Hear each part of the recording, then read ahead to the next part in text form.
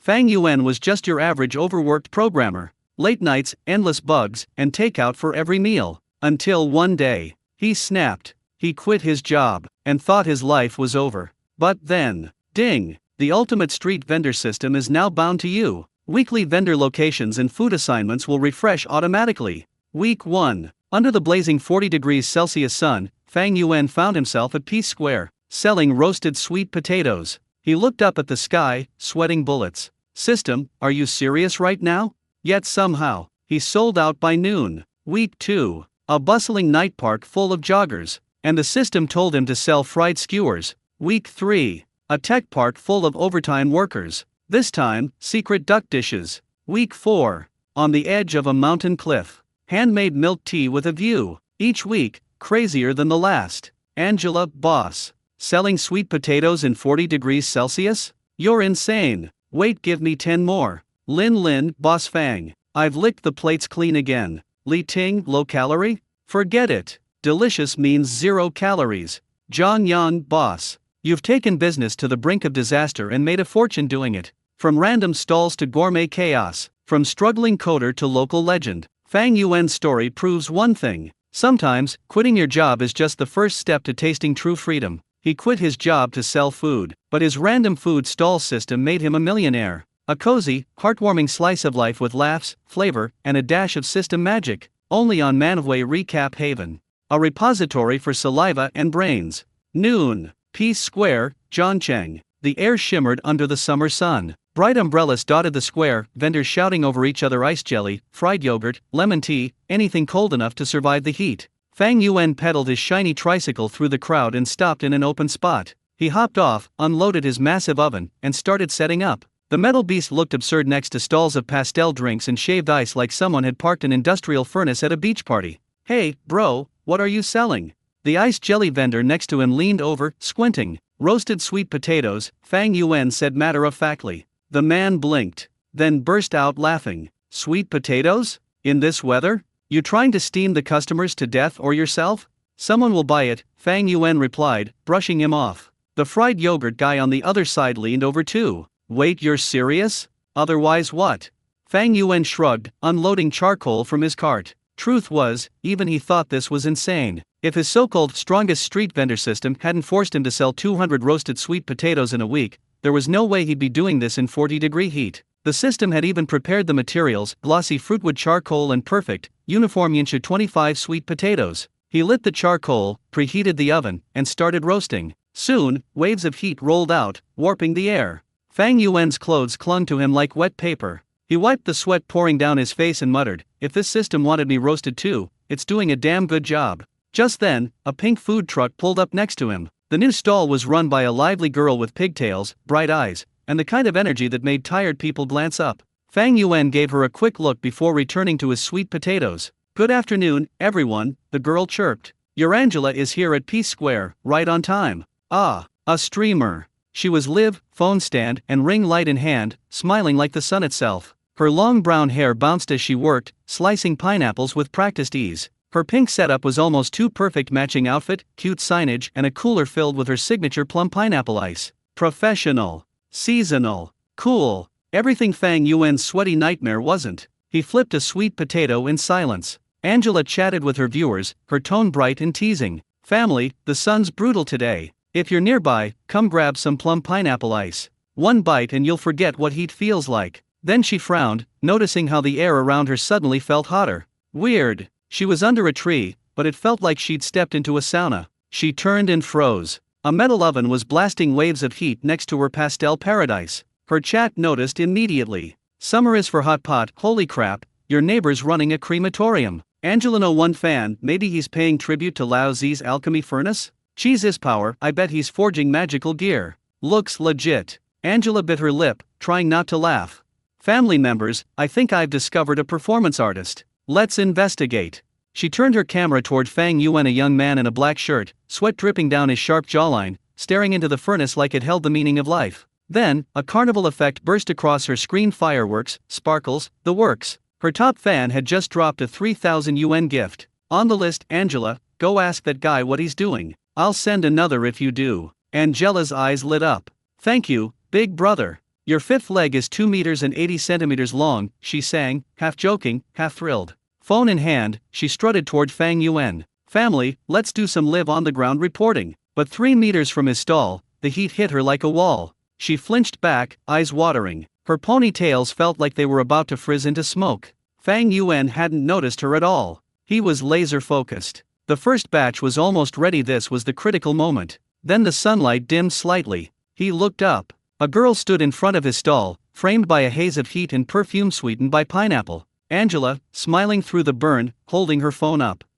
Hello, young man, she said, voice sugar sweet. Not good, Fang Yuan replied flatly, wiping his forehead. Angela blinked. Sorry, what? In this weather, nothing's good. She almost laughed out loud. Right, okay. Then, what are you selling? Before Fang Yuan could answer, he lifted the heavy iron lid. Boom! A blast of scorching air and aroma erupted. It wasn't the faint, sugary smell of regular roasted sweet potatoes. This was deeper warm honey, caramel, and chestnut all swirling together. The sweetness hit like a punch, rich and intoxicating. Nearby customers stopped mid-sip of lemon tea, sniffing the air. Whoa, what's that smell? Everyone's heads turned. Fang Yuan reached in with his tongs, pulling out a golden brown sweet potato, steam curling around it. The skin had cracked open, syrup bubbling out in honey-colored rivulets, hissing on the oven wall. Sizzle! The smell exploded tenfold. Every nose twitched. Every throat gulped. The loudest gulp came from right in front of him.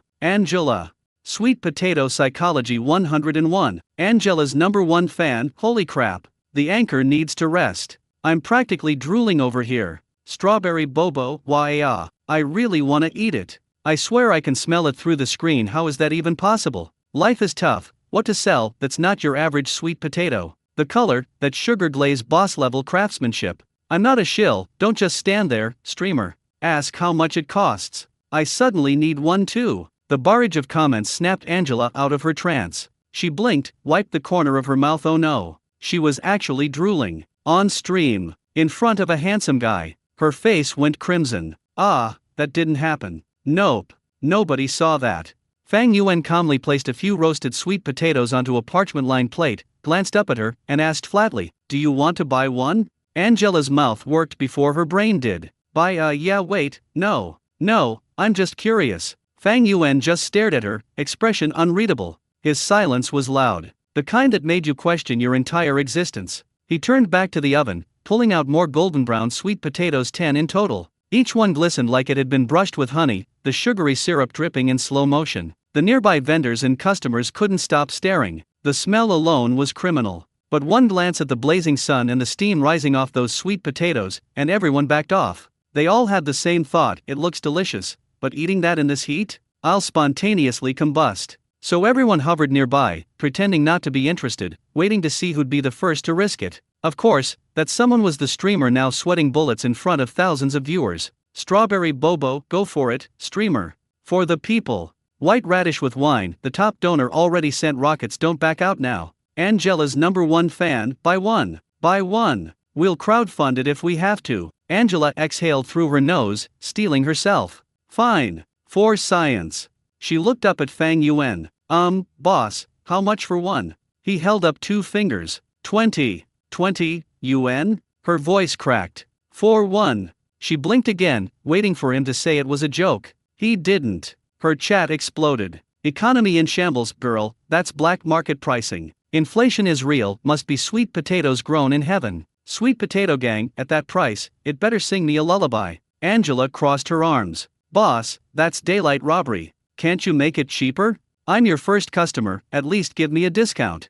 Fang Yuan shook his head, unbothered. No bargaining. Why not? Because it's worth 20. Angela huffed, glancing at the sun above. Come on, it's boiling out here. Eating that will give me heat stroke. A few bystanders nodded sympathetically. Fang Yuan didn't flinch. He looked dead serious as he said, You don't understand. Our ancestors believed in fighting poison with poison. What? In summer, the body accumulates cold and dampness. You eat something warm like my roasted sweet potato, it drives out the cold and helps you sweat it out. Way healthier than ice water. He paused dramatically. This, he declared, is called eating sweet potatoes to cool down, double the effect. Angela blinked twice. Her viewers lost it. Off-season warrior, ha ha ha. Bro's not selling food, he's selling philosophy. Top seller, eat heat to beat heat, I'm stealing that for my marketing campaign. Fige theory, this man just invented pseudo-medical sweet potato kung fu. Strawberry bobo, streamer, buy one. I wanna see if enlightenment comes free. Angela looked at Fang Yuan's face so confident, so serious, and felt her brain slowly melting. This man, she thought, is either a con artist or a genius. Her gaze dropped back to the sweet potatoes. Steam swirled up like an invitation. The caramelized skin gleamed in the sunlight. Her stomach made a tiny, traitorous growl. Reason said don't. Every other part of her screamed by it. Finally, she slammed her wallet on the counter. Fine. You win. She pulled out a crisp 20 yuan bill. Give me one. The biggest one you've got. Good choice. Fang Yuan nodded, picking out a glossy, syrup-dripping monster of a sweet potato. He placed it gently into a brown paper bag and handed it to her like it was a sacred relic. Angela took it gingerly. It was scorching hot, practically radiating molten sugar. She winced. Okay.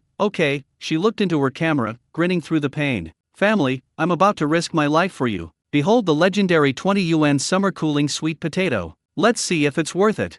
She tore open a small crack in the skin. Hiss. The sweet potato exhaled steam like a dragon. And then that smell hit. Sweet. But not just sweet. It was deep, earthy, with a honeyed warmth that wrapped around your senses and refused to let go. The chat went completely feral. Smell-o-vision when, I can taste it through my phone. Angela's #1 fan, I'm calling the police. This should be illegal. Sweet potato cult leader, everyone, convert now. Angela's hand trembled slightly. Okay, she whispered. For science. She took a bite.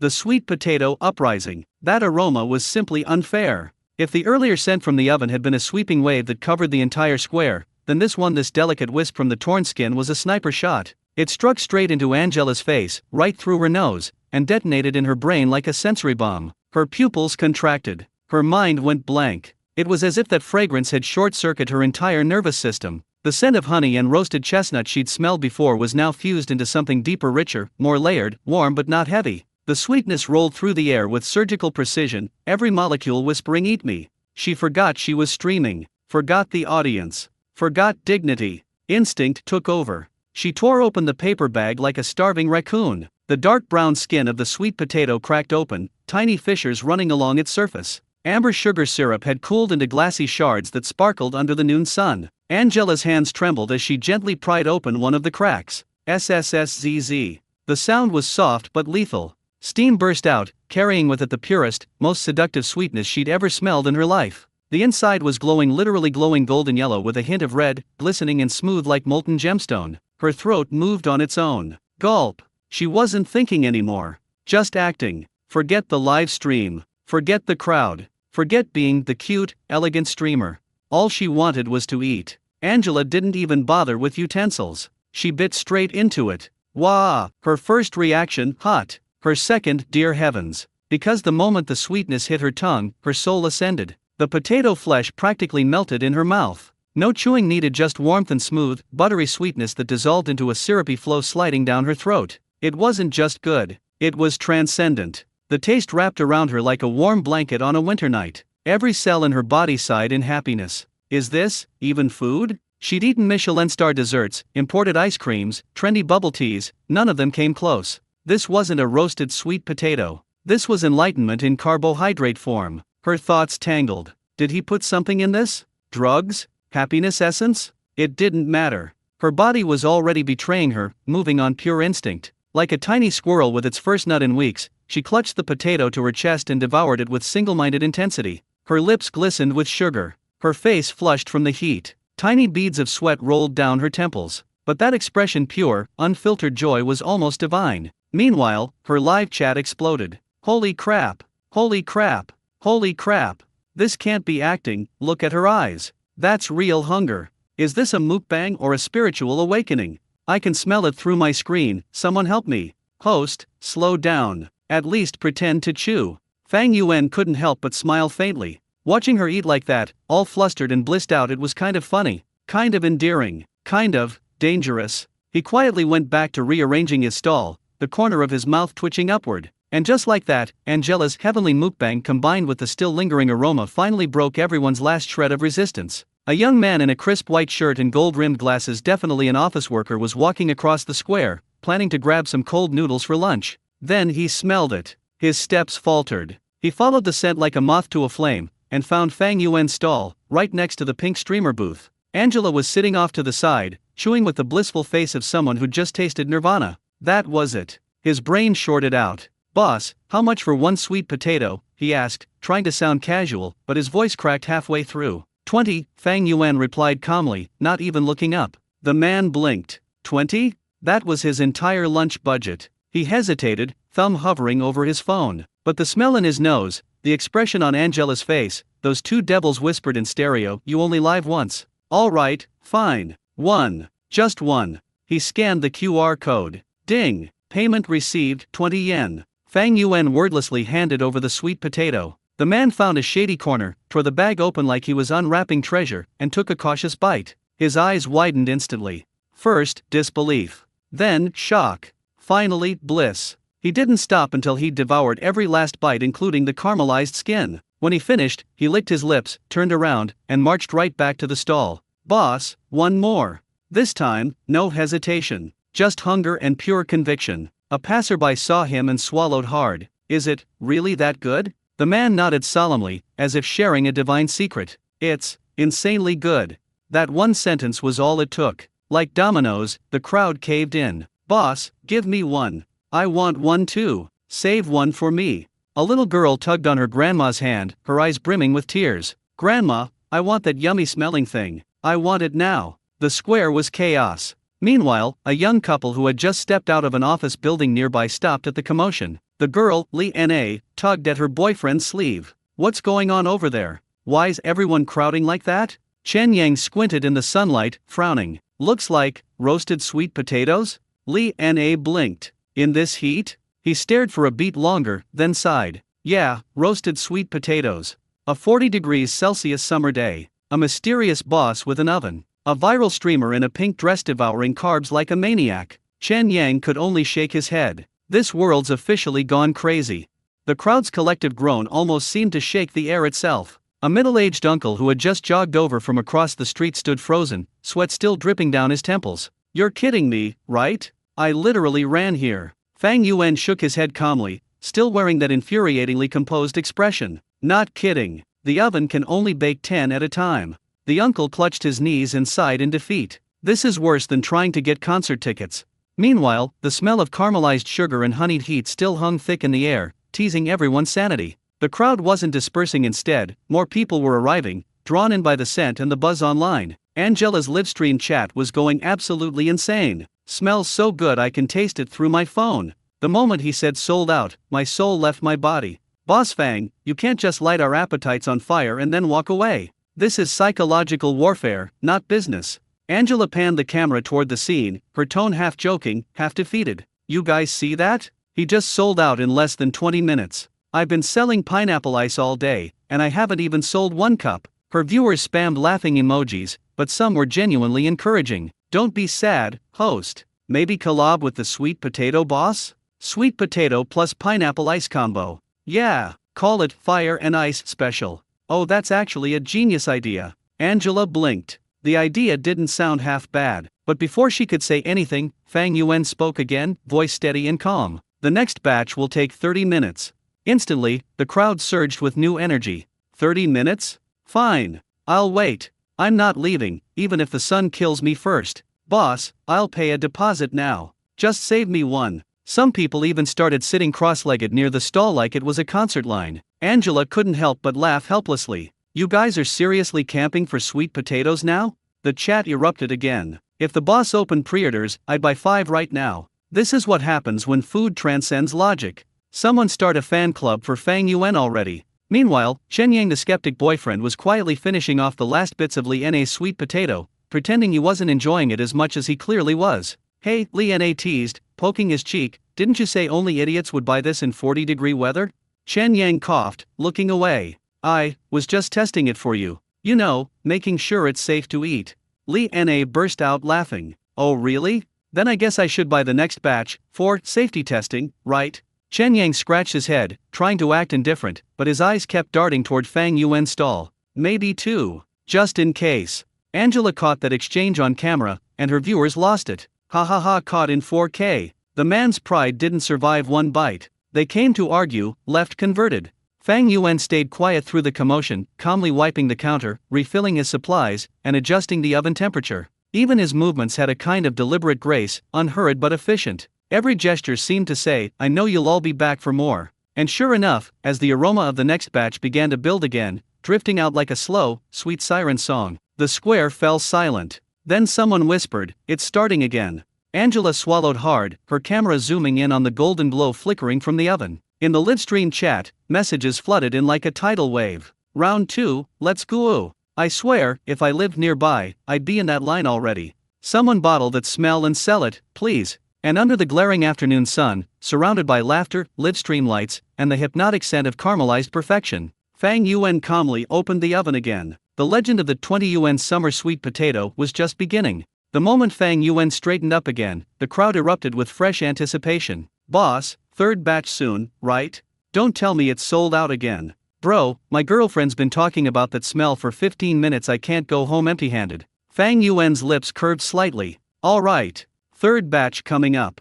Just those few words were enough to send a wave of relief through the crowd. People actually cheered. Some even took out their phones, snapping photos of the stall as if they'd just witnessed a celebrity appearance. Angela, who finally got her hands on one of the last sweet potatoes from the second batch, held the paper bag like it was holy scripture. Got it. I finally got it, she announced dramatically to her livestream audience. Her chat went wild. Finally, the host is back in action. Eat it. Quick. Before it cools down. We've been waiting 30 minutes for this moment. Angela tore open the bag. The instant that amber glow peeked out, the camera lens fogged slightly from the heat. The chat collectively lost it. That color, my god. I can smell it through the screen, I swear. This isn't food, it's a spiritual experience. Angela couldn't help herself. She took a bite then froze, just like everyone else before her. The sweetness burst out, warm and buttery, with that faint caramel edge that lingered on the tongue. She closed her eyes, a tiny sigh escaping her lips. For a second, she forgot the crowd, the camera, everything. When she opened her eyes again, her expression said it all.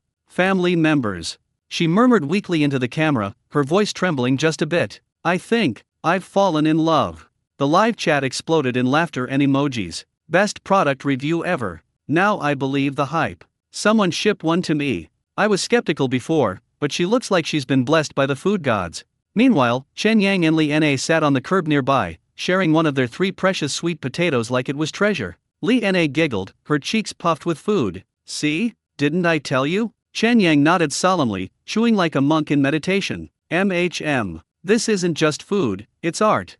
A few steps away, the Financial Street handsome guy was still live on his own stream, wiping sweat from his forehead. Brothers, I came here thinking I'd expose a scam, he said between bites. But it turns out, I've been scammed by my own taste buds. His chat went crazy. LOL, he's converted. The scam is that it's too good to stop eating. He's eating like he hasn't had food in 3 days. He finished the last piece, licked his fingers, and without hesitation turned back toward the stall. Boss. One more. At that moment, Fang Yuan was bent over the furnace again, charcoal crackling under his steady hands. His forehead gleamed with a thin sheen of sweat, but his movements were smooth, practiced. Every motion carried a kind of calm assurance as if he'd done this 1,000 times before. The heat from the furnace mingled with the faint summer breeze, swirling around him like a halo of gold and smoke. And the crowd? No one was leaving anymore. Some were sitting on the ground, chatting and waiting. Others were filming, narrating their own little videos. Even people passing by on bikes slowed down, noses twitching, heads turning toward the scent.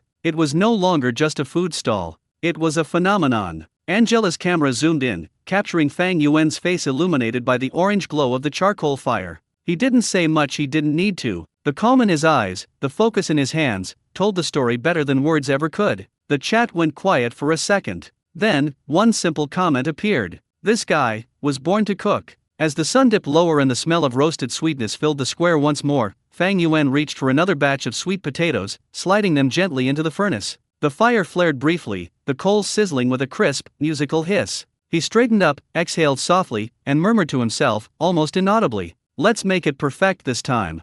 Inside the Peace Building office building, the hustle and bustle of Peace Square was shut out through the glass doors. Lin Lin stood at the elevator entrance, holding the brown paper bag, feeling quite pleased with herself. She lowered her head and sniffed the faint fragrance emanating from the paper bag, a sweet, addictive scent. It was worth it for her to brave the scorching sun and go back to buy another one. I'm working overtime tonight and won't be going downstairs for dinner. I'll heat it up in the microwave and enjoy this delicious meal again. Before the elevator even arrived, my phone started vibrating in my pocket. The words Wai Wei were flashing on the screen. As soon as she answered the call, her colleague Zhang Wei's resentful voice came through. Lin, my dear Miss Lin, did you go on a pilgrimage to the west to buy food? I'm starving. Lin's heart skipped a beat. Broken. He was so engrossed in eating sweet potatoes and watching the commotion that he completely forgot about bringing lunch for Zhang Wei. She glanced at the elevator that was already going up, then thought about the scorching sun outside, and the thought of making another trip was instantly extinguished. Her eyes darted around, and her gaze returned to the precious paper bag in her arms.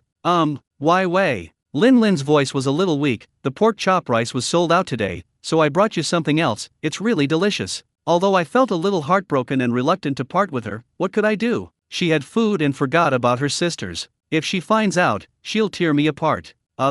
What good stuff could have kept you occupied for so long? Zhang Wei's tone was still tinged with doubt. Would you like some roasted sweet potato? There was silence on the other end of the phone. It took a full 3 seconds for Zhang Wei's voice to ring out again, this time an octave higher. Roasted sweet potato? Lin, are you out of your mind? You want me to eat roasted sweet potato in 40 degrees Celsius weather? Bite dash. The elevator arrived, and Lin quickly slipped inside and hung up the phone. A few minutes later, she returned to her workstation, carefully placed the paper bag on Zhang Wei's desk, and put on a fawning expression. Wai Wei, don't be angry, I really forgot. This is to make up for it. Let me tell you, the roasted sweet potatoes at this place are different. I just ate one, and it was so delicious that I couldn't resist going back to buy you one. Zhang Wei crossed her arms, looked at the rustic brown paper bag on the table, and then at Lin's sincere face, feeling a bellyful of anger that she couldn't vent. She also loves sweets, and of course she likes roasted sweet potatoes, but not now. In this weather, even with the office air conditioning set to 20 degrees Celsius, it's still too hot.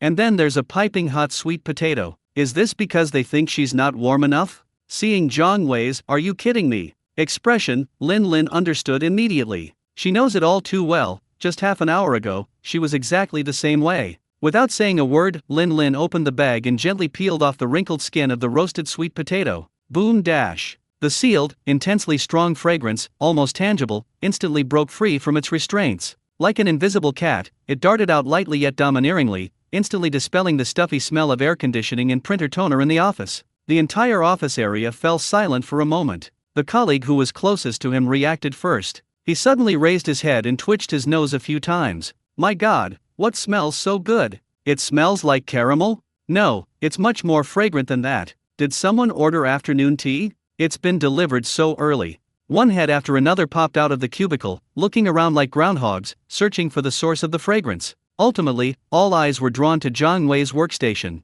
Zhang Wei herself was stunned. She was closest to the scene and was the most affected. The aroma wafted into her nose, instantly whetting her appetite and causing her stomach to rumble loudly. She stared intently at the torn paper bag, swallowing involuntarily. Xiaoa, who was sitting opposite them, had sharp eyes and saw what was inside. She stood up, leaned on the table, and half of her body leaned over. Wow, Wai Wei, you're eating roasted sweet potato? Xiaoa was nearby and overheard their conversation. She had a sudden idea. He immediately put the unopened pork chop rice on his table onto Zhang Wei's table and reached out to grab the paper bag. You don't want to eat this, right? Well, I haven't eaten yet. I'll trade you your favorite pork chop rice. I don't mind the heat. This sentence completely woke Zhang Wei up. Change? This stuff that smells so good it's almost unbearable. Can you really trade it for that pork chop rice that tastes like pig swill? Without a second thought, she snatched the paper bag back, hugged it tightly to her chest, and looked at Xiaoa warily, like a cat guarding its food. Who said I'm not eating? She quickly took the whole sweet potato out of the bag, not even caring that it was hot, and broke it in half.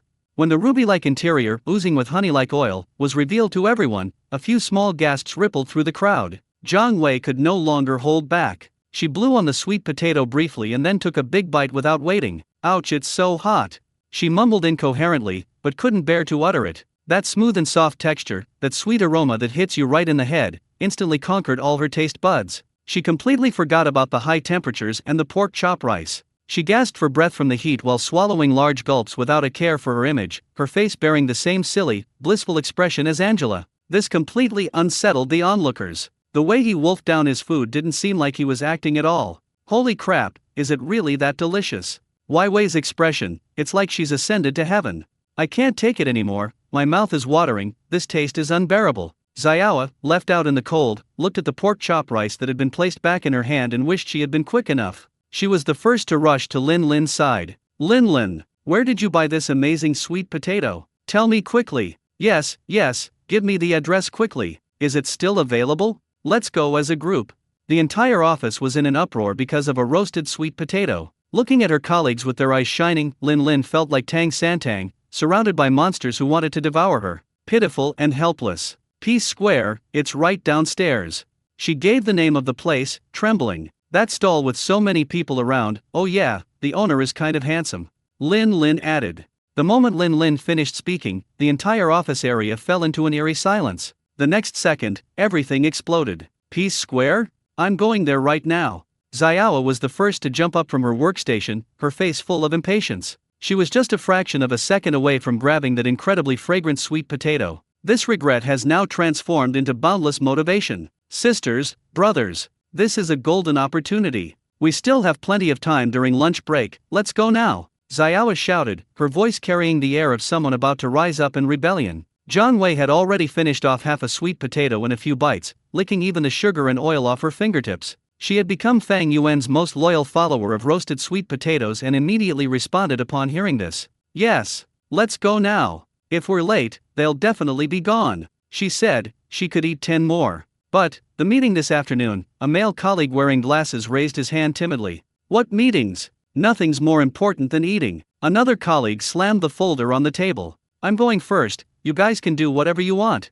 After saying that, he grabbed his car keys and was the first to rush out of the office. The power of role models is boundless. Once one person moves, the rest of the people, like dominoes that have been toppled, can no longer sit still. All reports, PowerPoint presentations, and customer phone calls were rendered obsolete by the lingering, sweet fragrance that filled the air. Lin Lin stared in disbelief at the scene before her. Her colleagues, those urban white-collar workers who are usually dressed in suits and have elegant manners, were like hungry wolves that had been unleashed. Their eyes were gleaming with greed as they grabbed their phones and wallets and rushed out. The situation was once very out of control. Looking at her colleagues who were going crazy over a roasted sweet potato, Lin Lin felt a pang of emotion. These roasted sweet potatoes are really poisonous. Lin Lin, lead the way. Xiaoya grabbed her wrist with surprising strength. Lin Lin was swept up in the fervent atmosphere and was unwittingly pushed to the front of the group, becoming the leader of this sweet potato expedition. A group of more than 20 people squeezed into the elevator in a grand procession. Inside the elevator, people who usually discuss the stock market and projects are now talking about only one thing. Do you think we can buy it? Of course it can, it's only just started selling. I've made up my mind. I'll buy 2. I'll eat 1 now and take the other home for afternoon tea. You're too naive. You think you can resist the urge to eat something this delicious until the afternoon? Meanwhile, at Peace Square, Fang Yuan's stall remained as popular as ever. The last 10 sweet potatoes in the third batch are disappearing at an alarming rate. In Angela's live stream, the chat was completely in an uproar, but she didn't have time to care. She stared at Fang Yuan's small QR code for receiving payments. The notification sound never stopped, ringing and jingling, even more pleasant than the sound of gifts being sent in her live stream. Then look at the bucket of plum and pineapple ice in front of my stall, which no one seems to be buying. People's joys and sorrows are not shared. Angela felt only heartache. Today's business is a bust, but she has to have 1 more roasted sweet potato. She wanted to channel her grief and anger into her appetite. Make way, make way. Having made up her mind, Angela abandoned her live stream, put her phone stand aside, and continued to squeeze into the packed queue. A boy, who had clearly just finished eating, rejoined the queue, muttering to himself, "This stuff is intoxicating. It's even more intoxicating than the funds I bought." His words made the people in line behind him even more anxious. "Boss, how many are left?" Someone in the line shouted. Fang Yuan picked another one out of the oven without looking up. "The last 5. Boom! The crowd looked as if a bomb had been dropped on them. The last 5. Those at the back of the line were instantly filled with despair, while those at the front wore expressions of relief mixed with nervousness, clutching their banknotes and phones even tighter. The order of the line loosened slightly for a moment, and everyone subconsciously pushed forward. "Don't push! Don't push! Ouch! Who stepped on my foot? Boss, give it to me! I was here first!" Angela was jostled and pushed around, watching helplessly as the sweet potatoes on the tray were bought one after another. 4, 3, 2. She was extremely anxious, feeling as if she were watching a tragedy with a predetermined outcome. "Boss, I'll take the last one. A young man in a white shirt, panting, squeezed to the front, his forehead covered in fine beads of sweat. He was also a fan of Angela's live stream. He saw the streamer and others eating so happily in the live stream, which immediately whetted his appetite. I rushed over right after work without even having time to drink water, and I finally made it in time. Fang Yuan nodded, used the metal tongs to take the last sweet potato out of the oven, skillfully put it into a brown paper bag, and handed it over. Thank you, boss. Thank you so much. The young man was so excited he almost cried, and quickly scanned the code to pay. He held the scalding hot paper bag as if it were the happiness of the whole world. The food and yourself made you the last lucky one. Double the happiness today. Behind him was a deathly silence. That's all. There really aren't any left. Angela stood blankly in the crowd, feeling her heart grow cold along with the empty tray. She even forgot she was still in line until someone behind her nudged her, bringing her back to her senses. All around were cries of agony and sighs. No way. I've been waiting in line for over 10 minutes, and I was so close. Hey handsome, grill some more. We'll wait. Someone suggested, unwilling to give up. Yeah, boss, business is so good, why don't you go home and bring some more over to sell? Faced with everyone's requests, Fang Yuan simply shook his head silently. Sorry, we've sold out of sweet potatoes for today. Are you still setting up your stall tonight? We'll definitely be there. Amidst the chorus of requests, Fang Yuan shook his head. He's here every day at noon this week, but not in the evening. He was silently making plans in his mind. The system's task is to sell 200 sweet potatoes within a week. Starting from today, Tuesday, it will be exactly 4 days until Friday, which means an average of 50 sweet potatoes need to be sold each day. He thought it was the first day, and the weather was hot, so he was glad he could even open for business. Therefore, he only brought 30 people out to test the waters. Who could have imagined it would turn out like this? It seems there's a high chance of mission success. However, I quit my job just to slack off, and I'll leave making money to chance and completing tasks as they come. He didn't want to exhaust himself. So, under the regretful gazes of everyone, Fang Yuan began to slowly and methodically pack his things. After saying that, he began to pack his things, his movements unhurried and deliberate.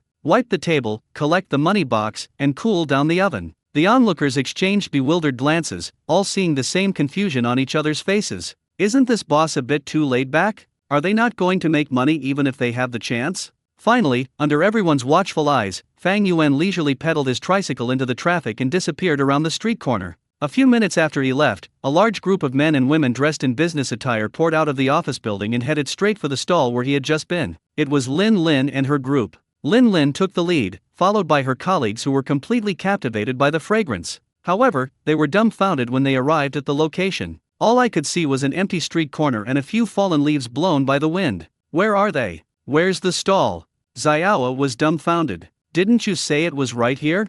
A male colleague looked around, his face full of disappointment. Lin Lin was also stunned, and she pointed to the empty seat. It was right here a moment ago, right in that spot, and there was a huge crowd gathered around it. Are you looking for that roasted sweet potato stall? The owner just finished selling and went home. Angela, who had a stall right next door, watched the whole thing. I felt a pang of sadness. When will she be able to be this carefree? Set up shop in 1 hour, sell out in 1 hour. Most of the time, diners are the ones waiting for the sweet potatoes to come out of the oven. Are you home? The entire force froze on the spot. They marched in a great force, without even having eaten, under the blazing sun. It's all for this legendary sweet potato. As a result, the owner sold everything and ran away? A huge sense of resentment spread through the crowd. My sweet potato. I was just a tiny bit short. Lin Lin, why didn't you tell me sooner that the boss would be closing up shop early? Lin Lin held her head, on the verge of tears. How could she have known that the handsome boss was so eccentric, with business so booming, yet he just decided to close up shop without a second thought, without any hesitation? A group of people stood under the scorching sun in Peace Square, feeling their hearts burning even hotter than the weather. Aren't you guys hot? Would you like a plum and pineapple shaved ice? We're already here anyway. Angela, as if possessed, chimed in. Angela was overjoyed as she watched the last bit of pineapple ice in the safe being scraped clean. She raised the selfie stick, pointed the phone screen at herself, and smiled so broadly that her eyes disappeared from her mouth. Family members, today's pineapple ice is sold out. The live stream chat was instantly flooded with comments. Ha, the streamer's move was in the atmosphere. Precise harvesting. I would call this the champion of pineapple ice cream sales. Sure enough, no Chinese person can escape the phrase since we're already here. The truth has been revealed. Angela was in an extremely good mood as she watched the comments section. With such a scorching sun, who would want to stand here in the heat if it weren't for making money? Today's pineapple ice is sold out, but we still have a long way to go to complete the live stream. She glanced at the empty materials box and an idea came to her. Babies, we've run out of pineapples and preserved plums for today. How about I take you all to the supermarket to buy supplies for tomorrow? The comments section responded immediately. Yay! The streamer is taking me on a virtual shopping trip. I want to see what brand of preserved plums the streamer buys. Charge! Charge! Charge! The next day at noon, at Peace Square, the elderly men and women who were enjoying the cool shade under the trees with their grandchildren all keenly sensed that the atmosphere in the square was somewhat unusual today. A large crowd had gathered on the vacant lot by the roadside, which was usually reserved for street vendors. Everyone craned their necks and peered toward the intersection. These people were almost all victims who were lured by the aroma yesterday but ultimately failed to get to eat roasted sweet potatoes. After returning home, the overwhelming sweet aroma seemed to take root in their minds, and they spent the entire night pondering what that miraculous sweet potato tasted like. He tossed and turned, clearly developing inner demons. So today, everyone, without prior arrangement, came down 10 minutes early to reserve a spot. But no matter how long they waited, and even as the clock hands past 11:30, they still couldn't see the familiar tricycle. What's going on? Didn't they say the boss would set up his stall at 11 o'clock? Yes, my colleague bought it at this time yesterday. You're not coming today, are you? As soon as this terrifying speculation emerged, a chorus of soft groans rose from the crowd. At this moment, Fang Yuan, who was being talked about by everyone, was leisurely pedaling his beloved little tricycle, swaying towards the road to Peace Square. His experience of setting up a stall yesterday allowed him to draw some conclusions. The main customers in the Peace Square area are office workers from the nearby office buildings. Those people won't come down before 11:40, the lunchtime. He arrived too early yesterday and wasted an extra half hour baking in the sun. So today, he was extra careful and decided to leave right on time. I arrived at the location at 11:35, spent 5 minutes setting up the stall, and just in time to open for business at 11:40. Perfect. He's a truly remarkable little genius at time management. Fang Yuan hummed a little tune as he leisurely turned the last corner. He was stunned when he saw Peace Square. The stall he had imagined to be empty was now teeming with people. The scale of the event was even greater than yesterday's. The moment he appeared, more than a dozen pairs of eyes instantly focused on him. Immediately afterwards, a huge crowd surged toward him. The intense resentment emanating from the crowd seemed to bring a touch of coolness to the sweltering heat.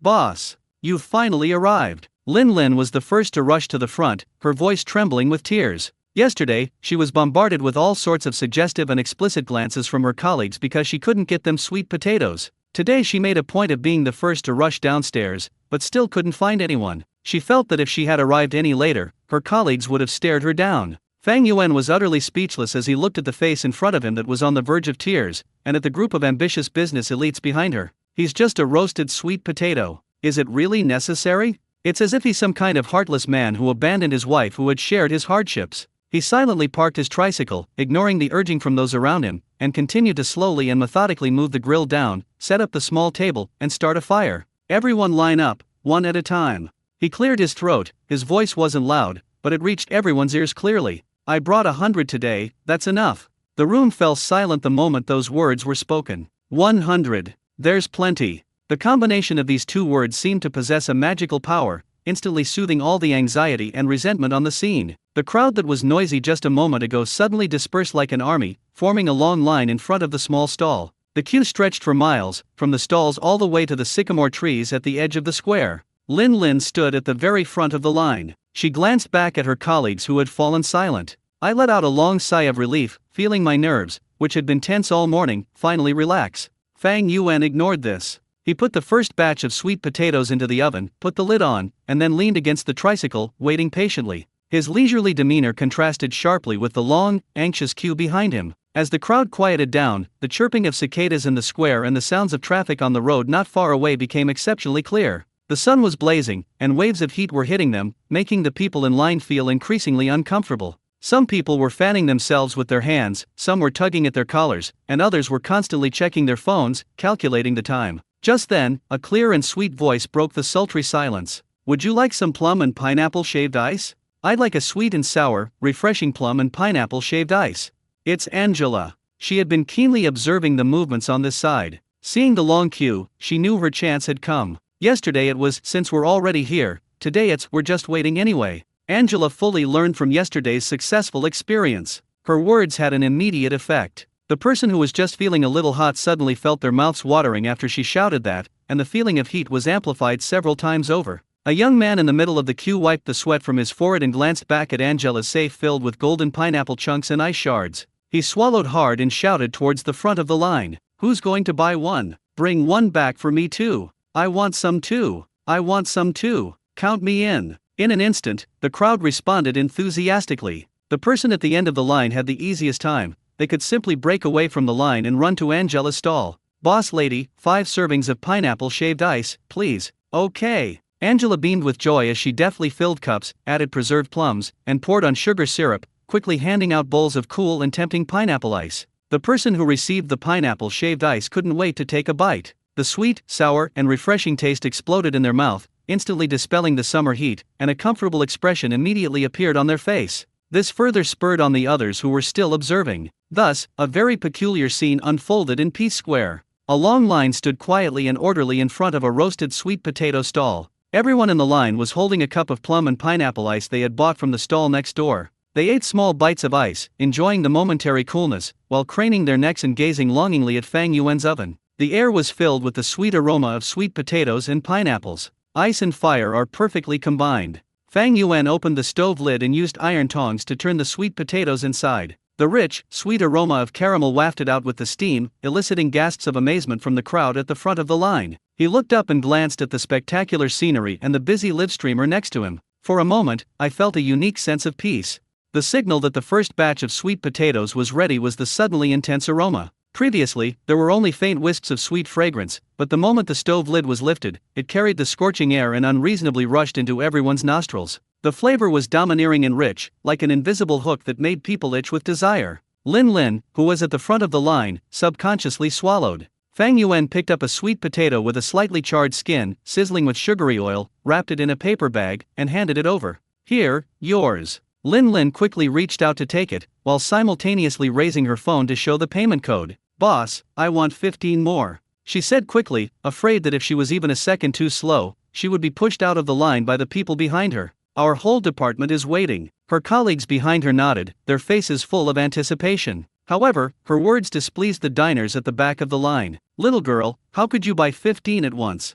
a middle-aged woman complained. She had one yesterday and wanted to try it again today, but since it cost 20 yuan each, she felt a little bad about the price, so she only planned to buy one to take home for her beloved daughter who had just returned home for summer vacation. "Yeah, how could you buy 15 at once?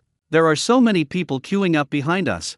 In an instant, the quiet environment became noisy again. Lin Lin shrank back, knowing that she had now incurred the wrath of the crowd. Fang Yuan paused. He looked up, glancing at Lin Lin, then at the long line behind her. "I estimated there were about 40 people. Today, each person can only buy a maximum of 2, he announced. "If everyone buys 2, the current team can meet the demand." Actually, he doesn't care how many customers buy. Even buying more from one person can help him sell out faster. But he was also afraid of incurring public wrath. "Ah, how can 2 be enough? I'm buying this for a friend." A commotion arose from the rear of the group. Fang Yuan ignored these complaints. There were complaints when 15 were sold at once, and there were also complaints when only 2 could be bought. "Anyway, there are only 100, I'll sell them all and then leave." He picked up a freshly baked sweet potato and asked, "Do you want this? If not, give it to the next person." The next person he pointed to was a male colleague in Lin Lin's department, who was staring at him expectantly. Lin Lin could feel the intense gaze even without turning around.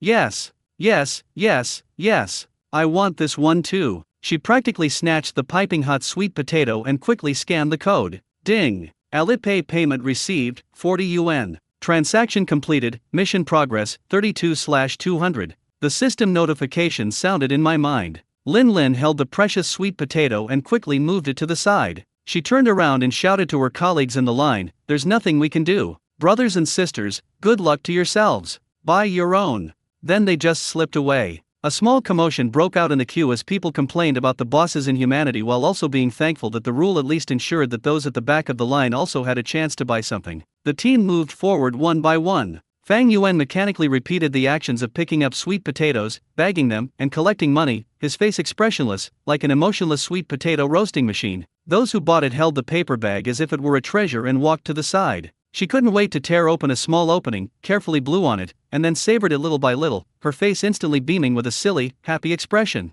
Those who couldn't buy one stood on tiptoe anxiously. "Could you hurry up a bit? Boss, your sweet potatoes are so delicious. Will you come again tomorrow? At this time again?" A girl, having just bought it, couldn't wait to finish it and asked, still wanting more. "I'll come again tomorrow, to the same place." Fang Yuan responded while roasting sweet potatoes. "But in my heart I was thinking, tomorrow is the last day." He estimated that he should be able to complete the 200 tasks issued by the system by tomorrow. "Boss, can we add each other on WeChat?" The girl suddenly had a bright idea and held up her phone. "You can create a group chat or post it on your moments. I want to make a reservation in advance. That way she won't have to queue in the sweltering heat." The suggestion was immediately agreed upon by everyone around. "Hey boss, let's create a group chat. I'll reserve 10. Please, boss, it's too torture to stand in line like this in this weather. No WeChat contact, no group chat, no reservations."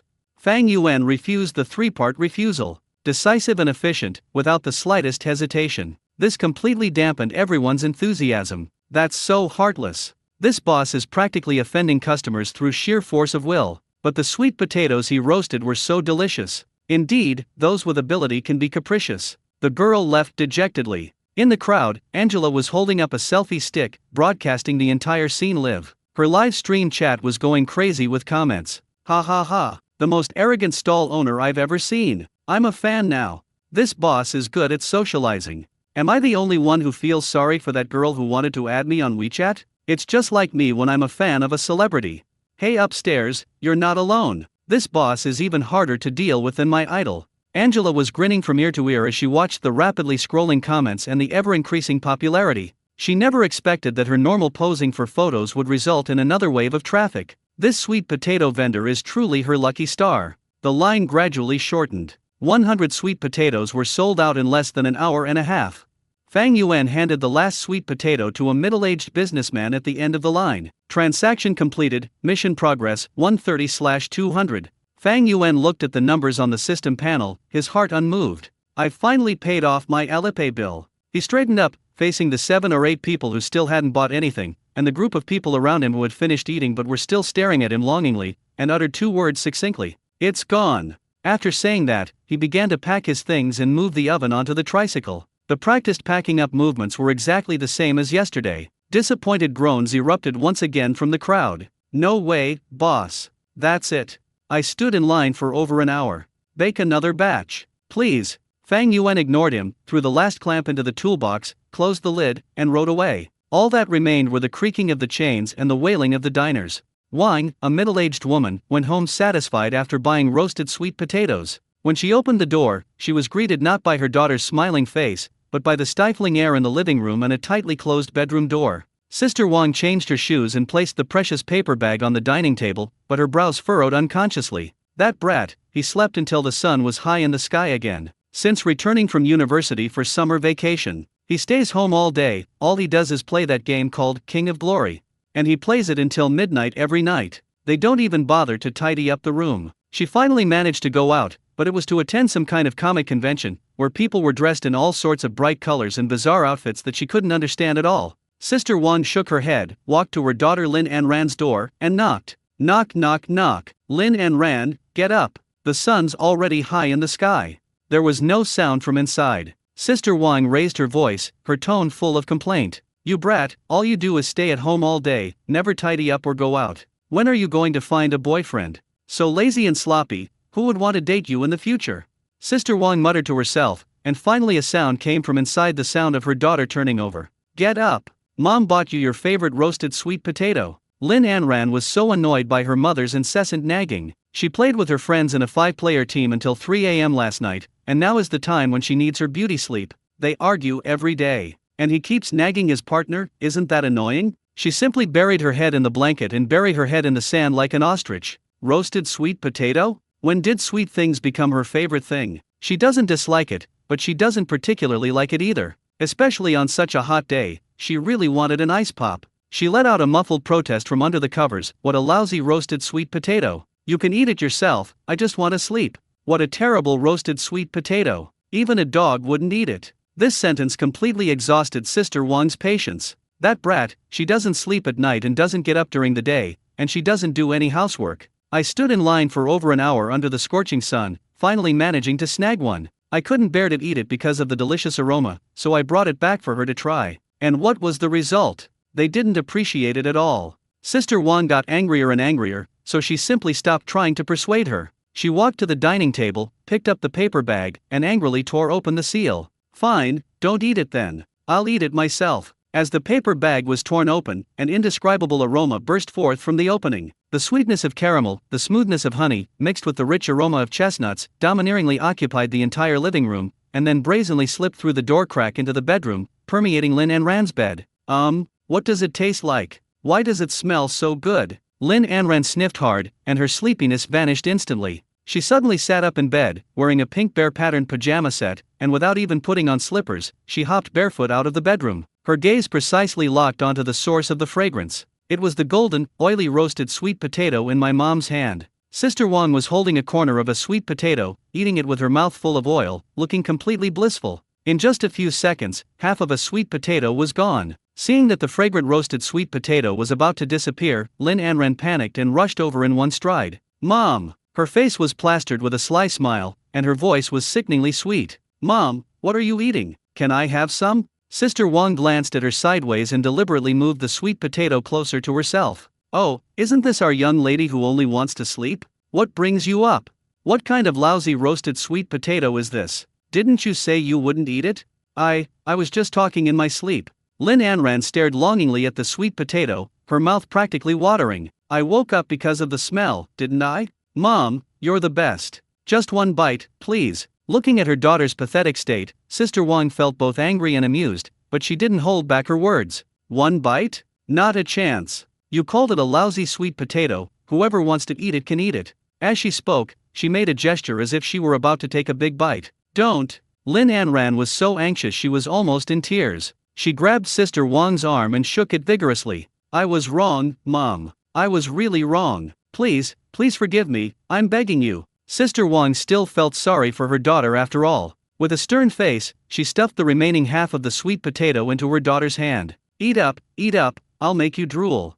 Thank you, Mom. There's no one better than a mother in this world. A child with a mother is a treasure. Lin Anran continued to banter while stuffing the half-eaten sweet potato into her mouth, ignoring the heat. The moment the sweet potato flesh touches the tip of the tongue, an indescribable, smooth, sweet, and glutinous sensation explodes within. The sweetness wasn't the thin sweetness of white sugar, but rather carried a natural, rich honey aroma. It's as delicate as red bean paste, melts in your mouth, slides down your throat, and leaves a fragrant aftertaste. The summer's gloom and the resentment of just waking up vanished without a trace after that one bite. Lin Anran was stunned, her eyes wide open, her mouth still chewing. A few seconds later, she realized what was happening and then began to devour the food in a whirlwind. It's so delicious. Mom, this is so good. As she ate, she mumbled praises, her face beaming with happiness. Sister Wang couldn't help but smile as she watched her daughter wolf down her food. Isn't it delicious? I queued for over an hour for this.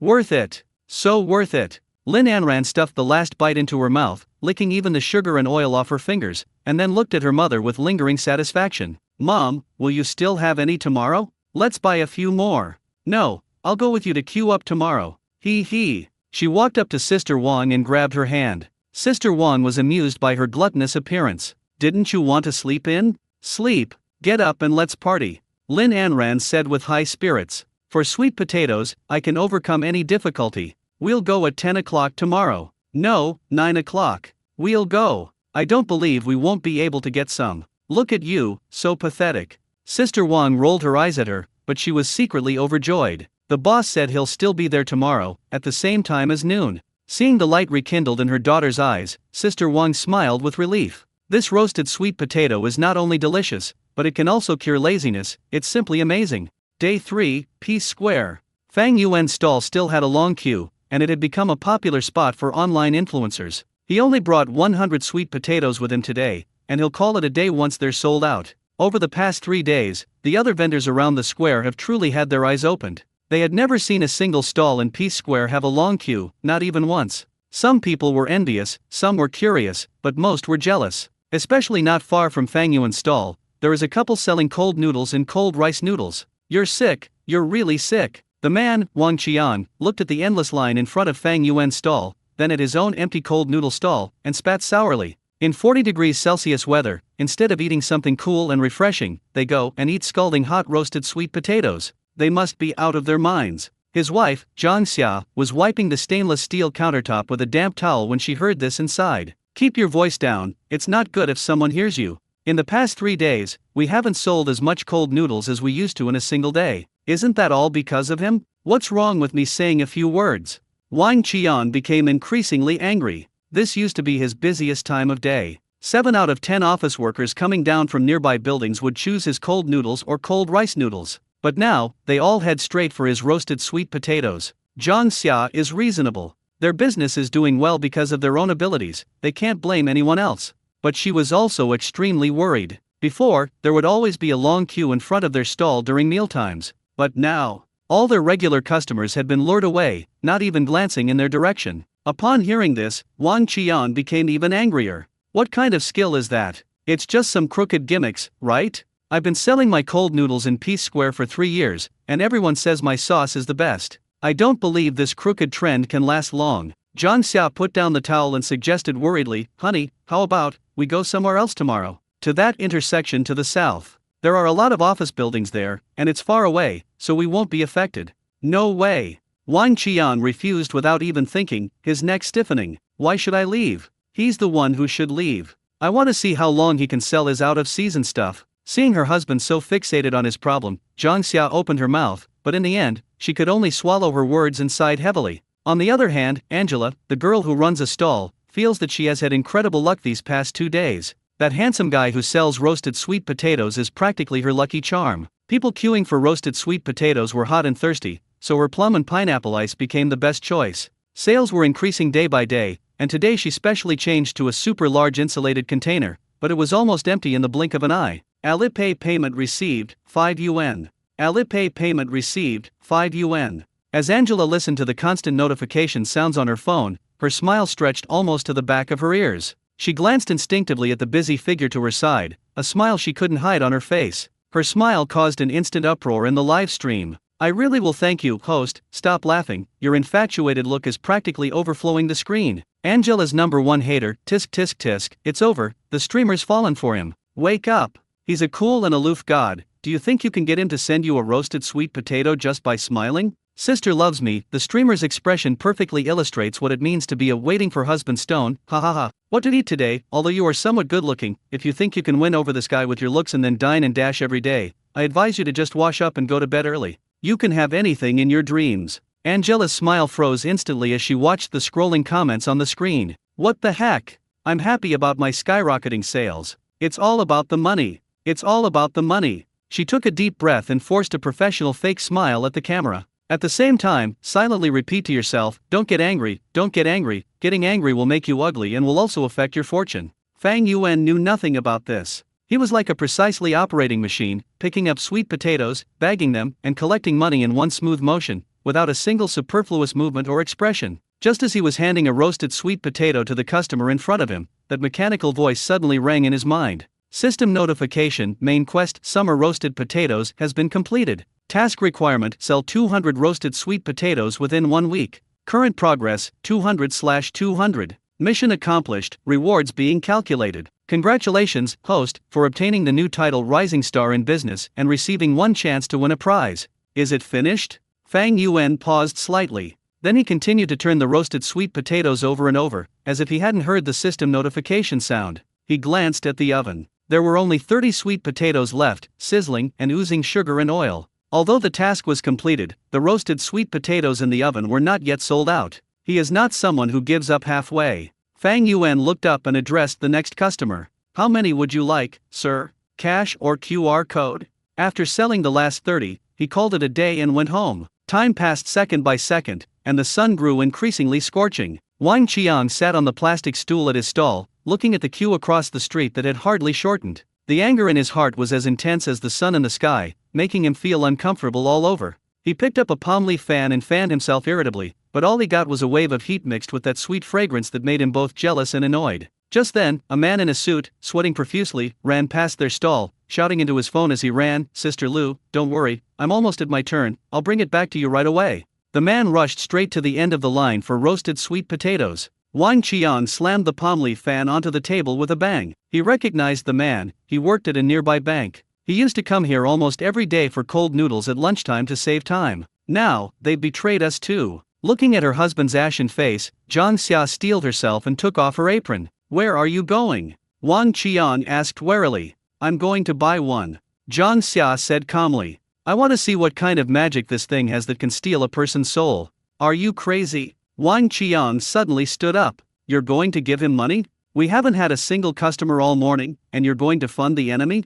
Know yourself and know your enemy, and you will never be defeated." Zhang Xia said this, then pulled out 20 yuan from her wallet without looking back, walked into the sunlight, and joined the long line. Wang Qian was so angry that his chest heaved. He pointed at her back and couldn't say a word for a long time. In the end, he could only sit back down on the stool, sulking. The process of queuing was agonizing, especially for Zhang Xia. She always felt that the people in line around her were looking at her strangely. As a cold noodle vendor, she felt ashamed to be buying roasted sweet potatoes from the rival vendor. She kept her head down, hoping that time would pass quickly. Of course, this was just her imagination. In fact, nobody pays any attention to her. Finally, it was her turn. 1. She handed over the slightly crumpled 20 yuan note, her voice barely audible. Fang Yuan took the money, skillfully packed a roasted sweet potato with a charred, oily skin, and handed it to her. Throughout the process, he showed no extra expression and didn't even glance at her. This made Zhang Xia inexplicably feel relieved. Holding the scalding hot paper bag, she hurried back to her stall as if she were carrying a hot potato. "You actually bought it," Wang Qian sneered sarcastically. "Spending 20 yuan on a roasted sweet potato? You've got money to burn." Zhang Xia ignored him, placed the paper bag on the table, and carefully tore it open. Hiss dash. A fragrance 10 times stronger than the one smelled from afar exploded in the air. Wang Qian's words came to an abrupt halt, and his nose twitched uncontrollably twice. "This taste is definitely a bit too much." Zhang Xia peeled open the sweet potato, exposing the golden flesh to the air. It was so delicate that no fibers could be seen, and it was covered with glistening sugar oil. She blew on it and carefully took a small bite. In that instant, Zhang Xia's eyes widened suddenly. Soft, sweet, delicate, mellow, all words seem pale at this moment. That sweet and sticky taste seems to have grown legs, sliding from the tip of the tongue all the way to the stomach, and then a warm feeling rises from the stomach, instantly dispelling the summer heat and the stuffiness of the morning. She had lived for over 40 years and had never eaten such delicious roasted sweet potato. Looking at his wife's expression, which looked like she'd been struck by lightning, Wang Qian felt even more disdainful.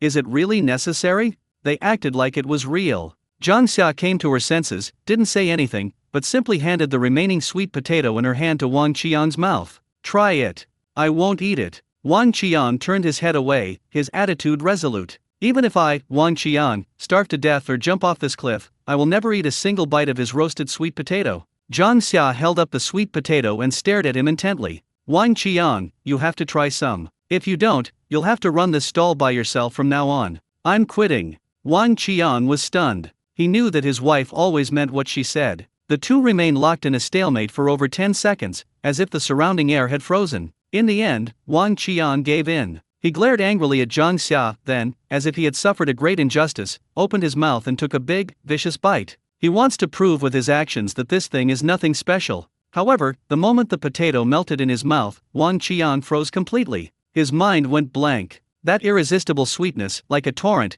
instantly shattered all the defenses he had built with jealousy and prejudice. His prized cold noodle sauce paled in comparison to this pure and exquisite flavor. His chewing became slower and slower, and the expression on his face changed from anger and disdain to shock and confusion, and finally, it turned into a kind of almost devout intoxication. Looking at her husband, Zhang Xia's lips curled into a barely perceptible smile. Wang Qian snapped out of his daze, snatched the remaining half of the sweet potato from Zhang Xia's hand, and stuffed it into his mouth in a few bites, licking even the sugar stains off his lips. After finishing his meal, he stood there blankly for a long time before slowly turning his head to look at the figure still busy not far away. There was no longer any jealousy or resentment in his eyes, only a deep shock and awe. How did he bake this? Wang Qian muttered to himself, as if asking himself, or perhaps asking the world. My worldview was completely overturned at this moment by a 20 yuan roasted sweet potato. Lin Anran hastily threw on a hooded sun-protective shirt, didn't even wash her face, and rushed out of the house in a pair of sandals.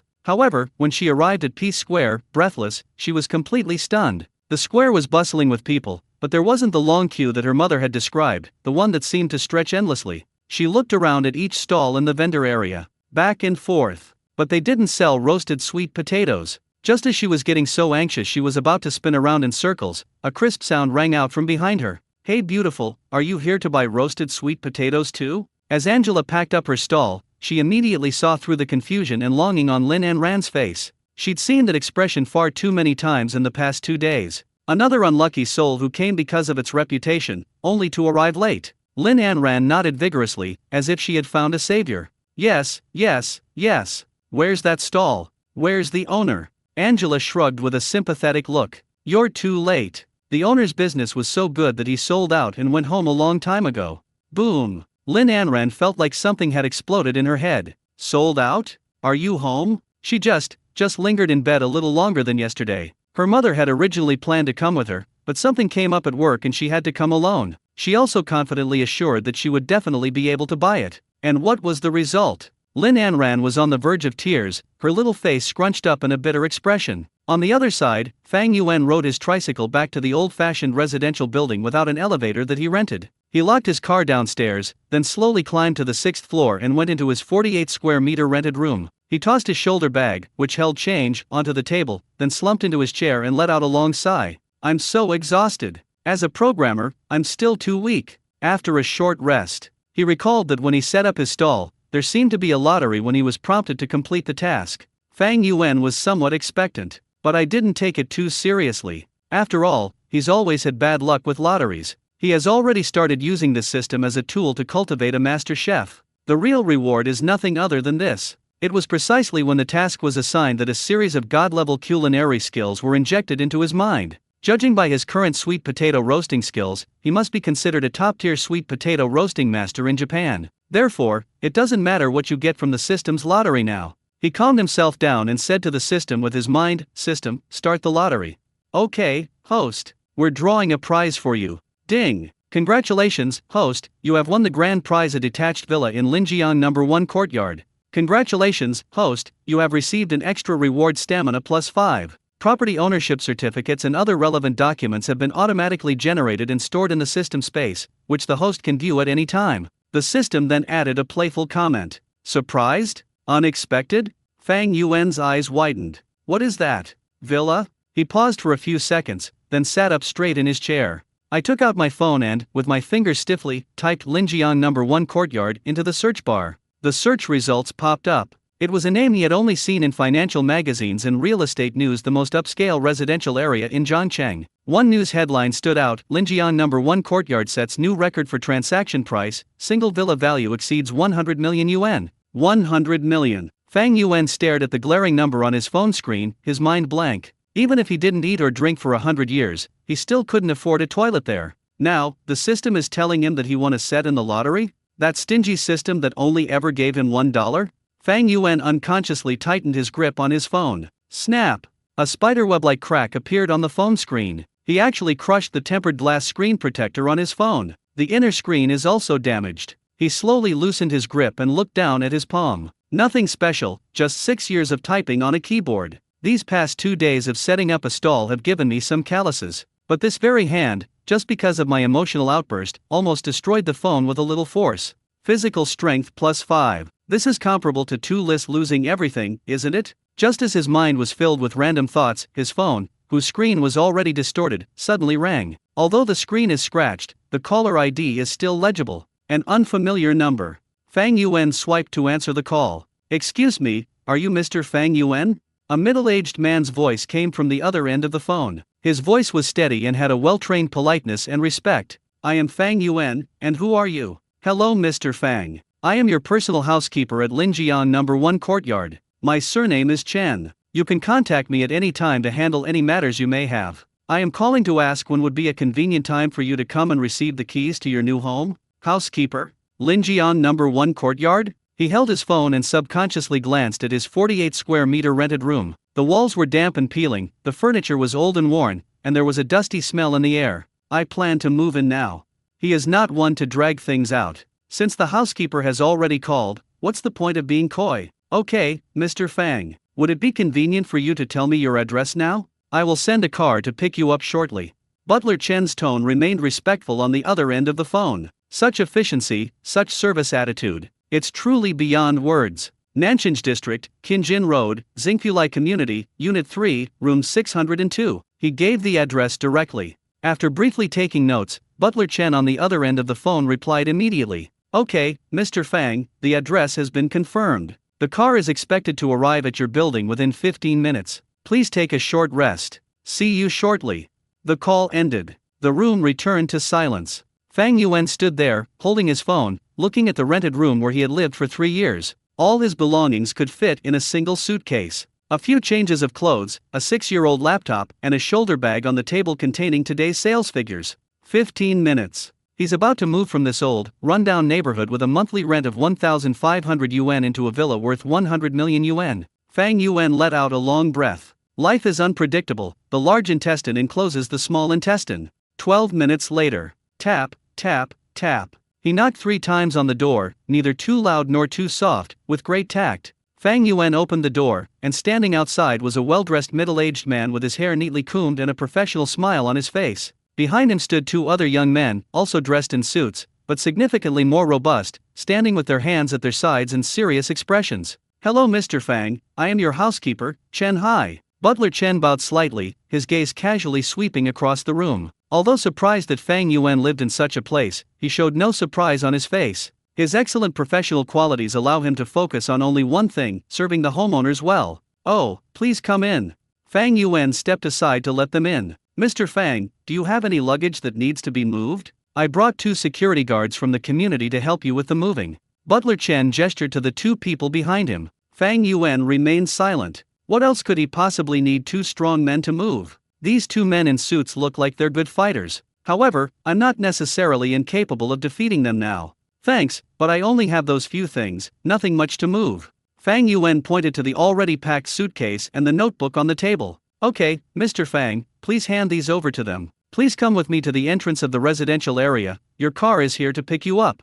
Butler Chen gestured to the 2 of them with his eyes. The 2 burly men immediately entered the small room. One picked up the suitcase, while the other carefully carried the laptop and the canvas shoulder bag on the table. There wasn't a single wasted word, his movements were swift and professional. Fang Yuan followed Butler Chen downstairs. As soon as he stepped out of the building, he sensed that something was wrong. A group of neighbors gathered at the entrance of the residential complex downstairs, craning their necks, pointing, and discussing in one direction. Goodness gracious, whose relative is this? A Maybach has even driven into our shabby place. There's more than one, there's another one behind it, and it looks really expensive. Fang Yuan stepped out of the building and finally saw the source of the commotion. A black Maybach S680 was parked quietly by the roadside, its paint reflecting an air of luxury in the sunlight. Behind it followed a Mercedes-Benz minivan. He watched as the 2 burly men put their suitcases into the trunk of the Mercedes, while one of them carried the laptop to the back seat. Butler Chen quickly took 2 steps and personally opened the rear door of the Maybach for Fang Yuan.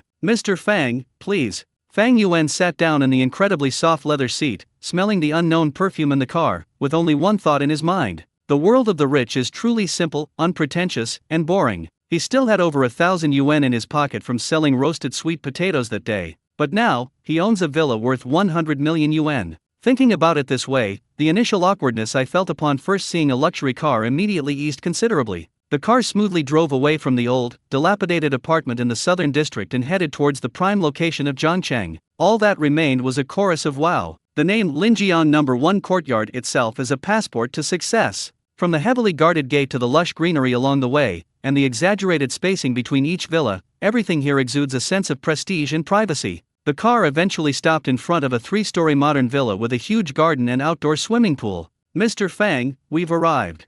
Butler Chen opened the car door for Fang Yuan and led him into the villa. From the operation of the smart home system to the introduction of each functional area, everything was explained in great detail. Finally, he handed Fang Yuan a black metal card and a uniquely shaped key. Mr. Fang, I am your 24-hour personal butler. Please feel free to contact me anytime if you need anything. Butler Chen bowed again, then left with the 2 men. In the spacious, luxurious living room, only Fang Yuan remained, all alone. He stood in front of the huge floor-to-ceiling window, looking out at the shimmering swimming pool and the neatly manicured lawn, and for a moment he felt a little dazed. The next day, Friday, at 11 a.m., Lin En Ran, with a piece of bread dangling from his mouth, strode confidently into Peace Square. She set 3 alarms today, and didn't even wash her face, just to be the first person to eat roasted sweet potato. Yesterday, I found out from the kind lady who sells pineapple ice that the owner usually arrives around 11:40. She arrived 40 minutes early. She's got it. Looking at the long line slowly forming behind him, Lin Anran felt a strange sense of superiority.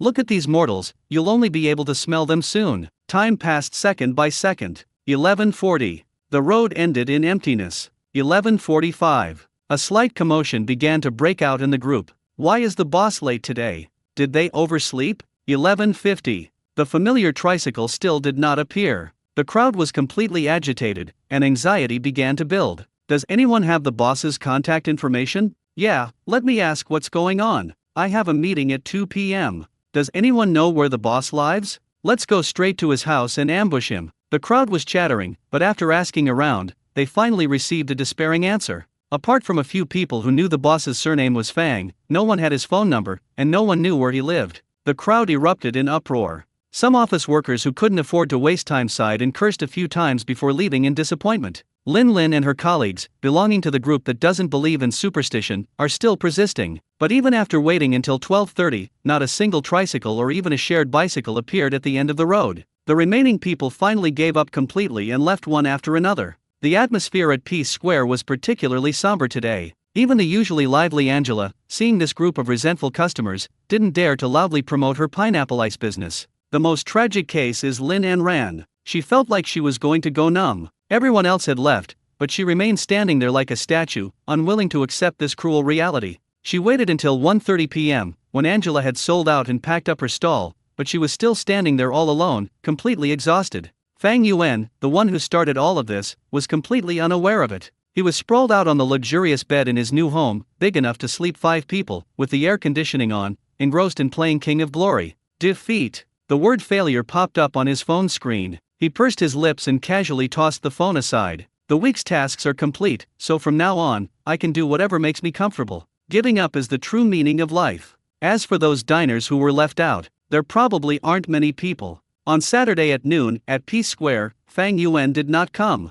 On Sunday at noon, at Peace Square, Fang Yuan still hadn't arrived. Now, all the diners who still harbored illusions realized the seriousness of the situation. Oh no, has the boss made enough money and decided to quit? Impossible. Who would turn down money? His business must make so much in a day. I guess, something happened at home over the weekend? After all, everyone needs to have a weekend off. As Lin Anran listened to these speculations amidst the crowd, her heart sank into despair. Only one thought remained in her mind. Was that half-roasted sweet potato that Mom brought back the first and last bite of divine food she would ever eat in her life? The thought that they might never taste that flavor again made Lin Anran and Lin and the others present feel like the sky was falling. Sunday afternoon. Fang Yuan's entire body sank into the smart massage chair. With the rhythm of the machine, he felt every bone in his body groaning comfortably. Zero gravity mode, full body airbag wrapping, warm compress. He squinted, casually switching between Thai stretching and Chinese acupressure. This is life.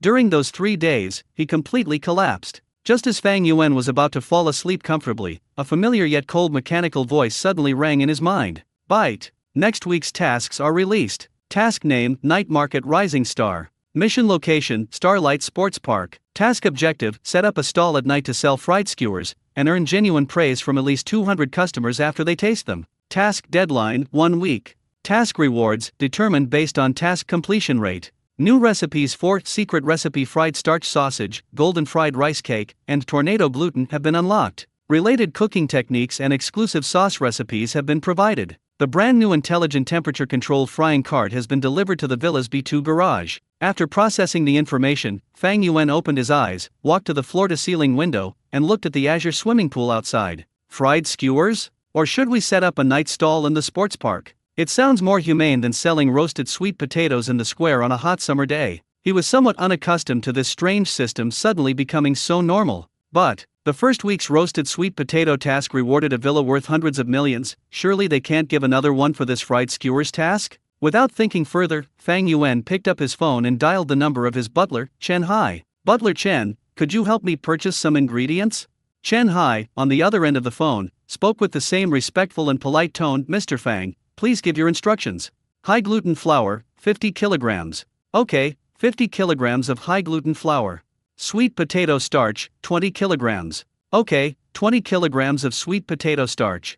Extra virgin olive oil, 10 liters, never mind, let's switch to rapeseed oil, 2 large barrels. Also, all kinds of spices, cumin powder, chili powder, Sichuan peppercorn powder, get the largest package of each.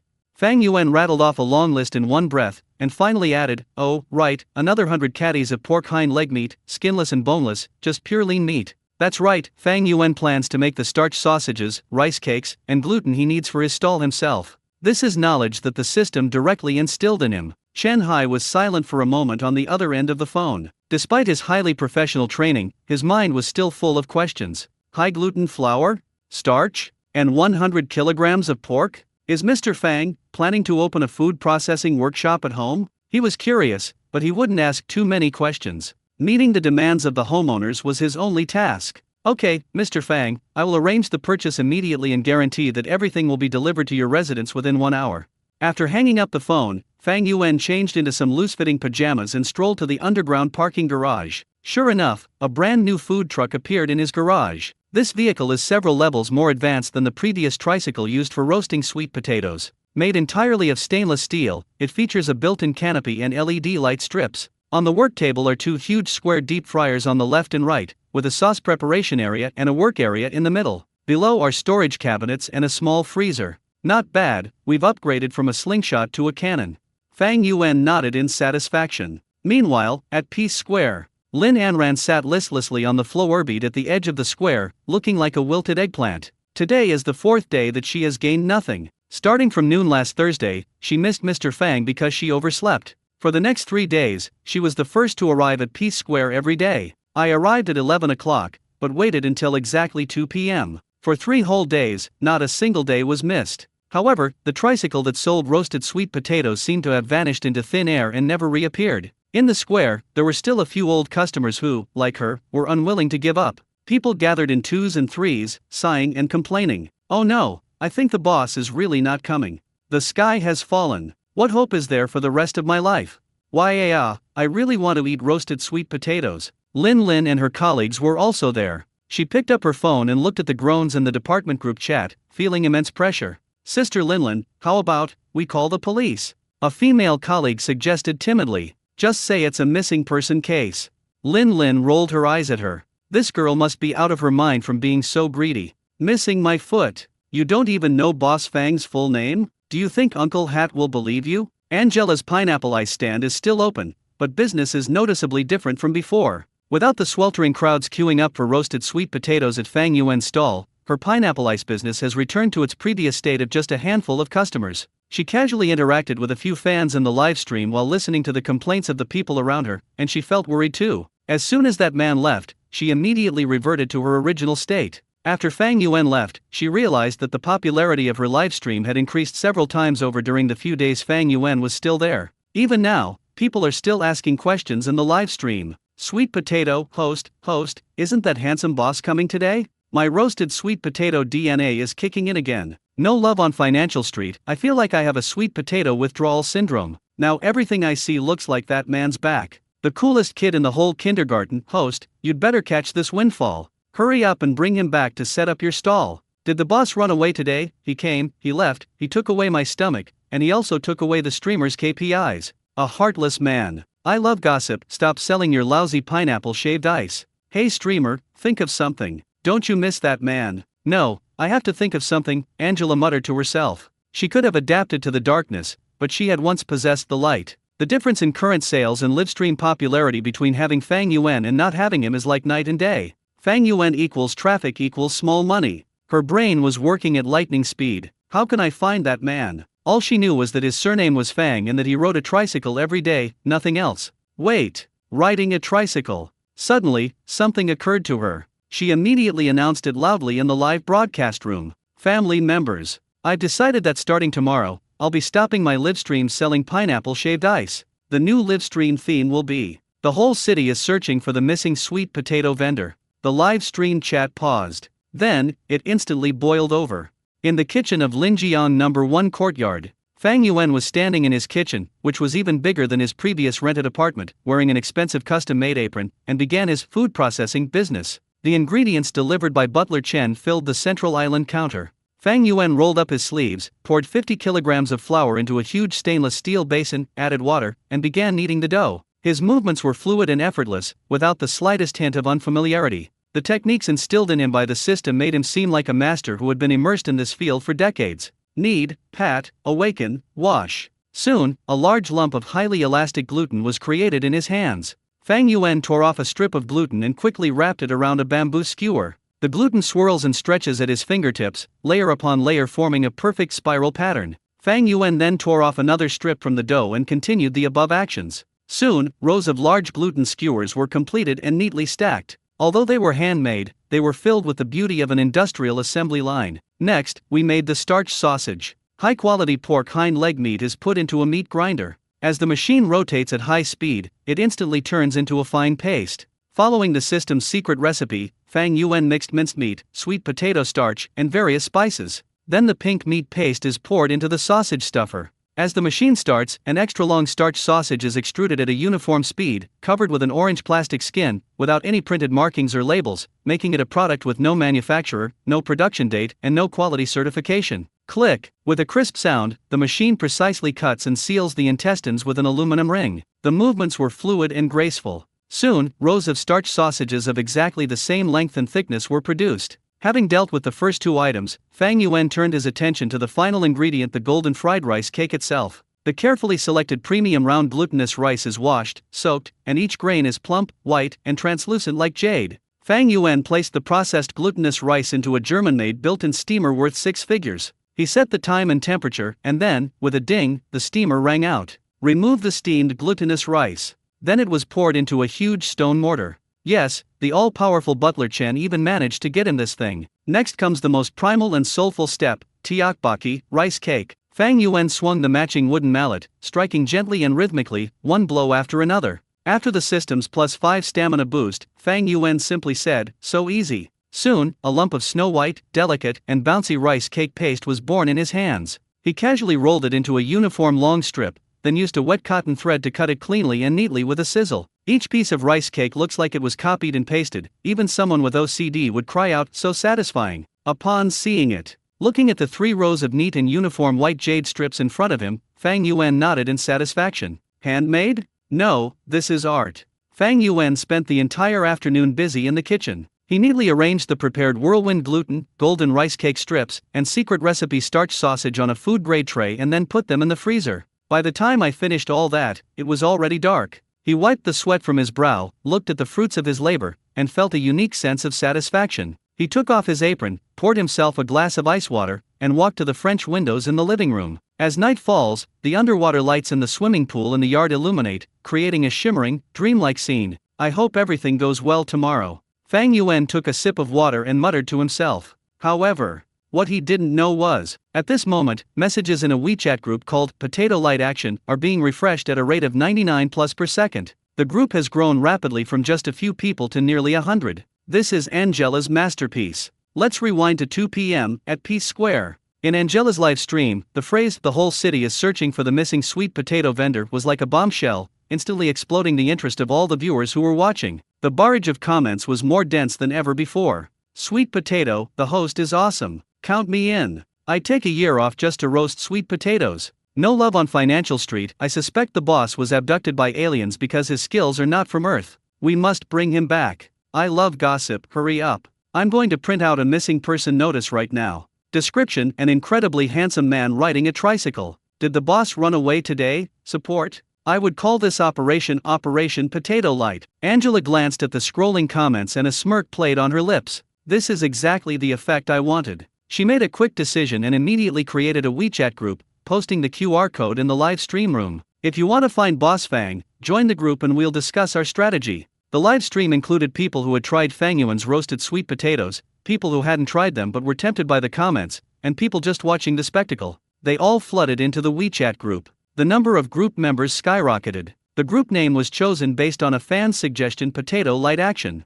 Meanwhile, Lin and Ran, Lin, and others who were still waiting at Peace Square also joined in. In the chat group, "Sweetest potato, family, does anyone understand? It's been 3 days already, and my mouth is practically tasteless. Boss Fang is the coolest, everyone, tell me why Boss Fang's business is so booming, yet he just disappeared without a word. No love on Financial Street. Is it possible that the boss was betrayed by a competitor? After all, his skills are enough to cause a bloodbath in the roasted sweet potato industry. I love gossip. You're being narrow-minded, sister.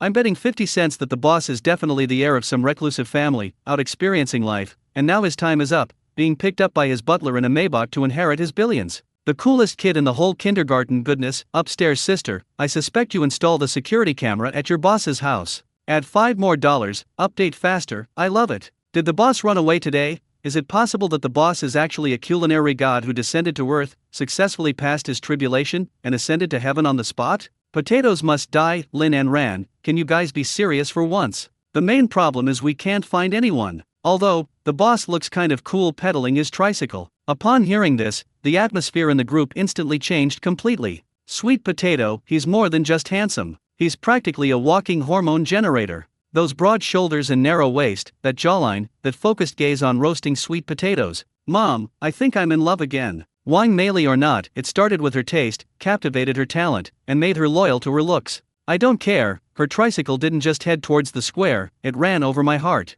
No love in Financial Street, sisters, although I don't want to admit it, Peace Plaza without Mr. Fang is like to Washoe without its advertisements, it has lost its soul. Cabbage isn't vegetable. Lin, calm down, everyone. We are a serious foodie group, not a fangirl group. I love gossip, sister Lin, you don't understand. This isn't called being a fangirl, it's called a primal worship of beautiful things. Boss Fang single-handedly raised the average attractiveness level of all the street vendors in the entire South District. What a great deed. Did the boss run away today? I declare that Boss Fang is my destined calamity. I'm willing to trade 10 years of being single for him to set up his stall tomorrow. Sweetest potato, I trade my best friend's 10 years of single life for it. The most dazzling kid in the whole kindergarten, I trade my boss's 10 years of being single for this. The discussions in the group gradually became outrageous, with some even photoshopping Fang Yuan's profile onto various posters of domineering CEOs, and it looked perfectly natural. Angela was overwhelmed by the wildly off-topic discussions. She sent a message to everyone. Quiet down, everyone, and listen to me. You can't find the boss by guessing, you have to use your brain. The group chat fell silent instantly, everyone waiting for her to continue. Angela quickly typed and sent out her analysis. First, the fact that the owner sets up his stall every day on a tricycle without electricity means that he lives not too far from Peace Square, otherwise he wouldn't have the stamina to keep up. Secondly, based on my observations over the past few days, and Lin Ji's reminder yesterday, the boss comes from the road south of the square every day, and also returns in roughly the same direction. This greatly narrows down our search area. Therefore, I speculate that the boss's residence is very likely located in that old residential area in the southern part of the city. Sherman's Angela is now available. Even if Fang Yuan were here, he would have to give this street vendor a thumbs up. Angela's analysis was logical and well-founded, instantly enlightening everyone in the group. Yes, why didn't they think of that? Lin Anran was so excited she almost jumped up. South District. Old, dilapidated apartment. This makes the scope much more specific. Angela continued to issue commands, displaying the air of a commander-in-chief. Tomorrow is Monday, and we will split into 3 groups to conduct a thorough search of the Southern District. I've sent the map to the group chat, showing Districts A, B, and C. Anyone who isn't working and is willing to participate, please start signing up now. Each group should have at least 10 people. Our goal is clear: a man and a tricycle selling roasted sweet potatoes. Find any clues, take a picture, and share it in the group chat. We'll communicate anytime. Remember, we are legitimate diners, not gangsters. Be polite when you find someone, don't scare the owner away. Angela just posted her message. Lin Anran was the first to reply.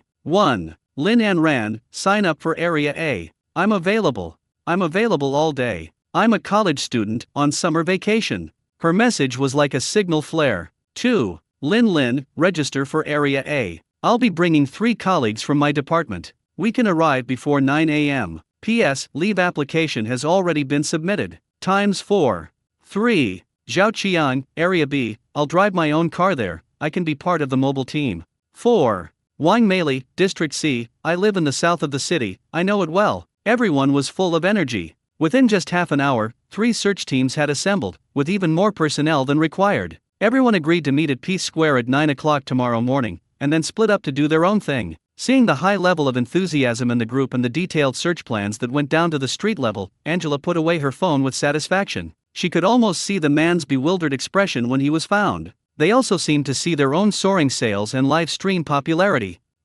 You can't escape a man like that. Meanwhile, Fang Yuan, the man who was about to be wanted by the whole city, was leisurely soaking in the jacuzzi of his own villa. The water flowed gently against his back, the temperature remaining constant at a comfortable 42 degrees Celsius. He held a glass of 1982 Coke with 3 ice cubes in his hand, watching the waterproof TV embedded in the bathroom wall with a sense of contentment. An old comedy movie is playing up there. He had been busy all day and didn't get a chance to relax. He had no idea that a group of diners outside, driven almost mad by their inability to get his roasted sweet potatoes, were forming a group chat and preparing to dox him offline. They have even located the southern district where he previously lived. But Angela and the others could never have imagined that Fang Yuan had already moved away. They also moved into the Linjiang No. 1 Courtyard Villa area. Even the location for the stalls next week is Xinguang Sports Park, which is more than 10 kilometers away from Peace Square.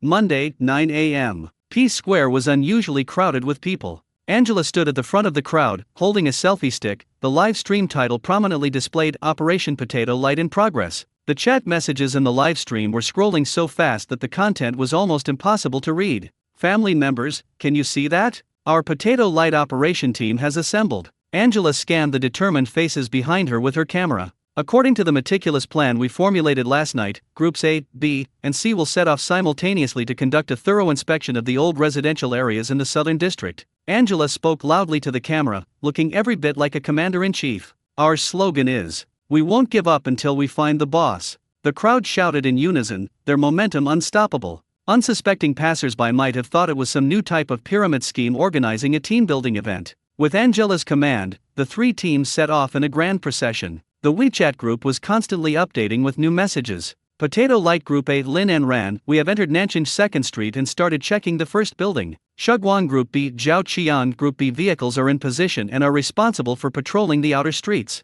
Be alert for any suspicious tricycles. Potato Light Group C Wang Meili, I bribed the lady at the convenience store downstairs and am trying to get information out of her. Angela watched her phone while providing live commentary in the live stream, bringing the atmosphere to a fever pitch. The search is going more smoothly than expected. Half an hour later, multiple clues pointed to the same place, the Xingfulai residential area on Nanchang 3rd Street. Potato Light Group A Lin report. I asked 7 or 8 sanitation workers, and they all said that in the past few mornings, a very handsome young man has been seen riding a tricycle out of the direction of Xingfulai community. Potato Light Group C Wang Meili, I also asked around. The security guard at the entrance of Xingfulai community said that there was a young man who always went out at noon a few days ago, riding a tricycle. All the clues converged, and the final destination pointed to the Xingfulai residential community. Without a doubt, Fang Yuan lives in the Xingfulai residential community. Found it. Angela was so excited she almost threw her phone away. It's Xingfulai residential area. Angela announced this exciting news during her live stream. Family members, we've located the boss's hiding place. Everyone, advance on Xingfulai residential area. A dozen minutes later, the 3 teams successfully met at the west gate of Xingfulai community. Everyone's faces were beaming with the joy of impending success, and some were even already drooling, their minds filled with images of golden, soft, roasted sweet potatoes. Charge! Block the door! Boss! We're here! A group of people rushed into the old neighborhood, and with a surge of enthusiasm, they began to inquire about the place. However, reality soon gave them a resounding slap in the face. Looking for someone? Which young man? An elderly woman who was hanging up laundry looked at them suspiciously. Lin Anran quickly stepped forward and enthusiastically described him. Auntie, he's tall and very handsome, he sells roasted sweet potatoes from a tricycle.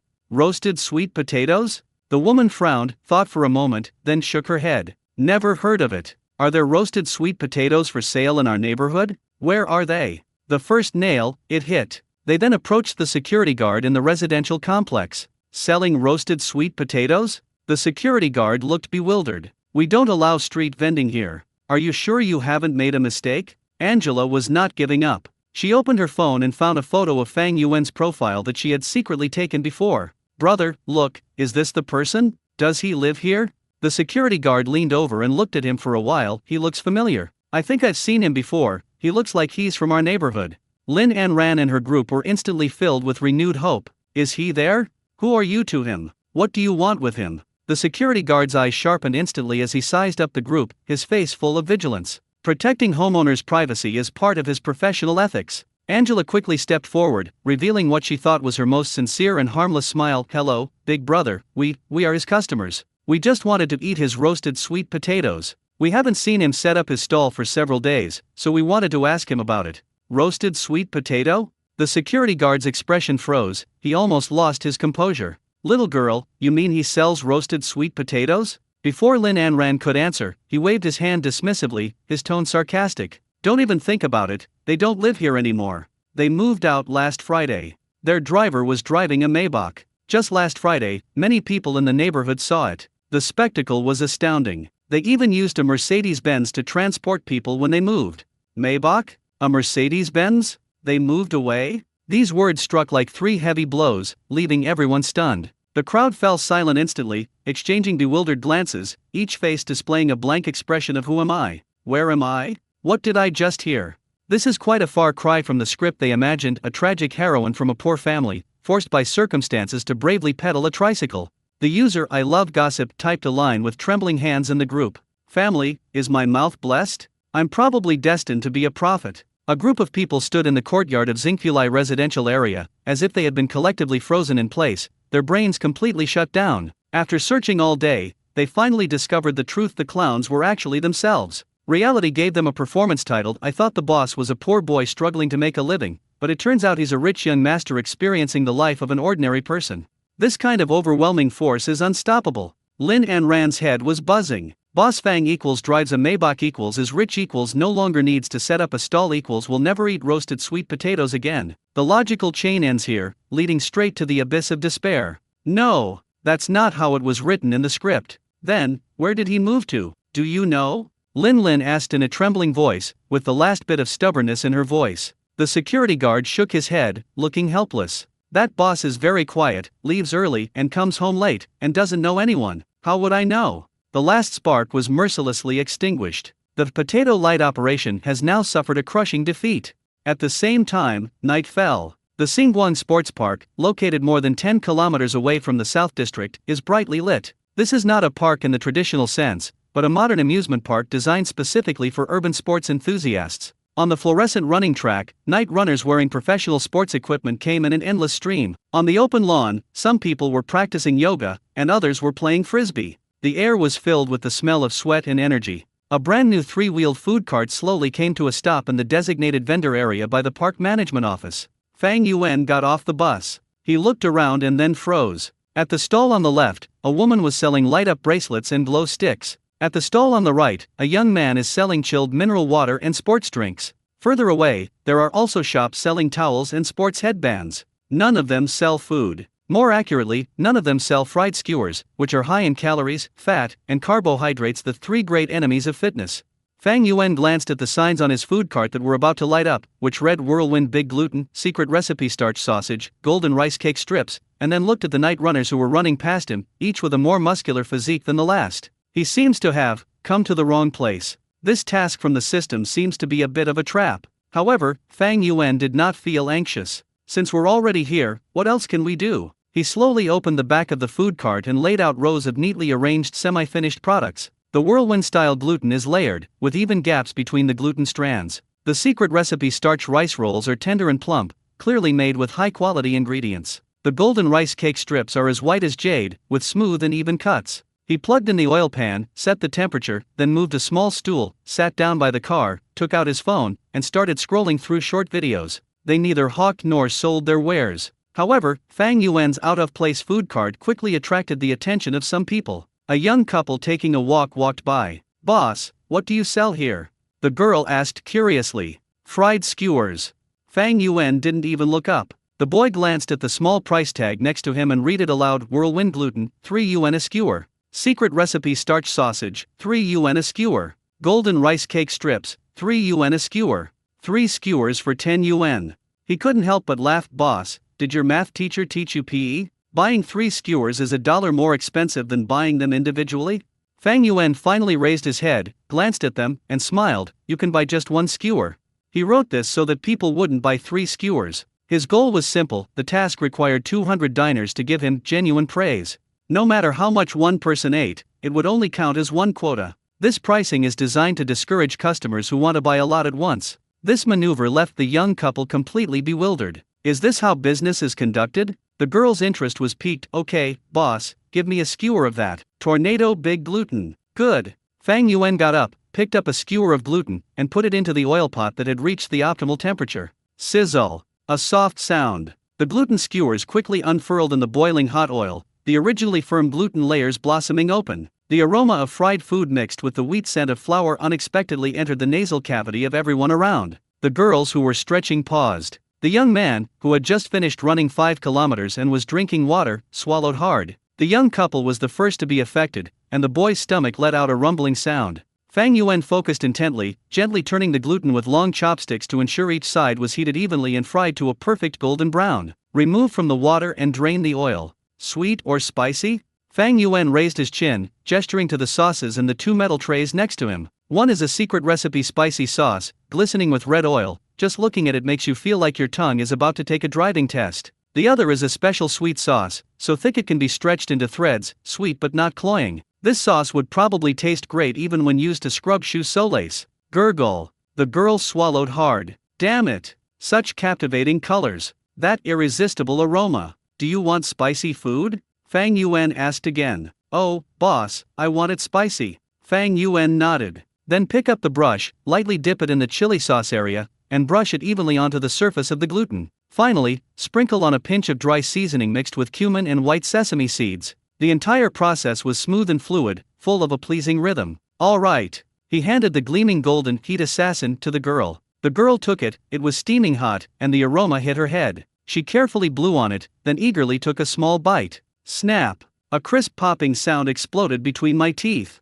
The outer shell is crispy and fragrant, while the gluten inside retains an amazing chewiness and elasticity. The spicy flavor of the secret recipe chili sauce instantly ignites the taste buds, but the aftertaste is gently enveloped by a subtle sweetness. Finally, the combined aroma of cumin and white sesame was the decisive factor, sending her straight to heaven. Tasty. So delicious it'll make your brain explode. The girl's pupils dilated sharply, and she froze completely. What kind of magical gluten is this? This is so delicious. At this moment, facing this divine fried skewer, she felt that her 18 years of life had been completely perfect. Honey, are you all right? Is it not good? The boy saw that his girlfriend had taken a bite and then stopped moving, so he reached out to touch her. Just as his hand was about to touch the girl's arm, she moved. As if she had been put on fast forward, the string of whirlwind gluten in her hand shortened at a speed visible to the naked eye. Click, click. The crisp chewing sound was particularly clear in the quiet night. The girl's eyes were wide open, her cheeks puffed out. Completely ignoring the scalding temperature, she ate one bite after another, as if she hesitated for even a second, the skewer of gluten would grow legs and run away.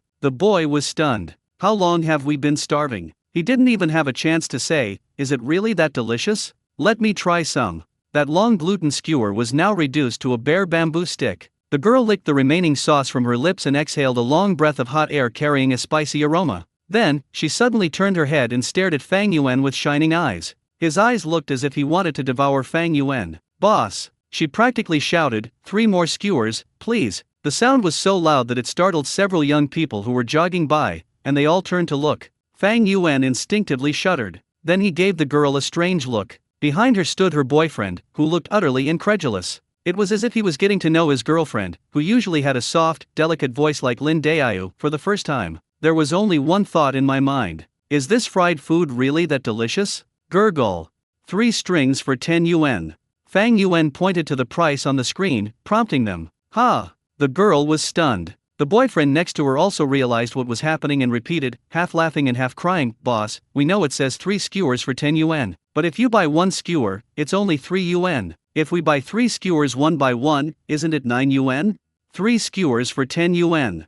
Fang Yuan gave a polite smile. He was not very willing. You guys bought all the fried skewers. What about my task? The boy was completely bewildered. There are people who do business like this? Is he really so stubborn? Are they afraid that customers will buy too much? The boy looked at his girlfriend, who seemed to be enjoying the food and was still savoring it, and smelled the lingering aroma of the fried gluten skewers in the air. He swallowed hard and made a decision. Okay, boss, we'll have 3 skewers, 1 of each. This way I can try all kinds of fried skewers. Okay. Fang Yuan responded and deftly picked up a skewer of secret recipe starch sausage, a skewer of golden rice cake strips, and a skewer of whirlwind gluten and dropped them into the oil. Sizzle. The new wave of aromas is even more intense than before. The starch sausage expands rapidly in the oil, its skin turns golden brown and crispy, and the pink meat inside is faintly visible. The white, jade-like rice cake strips tumbled in the boiling oil, their exteriors developing a golden, crispy crust while the inside remained soft and chewy. 3 different ingredients, cooked in the same pot of oil, released distinct yet perfectly blended aromas. The couple stared intently, their noses twitching as if they wanted to inhale all the fragrance in the air. Fang Yuan didn't care at all, he focused on taking out the 3 fried skewers and draining the oil. What flavor would you like this time? Sweet. I want sweet. The girl answered eagerly, already impatient to try other flavors. Fang Yuan nodded and brushed a thick, specially made sweet sauce onto the starch sausage and rice cake strips, while the gluten was still brushed with chili sauce. 3 brand new sources of happiness were handed to the young couple. Without hesitation, the girl grabbed the string of starchy sausages and took a bite. Click! The outer layer is incredibly crispy, and then your teeth sink into the incredibly chewy and firm intestines. This is not one of those cheap starch sausages on the market that are all flour when you bite into it. The rich aroma of meat and the flavor of secret spices explode in your mouth. The addition of sweet sauce does not mask the aroma of meat, but rather brings out a deeper level of deliciousness. So delicious I could cry. She then turned her attention to golden rice cake strips. The outer shell is thin and crispy, while the inside is so soft and chewy that it can be stretched into strands. The pure aroma of rice blends with the slightly sweet sauce, achieving an incredible balance in both texture and flavor. Baby, let me have a taste. Her boyfriend was almost in tears from worry. The girl then reluctantly handed over a skewer of rice cakes. The boy took it and eagerly took a big bite. The next second, his expression was exactly the same as his girlfriend's. He froze on the spot, only his mouth unconsciously chewing. Tasty. It was so delicious that his mind went completely blank. At that moment, all he wanted to do was finish all 3 skewers. Ding! Received a genuine compliment from a diner +1, current progress, 1/200. Ding! Received a genuine compliment from a diner +1, current progress, 2/200.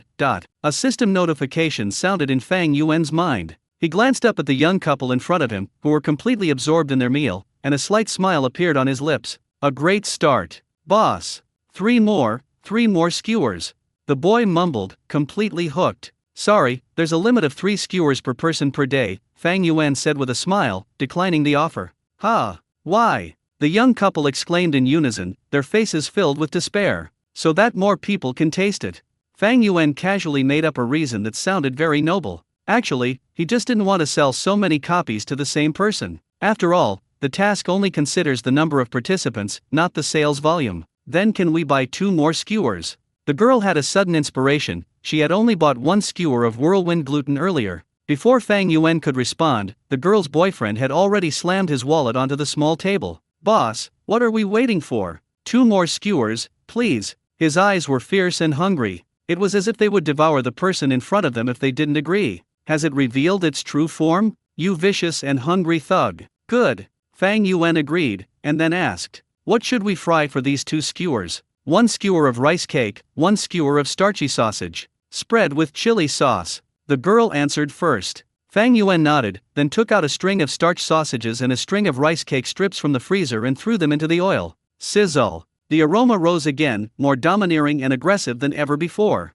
The joggers around them, who had been barely holding on with their strong willpower, were now on the verge of collapse under the onslaught of the even stronger aroma. Many people had stopped in their tracks, pretending to stretch or tidy their shoelaces, but their uncontrollable glances and constantly bobbing Adam's apples betrayed their true thoughts. At the edge of the crowd, a young girl wearing a pink tracksuit and with her hair in a high ponytail was staring intently at Fang Yuan's stall. The girl's name is Su Ranran, and she is a university student living nearby. It's currently summer vacation. She was panting, with fine beads of sweat on her forehead, clearly having just finished a long run. Before summer vacation, she had made up her mind to go for a run in the park every night for a month. He even spent a huge sum of money to enroll in a class. Give up all high-calorie foods and you must lose 5 pounds. But now, she feels her resolve is being slowly eroded by the bubbling oil in the pan. This taste, it's just too much. It was like the devil was chanting in my ear. Just as she was struggling with her inner conflict, the young couple received 2 freshly fried skewers, 1 for each of them, their faces beaming with immense happiness at having regained what they had lost. They didn't even bother to talk, burying their heads in their food and eating voraciously. The sounds of chewing and satisfied sighs they made clearly reached Su Ranran's ears. Each blow felt like a heavy hammer, slamming into her fragile defenses against weight loss. Finally, as if possessed, she moved her feet and slowly moved closer. She just wanted to smell it more closely. I definitely don't want to eat it. Absolutely not. Excuse me, is this really that delicious? Saran Ran asked the girl who was struggling with rice cake strips in a low voice, her voice filled with a longing she herself was unaware of. The girl looked up amidst her busy schedule, her mouth stuffed full, and seeing Saran Ran's conflicted expression, she instantly understood. She swallowed the rice cake in her mouth with force, excitedly sharing her joy. Delicious? Sister, it's not a question of whether it's delicious or not. This is the best fried skewers I've ever eaten in my 20 years of life. No doubt about it. Her boyfriend next to her nodded vigorously, not even having time to wipe the sweet sauce from the corner of his mouth. Yes, yes, yes. Let me tell you, after eating this, you'll realize that all the fried skewers you've ever eaten before were just crumbs. He lowered his voice again, with a hint of complaint. The owner is so weird, he only lets one person buy 3 skewers, otherwise I could have bought his whole stall. Saran, a foodie and a lover of heavy oil and spice, upon hearing these words, had the last thread of reason in her mind snap. Her favorite foods are snail rice noodles, spicy chicken noodles, mala tang, a type of spicy hot pot, and fried skewers from the back street of the school. Lose weight? What is that? We'll talk about it tomorrow, boss. Saran Ran took a step forward, her voice carrying a sense of recklessness. Give me 1 skewer, no, 3 skewers. 1 of each. Okay. Fang Yuan looked up at her and calmly agreed. Then take out 1 skewer of starch sausage, 1 skewer of rice cake, and 1 skewer of gluten, and throw them into the oil. Sizzle. The oil in the pan boiled instantly, like a devil whispering or an angel singing. Starch sausage, rice cake, and gluten, these 3-calorie assassins, tumble, expand, and turn an enticing golden color in boiling oil, unleashing a powerful and irresistible aroma storm. This isn't just fried skewers, it's like dropping a savory bomb into the hearts of diners. Saran Ran stared intently at the pot, her throat bobbing involuntarily. Glug. A clear, crisp swallowing sound could be heard. The young couple finished their last bite and left satisfied. Before leaving, he didn't forget to give Saran Ran a look that said, "You've hit the jackpot." Soon, 3 freshly fried skewers were handed to Saran Ran. She chose her favorite hot sauce flavor. The bright red, thick sauce evenly coats the golden brown, crispy skewers, making your mouth water just by looking at them. Saran Ran swallowed hard, her first target being the plump, secret recipe starch sausage. She took a deep breath, as if performing some kind of sacred ritual, then opened her mouth and took a bite. Snap!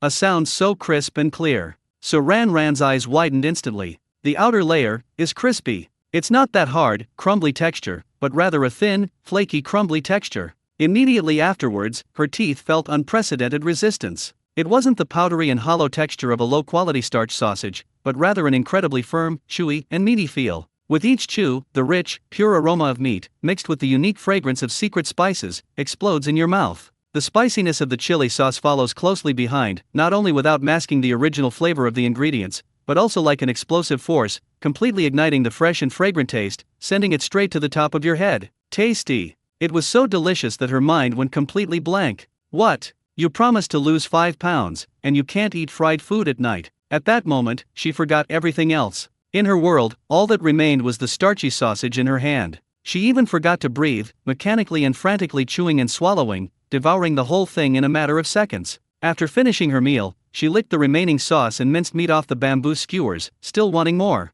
Then, with the same speed, she devoured the crispy on the outside, chewy on the inside whirlwind gluten and the golden rice cake strips, crispy on the outside, soft on the inside, and bursting with the aroma of rice. Only after swallowing the last small piece of rice cake did Saran Ran finally let out a long breath. An unprecedented sense of satisfaction and happiness instantly filled every cell in my body. She felt like she was glowing. The other runners around her, still hesitant, stared in disbelief as she transformed from a quiet girl into a heartless cooking machine in less than a minute. That almost uncontrollable, blissful expression was more persuasive than any advertisement. Gurgle. I don't know whose stomach rumbled first.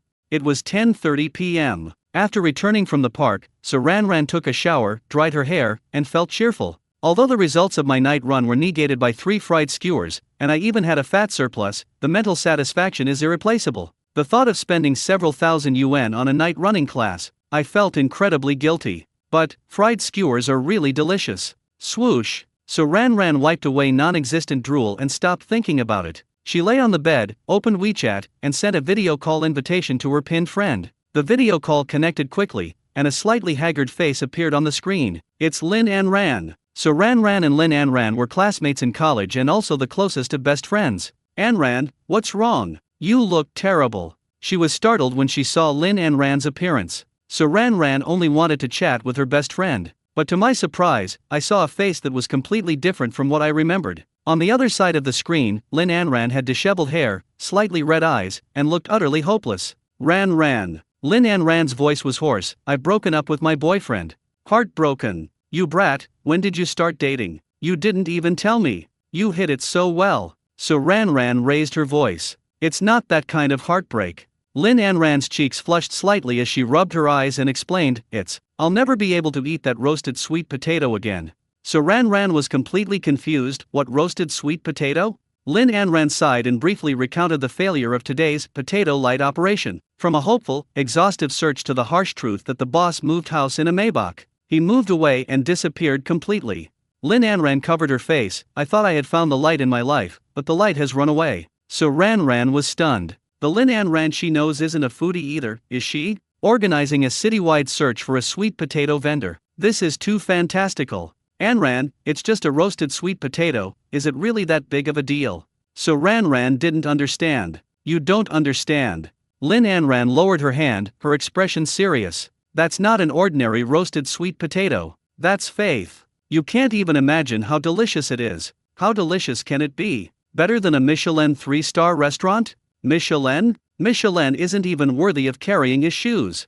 Lin Anran said emotionally. Of course, neither of the two people in the conversation had ever eaten at a Michelin-starred restaurant. Seeing her best friend like this, so Ran felt that she needed to distract herself. Alright, stop thinking about that roasted sweet potato. I found a hidden gem of a stall today. So Ran decided to share her joy. That's why she initially video called her best friend. The joy of enjoying delicious food should definitely be shared. Not interested. Lin Anran replied listlessly. Hey, listen to me. Right here in Singwang Sports Park, where I go for my night run, a new fried food stall has opened. So Ran excitedly began to describe it, ignoring everything else. Fried skewers? That greasy stuff? Lin Anran scoffed. In her heart, apart from Fang Yuan's roasted sweet potatoes, all other foods were insignificant. Not greasy at all. Super delicious. So Ran highly recommended, especially the secret recipe starch sausage. Oh my god, it really has meat inside. Can you believe it? Have you ever seen a starch sausage with meat in it?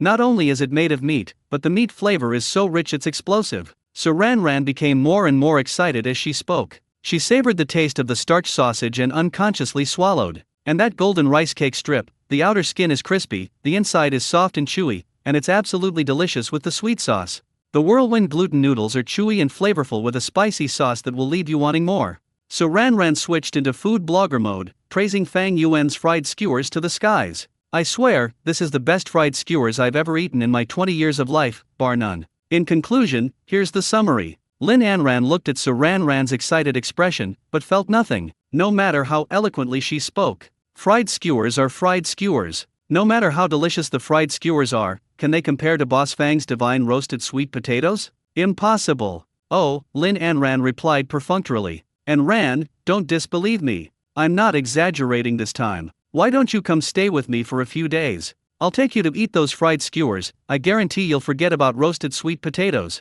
So Ran suggested. I'm not going, Lin Anran resolutely refused. Why? Don't you love eating delicious food the most?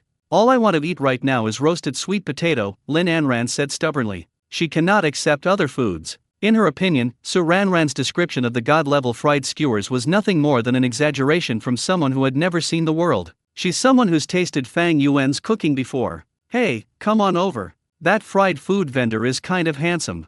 So Ran tried to seduce him with her looks. Can anyone be as handsome as my roasted sweet potato guy? Lin Anran retorted. Fang Yuan's looks were godlike in her eyes. So Ran was helpless. She felt that Lin Anran had fallen into a trance. Ran, thank you for your kindness, but you don't need to comfort me anymore. Besides, I have a comic convention in Suzhou to attend in a couple of days. Lin Anran knew that Ran wanted to change her mood, but she really didn't want to eat any fried skewers. The junk fried skewers would only ruin her taste buds, which were already tainted by roasted sweet potatoes. Okay, let's make an appointment again when you're done with your work.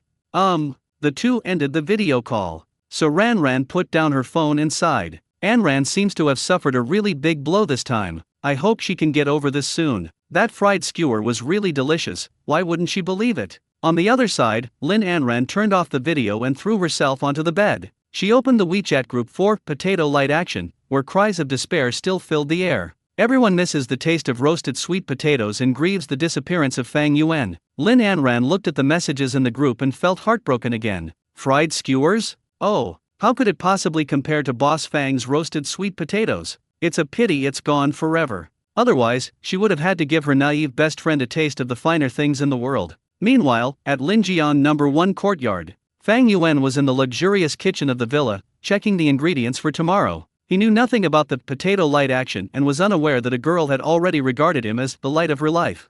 He only cares about setting up his stall tomorrow. It seems we don't have enough gluten, we need to make some more dough. Fang Yuan rolled up his sleeves, ready to start kneading the dough. The villa was warmly lit, but Lin Anran's nights were destined to be cold. She curled up in the blankets, her mind filled with the aroma of roasted sweet potatoes. She dreamt that she was chasing a Maybach, and in the driver's seat of the Maybach there was a roasted sweet potato. But no matter how hard she tried, she couldn't catch up. Wah-ah-ah. Don't run away, little potato, don't run away. Just one more bite. Just let your sister have one more bite. The next day. Starlight Sports Park, 9 p.m. Fang Yuan's fried food skewer's tricycle stopped on the roadside right on time. The smart fryer cart unfolds, and the oil temperature begins to rise. He had just finished skewering the first batch of goods when a figure rushed to the stall. Su Ran. Today she changed into a gray, tight-fitting sportswear outfit that accentuated her good figure. Her attention was entirely focused on the fried skewers in the freezer. Boss, the usual, one skewer of each of the 3 items.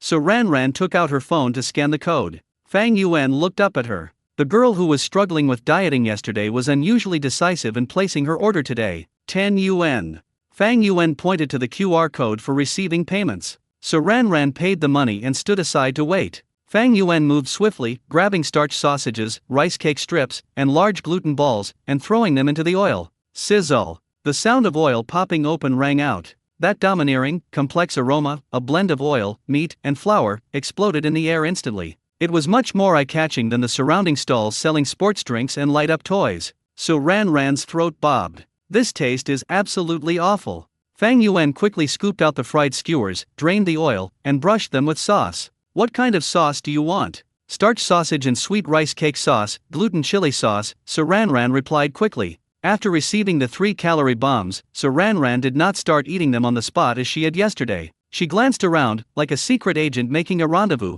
and quickly slipped into a dimly lit corner deep inside the park. This area is far from the main track, so there are fewer people here. Su Ran leaned against a tree and picked up the secret recipe starch sausage. Take a bite. The bouncy texture and rich aroma of the meat beneath the crispy outer layer once again caused her brain to go blank. Tasty. It's so delicious. She closed her eyes, savoring this sinful pleasure. Losing weight? Getting fit? What are those? She quickly devoured the starch sausage and then turned her attention to the golden rice cake strips. Just then, a voice came from behind her. Su Ran? Su Ran froze, still chewing on half a rice cake. She mechanically turned her head. A tall girl, also dressed in full gym gear, stood behind her. Chen Yao, her fitness partner, is also a classmate in the same night-running fitness class. Chen Yao's gaze shifted from Su Ran's face to the fried skewers in her hand. What are you doing? Chen Yao raised her voice a few decibels. Su Ran quickly swallowed the rice cake, trying to hide the large gluten ball and the remaining starch sausage in her hand. No, I wasn't doing anything, just taking a break. Take a break? Chen Yao took a step closer. What are you holding in your hand? The aroma of fried skewers filling the air is the best evidence. Su Ran, are you crazy? We're on a diet. Chen Yao said in a low voice, her tone full of disappointment. It's just a string of. Su Ran tried to explain. A string of them? Look at the grease on your lips. Chen Yao pointed at her. We spent thousands of yuan on private lessons. What did Coach Wang tell us? Control your diet and exercise. Su Ran felt a little guilty. Coach Wang was indeed strict. The thought of her face, resembling that of the leader of the Ime sect, made her shudder. Chen Yao continued, have you forgotten that last week, Sister Lu secretly ate a piece of chocolate and was made to do 3 extra sets of burpees by the coach until she threw up? Su Ran shrank her neck. Now is a critical period for weight loss, and you're eating fried skewers here? Or pure carb junk like starch sausage? Chen Yao got more and more excited as she spoke. No, this is different. What's the difference? Fried food, a calorie bomb. You couldn't burn off that many calories even running 10 kilometers. Chen Yao crossed her arms. Do you think you've done justice to all that sweat? Do you think you've paid for your registration fee? Su Ran was so overwhelmed by the barrage of accusations that she couldn't lift her head. but she also felt wronged. This fried skewer is really something else. Chen Yao continued, don't think the coach won't know you're hiding here. You smell so strongly, when we get back, they'll do a body fat test, and the data will speak for itself. So Ran listened to Chen Yao's nagging and then looked at the half-eaten secret recipe starch sausage in her hand. She suddenly made a decision. She suddenly raised her head, interrupting Chen Yao. Try it. What? Chen Yao was stunned. I said, you should try it. So Ran held up the starch sausage in front of Chen Yao. Chen Yao took a half step back. I won't eat. Don't try to drag me into this. Just one bite. You'll know why I ate it once you try it, so Ran insisted. So Ran, stop fooling around. Throw it away, let's go back to training. Chen Yao reached out to pull her. So Ran became anxious. She stepped forward and, taking advantage of Chen Yao's momentary lapse in attention, shoved the starchy sausage directly into Chen Yao's mouth. Ugh! Chen Yao was caught off guard and had her mouth stuffed with starch sausage. She instinctively wanted to vomit, but her teeth had already pierced the outer skin of the starch sausage. Click! The extremely crispy outer layer crumbles between your teeth. Immediately afterwards, an indescribable, rich aroma of meat exploded in her mouth. It wasn't the artificial flavor of ordinary starch sausages, but a solid, rich pork aroma. The inside of the starch sausage is chewy and firm, with a wonderful texture. The subtle sweetness of the sauce blends perfectly with the aroma of the meat. Chen Yao's eyes widened instantly. Her chewing motion went from resistance to instinct. The alarm bells in my brain about calories, carbs, and junk food were instantly silenced. Instead, it is the most primal satisfaction of appetite. She forgot to blame Su Ran. She forgot about the strict Coach Wang. She even forgot who she was. All she knew was that this starch sausage was so delicious it made her soul leave her body. Chen Yao swallowed the remaining half of the starch sausage in a few bites. He moved even faster than Su Ran. A fried food stall in the distance. A system notification sounded in Fang Yuan's mind. Ding! Received a heartfelt compliment from a diner. Task progress 16/200. Fang Yuan was dumbfounded. In the corner. After finishing the starch sausage, Chen Yao even licked her lips. She looked at Su Ran with a complicated expression. Silence. Ran, Chen Yao said. Su Ran looked at her. Where did you buy this starch sausage? Chen Yao's voice was somewhat unsteady. Su Ran gave a I knew it look. It's right at that intersection. The owner limits purchases, each person can only buy 3 skewers. Chen Yao glanced at the remaining gluten and rice cake in Su Ran's hand. You've already bought 3 skewers? Right. Chen Yao quickly thought it over. Then, can I still buy 3 skewers? Of course. Su Ran smiled. Let's go. Chen Yao pulled Su Ran along and headed towards the fried food stall without hesitation. Wait, the coach is still over there. Su Ran reminded him. Chen Yao stopped and looked at the coach in the distance who was instructing other students. Tomorrow, Chen Yao said in a low voice. Let's come earlier tomorrow and avoid the coach. Good idea, Su Ran agreed. The traders from the 2 gyms quickly reached a consensus. Su Ran and Chen Yao disappeared around the corner of the park, like 2 underground workers who had completed a secret transaction. Fang Yuan knew nothing about this. He's still selling his fried skewers. I glanced down at the freezer, it was still packed full of skewers. Business was just beginning. As night deepened, the park reached its peak in visitors. Some were jogging, some were strolling, some were dancing, and others were simply out for a walk. Fang Yuan's fried food stall is like a lighthouse in the dark night, guiding hungry souls with its irresistible aroma. A young couple walked by hand in hand. The girl wore a cute puff-sleeve dress, while the boy wore a simple t-shirt and jeans. Both of them exuded youthful energy. Wow, it smells so good. The girl's nose twitched, and she looked toward Fang Yuan's tricycle following the scent. Fried skewers? The boy followed her gaze. Want some? I'll buy you some. The girl hesitated for a moment when she saw the price tag hanging on the stall. Secret recipe starch sausage, 3 yuan/piece. Golden rice cake strips, 3 yuan/stick. Whirlwind big gluten, 3 yuan/piece. It's a bit expensive, the girl muttered. The starch sausages outside are only 2 yuan each, but this one costs 3 yuan. Of course it's different, otherwise how could it dare to sell it for such a high price? The boy was quite straightforward, pulling the girl to the stall. Boss, give me a starch sausage and a rice cake. Okay. Fang Yuan nodded, took the skewers out of the freezer, and skillfully put them into the oil. Sizzle. The golden oil swirls and the aroma instantly intensifies tenfold. The girl initially thought it was a bit pricey, but the smell made her mouth water uncontrollably. She swallowed hard, her eyes fixed on the 2 strings of treasures in the oil pan. Fang Yuan's movements were fluid and seamless, frying, draining the oil, and brushing on the sauce were all done in one go. What kind of sauce would you like? I want sweet sauce. The girl answered eagerly. The boy smiled, paid, and handed the 2 hot fried skewers to the girl. Here you go, you little glutton. The girl took the fried skewer, carefully blew on it first, and then eagerly took a bite of the starch sausage. Snap!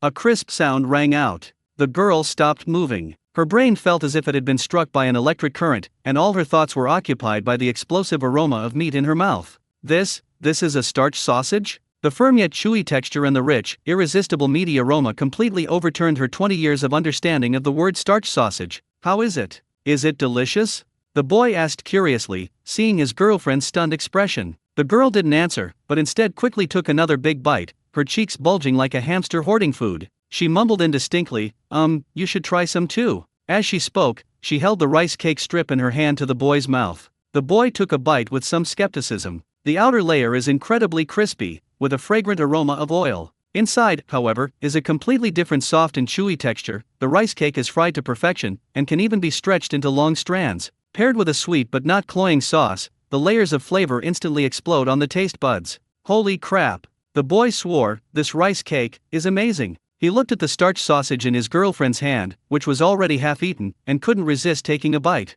The next second, his expression was exactly the same as his girlfriend's. Shock, disbelief, and then pure enjoyment. This starch sausage, it's really all meat, the boy exclaimed. The girl nodded frantically, quickly finished off the remaining half of the starch sausage in a few bites, and then started working on the rice cake. The two devoured the 2 skewers in a flash, even licking the last drop of sauce off the bamboo sticks. Ding! Received a heartfelt compliment from a diner. Task progress 17/200. Ding! A sincere compliment has been received from a diner. Task progress 18/200. In Fang Yuan's mind, notification sounds rang one after another. Boss! The boy wiped his mouth, still wanting more. Give us 6 more skewers, 2 of each. Sorry, there's a limit of 3 skewers per person, Fang Yuan explained. You 2 have already each bought 1 skewer, so you can buy 4 more.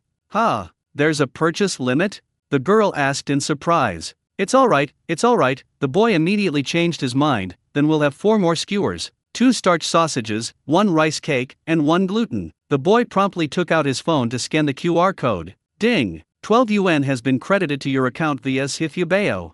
Fang Yuan suddenly remembered something and pointed to the corner of the price list. There was a line of small print, 3 strings for 10 yuan. Fang Yuan said, it's 3 yuan a skewer if you buy them individually, and 10 yuan if you buy 3 skewers. If you buy 4 skewers at once, you'll have to pay an extra yuan. The boy and girl leaned closer and saw the small print. The girl's mind raced. Hey, boss, your pricing is wrong. 3 skewers for 10 yuan, that makes each skewer 3 yuan and 33 cents? More expensive than buying them individually? The boy also noticed this key point. Hey boss, what kind of new business strategy is this? Reverse promotion? Punitive consumption? Fang Yuan looked helpless. I wish I hadn't made that clever remark, he asked every single customer who came in. That's the price, he said succinctly. He was thinking, should he change this line of small print when he closes up shop tonight? Replace it with the words limit of 3 skewers per person, in a larger and bolder font. I guarantee everyone will see it. The boy looked at Fang Yuan's helpless expression, then at the sizzling oil pan next to him, and suddenly laughed.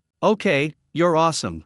He gave Fang Yuan a thumbs up. Just for the taste, I'd pay 10 yuan a skewer, even if you rounded it down. He scanned 2 more yuan, and with the 2 skewers from before, the total came to 20 yuan. I've paid, boss, hurry up and make it for us. Fang Yuan looked at the payment notification, but his heart remained completely unmoved. Fang Yuan originally intended to say that if the purchase was less than 3 sticks, the price would be 10 yuan. But then he thought better of it and decided not to bother explaining. This setting was unreasonable to begin with, so he erased it immediately. At this moment, a middle-aged man in a suit walked up to the stall. The man looked to be in his 40s, his hair neatly combed, but a deep weariness lingered between his brows. He wore an expensive watch on his wrist, which seemed out of place at this down-to-earth fried food stall. Boss, what's this? The man asked, his voice a little hoarse, pointing to the fritters in the oil. Fried skewers, Fang Yuan said succinctly. The man paused for a moment, seemingly struggling with his inner thoughts. For someone his age who needs to be constantly mindful of his health, this kind of fried food is nothing short of poison. But that fragrance was just too overpowering. It was like an invisible hand, scratching at his weary nerves and awakening the most primal desires deep within his heart. He was tormented by the client all day and then got a severe scolding from his boss at the company in the evening. He's exhausted both physically and mentally. He wanted to find a place to let loose, but somehow ended up here. Gurgle. Clutching his rumbling stomach, he realized he hadn't had dinner yet. Give me a piece of gluten. He finally couldn't resist. Let's have a bite to tide us over first. Hot sauce? Yes, but put in less, the man said. Fang Yuan quickly handed him a skewer of whirlwind gluten noodles brushed with chili sauce. The man took it, but didn't eat it immediately. Instead, he walked to a quiet corner and turned his back to the crowd. He loosened his tie, as if he had removed some heavy shackles. Then, he put the gluten into his mouth. The gluten has a chewy and springy texture, and after being deep fried, it gains an extra layer of caramelized aroma. The secret recipe chili sauce is the perfect finishing touch. The spiciness isn't overpowering, but rather a fragrant spiciness with a hint of sweetness. It's like a fire, instantly igniting his numb taste buds, then burning down his esophagus, spreading warmth throughout his entire body. The man chewed faster and faster. He thought back to his youth, when he didn't have so many worries. He could sit with his brothers at a roadside stall, eating barbecue with beer and bragging without restraint. But now, he has to hide even to eat a skewer of fried food. As he ate, the man's shoulders twitched slightly. Fang Yuan watched from afar. Damn! Seriously? You cried while eating it? It's just a skewer of gluten, is it really that big of a deal? Or was it too spicy? That shouldn't be the case, he only put in a tiny bit of chili sauce. The skewer of gluten was quickly finished. The man stood there, silent for a long time. Then he turned around and walked back to his stall. The fatigue on his face seemed to have dissipated considerably, and his eyes had become clearer. Boss. Thank you for the gluten, it's delicious. The man took out his wallet from his pocket, put a 100 yuan bill on the counter, and said, keep the change. After saying that, he turned and left, his back straight, disappearing back into the night. Fang Yuan stared at the red banknote, stunned. One strand of gluten costs 3 yuan. This person. Ding! A sincere compliment has been received from a diner. Task progress 19/200. So, this 97 yuan is a tip? As night deepened, a thrilling game had just ended on the basketball court at Singguang Sports Park. Come on, let's go get some water. I'm dying of thirst. A burly boy, 1.9 meters tall and wearing a red jersey, wiped the sweat from his face with the corner of his shirt and shouted to his teammates. A group of 5 or 6 strong young men walked out of the basketball court, their arms around each other's shoulders, exuding the hot smell of sweat and the scent of hormones. Holy crap, what smells so good? A guy with dyed blonde hair in the group suddenly stopped and took a deep sniff. It looks like fried skewers? Another person said uncertainly. There are fried skewers for sale in this park? Let's go check it out. The burly man in red had the air of a big brother. With a wave of his hand, he led the group toward the source of the aroma. Soon, they spotted Fang Yuan's small tricycle stall. There were 3 or 4 people queuing in front of the stall. The line wasn't long, but everyone had an expectant look on their faces. Hey, it really is fried skewers.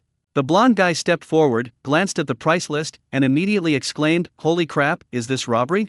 3 yuan for a starch sausage? Are you crazy? His shout drew the attention of everyone around him. A girl in front of him turned around and glared at him. If you can't afford it, don't eat it. What are you yelling about? Hey, little girl, how dare you talk like that? The blonde-haired guy said, displeased. I'm just stating the facts. This price is outrageous. Boss, are your starch sausages made of gold? Everyone else sells them for 1.5 yuan, and you're selling them for 3 yuan? Fang Yuan looked up at him, but didn't say anything, and continued to apply sauce to the customer in front of him. He couldn't be bothered to explain.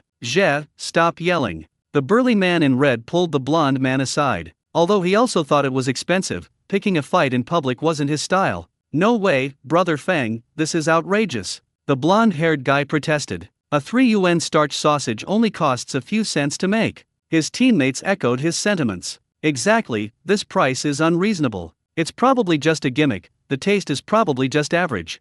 It doesn't look particularly special. Their voices were neither too loud nor too soft, just loud enough for those around them to hear. In the queue, the young couple who had just bought 2 rounds of fried skewers were now back in line. Hearing this, the boy couldn't help but turn around and say, dude, don't be so sure. After you've tried it, you won't think it's expensive. Besides, 3 yuan isn't expensive at all. And with the owner's skill, I'd buy it for 10 yuan. TCH, are you a shill? The blonde-haired guy scoffed. The boy was speechless for a moment, his face turning red with anger. He was about to say something when his girlfriend pulled him back. Don't bother with them. Just then, a middle-aged man at the front of the line received his 3 skewers, paid for them, and eagerly started eating them. He took a bite of the large gluten first. He took just one bite, and then his movement stopped. Then, he suddenly chewed faster, his eyes shining as if he were eating some kind of delicacy. After quickly finishing the gluten, he went to eat rice cakes, his expression one of pure bliss, as if his very soul had been elevated. The young men on the basketball team were stunned. Surely not? Is it an act? The blonde-haired guy muttered under his breath. The burly man in red, whom they called Brother Fang, is named Zhou Kaifeng and is the captain of the Linjiang University basketball team. Looking at the man's expression, he began to have doubts. He comes from a well-off family. What delicious food hasn't he eaten? But he's never seen anyone make such an expression while eating a skewer of fried food. Boss, Zhou Kaifeng stepped forward, deciding to try it himself. Give me a starch sausage. He wanted to see what was so special about this 3 yuan starch sausage. Good. Fang Yuan collects the money and fries the skewers. Soon, a golden brown, crispy starch sausage with a rich meaty aroma was handed to Zhou Kaifeng. Brother Fang, be careful, it might be some kind of high-tech or dangerous job, the blonde-haired guy warned from the side. Zhou Kaifeng ignored him and held the starch sausage in front of his nose to smell it. The pure aroma of meat alone was completely different from the garish and cheap food he had eaten before. He took a bite, his gaze scrutinizing. Click! The crispy outer layer cracked instantly. The next instant, Zhou Kaifeng's pupils contracted sharply. An overwhelmingly powerful aroma of meat, mixed with the fragrance of oil, swept through his entire mouth like a tsunami. The bouncy and firm texture released bursts of juice between his teeth with every chew. This is a starch sausage? This is clearly a top-quality grilled sausage. Zhou Kaifeng's mind went blank. He had been playing basketball for 20 years and considered himself to have a strong will, but at this moment, all his defenses crumbled in front of this little starchy sausage. He forgot his teammates, forgot the price, and forgot his earlier doubts. All he knows is eating. The wind swept away the clouds. Zhou Kaifeng finished off a starch sausage in 3 bites. He even licked the bamboo skewer with lingering satisfaction. Fang, Brother Fang? The blonde-haired guy panicked when he saw his captain looking so lost. Are you all right? Did you eat something bad? Zhou Kaifeng slowly turned his head and looked at Huang Mao. His expression was more serious than ever before. Excuse me, please move aside. The blonde-haired guy who was pushed away looked completely bewildered. Zhou Kaifeng didn't explain. He rushed to the fried food stall, took out his phone from his pocket, and directly pulled up the payment code. Boss, he said in a loud, clear voice, I'll take all the skewers you have here. His shout was even more shocking than the blonde guy's earlier yell of robbery. The people in line were all dumbfounded. The blonde-haired guy and his basketball teammates were all dumbfounded. You want all of them? Has Brother Feng gone mad? Fang Yuan was also taken aback by his actions. I still have dozens of strings here. No problem. I'll cover it all. Zhou Kaifeng waved his hand with an air of domineering confidence. It's my treat today. Brothers, don't be shy, eat as much as you want. All you can eat. He pointed at his teammates, exuding heroic spirit. Then, he looked at the innocent passers-by who were still queuing and waved his hand. And you lot, don't leave either. Today, everything will be on me, young Master Zhou. Ding! Received a sincere compliment from a diner. Task progress, 20/200. Fang Yuan listened to the notification in his mind and looked at the basketball captain in front of him who had suddenly entered young master mode. His lips twitched slightly. What kind of plot development is this? Did the movie The Big Shot wander onto the wrong set? Huang Mao and his gang looked at each other, still reeling from the shock. Zhou Kaifeng urged, what are you waiting for? Quickly thank the boss. Then line up, and each of you can have 3 skewers to try. He has only one thought in mind right now. This stuff is so delicious, the brothers have to try it too. This is no longer about money, it's about a foodie's dignity and the joy of sharing. Huang Mao stared blankly at Zhou Kaifeng, then at the fried skewers, swallowed hard, and asked cautiously, Brother Fang, is it really that delicious? Zhou Kaifeng grabbed his neck and brought his face close to his. How about, you smell my breath? Of course, in the end, I didn't smell it. Boss. Zhou Kaifeng turned to Fang Yuan and said in a loud voice, forget about booking the whole place for now, give my brother one first. Let him taste your cooking. Good. Fang Yuan nodded in agreement, paying no attention to the farce. He's just a heartless frying machine. Collect the money, put it in the pot, deep fry it, drain the oil, and brush on the sauce. The movements were fluid and graceful. A steaming hot, sauce-filled starch sausage was handed to Huang Mao. Li Jie, also known as Huang Mao. He looked at the fried skewer and felt it weighed a ton. Answer or not answer? If you accept the answer, it's like admitting you were an idiot. Not accepting? Feng Ji's eyes were practically stabbed him with malice. Take it. What are you standing there for? Zhou Kaifeng shoved the bamboo skewer into his hand and urged, eat it quickly. Give me a straight answer after you finish. Li Jie wanted to cry but had no tears. He felt like a duck being roasted over a fire. Under the watchful eyes of more than a dozen people, he resignedly brought the starch sausage to his mouth. So be it. He closed his eyes, like a warrior heading to his execution, and took a big, hard bite. Snap!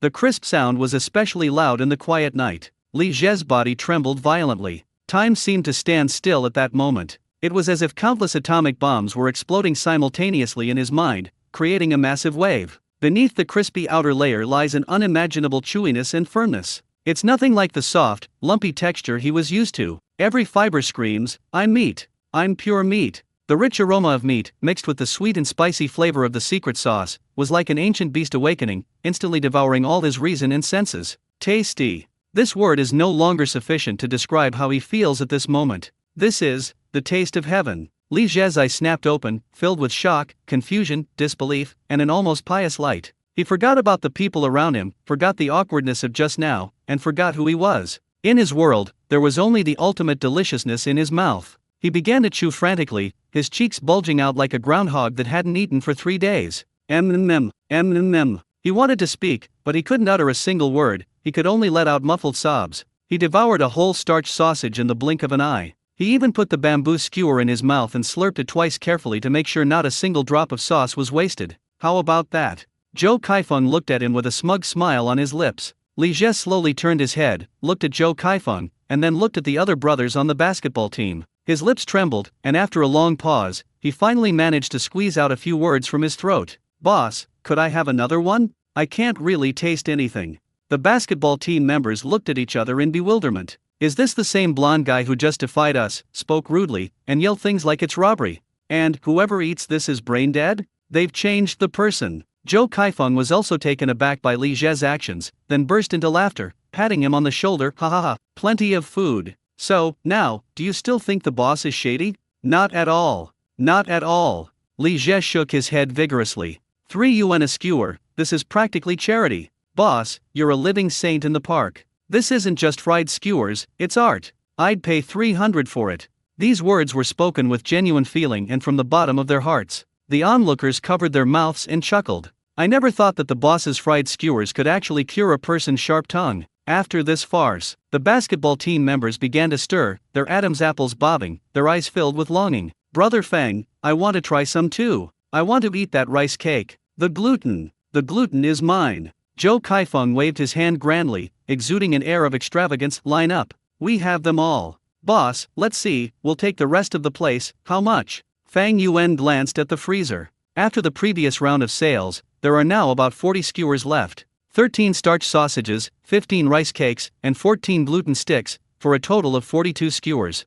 Fang Yuan did the mental calculation. If you buy them individually, it would cost 126 yuan. Okay, 126. Zhou Kaifeng took out his phone to scan the code. Fang Yuan pointed to the corner of the price list that he himself had already disliked. 3 strings for 10 yuan. Zhou Kaifeng was taken aback. "What do you mean?" "It means that if you buy them separately, buying 14 sets of 3-string combinations, that's 14 sets of 10 yuan each, totaling 140 yuan, Fang Yuan explained expressionlessly. Everyone around fell silent. Everyone's brains started working at lightning speed. Buy 42 strings, or 126 single items. Why does it cost 140 yuan when I bought it with the 3 strings for 10 yuan discount? What kind of logical genius is this?" Li Zhe's mind, which had just returned to normal, crashed again. Zhou Kaifeng stared at Fang Yuan's serious face and remained silent for a full 3 seconds. Then he smiled. "Boss, you're a genius." He gave Fang Yuan a thumbs up. "I've never seen business like this before. I'm impressed." Without any hesitation, he scanned the code and entered a number. Ding! 200 yuan has been credited to your account via Sifubeo. Fang Yuan looked up at the notification on his phone. Zhou Kaifeng grinned, revealing a set of white teeth. "Keep the change, use the extra to buy water for the brothers." "Hurry up, boss. Let's get started. Make some for us. Remember, 3 skewers per person, right? Give each of us 3 skewers first." He was completely convinced by the store's rules. What's wrong with a capable person having a quirky temper? Ding! A sincere compliment has been received from a diner. Task progress 21/200. Ding! A sincere compliment has been received from a diner. Task progress 22/200. Ding! A sincere compliment has been received from a diner. Task progress 35/200. In Fang Yuan's mind, notification sounds rang out like a screen being refreshed. Under the cover of night at Xinguang Sports Park, a truly remarkable scene unfolded in front of Fang Yuan's tricycle stall. A group of tall, muscular basketball players, like elementary school students, lined up in a neat row, staring longingly at the oil pan. Everyone held 3 fried skewers in their hands, their mouths greasy, and their faces beaming with happiness and satisfaction. At the very front of the line, Zhou Kaifeng acted like a supervisor, directing the group while chatting with the passers-by he had treated to meals. "How was it, uncle? I didn't lie to you, did I? This rice cake is absolutely amazing. Delicious. So delicious. Young man, you're such a kind person. Hey girl, is that gluten you made authentic? And is the chili sauce strong enough? Perfect. Absolutely perfect. Thank you, handsome." In an instant, praises and words of gratitude rose and fell. Zhou Kaifeng felt like he was floating on air. He felt like the coolest guy in the park tonight. Fang Yuan remained calm throughout. He was like an emotionless AI, mechanically repeating the actions of frying skewers, brushing on sauce, and handing them out. But his mind was being bombarded by the system's notification sounds. Ding! Mission progress 43/200. Ding! Mission progress 44/200. The numbers were jumping upwards at breakneck speed, faster than his heartbeat. Soon, the last skewer in the freezer was fried and handed out. That's it? The last basketball player in line looked at the empty freezer and let out a wail. "That's all," Fang Yuan said succinctly. He turned off the stove and let out a long sigh of relief. Tonight's business ended prematurely in a way he never expected. "Stop howling. 3 of these aren't even enough to fill your teeth." Zhou Kaifeng slapped the teammate on the back of the head, then grinned and approached Fang Yuan. "Boss, thank you for your hard work." He handed over a bottle of unopened mineral water. Fang Yuan took it, unscrewed the cap, and took a sip. "Boss, your skills are absolutely amazing." Zhou Kaifeng exclaimed sincerely, "I've eaten at Michelin-starred restaurants and street food stalls in my entire life, but none of them can compare to your fried skewers.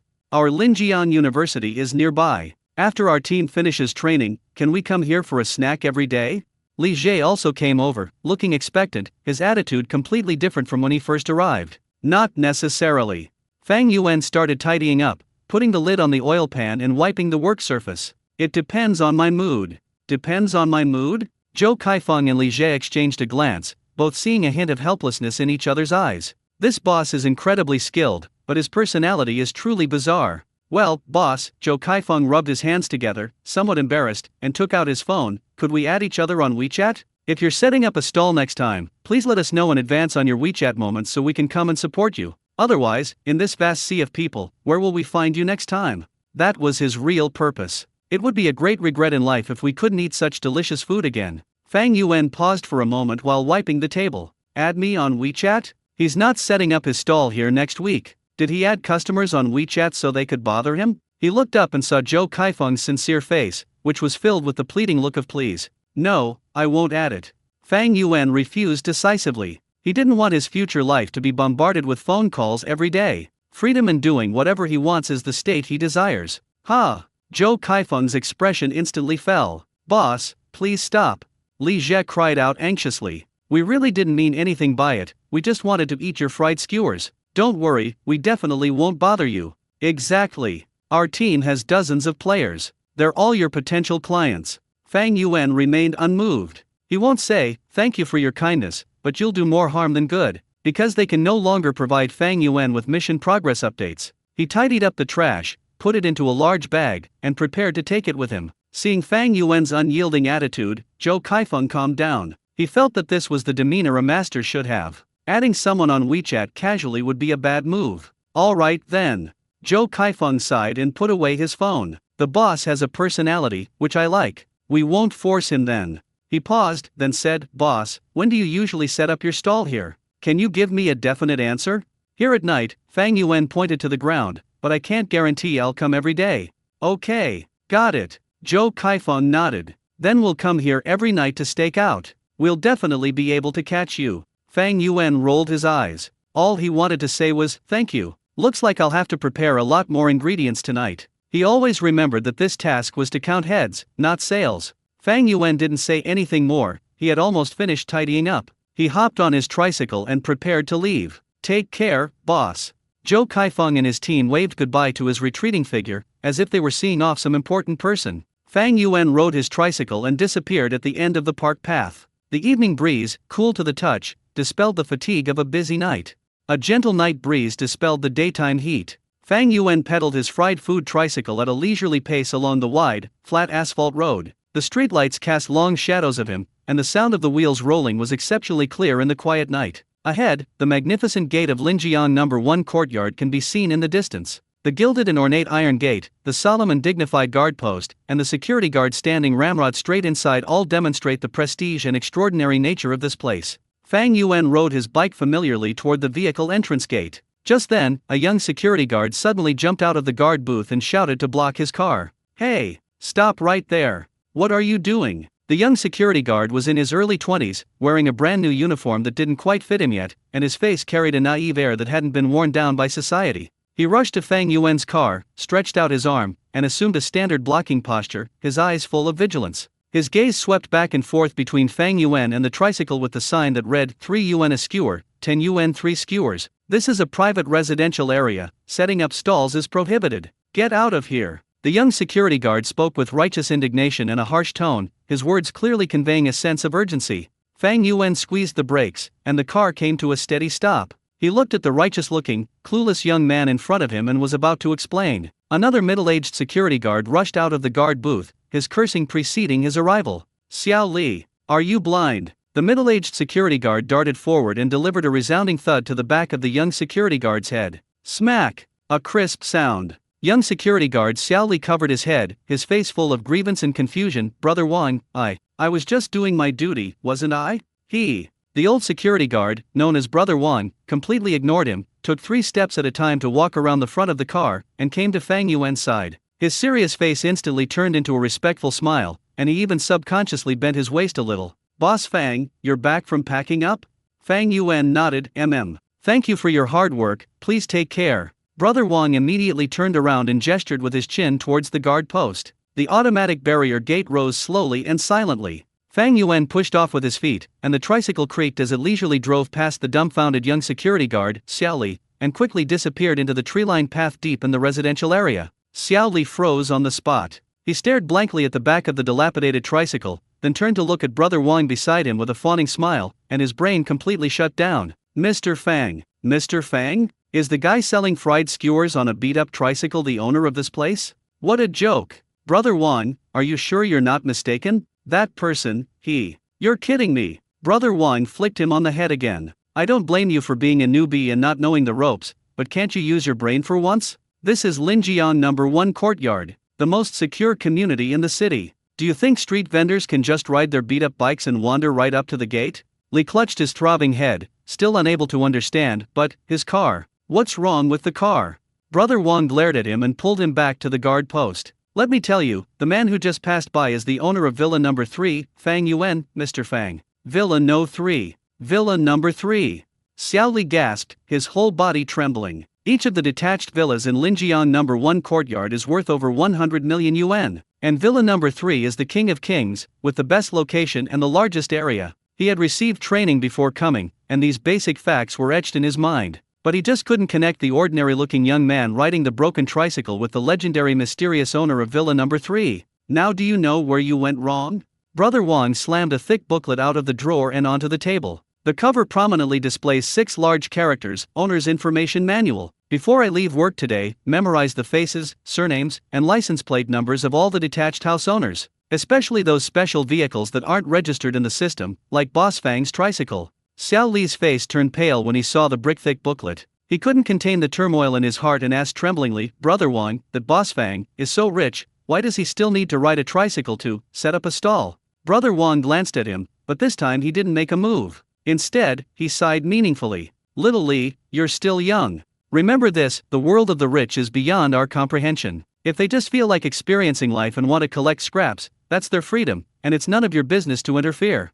What's most important for us security guards? It's having sharp eyes. It's having the residents' faces and identities etched into our DNA. Protecting their safety and privacy is our biggest responsibility. As for whether they drive a Rolls-Royce or ride a tricycle, what's it to you?" Wang Ji's words were like a heavy hammer blow, striking Xiao Li's heart. He gazed in the direction where Fang Yuan had disappeared, his heart filled with only awe and lingering fear. So this is the true level of the super-rich? Returning to simplicity, true seclusion lies in the city. Just now, I actually stopped a tycoon worth billions and even tried to kick him out. Xiao Li's back was instantly soaked with cold sweat. With trembling hands, he picked up the owner's information manual, opened to the first page, and began to memorize each word. Let's turn our attention back to Fang Yuan. Fang Yuan rode his tricycle through the neatly trimmed lawns and gardens, finally stopping in the garage of his villa, which was the size of a small parking lot. The empty garage had only one dilapidated tricycle parked inside. Fang Yuan jumped off the tricycle, picked up the plastic bag containing the money and some other items, and walked into the brightly lit hall.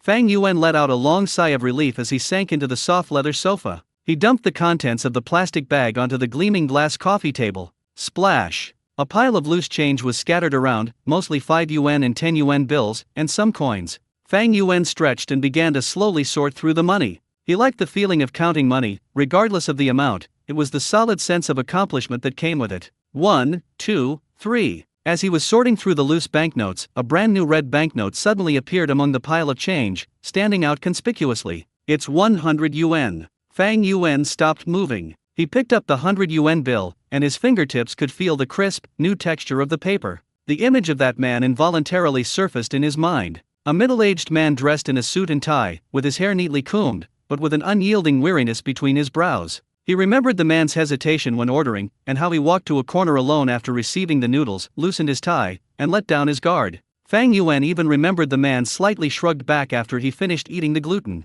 At the time, he thought it was because it was too spicy, or he cried from eating it. Looking back now, at that moment, the man may have been tasting more than just the flavor of a piece of gluten. It was a release after a long period of suppression, a moment of respite in a weary life, a small but real comfort. That's why he finally put down the 100 yuan note and said thank you. That thank you is not just about thanking the food, but also about providing emotional comfort. Fang Yuan held the banknote in his hand and suddenly felt that it was a little hot. He has always been driven by the system. He would do whatever task was assigned to him. He received a reward for completing the task. Setting up a stall to sell things is more like playing a game where you have to complete a level. To him, the diner's praise was nothing more than a series of cold, hard numbers representing the progress of a task. He never really thought about what the food he made meant to those who tasted it. Until this moment, he suddenly understood. Food is more than just something to fill your stomach, it has power. It can be a warm comfort when working late into the night, a sweet treat when feeling down, or a pleasant surprise in ordinary days. It can heal the heart. When this thought surfaced in his mind, Fang Yuan felt a strange change in his mindset. He no longer sees cooking as merely a means to complete a task, but has found a deeper meaning and enjoyment in it. Use your own hands to create things that bring joy and comfort to others. This matter itself is very valuable. Just as his mind was at peace and his culinary philosophy seemed to be elevated, the long-lost system notification suddenly exploded in his mind without warning. Ding! Host's gourmet heart has awakened, and culinary philosophy has been elevated. The host has begun to understand the true meaning of healing, and no longer sees cooking as a mere task, but rather as a way to create and share happiness. Special conditions met, hidden reward triggered. Congratulations, host! You have obtained a brand new recipe: golden crispy fried chicken wings. A series of system notifications stunned Fang Yuan. Can you unlock hidden rewards by changing your mindset? This system is actually quite user-friendly. Immediately afterwards, a virtual light screen panel unfolded in front of him, displaying everything about the new recipe in detail. Recipe name: golden crispy fried chicken wings. Recipe introduction: inherited from the exclusive secret recipe of the god of gastronomy, this chicken wing is marinated for 8 hours using more than 20 kinds of spices, combined with a specially formulated golden crispy skin powder. The resulting frying process produces chicken wings with a golden and crispy skin and tender, juicy meat, bringing ultimate satisfaction and happiness with every bite. Core recipe: secret marinade, unlocked. Golden crispy coating powder, unlocked. Cooking techniques: master-level fried chicken techniques, already instructed. Just reading the description made Fang Yuan's mouth water. Golden crispy crust, tender and juicy. Who could withstand this? He sat up, a smile on his face. Great, tomorrow's night market will have something new to offer. He looked at the 100 yuan bill on the coffee table, carefully smoothed it out, and then put it into the inner pocket of his wallet. This is not just a tip of 97 yuan, but also a form of recognition. Fang Yuan stood up, picked up his phone, and dialed the number of the housekeeper, Chen Hai. Fang Yuan stood up, picked up his phone, and dialed the number of the housekeeper, Chen Hai. Uncle Chen, please help me purchase a batch of the freshest chicken wings, the best ones. Without the slightest hesitation, Chen Hai on the other end of the phone replied, Okay, Mr. Fang, how much do you need? Fang Yuan thought about the secret marinating method lasting 8 hours in the system introduction, estimated the amount for tomorrow, and said, let's start with 20 kilograms. Okay, 20 kilograms of top-grade chicken wings. Chen Hai's notes showed no emotional fluctuation. Also, please prepare some flour and spices for me. I'll send you the list later. Fang Yuan was about to hang up when he suddenly remembered something. I almost forgot. Today we almost sold out of our gluten, starch sausage and rice cake inventory. We won't be able to restock tomorrow. He quickly added, wait a minute, Uncle Chen, I'll give you the purchase list now, please write it down. Mr. Fang, please speak. High gluten flour, 50 kilograms. Sweet potato starch, 20 kilograms. 20 kilograms of round glutinous rice. 100 catties of pork hind leg meat, the usual, skinless and boneless, pure lean meat. 2 large barrels of rapeseed oil. Cumin powder, chili powder, Sichuan peppercorn powder. In addition to the spices I bought last time, see if there are any other types, such as 13 spice powder, 5 spice powder, white pepper powder. Give me the largest package of all of them. Fang Yuan finished his report in one breath, feeling like a logistics officer preparing for war. Chen Hai, on the other end of the phone, fell silent. If the last purchase list made him suspect that Mr. Fang was planning to open a small workshop at home, this list directly confirms that Mr. Fang is planning to open a food processing plant. Moreover, this involves multiple product lines operating simultaneously. This purchase volume goes beyond the scope of a family gathering. Is this some kind of business to contract out a late-night food stall at a university cafeteria? Chen Hai's professionalism allowed him to suppress the many questions in his mind, and his voice remained steady. Yes, Mr. Fang, all items will be delivered to your door within 1 hour.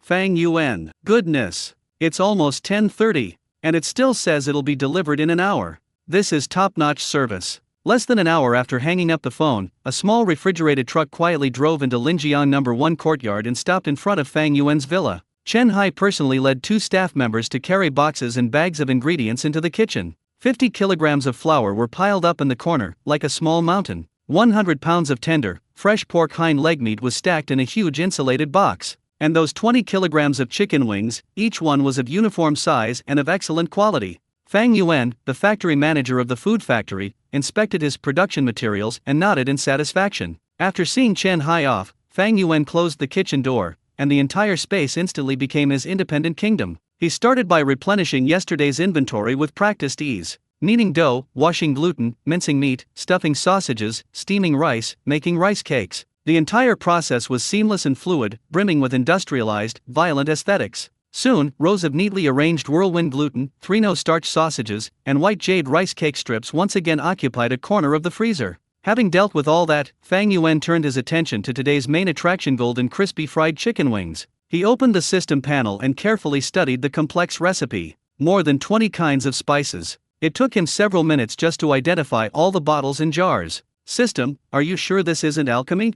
Fang Yuan couldn't help but complain. Following the techniques instilled in him by the system, he mixed various spice powders in specific proportions with an almost obsessive precision. As he moved, an indescribable, complex aroma filled the kitchen, both domineering and alluring. Next, we'll process the chicken wings. He thought for a moment, then took out 10 jin, 5 catties, of chicken wings, which was about 100 pieces. This was an estimate he made based on the number of diners over the past 2 days. Wash and drain the chicken wings, then make 2 shallow cuts on each wing to help them absorb the flavor. After doing all this, Fang Yuan poured the chicken wings and the prepared secret marinade into a huge metal basin, wrapped it tightly with layers of plastic wrap, and sealed it. It will marinate for 12 hours, and it will be ready by noon tomorrow. While waiting for the marinating process to complete, he began preparing another key ingredient: the golden crispy coating powder. This is yet another complex recipe, a mixture of several different types of starch and flour in an unbelievable ratio, with the addition of some extremely fine spice powder. By the time everything was finished, it was already past 1 a.m.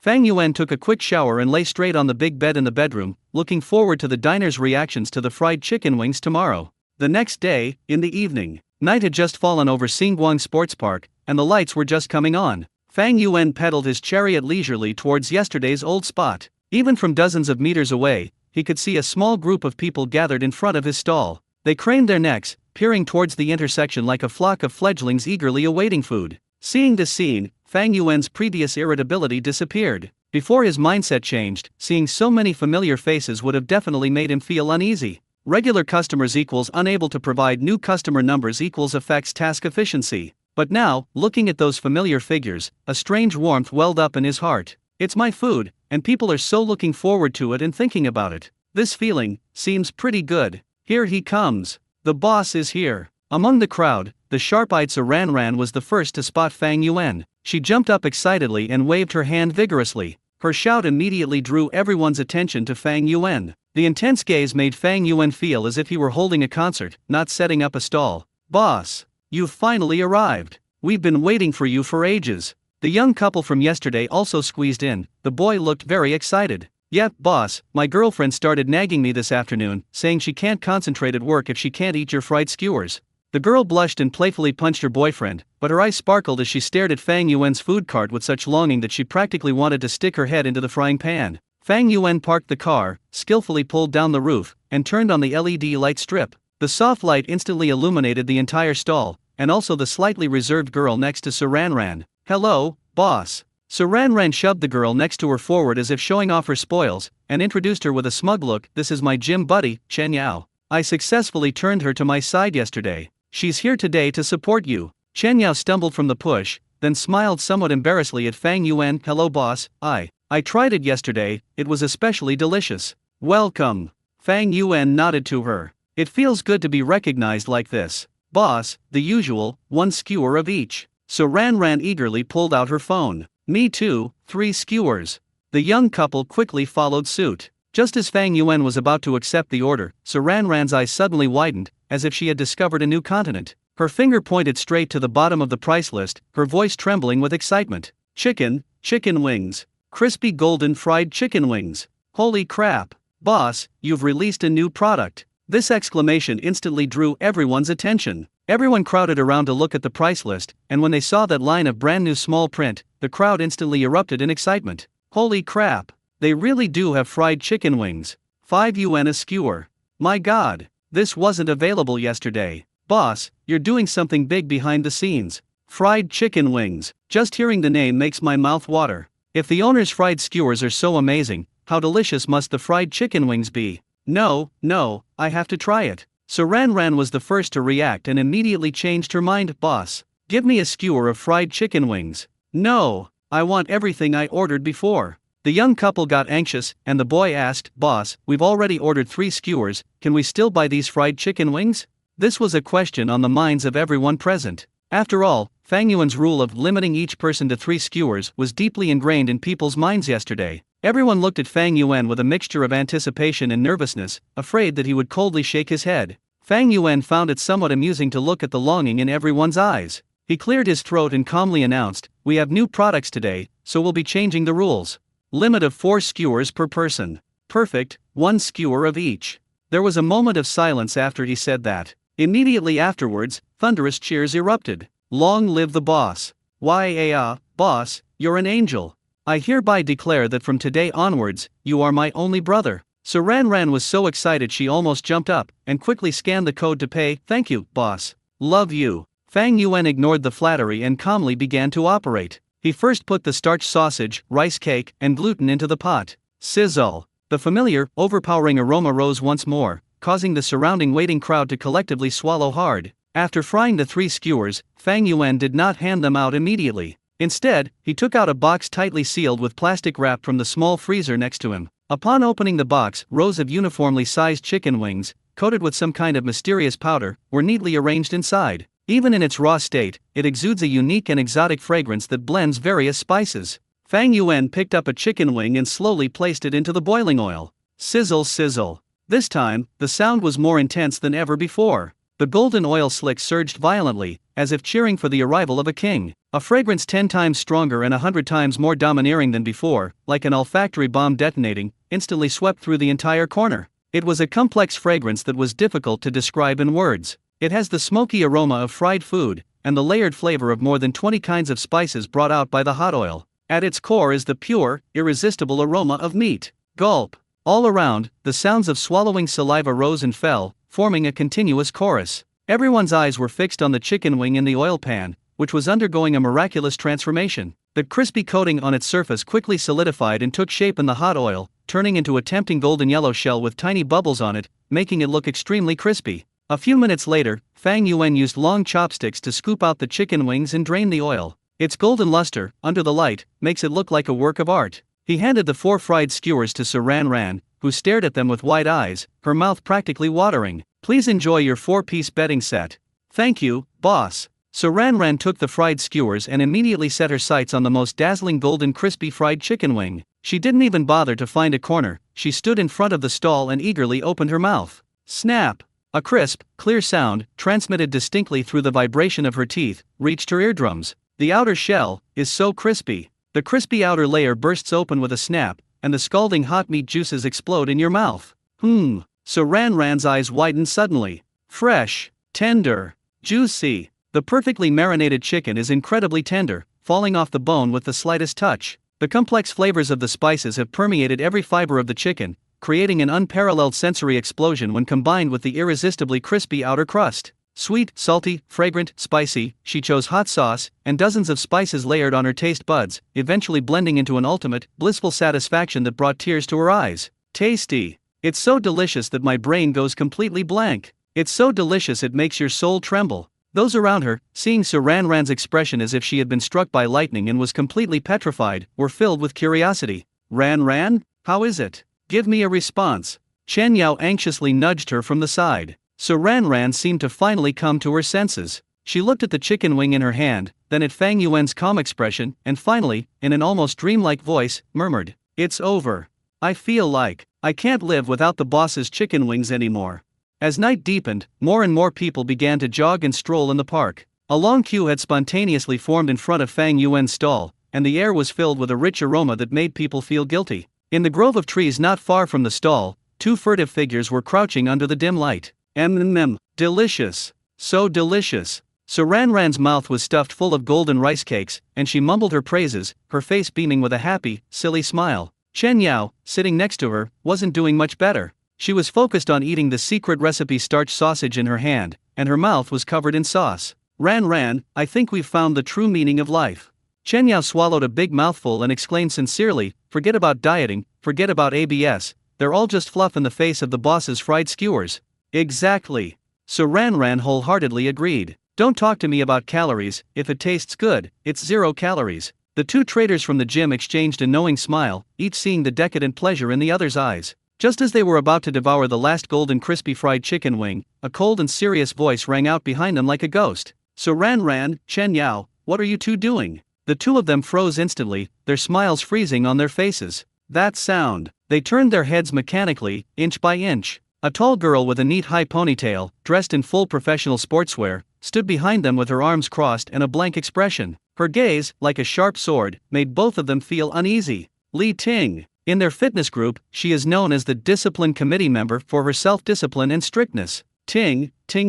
So Ran forced a smile that looked more like a grimace, and subconsciously hid the fried skewers behind her back. What a coincidence, you're here for a night run too. Li Ting did not answer her gaze slowly moving down to the evidence they had hidden behind their backs. The rich aroma, a blend of oils and spices, was so distinct in the night breeze. I was looking for you just now and smelled something. I thought it was just my imagination, Li Ting said, her voice filled with disappointment and heartache. Is this how you two treat your bodies? So Ran and Chen Yao's heads drooped instantly, like two primary school students caught doing something wrong. Have you forgotten the goals we set together back then? Have you forgotten what Coach John said? Watch your mouth and exercise. You paid so much money for personal trainers and sweated so much, just to hide in a corner at night and eat this kind of high-fat, high-sugar junk food? Do you think you've lived up to your own efforts? Do you think you've lived up to those expensive tuition fees? Every word Li Ting said struck their hearts like a heavy hammer. They were so embarrassed that they blushed and felt ashamed. Chen Yao even started to regret it, and the meat in her mouth no longer tasted good. However, so Ran's thought process is clearly different from that of a normal person. After the shame of being reprimanded reached its peak, a strange thought suddenly welled up in her mind. It's not scarcity that's worrisome, but inequality. Why should only the two of us bear this guilt and condemnation? If we're going to fall into depravity, let's all fall into depravity together. A bold plan instantly took shape in her mind. She suddenly raised her head, her eyes becoming unusually firm, and then winked at Chen Yao beside her. Chen Yao was taken aback at first, but when she understood the meaning in Ran's eyes, she instantly realized it. The next second, the two traders suddenly sprang into action. Ah, what are you doing? Before Li Ting could react, Ran and Chen Yao grabbed her arms from either side. Let me go. Where are you taking me? Li Ting exclaimed, trying to struggle. Ting, stop talking. Ran said righteously, we're doing this for your own good. Yes. It's better to share happiness than to enjoy it alone, and it's better to be fat together than to be fat alone. Chen Yao nodded vigorously in agreement. Without saying a word, the two of them, supporting a bewildered Li Ting, strode confidently toward Fang Yuan's fried food stall. Boss! Another whirlwind gluten. So Ran Ran's voice arrived before she did. Fang Yuan looked up and saw a scene that could be described as a kidnapping. One girl was struggling in the middle, while the other two had expressions of heroic sacrifice. He watched the farce unfold expressionlessly, silently taking a piece of gluten from the shelf. I don't want to. I'd rather die than eat it. Li Ting, who was forcibly pressed in front of the stall, was still putting up a last-ditch resistance. She looked at the gluten bubbling in the oil, smelled the dizzying aroma, and her face was filled with resistance and disdain. I'm different from you. I have my own principles and bottom line. Is that so? So Ran, the devil Ran, revealed an evil smile. Soon, a whirlwind-style gluten roll, brushed with a secret spicy sauce and sprinkled with cumin and sesame seeds, was freshly made. The golden, crispy spiral pattern and the irresistible aroma are simply the devil's temptation. Ting Ting, come here, open your mouth. So Ran held the gluten to Li Ting's mouth. Take it away. I said I won't. Before Li Ting could finish speaking, so Ran, quick as a flash, shoved the tip of the gluten into her mouth, smearing sauce all over her lips. In that instant, Li Ting's body froze. An overbearing, irresistible aroma of freshness surged wildly into her senses, following her lips and tongue. At this moment, a crack appeared in her will. Ting Ting, just one bite, just try it. If it's not good, we'll never eat it again. Chen Yao coaxed gently from the side. Yes, let's just consider it as helping us taste whether this stuff is poisonous or not.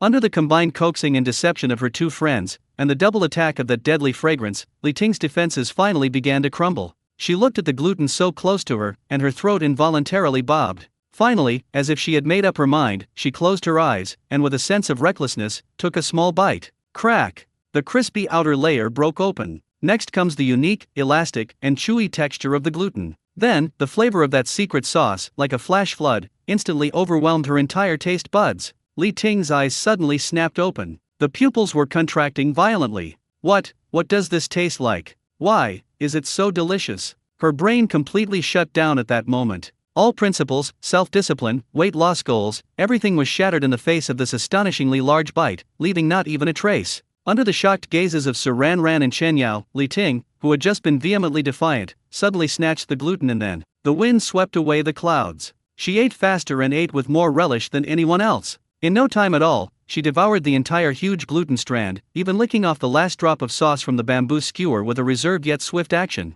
After finishing her meal, she smacked her lips with lingering satisfaction, and the room fell into a deathly silence. Sir Ran and Chen Yao exchanged a glance, both seeing the sly smile of someone who had planned everything. Just when they thought Li Ting would say something, she silently took out her phone from her sports waist bag without saying a word. She looked up at the price list and, feigning composure, said to Fang Yuan, "Boss, the remaining 3 items are golden rice cake, starch sausage, and that, fried chicken wings. One of each, please." By the end, his voice was as soft as a mosquito's buzz. At the same time, a system notification sounded in Fang Yuan's mind. Ding! We've received heartfelt praise from a new customer. Task progress 89/200. Li Ting realized something was wrong as soon as she placed her order. Sure enough, Sir Ran and Chen Yao, who were beside her, couldn't hold back their shock after a brief moment. Puff.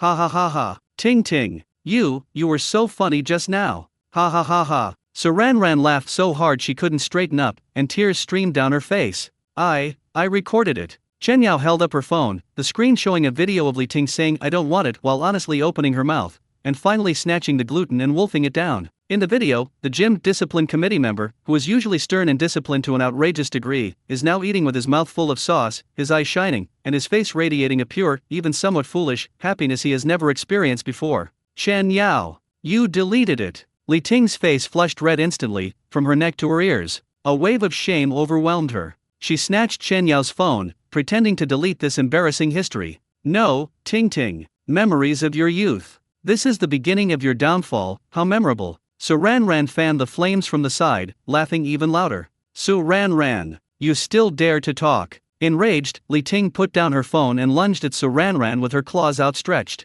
I'll teach you to laugh.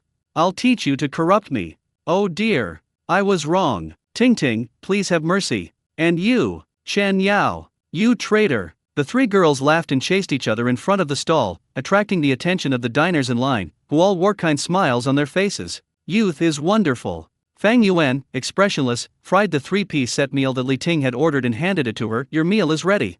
The three people who were playing around stopped instantly. Li Ting looked at the golden, fragrant fried chicken wing, and her stomach rumbled loudly. She didn't bother to pursue her two friends anymore. She took the food, glared at them fiercely, and then turned and left. Hey, Ting Ting, where are you going? Find a secluded spot and destroy the evidence. Li Ting said without turning his head, but his feet walked honestly toward the grove of trees they had just left. So Ran Ran and Chen Yao exchanged a glance, both seeing the sly smile of someone who had succeeded in their scheme in each other's eyes, and immediately followed after them. In the grove. Just moments ago, Li Ting had vowed to destroy the evidence, but now she was holding that golden crispy fried chicken wing, taking small bites, her face filled with undisguised delight. Crack! The crisp sound was especially clear in the quiet night. Ting Ting, is it delicious? So Ran Ran leaned closer, asking knowingly. It's alright, Li Ting said stubbornly, but her chewing speed didn't slow down at all. Is it really just okay? Chen Yao leaned over as well. Then give me the rest, I won't mind.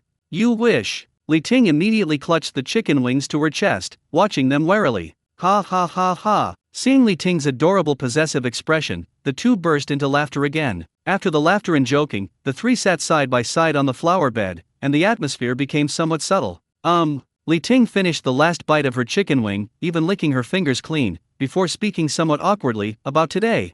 Don't worry. Saran, understanding and considerate, immediately patted her chest and assured them, heaven knows, earth knows, you know, and I know. We absolutely won't tell a fourth person. Yes, Chen Yao nodded vigorously. Especially Coach Zhang. We didn't see anything, and we didn't eat anything. Looking at her two best friends with expressions that said we're in cahoots, Li Ting's sense of shame gradually faded, replaced by a feeling of belonging to a group. She sighed and smiled helplessly. I feel like all my persistence over the years has been wasted tonight. How can you call it a waste of time? So Ran Ran retorted righteously, this is called living in the moment. Life is short, so you have to be sexy. Indulging yourself occasionally will give you more motivation to lose weight. Yes, yes, yes. Chen Yao echoed enthusiastically, let's train for an extra hour tomorrow and burn off all the calories from tonight. That's practically the same as not eating at all. Listening to the two devils' twisted logic, Li Ting actually felt that there seemed to be some truth to it. Fine. She finally gave up completely. So, from today onwards, the Midnight Sneaking Trio is officially formed. So Ran Ran extended her hand, gesturing to the two of them. Chen Yao and Li Ting immediately reached out their hands, and the three hands, covered in oil and sauce, were tightly stacked together. Established. Fang Yuan sighed. Just as the three girls formed a guilty alliance, a familiar, loud shout came from afar. Boss! I'm here. I've missed you so much. Fang Yuan was focused on brushing sauce onto a customer's rice cakes and didn't even look up when he heard the sound. Without even looking, I knew it was Mr. Zhou who booked the whole place last night. Zhou Kaifeng led a group of basketball players, a large group of people, and rushed to the stall like a gust of wind. They had all just finished training, their jerseys still soaked, and they reeked of hormones and sweat. Boss, business is good today. Zhou Kaifeng grinned with pride as he saw the long queue in front of his stall. As expected of the stall that I, Zhou Kaifeng, valued. Those queuing up here are all discerning people. Li Jie, the blonde-haired man next to him, also looked expectant and obsequious. Yes, yes, the boss's skills deserve this many people lining up. I've completely forgotten how I was being so sarcastic the day before yesterday. Not treating today. Fang Yuan raised his eyelids, a half smile on his face. Cough cough. Zhou Kaifa choked for a moment, then waved his hand and said generously, I'll cover my brother's share. As for the others, we have to leave some room for the boss to make money, right? As he spoke, he skillfully prepared to join the end of the queue. However, at that moment, his nose twitched twice. His eyes widened instantly. Something's not right. The scent today seems a little different from yesterday. Besides that familiar aroma of fried skewers, there was also a more domineering, more aggressive, and more enticing meaty aroma wafting in the air. His gaze was instantly fixed on something in the hand of the girl at the very front of the line. It was a golden yellow fried chicken wing skewered on a bamboo stick, with tiny bubbles on its surface. Holy crap!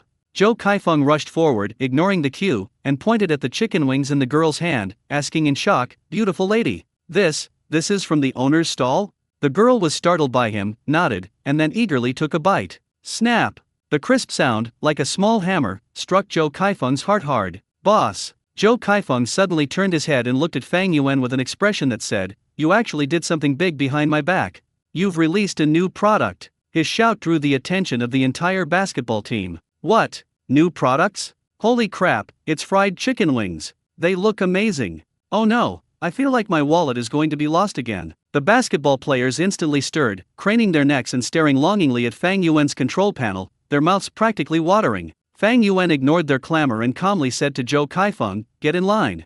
Okay. Zhou Kaifeng chuckled and immediately led his team to the end of the line. However, the line today seems to be more than twice as long as yesterday's. Moreover, almost every customer in line would add without hesitation when ordering another fried chicken wing, please. Zhou Kaifeng stood at the end of the line, watching the people in front of him leave satisfied with their 4-piece set, and felt anxious, as if a cat was scratching at his heart. He watched as Fang Yuan took out chicken wings from that mysterious little freezer again and again. 10, 5 left, 3 left. Zhou Kaifeng's heart was in his throat. Hurry up, hurry up. Finally, only one person remained in front of them in line. He was a refined-looking young man wearing glasses. Zhou Kaifeng prayed frantically in his heart, "Don't order chicken wings. Don't order chicken wings. Leave me one." The young man pushed up his glasses and said to the owner, "Boss, one of each, 4 skewers in total." Fang Yuan nodded and took the last chicken wing out of the freezer. The last one. Zhou Kaifeng's pupils suddenly contracted. He watched helplessly as the last chicken wing was plunged into the oil, sizzling as it made its final, poignant sound. I watched helplessly as it was fried to a golden brown, releasing a deadly aroma. I watched helplessly as it was fished out and handed to the bespectacled young man. Then, he heard Fang Yuan speak to the people queuing behind him in that calm, unwavering voice, which sounded like the pronouncement of death. "Sorry, we're out of chicken wings. Sold out." The smile on Zhou Kaifeng's face froze instantly. The basketball players behind him were also petrified, their mouths agape, their expressions shifting from extreme anticipation to utter despair. The whole world seemed to have been muted at that moment. The only sound in the air was the crisp snap of the bespectacled young man biting into a chicken wing, and the sigh of utter satisfaction that he let out. Ugh! The sound was like a poison blade, piercing the heart of everyone present who hadn't gotten a chicken wing. "No way, boss." After a brief silence, Zhou Kaifeng was the first to break down. He, a burly man over 1.9 meters tall, looked as aggrieved as a 200-pound child. "How come it's gone? I specially ended training early to bring my brothers to support you. Is this how you treat me?" "Yeah, boss. We've already taken our pants off, Tui. We've been drooling, and this is what you show us." Huang Mao Li also wailed. Other customers in line behind, who also failed to buy chicken wings, echoed this sentiment. "Boss, that's not fair of you. Why don't you prepare more for new products? I've been queuing for almost half an hour. I just want to try what those chicken wings taste like. Why yeah, I knew it would taste delicious just from the smell. Now that I can't eat it, I feel like my life is all bleak." Faced with the angry customers, Fang Yuan still looked helpless. Who said he didn't prepare much? He prepared a full 100. Why don't you reflect on why you eat so many snacks in the middle of the night? Fang Yuan did not explain. He simply used long chopsticks to flip the last few starch sausages and rice cakes in the oil. Then, he slowly raised his head and dropped an even bigger bombshell. "Starch sausage, only 3 left. There are only 2 rice cakes left.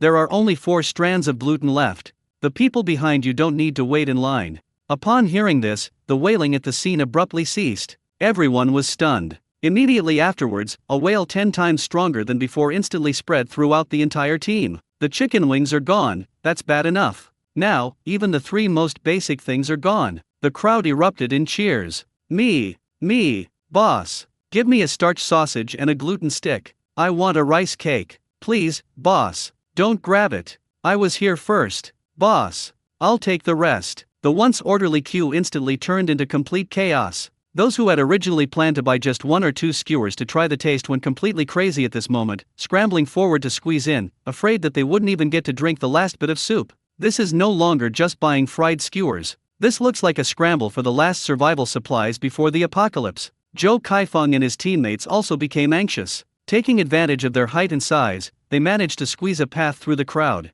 "Boss, leave some for us. Leave some for us."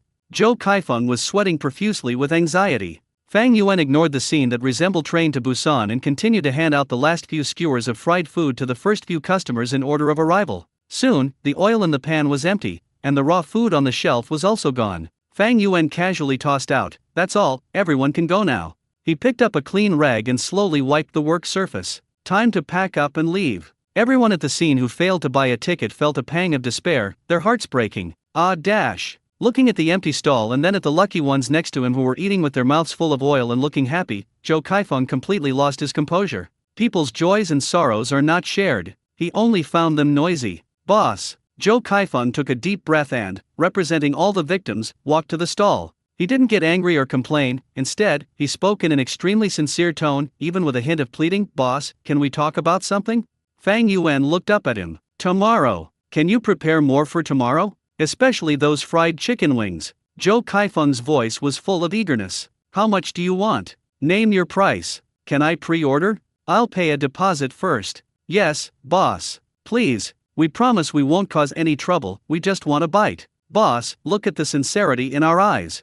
A group of tall, muscular sports students were gathered around the tricycle, staring longingly at Fang Yuan, like a pack of large dogs waiting to be fed. Looking at this scene, Fang Yuan couldn't help but smile bitterly. He definitely underestimated the destructive power of the new product. They also underestimated the enthusiasm of these foodies. He had prepared 100 chicken wings, plus nearly double the amount of stock he had prepared yesterday, which he thought would be more than enough. Who knew, it didn't even last an hour. Looking at Joe Kaifeng's face, which was filled with longing, Fang Yuan pondered. I'll prepare a little more tomorrow. Upon receiving this promise, Joe Kaifeng's eyes lit up instantly. Really? Boss, you can't be lying to us. Fang Yuan thought for a moment. He brought 100 chicken wings today and planned to prepare 150 tomorrow. He couldn't handle any more than that. Joe Kaifeng had a sudden inspiration. Boss, broaden your horizons. With your skills, how about opening a restaurant? We can take over our basketball team, no, the entire Linjiang University. Yes, boss, you should open a shop. We'll eat there every day. Why open a shop? Let's open a food processing plant. And call it Master Fang. Everyone chimed in, and the atmosphere became lively once again. Fang Yuan was getting a headache from their noise. He stopped talking, silently began packing his things, turned off the LED lights, and retracted the canopy, preparing to leave. Hey boss, don't go. Let's chat for another 5 yuan. Boss, what time are you coming tomorrow? We'll come early to reserve seats. Boss, could you add me on WeChat? It'll make it easier for us to stay in touch. Joe Kaifeng, unwilling to give up, chased after the car, shouting. Without looking back, Fang Yuan straddled the tricycle and, under the watchful eyes of the eager crowd, pedaled slowly into the night. Ding! Current mission progress 137/200. It was evening on the 4th day of Fang Yuan's stall business. Fang Yuan leisurely pedaled his little tricycle towards Sengguang Sports Park. He was full of confidence today. The freezer was not only filled with twice as many starch sausages, rice cakes, and gluten as yesterday, but more importantly, the freezer box, which was specially used to store chicken wings, contained 150 marinated, crispy golden fried chicken wings. A full 150. He refused to believe that he couldn't feed these hungry wolves today. However, when he turned the corner at that familiar intersection, the sight before him still made his eyelids twitch violently. Goodness! A sea of black heads. At a glance, there were at least 50 or 60 people who had completely surrounded his stall from yesterday. At the very front of the crowd, the Linjiang University basketball team, led by Joe Kaifeng, stood like a row of iron towers, each craning their necks and looking unexpectedly. Their expressions resembled a pack of huskies waiting to be fed, practically panting with their tongues out. Around them were many faces, some they had seen yesterday and some they hadn't, gathered in 2s and 3s, chatting and glancing at the intersection from time to time.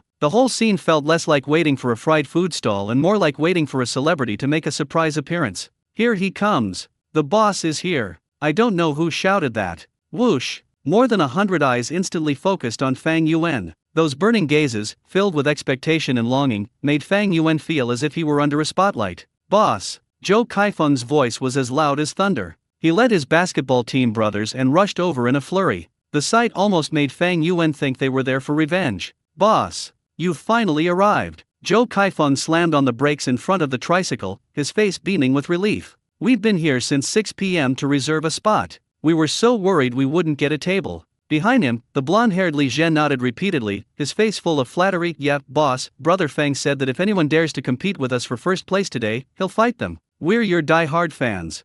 Fang Yuan was speechless at the sight. He parked his car, expressionless, and began to set up his stall, pulling down the canopy and turning on the LED lights. The movements were fluid and natural, completely unaffected by the enthusiastic atmosphere around them. Joe Kaifeng didn't care about his indifference, all his attention was now focused on the brand new, larger freezer than yesterday's. His nose twitched violently, and his eyes gleamed green. Boss. His voice trembled slightly. Did you bring that today? Which one? Fang Yuan raised his eyelids, feigning ignorance. That's it. That golden yellow one bite and it'll make you fly to heaven. Joe Kaifeng was so anxious he was scratching his head and couldn't even speak properly. Golden crispy fried chicken wings? Yes, that's it. Those golden crispy fried chicken wings. Fang Yuan found it somewhat amusing. Look how much the child was craving it, he could barely speak properly. Upon receiving a positive response, Zhou Kaifeng seemed to be injected with adrenaline and jumped up on the spot. Hey guys! Today, Brother Fang is treating you to chicken wings. The basketball players behind him erupted in a deafening roar of cheers, startling the elderly people strolling in the park. Boss, how much did you prepare today? Is it enough? Zhou Kaifeng leaned closer and asked nervously. Fang Yuan held up one finger. 10. Zhou Kaifeng's face fell. Fang Yuan shook his head. 100? Zhou Kaifeng's eyes lit up. Fang Yuan shook his head again, then held up 5 fingers. It's 150. Fang Yuan explained. 150, 150. Zhou Kaifeng's voice cracked as he stared at Fang Yuan in shock, as if he were looking at a god. Holy crap! 150 of them. Boss is awesome. I can finally eat it today. Wah-ah-ah. The crowd erupted in cheers once again. Zhou Kaifeng rubbed his hands excitedly, then waved his hand, about to give the order. Boss, give us 20 skewers of chicken wings first. The rest can line up. No. Fang Yuan refused without hesitation. Ha! Zhou Kaifeng was stunned. Fang Yuan pointed to the small print on the price list, his voice not loud, but clearly reaching everyone's ears. Same as always, each person is limited to 4 skewers, one of each kind. Just kidding, judging by this kid's betting style, I suspect his basketball team could buy them all. Zhou Kaifeng was taken aback for a moment, then burst into laughter, giving Fang Yuan a thumbs up. Great! Boss, you've got principles. Zhou Kaifeng, like guys like you. Brothers, line up one by one. At his command, the basketball team members quickly moved into the crowd and formed a long line. While they were talking to Fang Yuan, the others had already cleverly joined the queue. So, Zhou Kaifeng and his group ended up at the back of the line once again. Boss, 4-piece set. The first delivery man in line excitedly scanned the code to pay. Good. Fang Yuan began his performance. Put it in the pan, deep fry it, drain the oil, and brush it with sauce. Sizzle. The familiar, domineering fragrance rises once again, but today, this fragrance is mixed with an even more tyrannical, kingly aura. When the first golden crispy fried chicken wing was put into the oil, the complex aroma of meat, 10 times stronger than before, was like detonating an atomic bomb, instantly enveloping the entire area. Gulp. The people in line collectively swallowed hard. Everyone's eyes were fixed on the artwork tumbling in the oil pan. Soon, the first 4-piece set was freshly made. The young man took the food and, without even saying thank you, eagerly took a big bite of the golden chicken wing. Snap! The crisp sound was like a battle horn. Ugh! The young man's eyes widened instantly, and he froze on the spot, his face filled with confusion and extreme happiness, as if asking, who am I? Where am I? Ding! We've received heartfelt praise from a new customer. Task progress 138/200. A notification sounded in Fang Yuan's mind, but his hands didn't stop moving at all. The second one, the third one. The team moved forward slowly but steadily. Almost every customer who receives the 4-piece set has the same reaction. First, they are amazed by the aroma and appearance of the chicken wings, and then after one bite, they feel as if their soul has left their body and they have ascended to heaven on the spot. Ding! Mission progress 139/200. Ding! Mission progress 140/200. Ding! Mission progress 155/200. The system notification sounds rang out incessantly, like a screen being flooded with notifications. Zhou Kaifeng and his teammates, who were at the end of the line, watched as the people in front of them wore expressions of euphoria, and felt as if countless ants were crawling inside them. Brother Fang, it smells so good, I can't take it anymore. Li Jie clutched his stomach, looking pained. Hold on, we're a team, don't you have any self-control? We're almost there. Zhou Kaifeng scolded, but his Adam's apple was bobbing wildly. He watched helplessly as the food container filled with chicken wings emptied at a visible speed. 150, that doesn't seem like a lot, does it? He started to panic. Finally, after a wait that felt like a century, it was their turn. Boss. Zhou Kaifeng's voice was trembling with tears, it's finally my turn. The 4-piece set. Me too. Boss. I want one too. The basketball team members excitedly stepped forward one by one to scan the QR code. Fang Yuan looked at the group of tall, strong sports students who had finally gotten the fried skewers they had been longing for, and the silly smiles on their faces, and he couldn't help but find it a little funny. Zhou Kaifeng held his 4-piece betting set with utmost care, as if it were some priceless treasure. He didn't start eating right away, but instead took a deep breath of the aroma of the chicken wings, a look of utter delight on his face. Then, he solemnly took a bite. Snap! Zhou Kaifeng's body jolted violently. The next second, he turned his head and looked at Fang Yuan with a sickeningly sweet look, mumbling, "Boss, I declare, I'm yours for life." As night deepened, the crowds at Starlight Sports Park reached their peak. The queue in front of Fang Yuan's stall showed no signs of shortening, and the air was filled with that sinful aroma that could make one's rationality collapse. Deep in the grove of trees a few dozen meters away from the stall, in that familiar, dimly lit corner, the midnight sneaky trio have reunited. Although the three of them didn't arrive immediately, they still managed to get the four-piece set. Delicious. So delicious. So Ranran's mouth was stuffed full of golden and crispy fried chicken wings, her eyes narrowed into slits with happiness. I feel like all the good deeds I did in my past life were used up for this bite today. Chen Yao, sitting next to her, wasn't exactly known for her elegant eating manners. She was focused on devouring her whirlwind gluten balls, her lips smeared with sauce, and she nodded in agreement. Exactly. Body fat percentage, calories, they're all meaningless compared to the boss's fried chicken wings. Among them, Li Ting, the discipline committee member who had once vowed to resist to the death, had now completely let loose. She nibbled on the golden rice cake strips, eating with exceptional seriousness, as if savoring some ultimate delicacy. "Ting Ting, do you think we've found a shortcut in life?" So Ran asked with a mischievous smile as she finished a chicken wing, licked her fingers with lingering satisfaction. Li Ting swallowed the rice cake in her mouth, raised her head, and smiled with a hint of helplessness and enjoyment. "What shortcut? This is called the abyss of depravity. But the bottom of this abyss is quite fragrant."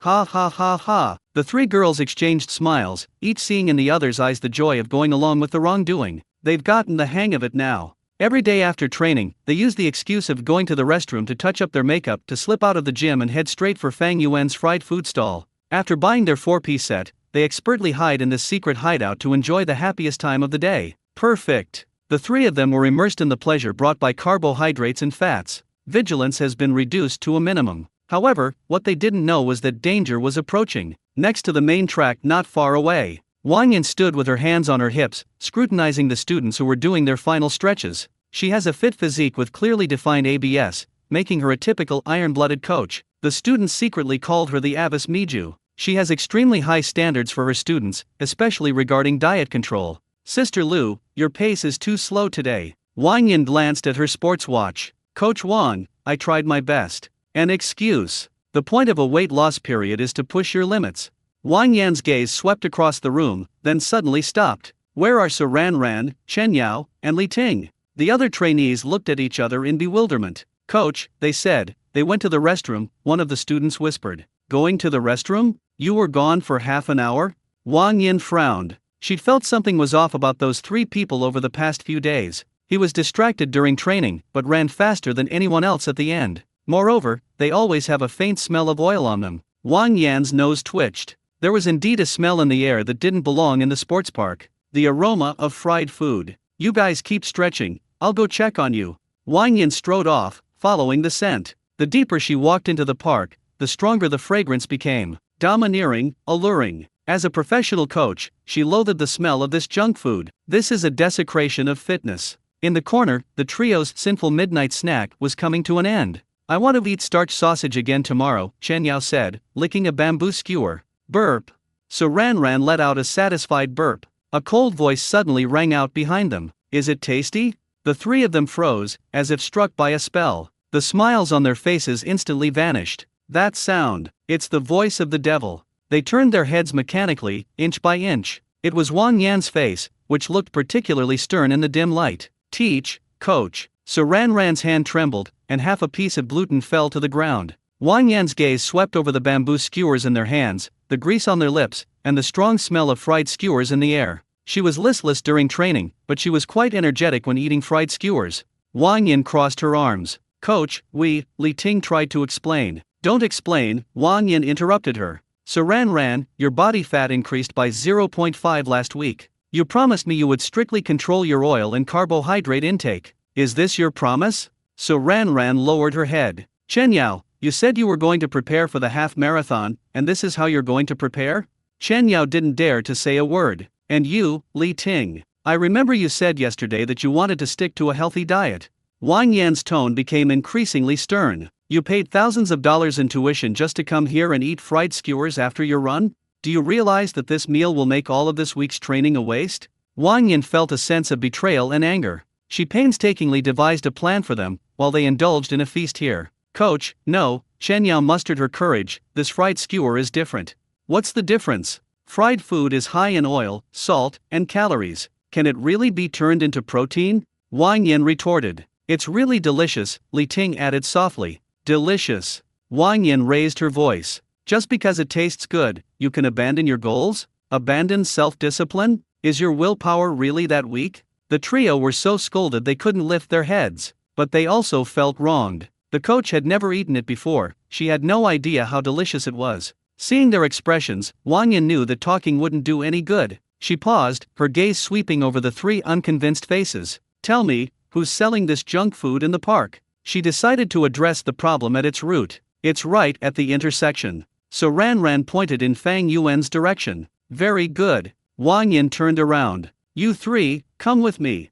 15 minutes later. Fang Yuan's stall was still bustling with people. Just as he handed a freshly baked 4-piece set to the customer, he sensed a subtle change in the atmosphere around him. The originally bustling crowd seemed to be pushed aside by an invisible force, automatically making way for a passage. Then he witnessed what could be described as a public execution. The three girls, heads hanging low, walked ahead like prisoners being escorted. Behind them followed a black-clad woman with an aura so powerful it was terrifying. With each step she took, the surrounding temperature seemed to drop several degrees. Fang Yuan's gaze met that of the woman in midair. He could read undisguised scrutiny, hostility, and a hint of an impulse to smash his stall in the other person's eyes. Wang Yin led the three traders through the crowd and finally stood in front of Fang Yuan's stall. She glanced at the price list first, and when she saw the words golden crispy fried chicken wings, her brows furrowed even more. Then, she raised her head, staring intently at Fang Yuan with her cold eyes, and asked, word by word, "It's you who's selling these things and corrupting my students?" Fang Yuan looked up and saw a fit woman standing in front of the stall. Behind her followed Sir Ran and her two companions, all of them hunching their shoulders. Fang Yuan roughly guessed what had happened. The fitness coach caught him in the act. What's the matter? Fang Yuan asked calmly, his hands continuing their work. He scooped out a string of rice cakes and drained the oil. Wang Yan's anger flared even more at Fang Yuan's calm demeanor. Do you know this is a sports park? Wang Yan questioned. I know. Fang Yuan brushed on the sweet sauce. You know I'm still selling fried skewers here? Wang Yan pointed at the oil fryer. These high-calorie junk foods will ruin their fitness achievements. The surrounding customers all looked over. So Ran and the other two wished they could disappear into a crack in the ground. Fang Yuan handed the rice cake to the customer before finally looking at Wang Yan. I operate legally. They buy voluntarily. Voluntary? They're being seduced by the aroma. Wang Yan raised her voice. As a coach, I have an obligation to stop them from consuming this unhealthy food. Fang Yuan frowned, but did not argue. He knew, discussing the nutritional value of fried skewers with a fitness coach is a waste of time. Moreover, this woman is clearly impossible to reason with. When Wang Yan saw that Fang Yuan didn't speak, she thought he was feeling guilty. How much oil and additives did you use for your fried skewers? Especially this. She pointed to the starch sausage in the freezer, pure carbohydrates, industrial waste. So Ran muttered softly, it's not industrial waste, there's meat in it. Wang Yan glared at her. Just then, a middle-aged man who was jogging at night, wearing quick-drying clothes and with a towel around his neck, couldn't stand it anymore. Boss, don't listen to her, give me 3 skewers of starch sausage and a chicken wing. The uncle's loud voice broke the deadlock. Hey lady, aren't you being a bit too nosy? The boss is doing business, we're paying for food, it's a mutual agreement, what's it to you? He felt that this woman who appeared out of nowhere was meddling in his affairs. Whether they eat junk food or not is none of her business. Another young woman chimed in, that's right. The purpose of working out is to eat better. Otherwise, what's the point of all that hard training? Just to eat boiled broccoli every day? I'm not going to be an ascetic. Yes, we love to eat it. After exercising, having a meal like this is called a cheat meal, you know what I mean, coach? It boosts metabolism. A bespectacled boy spouted nonsense with a straight face. Looking at these stubborn diners, Wang Yan felt a sense of helplessness. She decided to change her strategy. To dissuade students from giving up, it's necessary to prove that the fried skewers aren't worth it. You say there's nothing wrong with your stuff? Wang Yan looked at Fang Yuan. Fang Yuan nodded. Okay, then I'll try it. Wang Yan took out her phone. I want to try it myself and see what kind of magic this thing has that has bewitched all 3 of my students. So Ran and her 2 companions were stunned. The coach wants to eat? What would you like to order? Fang Yuan asked. Wang Yan scanned the menu, her gaze settling on the category she despised the most. Give me a skewer of these, starch sausage. She wanted to use the junk food to prove her point. 3 yuan. Fang Yuan took the money. He took out a specially made starch sausage and threw it into the oil pan. Wang Yin stared intently at the oil pan. She noticed that Fang Yuan's oil was very clear, unlike the repeatedly used oil at other fried food stalls. The starch sausage expands rapidly in the oil, its skin blossoms, and its color turns an enticing golden red. A rich aroma wafted towards me. Wang Yan's professional knowledge told her that this was the combined effect of the Maillard reaction and the caramelization reaction. But this fragrance seems a bit too sophisticated. It doesn't have the smell of cheap artificial flavorings, instead, it has a pure meaty aroma. Wang Yan's throat moved involuntarily. She immediately warned herself, "Stay alert, this is a trap." Fang Yuan scooped out the starch sausage and drained the oil. The movements were fluid and graceful. "What kind of sauce do you want?" "The most basic sweet sauce." Wang Yan wanted to eliminate any interference from the sauce. Fang Yuan brushed on the sauce and handed the starch sausage to Wang Yan. All eyes were on Wang Yan. So Ran and the other two were both nervous and expectant. Wang Yan took the starch sausage. Steaming hot. She examined this source of evil with a critical and scrutinizing gaze. The outer skin is golden red and crispy, and the edges of the fried petals are slightly curled, making it look and taste excellent. A thin layer of sweet sauce clung evenly to the surface, glistening enticingly under the light. That damn fragrance, as if it had a life of its own, desperately tried to get into her nose. Wang Yan steadied herself. She told herself to be objective, fair, and to judge it with the professionalism of a fitness coach. She opened her mouth and took a small bite. Click! A sharp, startling cracking sound rang out in the silent air. In that instant, all of Wang Yan's expressions froze. My mind is blank. First and foremost, it delivers an extreme taste sensation. That incredibly crispy outer layer shattered between your teeth. Immediately afterwards, my teeth sank into the bouncy, firm, and wonderfully resilient flesh. This isn't starch at all. It tastes like top-quality pork. The texture is as firm as the hardest barbell plate in her gym. Following closely behind was an explosion of flavors. The rich, almost overwhelming aroma of meat, combined with the complex flavors of the secret seasoning, instantly filled her entire mouth, then surged like a tsunami straight to the top of her head. The richness of the pork, the wonder of the spices, and a subtle, almost imperceptible sweetness danced together on the tip of the tongue. That thin layer of sweet sauce, far from overpowering the main flavor, actually elevates the overall taste to a whole new level. This is a starch sausage? You call this thing a starch sausage? Wang Yan's brain completely shut down. As a fitness instructor, she has eaten countless bland chicken breasts and boiled vegetables. She has a high threshold for deliciousness and is even more resistant to junk food. But this starchy sausage broke through all her defenses. Her chewing motion went from tentative to instinctive. The brain's alarm system for calories, carbohydrates, and fat loss is completely paralyzed.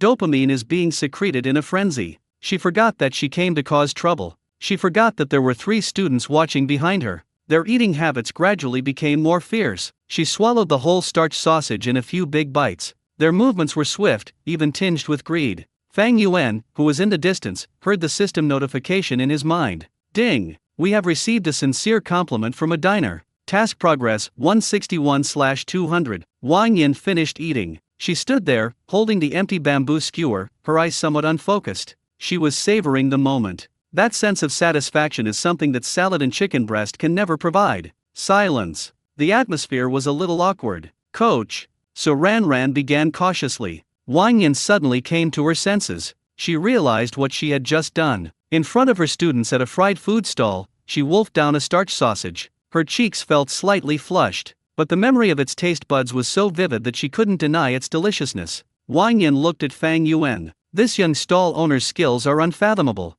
She opened her mouth, trying to say something to salvage her coach's dignity, but in the end, the body's instincts prevailed over reason. Wang Yan silently took out her phone again and pointed it at Fang Yuan's payment code. Boss.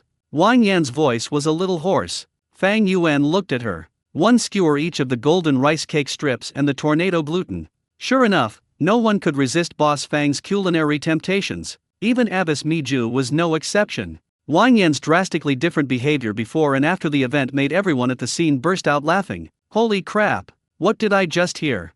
Even the coach has fallen for it. What happened to the junk food? Ha ha ha. Welcome, coach, to our happy carb family. I knew it. Nobody can resist the boss's fried skewers. Nobody. So Ran, Chen Yao, and Li Ting exchanged a shocked glance. They stared blankly at their coach. That Abbess Miju who always talks about self-discipline and willpower. At this moment, it's as if I've been drugged. This scene is so surreal. Li Ting even rubbed her eyes, wondering if she was hallucinating because she was too tired from training. Coach, wake up. Your public image is ruined. Wang Yin was well aware that her public image was collapsing at lightning speed. She could clearly feel the gazes from those around her, a mixture of shock, mockery, and "I knew this would happen" expressions. Her cheeks were burning hot, and she wished she could disappear into the ground immediately. But the taste of that starchy sausage still lingered on her taste buds. That ultimate crispness, that firm, meaty texture, that complex aroma, it was like a devil, constantly whispering in her ear, "Just one more bite, just one more bite."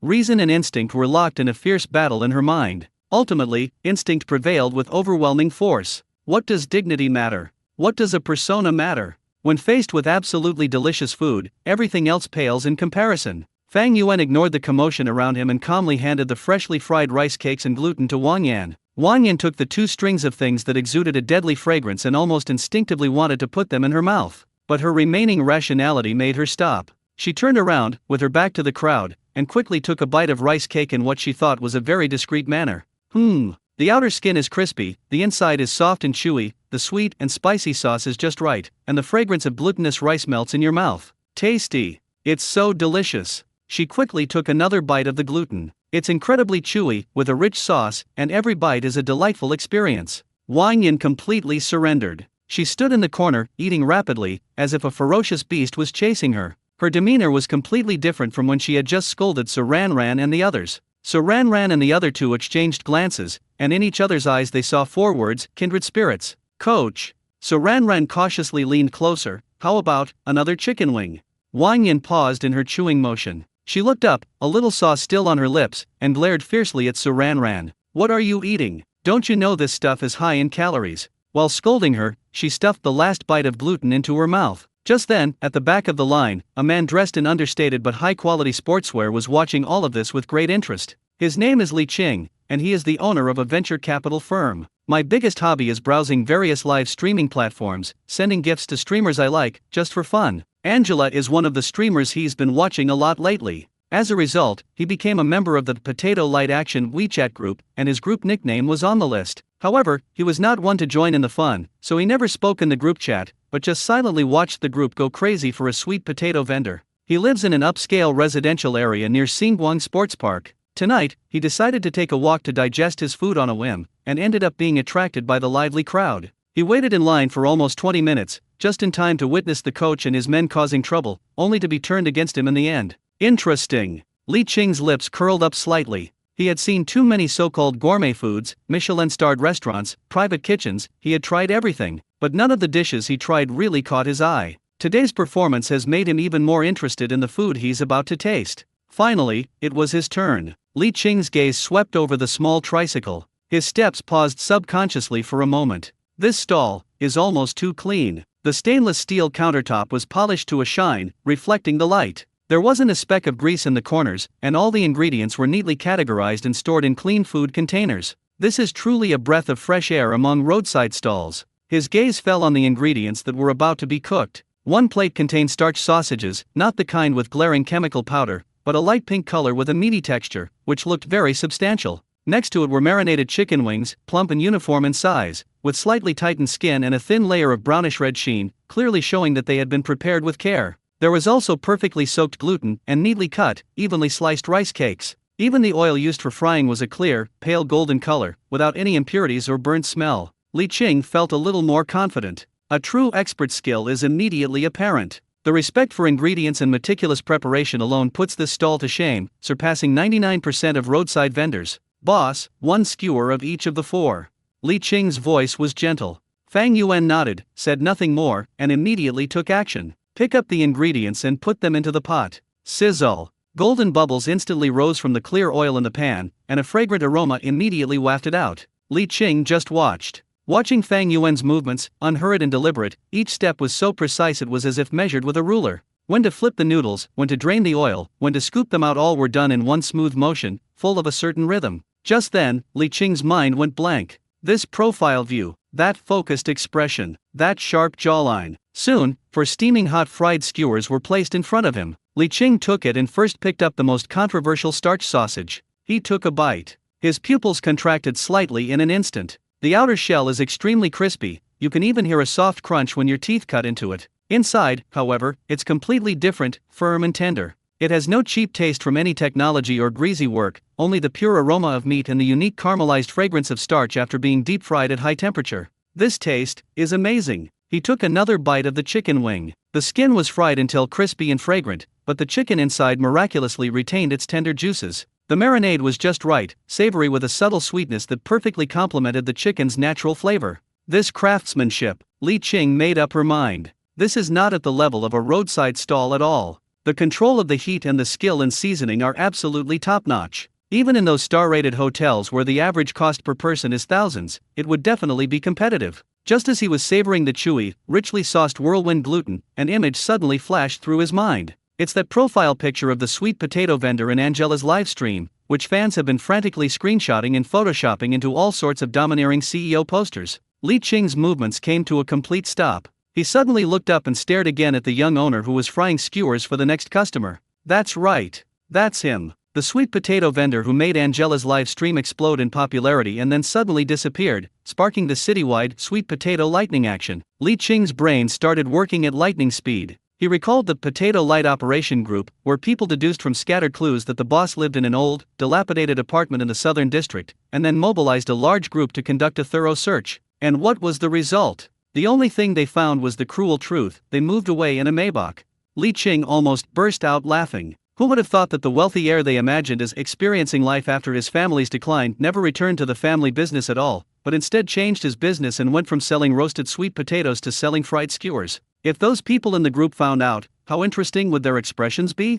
Li Qing quickly finished the fried skewers in his hand and let out a satisfied burp. He took out his phone and skillfully opened the Potato Light Action WeChat group, which had been silent for a long time and only had a few scattered people paying their respects with potatoes. He looked at Fang Yuan with amusement in his eyes, as if he were enjoying watching the drama unfold.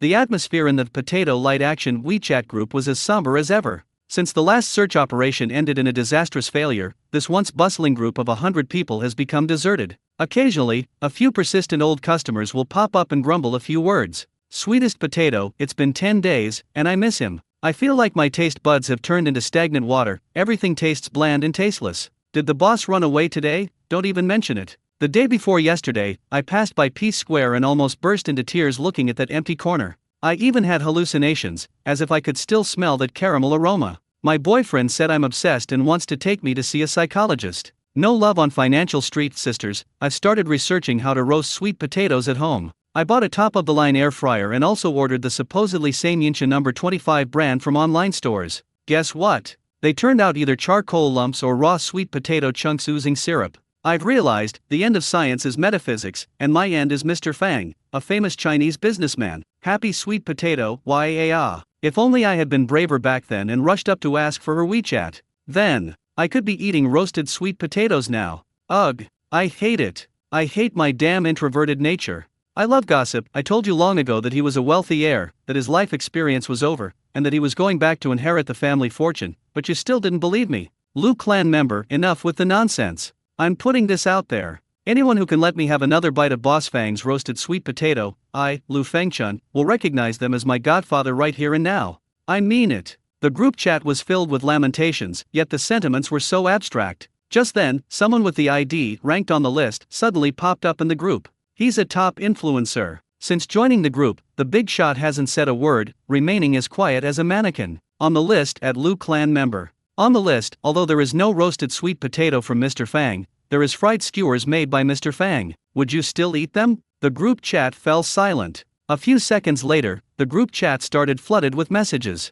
Lu Clan members? Lu Clan member, dude, how many dishes did you have? You're all drunk. Sweetest potato, hey bro, did you send this to the wrong group? This is the Potato Light campaign, not the Sweet Potato campaign. Financial Street has no love. Yeah, this is Boss Fang's roasted sweet potato fan club, not some fried skewer chat group. But, which fried skewers are good? Any recommendations? Wait, I'm getting off topic. Happy to think of sweet potatoes, fried skewers? What junk food? Can they compare to Boss Fang's divine roasted sweet potatoes? They're works of art. They're light. They're electricity. They're a unique myth. I was born a sweet potato party member, and I'll die a sweet potato party member. I love gossip, let me analyze this. The top-ranked person suddenly spoke up. He might be trying to distract us and help us move on from the pain of heartbreak. Dude, you're so kind." He was condemned by the public and criticized in writing. The next second, Li Qing stopped typing and instead sent a photo directly. The background of the photo is a park at night, with dim lighting, but the image is exceptionally clear.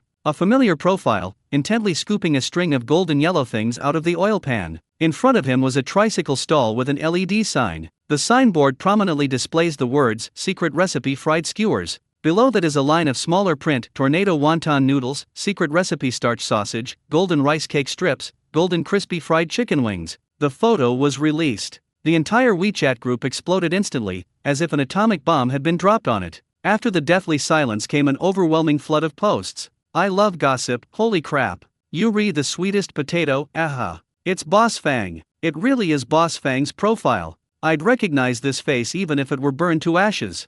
I'm dead. I'm dying on the spot. Did the boss run away today? Did I see that right? Secret Recipe Fried Skewers?" Boss Fang stopped selling roasted sweet potatoes and switched to selling fried skewers. No love in Financial Street, I knew it. I was wondering why I couldn't find him. He never left the South District. He just changed tracks. Turns out, this guy with thick eyebrows and big eyes also betrayed the revolution. He secretly started selling fried skewers behind our backs. Happy to think about potatoes, my God, my faith has crumbled, my pure revolutionary friendship has ultimately been misplaced. The coolest kid in the whole kindergarten, boss, you have no heart. Give me back my roasted sweet potato, you heartless bastard. But, to be fair, these fried skewers look pretty delicious. That gluten, that chicken wing. Whispering. Duck soup and mushroom soup. I'd eat anything made by Boss Fang, not just fried skewers, but even fried stones. The key point is, the address. Where is it? Lu clan member, at father on the list. Godfather.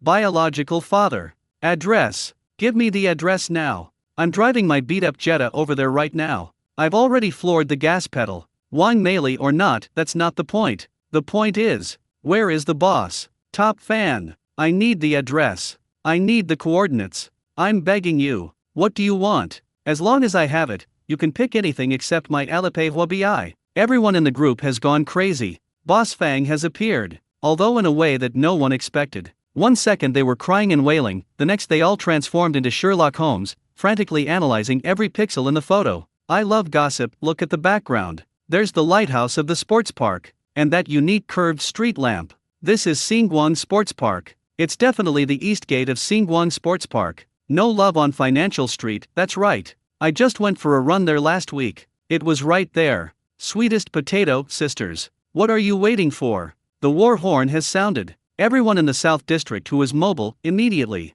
Right now. Set off. Did the boss run away today? I just finished showering and was lying in bed. Whatever. I'm getting dressed and heading out now. Wait for me. Lu clan member, I'm downstairs. Navigation is on. Starlight Sports Park. Damn it. If I don't get to eat Boss Fang's fried skewers tonight, I, Lu Fengchun, will change my name. Li Qing stared at the messages scrolling wildly across her phone screen and silently turned it off. He kept his achievements and fame hidden. He turned to look at Fang Yuan's stall, a meaningful smile playing on his lips. Fang Yuan shivered on the spot. He suddenly felt a chill on the back of his neck. Strange, it's not cold at all.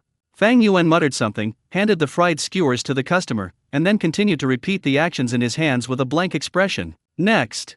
As night deepened, outside the east gate of Xinguang Sports Park, there was still a long queue in front of Fang Yuan's fried food stall, with no end in sight. He was methodically scooping strings of golden, crispy fried skewers out of the oil, brushing them with his secret sauce, and handing them to the eager diners in front of him. However, Fang Yuan was unaware that at this moment, private cars and ride-hailing vehicles from all directions in Linjiang City were rushing towards his location. Without exception, everyone sitting in the car was a member of the Potato Light operation. The Potato Light Action WeChat group, which had been dormant for almost a week, was completely revived tonight. Brothers, you've all seen the photos posted by the top contributor, right? It's at the east gate of Xinguang Sports Park. Let's all get moving. I've already set off. My Lamborghini is itching for a ride. Boss Fang, here I come. The message was sent by Lu Fengchun, who had previously claimed he wanted to recognize his godfather. Old Lu, slow down. Don't get so excited you drive the car into the ditch. I'm already on the elevated highway, at most 20 minutes.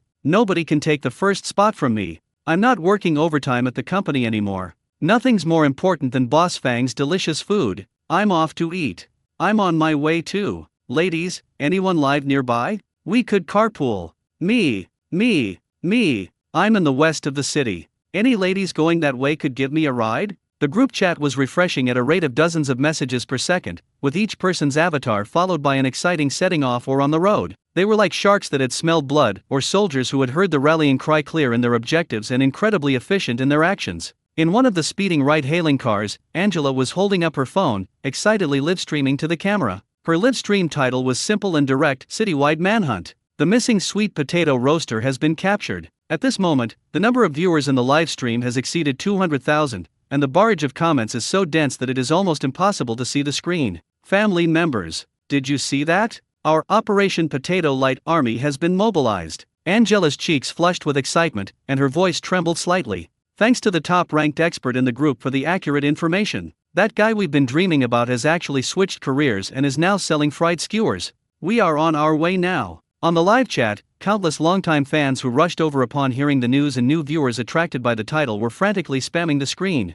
Hurry up, host. I can't wait to see Boss Fang's stunning good looks. The guy who sold roasted sweet potatoes and drove a Maybach has now switched to selling fried skewers. What kind of bizarre story is this? I'd like to see what kind of fried skewers could make Boss Fang abandon us, his loyal fans of roasted sweet potatoes. Am I the only one curious? Is Boss Fang's fried skewers as delicious as his roasted sweet potatoes, enough to make you feel like you're in heaven? I don't care what he sells, as long as it's made by him, I'll love to eat it. Even if he sells dirt, I'll still take a bite. The previous comments were too narrow-minded. Could the soil Boss Fang sells be ordinary soil? It must be divine soil that grants immortality with just one bite. Angela was grinning from ear to ear as she watched the rapidly scrolling comments and the ever-increasing popularity. She knew that tonight would be another peak in her live-streaming career. Host, I'm at Starlight Park. Holy crap. I saw it from way out. The line is incredibly long. There's no way to squeeze in. Suddenly, a comment popped up in her line of sight, and Angela's heart skipped a beat. Driver, could you please go faster?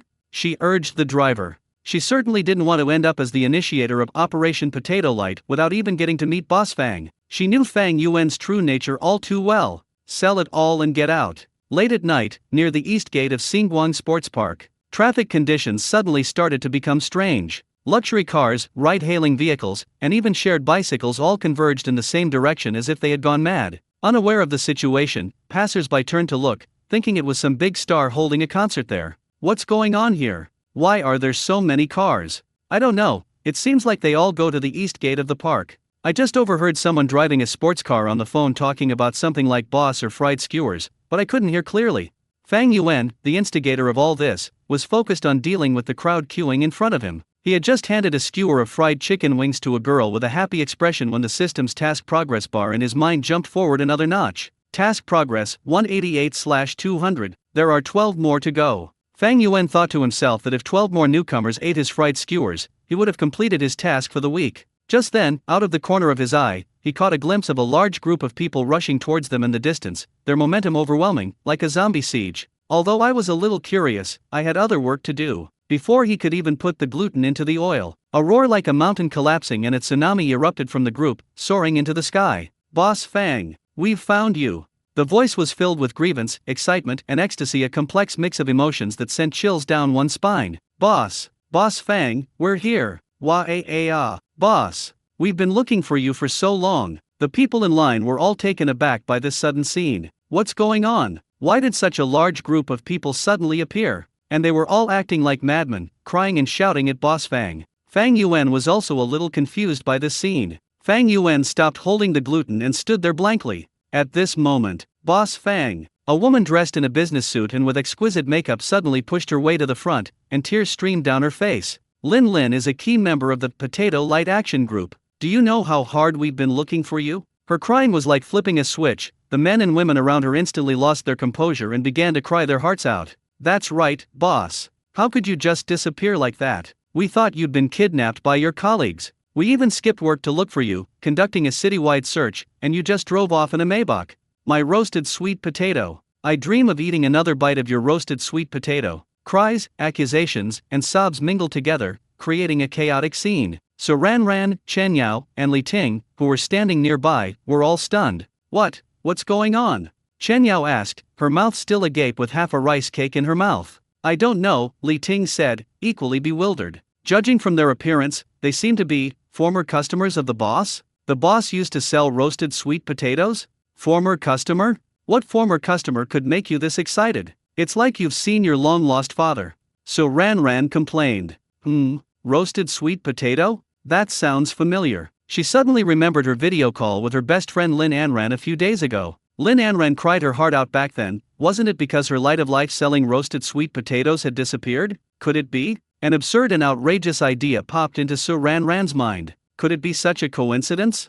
Fang Yuan was driven to the brink of despair by this group of drama queens. He's still completely bewildered. However, based on their fragmented words, I finally understood. These people look like the customers who ate his roasted sweet potatoes at Peace Square before? He had a bit of a headache. He never expected that even after running more than 10 kilometers to Xingguang Sports Park, he would still be found by these people. Are they police dogs? How did you find us? Fang Yuan couldn't help but ask curiously. If you don't want people to know, then don't do it in the first place. Someone saw you setting up a stall here online, one of the people explained. It's been uploaded online? Fang Yuan's heart skipped a beat. Looks like I'll have to wear a mask from now on. Boss, why did you suddenly disappear?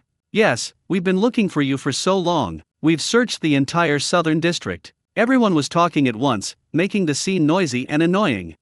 Everyone, please calm down. He tried to calm the crowd, but his voice was instantly drowned out by the wave of cries. Boss, you're so heartless. Why did you betray the sweet potato party? Why aren't you selling roasted sweet potatoes anymore? Instead, you're secretly selling fried skewers here. This is blatant betrayal. Do you know that without your roasted sweet potatoes, my world has turned gray? A cute, slightly chubby little girl cried out. She is the person in the group called Leo Sishu, whose real name is Bai Sishu. Fang Yuan has a black line on his forehead. He was now 100% certain that this group of people were the same customers he had met at Peace Square. He never expected that not selling roasted sweet potatoes would cause such a big reaction. Aren't these people a bit too idle? They even came up with something called the sweet potato party? So, should the diners here now be called fried skewer party? Just then, Angela, who had arrived late, finally squeezed into the crowd. Holding her phone high, she shouted breathlessly into the live stream camera, "Family members, did you see that? We did it. We captured Boss Fang alive." The live stream chat exploded with comments. Holy crap. This is like something out of a cult. This is hilarious. They're all crying like their parents died. It's just a roasted sweet potato. You upstairs don't know anything. You have no idea how delicious Boss Fang's roasted sweet potatoes are. I can vouch for you. That wasn't a roasted sweet potato, it was a celestial elixir. Angela's appearance brought the atmosphere to a new climax. She squeezed in front of Fang Yuan and first pretended to wipe away non-existent tears. Mr. Fang, do you still recognize me? Fang Yuan looked at her, thought for a second, and nodded, selling pineapple ice. Angela, I'm your exclusive streamer now. She immediately corrected. Boss Fang, why did you suddenly stop selling roasted sweet potatoes? Do you know how heartbroken your fans are? Fang Yuan looked somewhat helpless when asked the question. If you don't want to sell it anymore, just find another one, he said succinctly. This answer is simple, direct, and full of Buddhist-like composure. But to the members of Operation Potato Light, it was like a sharp knife piercing their hearts. You don't want to sell anymore? It's that simple? You think you can just throw away our happiness like that? Another wail erupted from the crowd. So Ran listened in stunned silence. She was finally certain. Near Peace Square, there's a vendor selling roasted sweet potatoes surnamed Fang. All the clues match up. My God. So Ran covered her mouth in shock. So he was the sweet potato vendor who made Ran break up with her boyfriend. I wonder what anime convention Ran is currently attending in Suzhou. If she knew that the Mr. Fang she had been longing for was selling fried skewers right here, and that she couldn't get any, she'd probably go crazy on the spot. Thinking of this, so Ran's face showed a complicated expression that was both sympathetic and somewhat amusing. Meanwhile, everyone was still morally condemning Fang Yuan. Just then, an untimely voice interrupted the conversation. Boss, are you still selling these fried skewers? His voice wasn't loud, but it was exceptionally clear in the noisy environment. All the crying stopped abruptly. Countless bloodshot eyes simultaneously shifted from Fang Yuan's face to the several golden and tempting fried skewers in front of him. A rich, overpowering aroma, a blend of meaty and savory flavors, was constantly wafting into their nostrils, tantalizing their taste buds. The group, who had just been immersed in sadness, suddenly found their stomachs rumbling. The atmosphere became somewhat subtle at this moment. The man closest to the fryer stared intently at the chicken wings tumbling in the oil, his Adam's apple bobbing as he swallowed hard. Gurgle. That glug swallowing sound was like a bucket of hot water being poured on a stage full of dry ice. instantly dispelling the tragic atmosphere created on the scene. No, it's not hot water. It's gasoline, the kind that still has sparks. The drama queens who were just announcing Fang Yuan for starting a relationship and then abandoning it suddenly froze. All the cries and accusations were silenced at that moment. All eyes immediately shifted from Fang Yuan's expressionless face to the small oil pot in front of him and the few fried skewers on the stainless steel tray next to it. The golden starch sausage is sizzling with tiny oil bubbles on its outer skin. The grilled rice cakes, brushed with a secret sauce, glistened with an oily sheen under the street stall's lights. And those few skewers of freshly cooked gluten, still steaming hot, the aroma of the sauce mixed with the charred fragrance of the fried dough, created an unreasonable smell that violently assaulted everyone's nostrils. This taste is a bit intoxicating. This was the first thought that popped into the minds of all the members of the Potato Light Action Group. Then, a second thought came to mind: these fried skewers were made by Boss Fang himself. My third thought is about Boss Fang's fried skewers.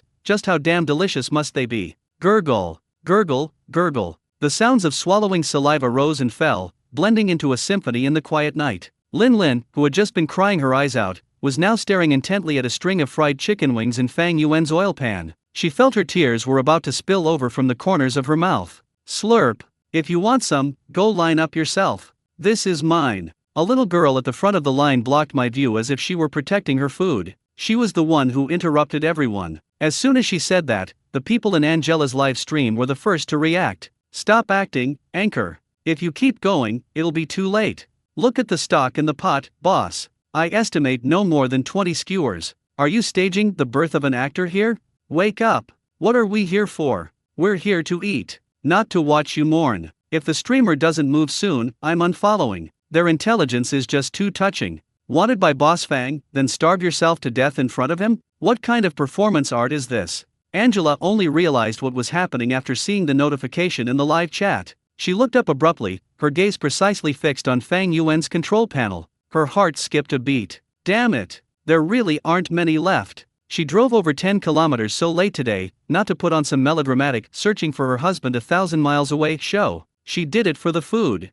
Once the thought came back, Angela immediately slipped past the crowd and plunged into the back of the line. As soon as she moved, someone noticed. Holy shit! Angela, you traitor. Wait for me. I want to join the queue too. Don't push. My LV bag. The members of Operation Potato Light, who were united and righteous in their hatred of the enemy just a moment ago, scattered like birds and beasts in an instant. They rushed frantically to the back of the line, trying to seize a favorable position. Soon, with the addition of members to the Potato Light Army, the team instantly doubled in size. Time passed slowly, and the line moved forward gradually. Finally, it was the turn of the first member of Operation Potato Light. Fang Yuan looked up and saw the person in front of him, his eyes filled with strangeness. This is by Sishu, the chubby-cheeked little girl who just kept saying I'll die if I don't have roasted sweet potatoes and that she was a sweet potato fanatic. Hey, what happened to the sweet potato party? So you're the first one to defect to the fried skewer party? I just came to see how fried skewers can compare to roasted sweet potatoes. I want you to ditch the sweet potatoes, boss. Bai Sishu blushed deeply under his gaze. What would you like to have? Fang Yuan asked her seriously, without making fun of her. Bai Sishu opened her mouth, her blank gaze involuntarily falling on Fang Yuan's face. Fried rice cakes, fried gluten, and fried starch sausages are 3 yuan a skewer, fried chicken wings are 5 yuan each. Each person is limited to 4 skewers.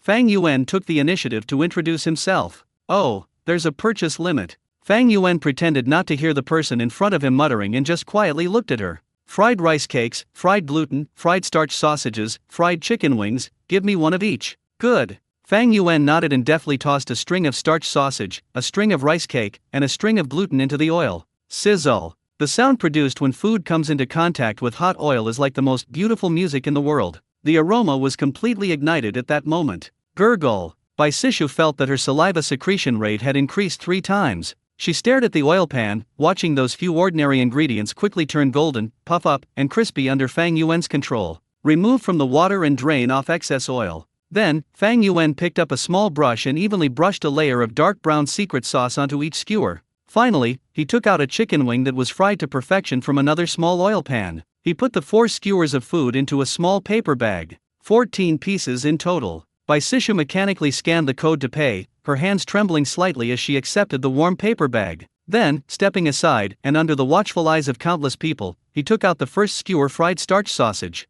With a hint of scrutiny and a touch of suspicion, she took a bite. Snap! A crisp sound rang out. The next second, Bai Sishu's eyes widened suddenly. The outer crust is extremely crispy, with a hint of caramelized aroma, yet not greasy at all. Inside, it's incredibly chewy and soft, with the meaty aroma of the starch sausage mixed with the salty, sweet, fragrant, and spicy flavors of the secret sauce, creating a multi-layered explosion of flavors on her taste buds. Could it be a starch sausage? She didn't even have time to savor it before swallowing the whole starch sausage in a few bites. Next up was fried rice cake. The rice cakes are fried until the outer shell is slightly crispy, but the inside still retains an amazing softness and chewiness. After being brushed with sauce, every bite is the ultimate pleasure brought by carbohydrates and fats. Delicious. So delicious. Then comes the fried gluten. The honeycomb-like gluten soaks up the sauce, and with one bite, the rich sauce bursts in your mouth. The satisfaction is simply intoxicating. Bai Sishu's rationality completely surrendered at this moment. Finally, she picked up the most tempting fried chicken wing. I took a small, careful bite. Snap! A sound 100 times crispier than fried starch sausage rang out, and the golden yellow outer skin cracked in response. Immediately afterwards, a gush of hot, delicious meat juice gushed out, scalding her so much that she almost cried out. The crispy chicken skin, the tender chicken meat, and the savory flavor of the marinade blend together perfectly. It's so delicious. I want to cry. The members of Potato Light Action and the hundreds of thousands of viewers in Angela's livestream all watched her with bated breath. How is it? Is Boss Fang's fried skewers delicious? Someone in the crowd couldn't help but shout. Bai Sishu slowly turned around, a trace of sauce still clinging to the corner of her mouth. The little girl looked at everyone, and at Angela's camera, her expression solemn and dignified. Take a deep breath and make a calm announcement. Family, starting today, I'm officially quitting the sweet potato party and becoming a member of the fried skewer party. What's a roasted sweet potato? I've completely forgotten. Fried skewers. Boss Fang's fried skewers are the ultimate treasure of the universe, a gem of humanity. These words caused an uproar among the crowd. Traitor! Sishu! You traitor! Happy sweet potato, I'll remember you. How could you forget the joy that roasted sweet potatoes brought us so quickly? So fickle. A woman's mouth is a lying devil. Although they were verbally condemning it, everyone's bodies betrayed their words. They all craned their necks, eager to rush forward and grab a skewer to try. Angela's live stream chat was filled with laughter and joy. Haha, what a massive collapse of faith. 1 second they're mourning at a grave, the next they're completely smitten. Human nature is such that people find things delicious. I bet a bag of spicy strips that once they get their hands on some fried skewers, they'll all become traitors. As time went on, the customers at the front of the line gradually bought the fried skewers. Everyone reacted in the same way as Bai Sishu, from the initial shock to wolfing down the food without any regard for appearances. Wah-ah, it's so delicious. This is exactly the taste. Just like roasted sweet potato. It's addictive. A girl burst into tears after eating only a small bite of gluten. Her crying seemed to trigger a chain reaction. Many longtime fans who had followed the crowd from Peace Square shed tears of emotion the moment they tasted the fried skewers. It's the joy of something lost and then regained, the emotion of being completely conquered by delicious food. They ate, cried, and mumbled praises as they ate. Boss Fang is awesome. I have no regrets about entering the Fangman sect in this life. The entire east gate of Xinguang Sports Park was filled with joyful shouts. Meanwhile, Fang Yuan, the instigator, calmly fried the skewers while the system notifications kept ringing in his mind. Received genuine praise from a diner, task progress 191/200. Received genuine praise from a diner, task progress 192/200. The mission is almost complete. Those who had already tasted it were overjoyed, while the members of Operation Potato Light who hadn't tasted it yet were even more itchy to eat it. However, a harsh reality was presented to them. The ingredients Fang Yuan brought were limited. As time went by, the amount of food in Fang Yuan's freezer visibly decreased. Lin Lin was in the middle of the line, feeling as anxious as an ant on a hot pan. She watched as the people in front of her left, each with a satisfied skewer of fried food, their blissful expressions a cruel and inhumane form of mental torture. She kept standing on tiptoe, counting how many people were ahead of her. 10, 9, 8. Her heart was beating faster and faster. Finally, it was Angela's turn. While holding up her phone to livestream, Angela said to Fang Yuan in a trembling voice, "Boss, 4-piece set, spicy." "Okay." Fang Yuan took the money expressionlessly and handed her the last few fried skewers. Then, when Lin Lin stepped forward with great joy, she saw Fang Yuan's apologetic expression. "Sorry, all the fried skewers are sold out for today." Buzz. Lin Lin felt her mind go completely blank for a moment. Sold out, sold out? She looked at the empty freezer in front of Fang Yuan, then at the skewers of fried food in Angela's hand, which were emitting a deadly aroma. A huge wave of grievance and despair welled up in my heart. With a why, she really burst into tears. How could this happen? I was just one short. Just one short. Her cries also represented the sentiments of all those behind her who hadn't been able to buy a ticket. I queued for ages, and in the end, I didn't get a single thing. This is a million times more despairing than not being able to buy roasted sweet potatoes back then. Sold out? No way, boss. I just drove here from the west side of the city for an hour.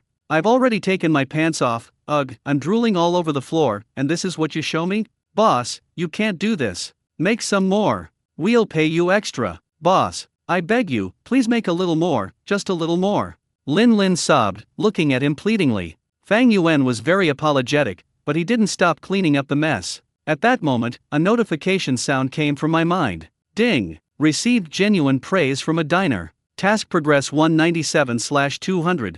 Fang Yuan turned his head and saw Angela, who was almost oblivious to everything, gnawing on a chicken wing, her mouth full of sauce. It was Angela who contributed it. 4 more are needed. Fang Yuan was making plans in his mind. Tonight's wave of Potato Light Army was truly impressive, pushing the progress bar right up to the finish line. Just 4 more likes and his mission is complete. Fang Yuan continued tidying up. Just then, a sharp-eyed fan noticed the dipping sauce area on Fang Yuan's stall, suddenly had a flash of inspiration, and shouted, "Boss, you're not selling fried skewers anymore, but do you still sell your sauce?" There was a moment of silence after he said that. Immediately, everyone's eyes lit up. Yes, I can't buy fried skewers, but I can still find dipping sauces. Sauce for sale. Boss, how much are the sauces?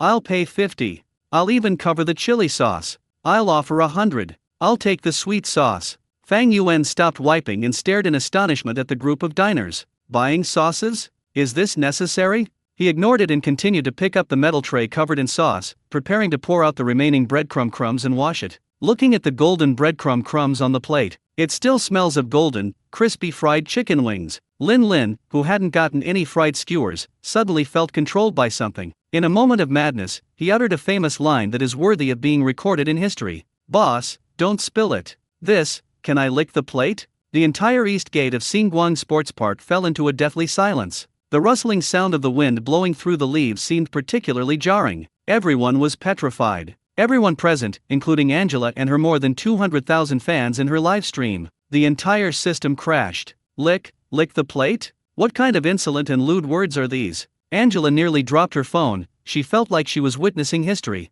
After a 3-second pause, the live stream chat exploded with a burst of comments. What the hell did I just hear? A hallucination? It must be a hallucination, right? Holy crap. The most humble foodie of the year has been born. This woman is truly insane. She's willing to lose all sense of shame for a meager meal. Hey host, quick, get her a close-up. I'm going to frame this and hang it above my bed to constantly remind myself not to be too greedy. The night wind blew, swirling up a few fallen leaves, and the rustling sound was now as clear as thunder. All eyes, like searchlights, were focused on Lin Lin's flushed face. Lin Lin felt a buzzing in her head, and all the blood rushed to her head. She wanted to die. She just wanted to find a crack in the ground to crawl into. No, not even a crack, it had to be the Earth's core, preferably where she could melt directly into it and disappear from this world forever. What did I just say? How could I say such a thing? Lick the plate? Lin Lin's mind went blank, with only these 3 words echoing wildly in her head. Each word felt like a resounding slap across her face. No, that's not what I meant.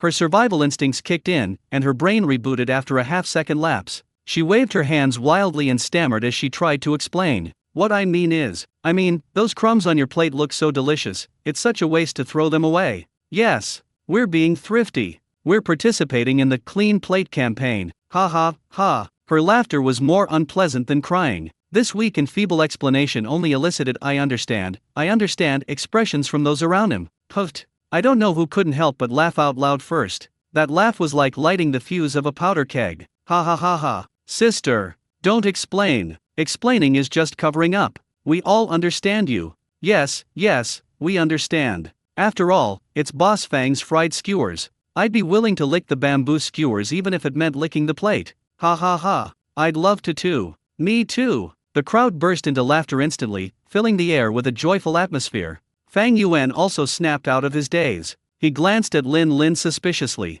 Finally, still holding the plate that Lin Lin was staring at intently, he walked a few meters away to a trash can under everyone's gaze. With a flick of the wrist. Splash. He cleanly and efficiently dumped all the golden, fragrant breadcrumb crumbs into the trash can. We can't really expect diners to lick their plates in public. The laughter of the crowd paused briefly because of his action. Fang Yuan ignored everyone, finished emptying the plates, and went back to tidy up his things. Folding table, small stool, spice jars, he neatly stacked them back on the tricycle one by one. Seeing his posture as if he was about to pack up and leave, the smiles on the faces of the crowd who had just been mocking Lin Lin instantly froze. A new, even more terrifying thought surfaced in everyone's mind. Is the boss leaving? Is he running away again? Holy crap! The boss is trying to escape.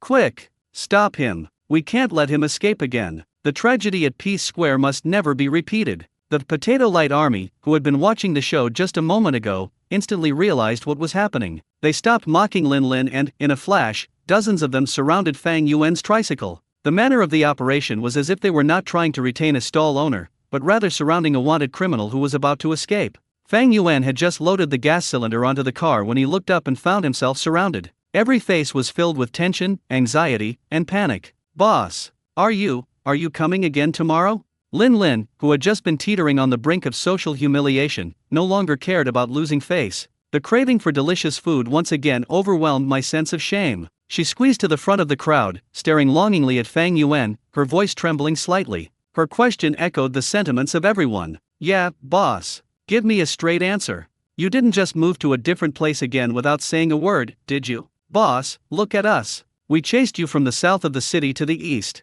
Do you know how hard it was for us? Please, boss, if you disappear again, we're really going to call the police. The crowd started talking all at once, and the scene became chaotic again. Everyone, please be quiet.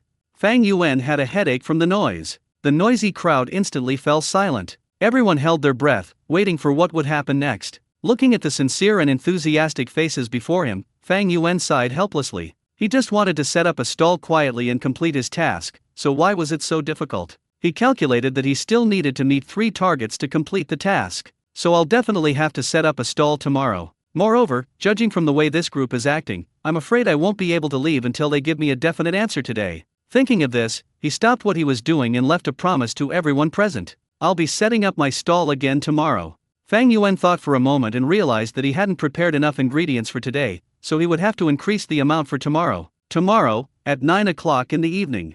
He looked at the crowd in front of him and added a sentence. Still here.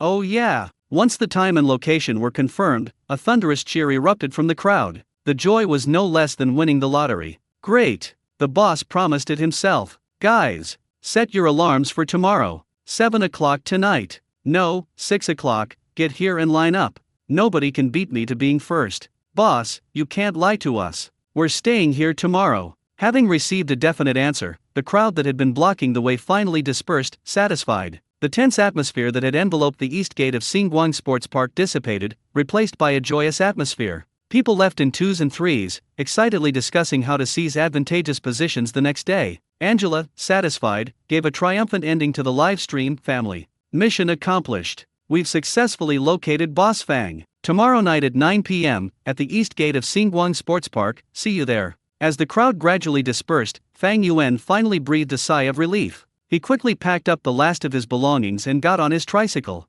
Lin Lin, who had already walked some distance away, seemed to remember something. She turned around and shouted at Fang Yuan's back with all her might. Boss, bring more stock tomorrow. Otherwise, I'll really lick the plates clean. Fang Yuan stumbled and almost fell off the car. He didn't turn around, but just pedaled even faster, until Fang Yuan's stall disappeared at the end of the park path. Saran Ran, standing on the periphery of the crowd, remained rooted to the spot. His face was full of strange expressions. She's sure now. The mysterious, handsome boss who sold roasted sweet potatoes and drove a Maybach, the one Lin Anran described as the one who caused her heartbreak and haunted her dreams. Isn't that Mr. Fang, who was standing here selling fried skewers just a second ago? She had recommended this fried food stall to Anran on Monday. So Ranran felt like her brain was going blank. So, my best friend's light of life is my newly discovered source of happiness? This world is so small. Holy crap. So Ranran couldn't help but swear, startling Chen Yao and Li Ting who were standing next to her. Ranran, what are you doing? Why are you so startled? I think I've discovered something earth-shattering. So Ranran's breathing became rapid. Without bothering to explain to her 2 friends, she immediately took out her phone and opened her WeChat chat with Lin Anran. Her fingers flew across the screen, and she made several typos in her excitement. Saran ran. Come out here quickly. Saran ran, I saw your crush who sells roasted sweet potatoes. Saran ran, he's selling fried skewers right now at Singwang Sports Park next to our school. It's the super delicious fried skewers I told you about the other day. In the photo, Fang Yuan's profile is clearly defined, the streetlight shines on him, and even the way he packs his things looks incredibly handsome. Picture. Send. After doing all this, Saran ran breathed a sigh of relief and looked at the series of messages she had sent with satisfaction. She could already imagine Lin Anran jumping out of bed and screaming while clutching her phone when she saw these messages. However, a minute passed. The phone is silent.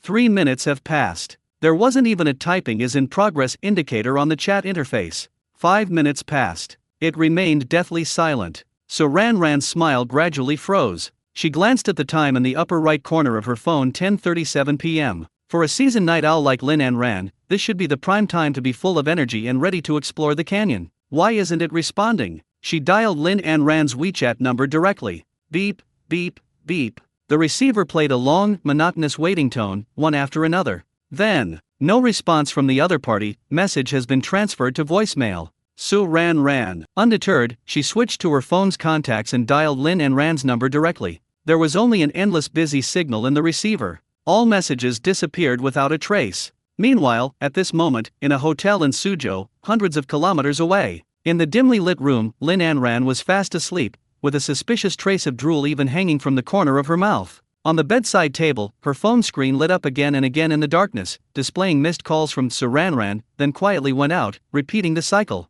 The entire process was completely silent. Today, she spent the entire day at a comic convention in Suzhou. Wearing heavy and complicated cosplay costumes, she stood in the exhibition hall all day, striking countless poses and taking photos with countless fans. She's so tired she doesn't even want to move a finger. Half an hour earlier, after taking a shower, she collapsed onto the bed and, before going to sleep, put her phone on silent mode. She was really afraid of being bombarded with photos from comic convention photographers late at night. Therefore, she did not answer Saran Ran's barrage of phone calls. I can no longer see that Potato Light Action group chat, which already has 99 plus views.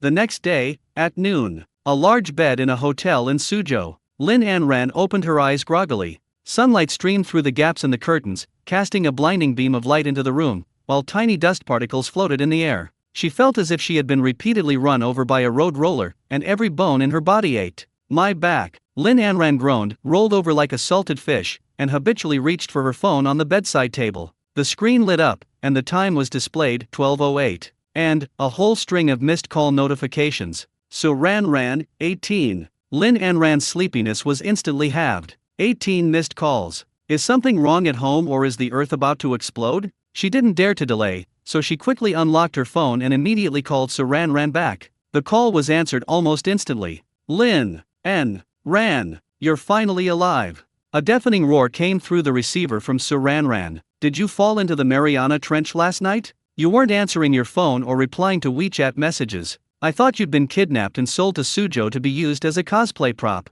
Grandma, I was wrong. Lin Anran quickly moved her phone further away and explained weakly. I stood at the anime convention all day yesterday. Do you know how heavy that outfit was? My heels were practically burning. I took a shower when I got back and fell asleep immediately. I even put my phone on silent. As she spoke, she rubbed her aching shoulders. She started complaining. You wouldn't believe it, there was a photographer who insisted I strike a pose with a spinning kick in midair. I told him my outfit weighed 30 or 40 pounds, I couldn't possibly kick like that, but he wouldn't believe me, insisting I didn't have the soul of the character. Alright, stop it. Saran Ran interrupted her complaint without any politeness. Let's put aside your mess for now. Answer me first, do you remember the amazing new fried food stall that opened downstairs in the park that I told you about on Monday? A fried food stall? Lin Anran paused for a moment, then went through her mind before remembering. Oh, it's the starchy sausage that Saran Ran was so enthusiastically recommending the other day, saying it contained real meat, but which I ruthlessly despised. She pursed her lips, her tone somewhat dismissive. I remember, so what? You went to eat it again? Let me tell you, Ran, that kind of junk food. Junk food my foot. Saran Ran interrupted her rudely again, her voice filled with an indescribable excitement and mystery. Never mind whether it's junk food or not, I'm asking you, do you want to know who the owner of that fried food stall is? No. Lin Anran yawned. A fried food stall owner, who else could it be? A Michelin 3-star chef retiring and looking for a new job? She was utterly exhausted and had absolutely no interest in being a fried food stall owner. So Ran on the other end of the phone seemed to be taken aback by her nonchalant attitude. After a few seconds of silence, So Ran took a deep breath, as if she was preparing for something earth-shattering. Lin and Ran, listen to me carefully. That guy who sells fried skewers. It's that sweet potato vendor you've been longing for, dreaming about, who disappeared in his Maybach. Boss Fang. Boom dash. Lin Anran felt as if she had been struck hard by a thunderbolt. The whole world fell silent instantly. All she could hear was the pounding of her own heart, one beat after another, making her chest go numb. What did you say? Her voice was dry, like sandpaper scraping against the skin. Who sells fried skewers? Boss Fang. He's your idol. Saranran's voice seemed to come from a distant horizon. He doesn't sell roasted sweet potatoes anymore, he sells fried skewers now. Right here at Singwon Sports Park. It was so lively last night, all the people in your sweet potato action group came over. As soon as they smelled it, they all lined up like crazy, they didn't care about their reputation at all. Lin Anran's brain completely shut down. Fried skewers, roasted sweet potatoes, Boss Fang, recommended by Su Ran. These seemingly unrelated words were colliding and combining wildly in her mind, eventually forming an absurd and cruel truth that left her breathless. She even forgot how she hung up the phone. My fingers trembled, and almost instinctively, I opened that long-dormant WeChat group. Operation Potato Light, 358. The chat history was shockingly high, showing 99+. Her fingertips swiped across the screen, and messages scrolled up rapidly. Happy with sweet potatoes, formerly Happy with Sweet Potatoes, I, by Sishu, am officially resigning from the sweet potato party. Fried skewers are the ultimate treat. Type 1 if you'd like to join the fried skewer party. Then the screen was filled with 111. Frisia doesn't love me at all members, 9 p.m. tonight. Still at the east gate of Starlight Sports Park. Brothers and sisters, let's go. Nobody can stop me today. Linlin doesn't want to go to work, I didn't get any yesterday, so I'm going to queue up at 4 p.m. today. I swear. Angela is not La family. Here's a replay of yesterday's broadcast. Video link, the birth of the most humble foodie of the year, she would do anything for a bite of food. Linlin doesn't want to go to work, Angela, you deserve to die. Delete this right now. The entire group was in an uproar. Those group members who once vowed I won't eat anything other than Boss Fang's roasted sweet potatoes are now shamelessly praising the deliciousness of the fried skewers. Between the lines, it was all a kind of revelry that she couldn't understand. Lin Anran felt a sudden dizziness. She didn't believe it. She refused to believe it. This must be a cruel joke that Saranran played on her by teaming up with everyone. Her fingers trembled for a long time on the input box before she finally typed out a line of text. Lin Anran, you guys, are you telling the truth? The fried skewers vendor is really Boss Fang? The moment the message was sent, the group chat exploded. Linlin doesn't want to go to work, Anran. You're finally online. Happy potato, where did you go yesterday? You didn't reply to my at. It was such a loss that you weren't here last night. Those fried skewers, hee. Slurp.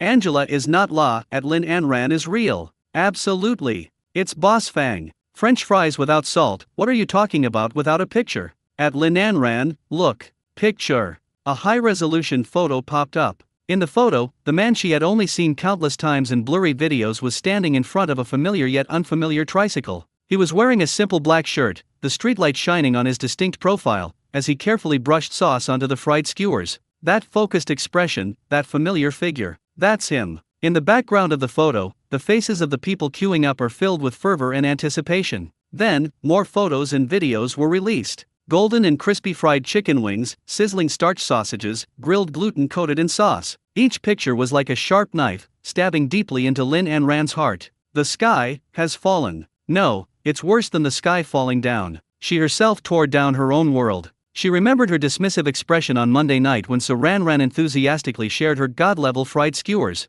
How can you compare fried junk food skewers to roasted sweet potatoes? You've never seen the world. No, I'm not interested. I'm going to the comic convention. Every word he uttered was like a resounding slap across her face. Tears of regret burst forth instantly. What have I missed? I am the biggest idiot in the world. Lin Anran held her phone and cried her heart out on the hotel bed. However, crying solves nothing. In the midst of her immense grief, she gleaned a crucial piece of information. Tonight at 9 o'clock, still the same place. She still has a chance. Lin Anran suddenly jumped out of bed, wiped her face haphazardly, and immediately began searching for high-speed rail tickets from Suzhou back to Zhangcheng. Tickets for today are sold out. A line of cold, gray text struck her like a blow. Undeterred, she checked plane tickets again. Today's flights are sold out. How could this be? How could they all be sold out? Lin Anran refused to believe it and refreshed the page again and again, but the result was still cruel. Despair, like icy seawater, instantly overwhelmed her. She collapsed onto the bed, staring blankly at the ceiling. Am I, Lin Anran, destined to only pass by again and again? Just when she was feeling utterly hopeless, and the whole world seemed to have turned gray. Buzzing. My phone suddenly vibrated. Lin Anran answered the call listlessly, her voice hoarse. Hello? What's up? Hello? Anran, this is Zyro. A lively girl's voice came from the other end of the phone. She was my cosplay partner at the comic convention yesterday. CN soft light. Oh, Zyro, is something the matter? Lin Anran's tone remained calm. I'm sorry, something urgent happened at home, so I won't be able to continue with the event this afternoon. Ruguang's tone was apologetic. I'll drive back to Zhongcheng later, sorry. Lin Anran, she was stunned. It was as if a ray of holy light had torn apart the dark clouds that had enveloped her. In that instant, the entire gray and desolate world lit up again. She suddenly sat bolt upright in bed, and with all her might, shouted into her phone. Sister Ro, please give me a ride. 8:45 p.m. Fang Yuan leisurely rode his brand new tricycle, wobbling as he headed towards Xinguang Sports Park. He specially prepared twice as much food today. There was no way around it. The sheer number of people they were making yesterday was terrifying. Especially that girl named Lin Lin, whose words licked the plates silenced him completely. And those hungry PE students, each one like a large dog that hasn't eaten for 3 days, their eagerness in their eyes made him think that if he didn't prepare more, he might not be able to leave this park today. Anyway, the task can be completed today, and after receiving the reward, I can move to another place to rot away next week. Thinking of this, his feet felt much lighter as he pedaled the tricycle. However, when he turned the last corner and saw the scene at the east gate of the park, his feet froze instantly. The tricycle almost lost its balance. Holy crap! Fang Buddhist Yuan, for the first time, couldn't hold back and swore. All I could see in the open space at the east gate of the park was a dense, dark mass of people. At a glance, there must be at least 200 or 300 people. Instead of crowding together in a chaotic mess as usual, these people worked together in perfect unison and spontaneously formed a long queue that stretched as far as the eye could see. The line was incredibly neat, stretching from his usual stall to the roadside hundreds of meters away, turning several corners. At the very front of the line, Zhou Kaifeng, the captain of the Linjiang University basketball team, led his group of tall and strong players, all wearing matching jerseys, with their hands behind their backs, maintaining order with an imposing air like a security captain. Line up properly. No cutting in line. Anyone who dares to cut in line, don't blame me, Zhou Kaifeng, for being impolite. He has a very loud voice, full of energy, and when he shouts, the echo can be heard throughout the entire park entrance. Not far away, the streamer Angela had already set up her live streaming equipment, with 2 fill lights illuminating her small face until it was snow white. She was giving a live broadcast, spitting as she spoke into the phone camera. Family members. There are only 5 minutes left before Boss Fang opens his stall. In the middle of the group, Sir Ran Ran and her 2 best friends, Chen Yao and Li Ting, were craning their necks to look ahead. My God, there are so many people. Chen Yao exclaimed. I left early yesterday, I didn't expect it to be this crowded today. Luckily we arrived at 7 o'clock, otherwise we'd probably be queuing all the way across the street by now, Li Ting said, patting her chest with lingering fear. So Ran Ran looked worried. With so many people tonight, would there be any left after Lin Anran arrived? Here he comes. The boss is here. I don't know who had sharp eyes, but they shouted it out. In an instant, hundreds of eyes focused on Fang Yuan and his tricycle. Those eyes were burning with longing, excitement, and a hint of emotion, as if they were seeing a family member. Boss Fang, you've finally arrived. We've been waiting for you for so long. Boss, I've been queuing since 4 p.m. See how sincere I am. Ah, it's that familiar tricycle. Fang Yuan rode his bicycle slowly through a cacophony of cheers reminiscent of a Stars concert. He was completely stunned. This scene is even more exaggerated than the raid yesterday by the group of people from Operation Potato Light. He even recognized several familiar faces in the crowd. They were all regular customers who had previously ordered roasted sweet potatoes. For example, Lin Lin, who was crying her eyes out, was waving her arms excitedly. If she hadn't been stopped by the group, she probably would have rushed over. Boss, look at me. I'm the first one here today. Fang Yuan. He felt a throbbing sensation in his temples. He felt he wasn't there to set up a stall, but to ascend the throne. He felt both helpless and slightly relieved at that moment. It's quite an achievement to have so many people appreciate my skills. When Zhou Kaifeng saw Fang Yuan, his eyes lit up, and he immediately ran over, his face beaming with a warm smile. Boss, you've finally arrived. The brothers have been waiting for you for ages. He pointed to the neat line and proudly boasted, Boss, look, I've kept the order up for you. I guarantee no one will dare to cause trouble today. Fang only want to give up Yuan, looking at the more than 300 pairs of eyes glowing green, felt his scalp tingle. He forced a helpless smile, you've worked hard. All he wants now is to get started quickly, sell out quickly, and go home quickly. With Zhou Kaifeng and the basketball team members escorting him, Fang Yuan finally parked the tricycle in the usual spot. Boss, do you have enough ingredients for today? If not, I'll go buy more. As much as you need. Everyone, don't rush, take it one at a time. We have plenty of ingredients prepared today. While reassuring everyone, Fang Yuan began to slowly prepare to open his stall, light the fire, pour in the oil, and arrange the ingredients. His movements were fluid and graceful, each step exuding a pleasing sense of professionalism. The crowd gradually quieted down, everyone craning their necks, greedily watching the movements in his hands, and smelling the domineering fragrance that gradually filled the air. Angela's live stream has already surpassed 500,000 viewers. The barrage of comments was so dense it almost completely obscured the screen. Holy crap! There are so many people. It's like a concert. This streamer is amazing. They're ranked 5th. What happened to the lady who licked the plate yesterday? Linlin is behind us. She said she wants to watch the streamer eat with her own eyes because she's craving it. Hey buddy in front, something's up with you. I came here specifically to see this. I watched that video yesterday 800 times, and I laughed so hard every time. 9 o'clock sharp. The oil temperature in the pan is just right. Fang Yuan picked up the first serving of fried skewers ordered by a customer and skillfully put them into the oil. Sizzle. Golden chicken wings, snow-white rice cakes, and chewy starch sausages tumble rapidly in boiling oil, making a delightful sound. A rich aroma, a blend of various ingredients, suddenly burst forth, instantly enveloping the entire east gate of the park. Gulp.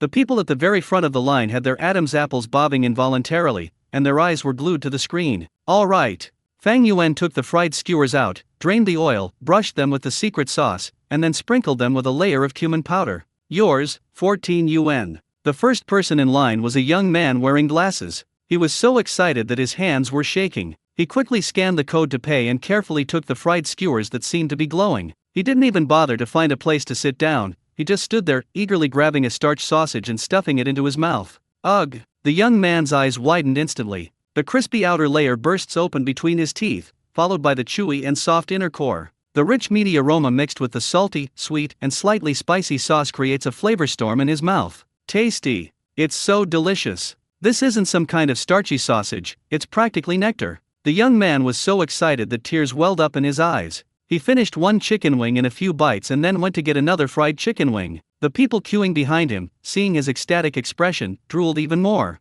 Hurry up. It's my turn. Ding. Received a sincere compliment from a diner. Task progress 198/200. A system notification sounded in Fang Yuan's mind. He remained unfazed and continued to attend to the second guest. The second guest was a young girl who came with a companion. She was also a stranger to them. She was a girl who looked very quiet. The girl took the fried skewer and took a bite without even waiting. The next second, she froze, and then an indescribable look of ecstasy appeared on her face. Ding! Received a heartfelt compliment from a diner. Task progress 199/200. The third guest was a middle-aged man. After taking a bite, he gave Fang Yuan a thumbs up. Young man, your skills are amazing. I've lived for over 40 years and I've never eaten such delicious fried skewers. As soon as he finished speaking, the voice he had been waiting for rang in Fang Yuan's mind. Ding! Received genuine praise from a diner. Task progress 200/200. Congratulations, host. You have received genuine praise from 200 diners.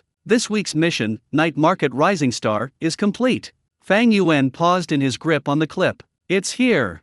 The task reward has been issued. 1. Zhongcheng Innovation Valley Technology Building, Freehold. Relevant property documents have been sent to your email address. 2. Attribute point bonus, Stamina +5, Spirit +5. The moment the reward was distributed, Fang Yuan felt an indescribable warm current surge up from his limbs and bones, quickly spreading throughout his entire body. My body, which had been standing for several hours and was feeling slightly tired from repeating mechanical movements, was instantly filled with a new surge of energy. My back doesn't ache anymore, my legs don't hurt anymore, and even my spirits have been lifted. I feel like I could run 10 laps around Xingguang Sports Park without getting out of breath. Stamina +5, Spirit +5. This stuff works much better than any energy drink. As for the Zhongcheng Innovation Valley Technology Building, hiss. The system just assigned him an office building. Fang Yuan felt his breathing become a little rapid. Boss? Boss? What's wrong? The fourth customer in line, Lin Lin, who had boasted yesterday that she would lick the plate clean, couldn't help but whisper a urging when Fang Yuan didn't move for a while. She stared longingly at the fried skewers in the pot, her mouth practically watering.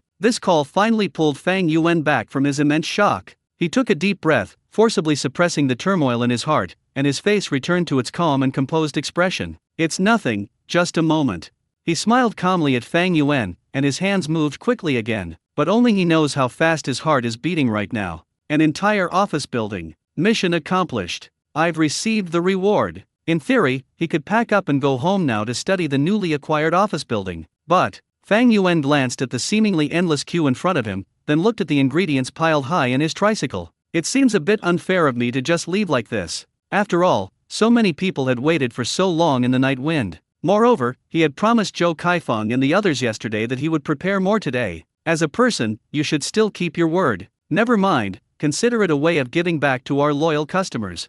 Fang Yuan sighed inwardly and fully immersed himself in his work. His movements were as fast as if he were on double speed, skewers of ingredients flying through his hands, precisely thrown into the oil, and then scooped out at the perfect moment. Brush on the sauce, sprinkle on the seasoning, all done in one smooth motion. The smooth and skillful operation dazzled the surrounding diners, who exclaimed in amazement. In Angela's live stream, the chat was already filled with a blurry mess of comments. Holy crap! Is the boss on drugs today? His hand speed is insane. This isn't just making fried skewers, this is performance art. It's so cool. Hey upstairs, be quiet. I'm screen recording right now, preparing to go back and study my boss's incredible arm muscles frame by frame. Am I the only one who noticed how incredibly handsome my boss's profile was under the lights? Why yeah, I want to marry him. Lin Lin finally got the 4-piece fried skewer set she had been longing for. She was so excited that tears welled up in her eyes, and she held the cup in her hands as if it were some priceless treasure. Boss, thank you. You're my god. She bowed deeply to Fang Yuan before walking to the side, turning back every few steps, and began to savor the food in small bites. The look of pure bliss on his face made it seem as if he were eating something more than fried skewers, dragon liver and phoenix marrow. The queue is shrinking at a visible rate. Without exception, everyone who received the fried skewers showed an expression of being completely captivated by the delicious food. Zhou Kaifeng and his basketball teammates stood in the middle of the line, each one of them scratching their heads in frustration. Almost there. It'll be our turn soon. I smell it. It's the smell of chicken wings. Oh my god, it smells so good. Captain, do you think the boss prepared enough for today? Don't let it be like last time, where there wasn't enough left for us. Shut your jinx. Zhou Kaifeng glared at the teammate who had spoken. The boss has definitely prepared everything thoroughly today. We're sure to get to eat. That's what he said, but he was actually quite apprehensive inside. There were just too many people ahead of him, and he was really afraid that history would repeat itself. Finally, after a long wait, it was Su Ranran and her two friends' turn. Boss, 3 4-piece sets, please, Su Ranran said excitedly. Fang Yuan looked up at her and recognized her as one of the girls from the gym. He nodded and quickly handed over 3 servings of fried skewers. Thank you, boss. The 3 girls received their fried skewers and ran off happily to the side. Quick, quick, eat it while it's hot. Chen Yao couldn't wait any longer. Su Ranran took a bite of the crispy on the outside, tender on the inside chicken wing and squinted her eyes in bliss. It's so delicious. I feel like my life is complete. While eating, she couldn't help but peek inside the food stall again. It looks like we don't have much food left. So Ranran sighed and prayed silently in her heart. Ran, you absolutely must make it in time. If you don't come soon, you'll miss out on Boss Fang's fried skewers again. Time passed by, second by second. The line in front of Fang Yuan was shrinking at an alarming rate, while the food in the insulated box behind him was also decreasing at an alarming rate. With the Endurance +5 buff, his hand speed today has surpassed human limits. A batch of fried skewers takes no more than 3 minutes from being put into the fryer to being taken out. Each dish is cooked to perfection, not a minute too much, not a second too little. Diners hardly have to wait to receive that steaming hot, delicious meal. Angela's live stream has surpassed 300,000 viewers, with gifts and tips flooding the screen and almost causing it to freeze. Family members, did you see that? This is the legendary Fang Speed. Not only is the boss handsome and a great cook, but he's also incredibly efficient. What an amazing man he is. It's 9:25 p.m. now, only 25 minutes since the owner set up his stall. But look, the line is already more than halfway down. Angela excitedly pointed her camera at the line that had become noticeably shorter. The viewers in the live stream went crazy. Wow, That fast? They must have sold over 100 copies already. Is the boss an octopus? How can he be so fast?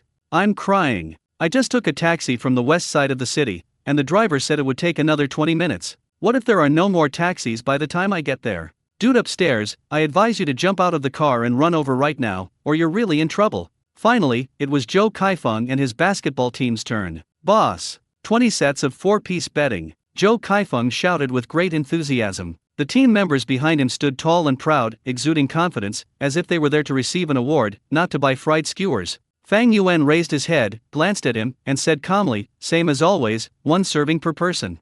Joe Kaifeng's smile froze on his face. Huh? Boss, can't we buy more today? There are so many of us. No. Fang Yuan's answer was simple and straightforward. He pointed to the long line of diners behind him. There are still many people behind us, so we need to let everyone try it. Joe Kaifeng. His teammates behind him immediately deflated like punctured balloons, their heads drooping. However, they also knew Fang Yuan's rules and dared not say anything more. Joe Kaifeng sighed and could only nod helplessly. Alright, let's start. We have 15 people here, 15 portions. Fang Yuan nodded and began operating the machine quickly. Soon, 15 servings of fragrant fried skewers were placed in front of them. The basketball players, no longer feeling disappointed, took the fried skewers one by one, their eyes shining. My chicken wings. My dream wings. I finally got to eat this again. This tastes amazing. I could die happy. Captain, I love you. I'll still be your teammate in my next life. Seeing his teammates wolfing down their food, Joe Kaifeng couldn't resist either,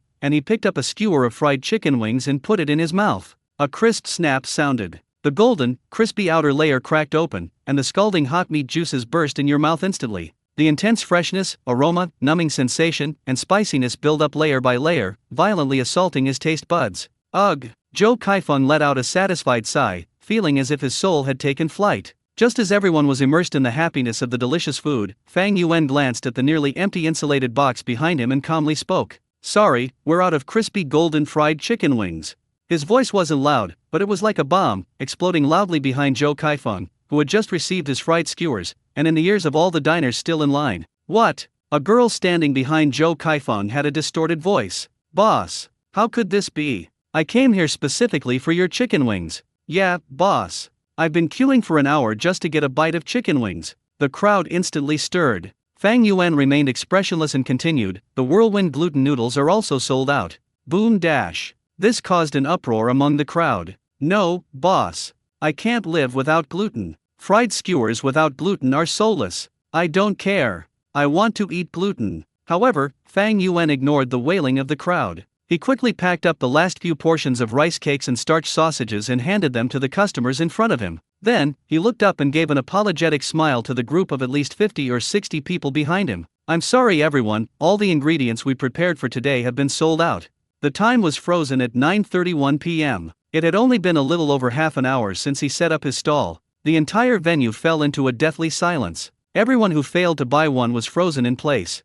The expressions on their faces shifted from extreme anticipation to extreme astonishment, and finally to extreme despair. A little girl in a JK uniform pouted and burst into tears. I didn't get to eat. I took the subway for an hour to get here, and I didn't get a single bite. Her cries were like a switch, instantly igniting everyone's emotions. My goodness. I've only just arrived. You're kidding, right? It's only a few o'clock and they're already sold out?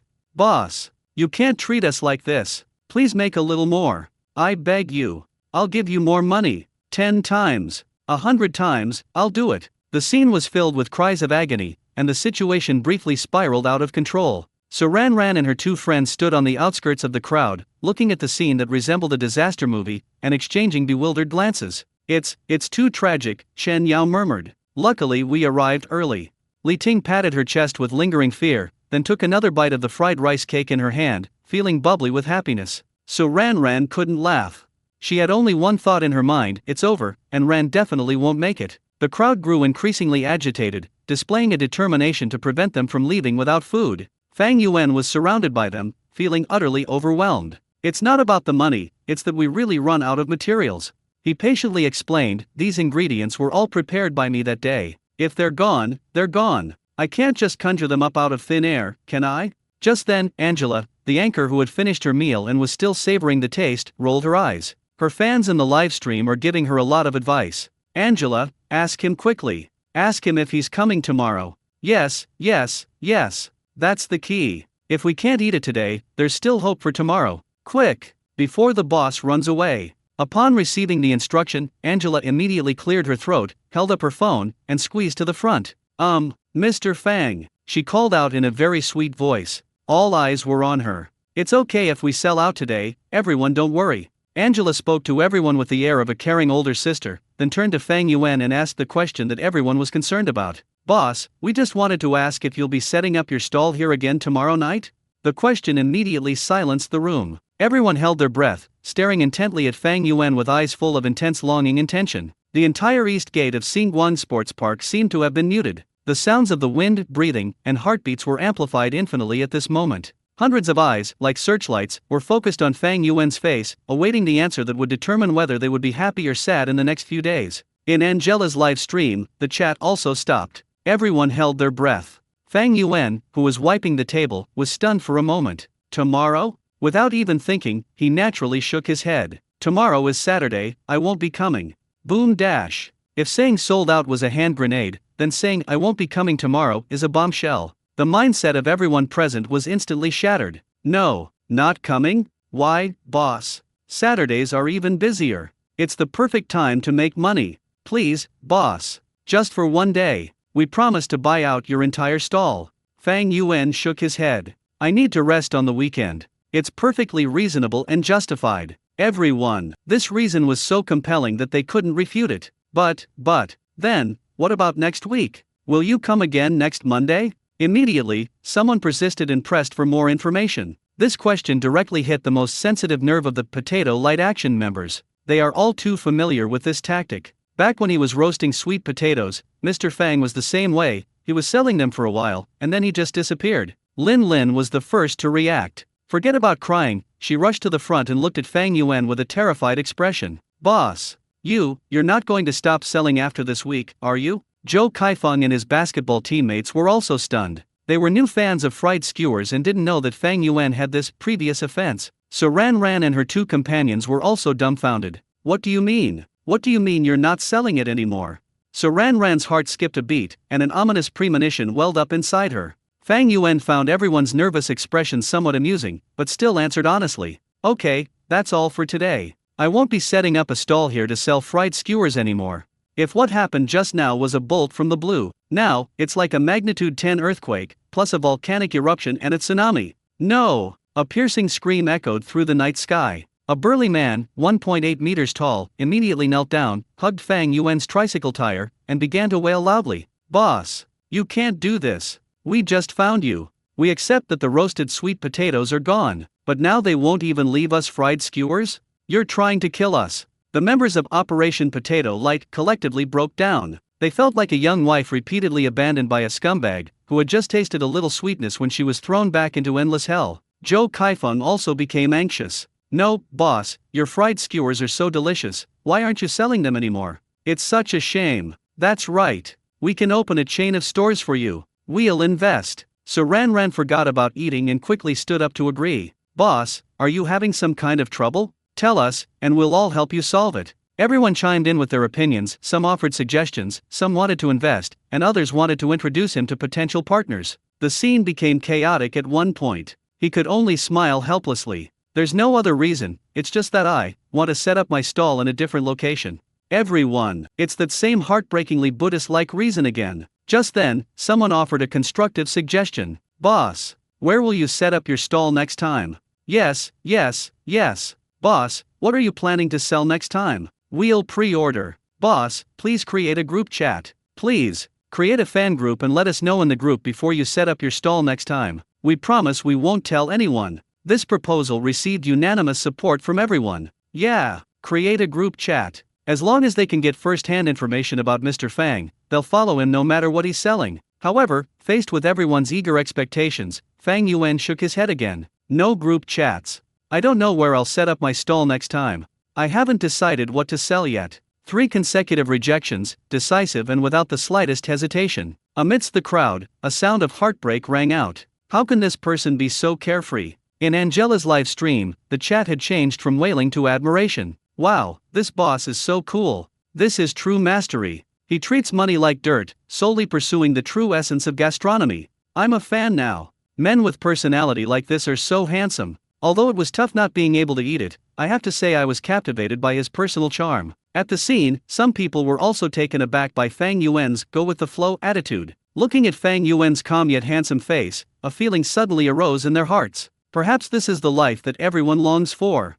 Since Mr. Fang has his own principles, let's not force him any further. Everyone turned around at the sound. A man dressed in a well-tailored casual suit, with a refined demeanor, was walking slowly towards them. The crowd automatically parted to make way for him. He's the number one on the leaderboard. Holy crap, it's on the list. A living tycoon. Angela's eyes lit up instantly, and she quickly pointed the camera at the person who had just arrived. The newcomer was none other than Li Qing, the mastermind behind the massive migration of fans and the potato light action. The mastermind behind the incident was also the one who posted photos of Fang Yuan selling fried skewers in a group chat yesterday, sparking a citywide search. Ignoring the commotion around him, Li Qing walked straight to Fang Yuan's stall. He nodded politely at first, then his gaze fell on Fang Yuan's oil pot and the sauce bowl next to it. His eyes held an undisguised admiration and praise. "Hello, Mr. Fang, my name is Li Qing." He extended his hand. Fang Yuan glanced at him, symbolically wiped his hands on his apron, and shook hands with him. "Hello. I tried your fried skewers, they were excellent."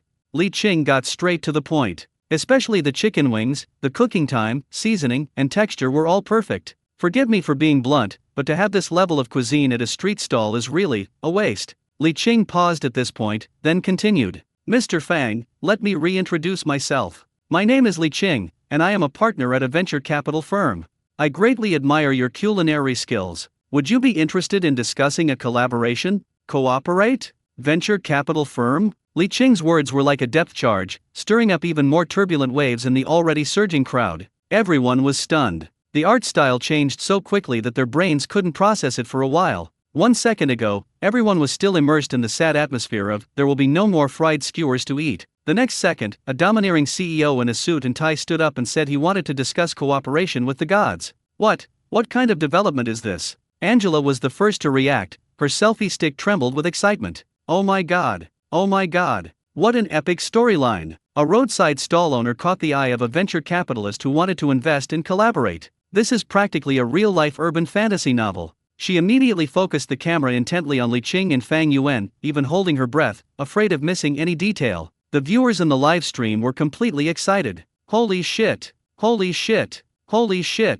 the hell did I just see? The top-ranked user is actually a venture capital tycoon. What a hidden identity. So, the top-ranked fan isn't just a foodie, he's here to scout out projects? I knew the boss's skills were amazing. Now he's caught the eye of investors. Say yes, boss. Let's team up and open a Michelin 3-star restaurant, letting the whole world taste your cooking. At the scene, Zhou Kaifeng and his teammates all stared wide-eyed, their expressions blank. These sports students usually spend their time with basketball, training, and the cafeteria. For them, words like venture capital and cooperation seem like something from another world. They just thought, that's awesome. So Ran, Chen Yao, and Li Ting looked at each other, their eyes filled with shock. Did I hear that right? He's going to open a shop with the boss?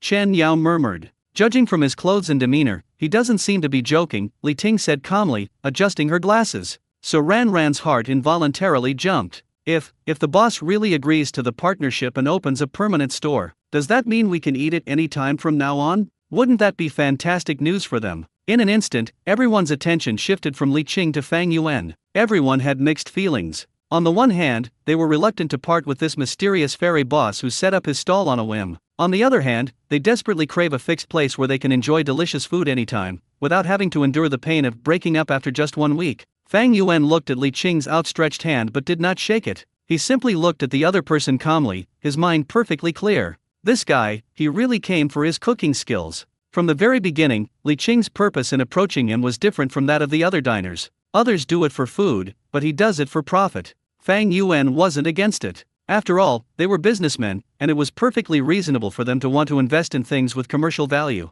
But Fang Yuan had absolutely no interest in this matter. Opening a shop? Become a head chef? I'm not interested. So Fang Yuan spoke directly. Thank you for your kind offer, but I'm not interested. His refusal was swift and decisive, without the slightest hesitation. Li Qing's smile faltered slightly, as if she hadn't expected him to refuse so quickly and directly. The surrounding diners also let out a series of regretful exclamations. Ha! Why? Boss, please think about it again.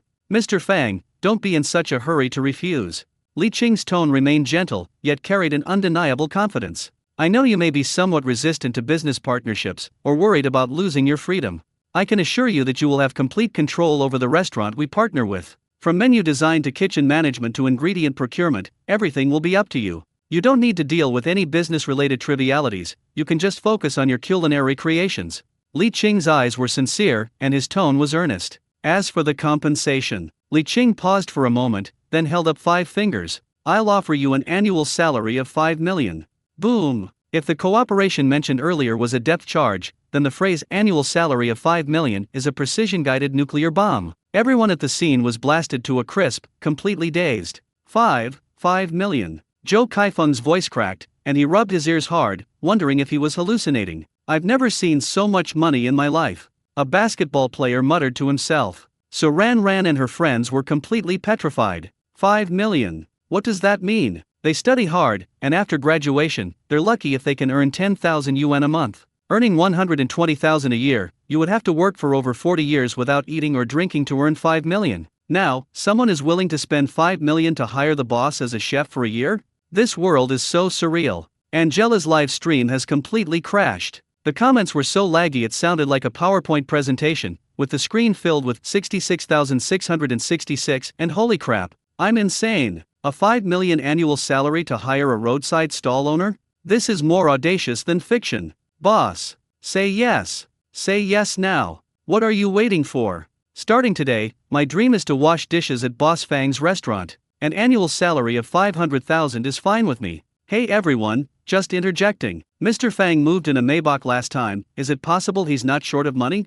This comment quickly disappeared into the dense sea of other comments. Not many people saw it. Everyone looked at Fang Yuan with envy. They figured that this time, Fang Yuan wouldn't have any reason to refuse, right? That's 5 million. It's not 500 yuan. However, Fang Yuan's reaction once again exceeded everyone's expectations. He didn't even flinch when he heard the number. He even yawned. Then, he shook his head and repeated what he had just said. I already said I'm not interested. Li Qing was completely stunned. He frowned slightly, his eyes filled with confusion. He didn't understand. Which part of the process went wrong? Was the money too little? He took a deep breath and decided to go all out. Mr. Fang, if you're not satisfied with this offer. Annual salary, 10 million.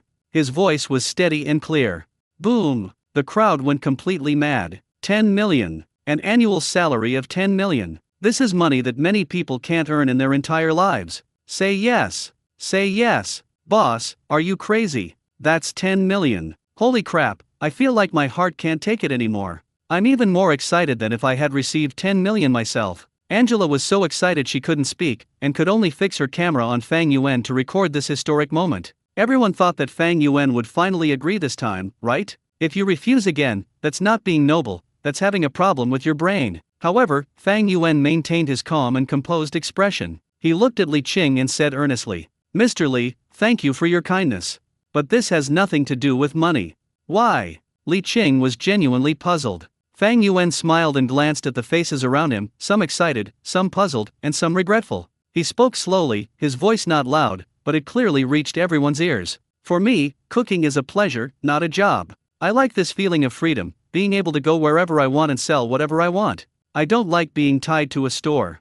I prefer things to be like this now, where I can do whatever I want, drive my little car, go where I want to go, cook the food I want to cook, and watch everyone enjoy their meals.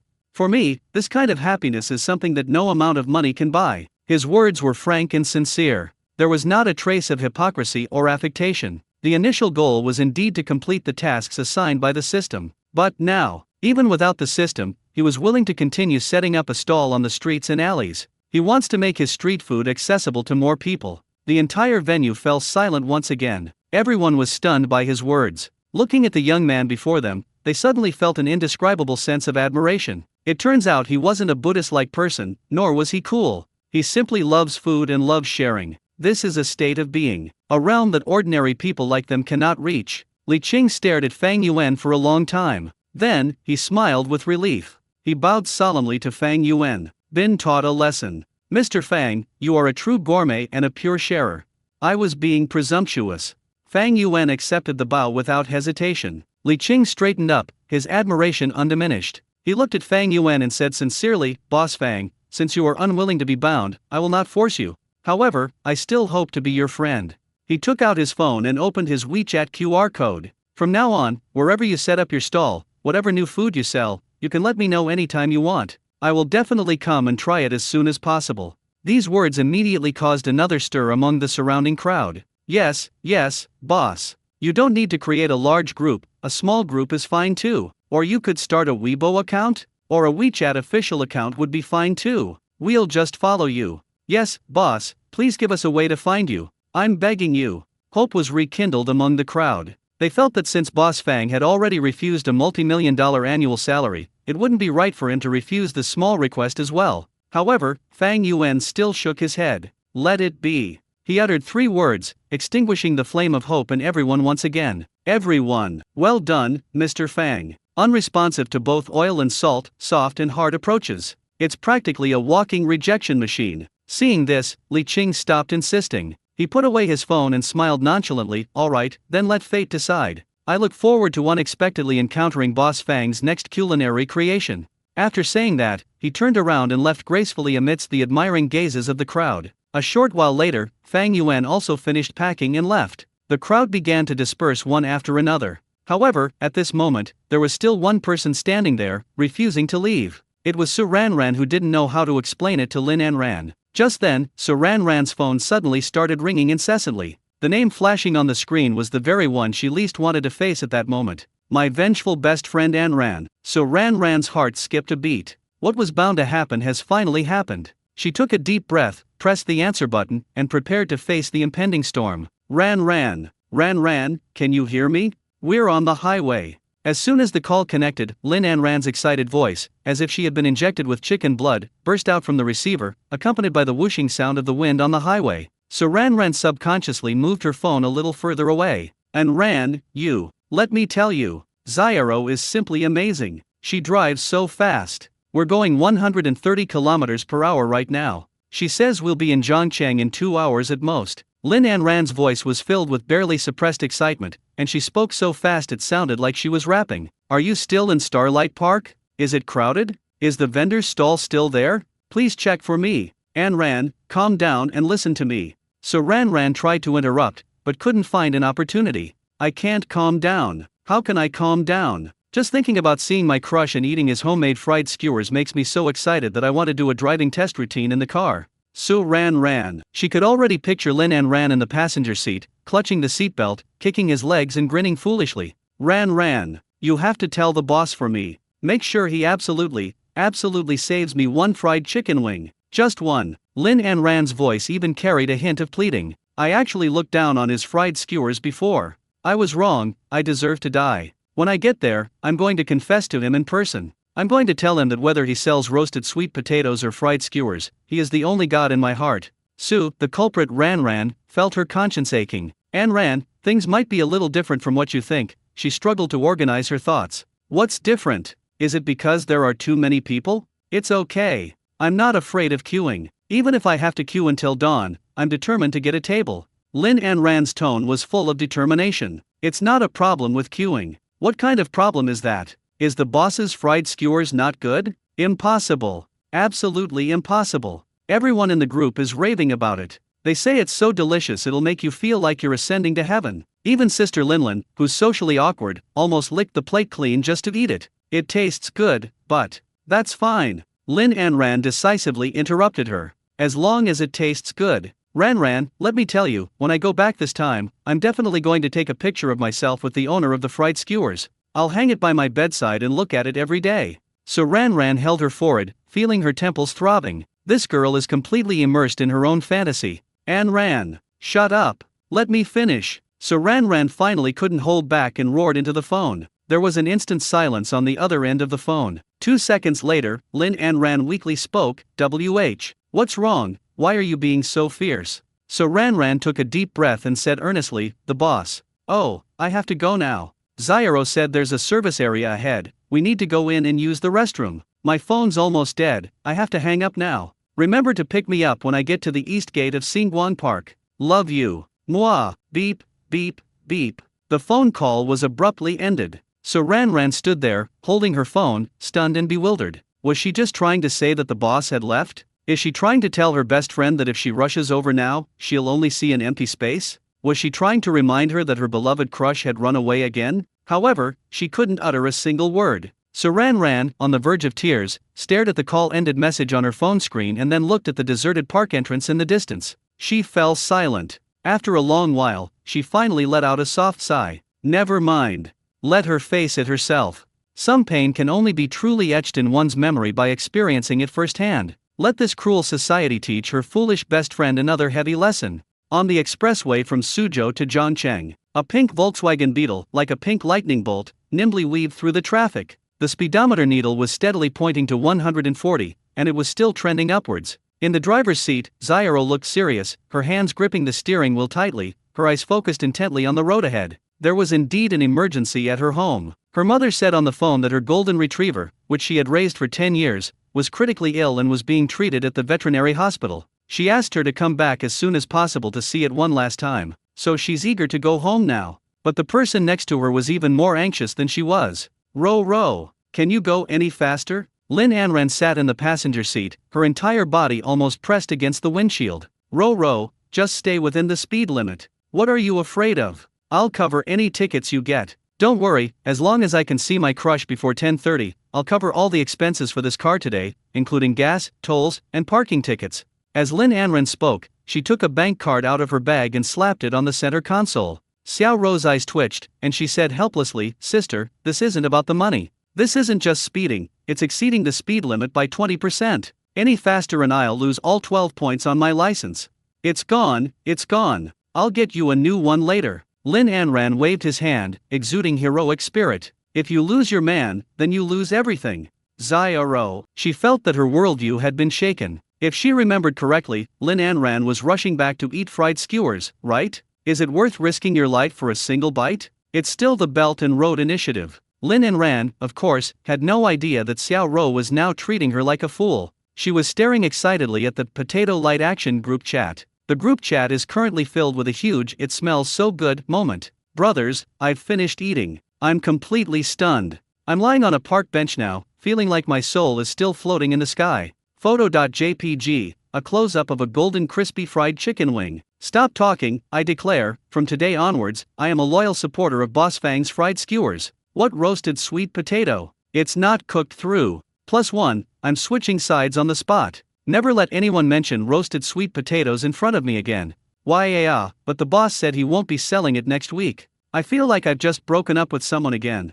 It's okay. As long as we can find the owner, we'll eat whatever he sells. Even if he switches to selling Jianbing Kuwazi next time, I'll be the first one there. Yes, let's establish the light streaming action. No, that everything can be eaten action. We swear to follow Boss Fang to the death. Lin Anran was furious when she saw the group of fence-sitters in the group chat who were crying and wailing over roasted sweet potatoes 1 second and then collectively betraying her the next. A bunch of traitors. But she looked at the close-up photo of the chicken wings, their golden, crispy skin coated with tempting sauce, and it was as if she could smell the aroma through the screen. She swallowed hard, unable to resist. Is it really that delicious? It tastes even better than roasted sweet potatoes? Impossible. Absolutely impossible. But these chicken wings look really tempting. Thinking of this, Lin Anran's mouth watered again. Ro, faster. My chicken wings are calling me. Lin Anran urged again. Xiao Ro glanced at the navigation. Zhangcheng toll station is 500 meters ahead.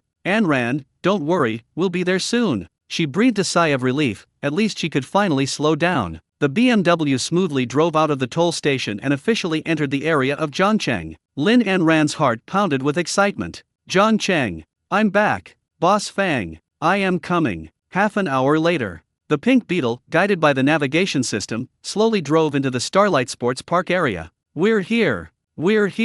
Inside the car, Lin Anran was like an excited groundhog, her whole face pressed against the car window. Zyro, look, that's the park. Singguang Sports Park. She pointed to the brightly lit, huge park outside the window and excitedly said to her friend Zyro, who was driving. Xiao Ro was a little exasperated by her excited state, but still smiled and replied, I see.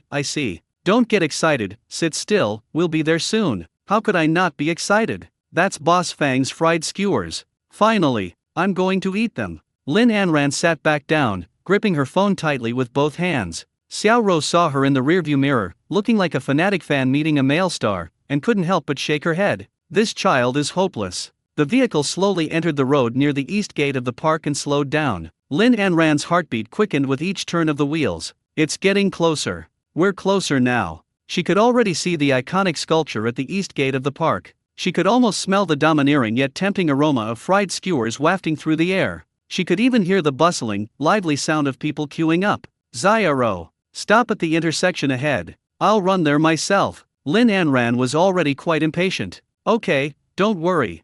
Xiao parked the car steadily on the side of the road. Before the car had even come to a complete stop, Lin Anran unbuckled her seatbelt, pushed open the car door, and rushed out like a gust of wind. Ran, I'm here. As she ran, she opened her arms wide and shouted joyfully towards the place she had longed for. However, when she rushed to the park entrance and saw what was in front of her, the smile on her face froze instantly. The brightly lit tricycles I had imagined were nowhere to be found. There was no massive crowd as expected. The expected domineering and tempting aroma of the food was nowhere to be found. At the entrance to the deserted park, only a few lonely streetlights cast a cold, desolate glow. The evening breeze blew by, swirling up a few fallen leaves, creating an atmosphere of desolation and bleakness. In this desolate and bleak scene, only Sir Ranran stood there alone, like a lonely stone waiting for her husband. She looked at Lin Anran, who was frozen in place, and a smile that looked more like a grimace appeared on her face. Anran, you're here. Sir Ranran steeled herself, waved her hand, and spoke in a dry voice as if she had been sanded.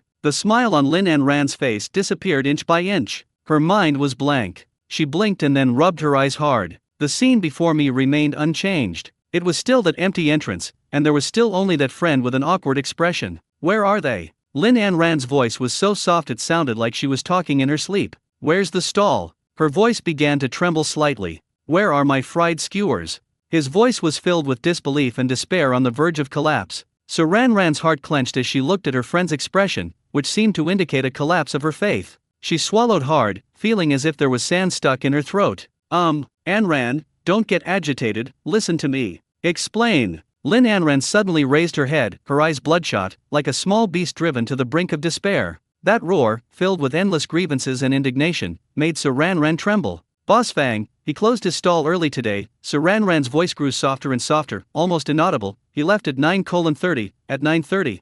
9:30? They've left? The stall is gone? Boom! Lin Anran's world completely exploded at this moment. All the colors faded instantly, leaving only black and white. Why? Lin Anran's voice was no longer trembling, but rather leaking air. Her body swayed, as if she might collapse at any moment. She doesn't believe it. She refused to accept it. She was unwilling to accept it. Why is she always the one who gets hurt? I don't believe it. How could Boss Fang close up shop so early? He used to stay open until 11 o'clock or later. She questioned Sir Ranran as if she had grasped at the last straw. How would I know? Sir Ranran was almost in tears. There are so many people today. The line is more than twice as long as the last time we came. No matter how many fried skewers Boss Fang makes, he can't keep up with so many people buying them. There are too many people. Lin Anran's mind instantly conjured up images of those food videos, filled with comments like checked in, so delicious I could cry, and I'm going to eat right now. Yes, those are the people. Those foodies like me stole my fried skewers. It's you guys. You've emptied my pockets. A tremendous wave of grief and resentment, like a tsunami, instantly overwhelmed Lin Anran. She couldn't hold on any longer.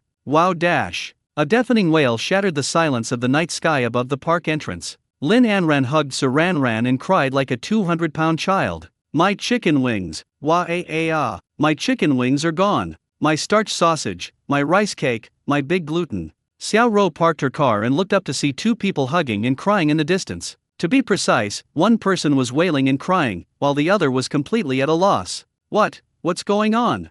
Xiao Ro quickly got out of the car and ran over. Ran? What happened to Anran? Why is she crying like this? When Sir Ranran saw her savior arrive, a smile that looked more like a grimace appeared on her face. She pointed to Lin Anran, who was sobbing uncontrollably, and then to the empty park entrance. The stall is gone. Xiao, if it's gone, it's gone. We can always come back tomorrow. Xiao tried to comfort her. These words acted like a switch, instantly pausing Lin Anran's crying. She raised her tear-streaked, red face and asked in a desperate voice, thick with nasal congestion, "Tomorrow?" "Yes, come again tomorrow." Lin Anran's tears flowed again. "Tomorrow. Wah! After tomorrow, Boss Fang will no longer be setting up his stall here." Xiao Su Ran. A double blow is the most fatal. The air fell into a deathly silence once again. All that remained was Lin Anran's amplified, desperate sobs. Why am I so unlucky?" Fang Yuan returned to his villa in Linjiang No. 1 courtyard and pushed the fried food tricycle that had accompanied him on his week-long adventures into the garage. He let out a long sigh and slumped onto the soft sofa in the living room, feeling a wave of physical and mental exhaustion wash over him. The scene at Starlight Sports Park on the last night was absolutely chaotic. Surrounded by hundreds of people, some crying and some wailing, and a burly man clinging to the wheel of his car, the scene was more exaggerated than a vegetable market. It's only because his physical condition is good now and his mental strength is strong enough, otherwise he would have definitely suffered from social anxiety on the spot. "It's finally over," Fang Yuan murmured to himself. Although the process was full of twists and turns, the mission was successfully completed, and an office building was unexpectedly acquired. This was a great deal, a huge profit. Just as he was about to get up and take a bath to relax, his phone suddenly rang. It was an unfamiliar number. Fang Yuan frowned. Who would make a phone call at this hour? He answered casually, "Hello? Hello, is this Mr. Fang Yuan?" A very respectful and steady male voice came from the other end of the phone. "It's me, and who are you?" Fang Yuan asked, somewhat puzzled. "Hello Mr. Fang, my name is Wu Jin, and I am a professional manager. I have been entrusted to manage the properties under your name. I have just received notification that you have become the sole owner of Zhongcheng Innovation Valley Technology Building. I am hereby reporting to you." Wu Jin's voice was meticulous and full of professionalism. Fang Yuan was stunned for a moment before he realized what was happening. Zhongcheng Innovation Valley Technology Building? Oh, right, it was just a system reward. He's almost forgotten that he's now a landlord with property. "Hello, Manager Wu. Mr. Fang, you're too kind." Wu Jin's tone became even more respectful. "When would you have time to come to the building to complete the final handover procedures and familiarize yourself with the details?" Tomorrow then." Fang Yuan thought about it and figured he had nothing to do on the weekend anyway. "Okay, Mr. Fang, then our entire management team will be waiting for your arrival tomorrow." After hanging up the phone, Fang Yuan was still a little dazed. "So, you now have a professional management team? That sounds pretty convincing." He was pondering what to wear to inspect his businesses the next day when that familiar and pleasant notification sound suddenly rang in his mind. Ding! "Congratulations, host, on successfully completing last week's mission. Next week's mission has been released. It's here." Fang Yuan was greatly encouraged. Task name, the working class's midnight diner. Task description, the host must set up a nighttime stall within the Zhongcheng Innovation Valley Technology Building for 5 days. At least 300 servings of secret recipe braised food must be sold each day. Task time, Monday to Friday next week, 8 p.m. to 10 p.m. each night. Mission location, Zhongcheng Innovation Valley Technology Building Park. The specific location can be chosen by the host. Task reward? Master-level braised food preparation techniques have been unlocked. Related cooking skills and exclusive sauce recipes have been imparted. A customized multifunctional braised food delivery truck has been delivered to the villa's B2 garage. Fang Yuan stared at the task panel, completely dumbfounded. Mission location, Zhongcheng Innovation Valley Technology Building? Isn't this the building we just acquired? So, did the system specially arrange an office building for him for next week's stall task? Fang Yuan was at a loss for words, not knowing whether to laugh or cry. "I can only say that it truly lives up to its reputation as a system. If I set up a stall on my own turf, no one should dare to charge me sanitation fees or management fees, right?" Fang Yuan tried to comfort himself. The next morning, Fang Yuan got out of bed feeling refreshed. After breakfast, he strolled to the garage, ready to inspect his new business. The once honorable fried food tricycle is gone, replaced by a brand new food truck. This is a mobile food truck with a matte black finish, smooth lines, and a modern, minimalist style. Made entirely of brushed stainless steel, it features a refrigerated display case, a heating area, a packing station, and even a small hand-washing sink. This thing is way more upscale than the tricycle he uses to sell fried skewers. Fang Yuan nodded in satisfaction. He hopped onto the food cart and felt that the seats were much more comfortable than his previous fried food stall. With a gentle twist of the handlebars, the food cart glided away silently, smoothly, and quietly. Fang Yuan rode his new steed, heading towards the Zhongcheng Innovation Valley Technology Building, as the sun rose. At 10 a.m. sharp, he arrived at the building entrance. Zhongcheng Innovation Valley Science and Technology Building is a well-known high-tech industrial park in Zhongcheng. Several modern glass curtain wall buildings stand tall and look magnificent. Fang Yuan was about to ride his bike inside when a young security guard at the entrance stopped him. "Hey, what are you doing?" The young security guard waved his hand sternly, signaling him to stop. "This is a high-end office building complex. Setting up stalls is not allowed. Get out of here." This familiar scene, these familiar lines. Fang Yuan has almost gotten used to it. He stopped the car and said helplessly, "I'm not." Before he could finish speaking, a group of people rushed out of the building entrance. The one leading them was Wu Jin, whom I spoke to on the phone yesterday. At that moment, Wu Jin, along with several department managers, was eagerly waiting at the main entrance. They had been waiting for almost half an hour. A manager asked in a low voice, "Mr. Wu, what kind of car do you think the new boss will drive? A Rolls-Royce or a Bentley?" "It's hard to say. A big shot like Mr. Fang, who is rarely seen, will definitely have an unpredictable style of doing things," Wu Jin said in a deep voice, his eyes constantly searching through the passing vehicles. Just then, they noticed the commotion at the door. A security guard was yelling at a young man riding, well, a strangely shaped food cart. Wu Jin didn't pay attention at first, until he saw the young man's profile clearly. He suddenly pulled out his phone and opened a photo. The person in the photo is Fang Yuan. Wu Jin's pupils dilated instantly, and cold sweat poured down his face. "It's the boss!" he exclaimed, not caring about his image anymore, and rushed towards the door. "Stop! What are you doing?" Wu Jin shouted at the young security guard. Several managers hurriedly followed, each one trembling with fear. My God, the new boss was stopped at the gate by his own security guards on his very first day on his own turf? What kind of mess is this? The young security guard was startled by the sudden appearance of his superior and was somewhat bewildered. "Mr. Wu? Mr. Wu? This guy is trying to sneak into the park to set up a stall. I was just about to kick him out."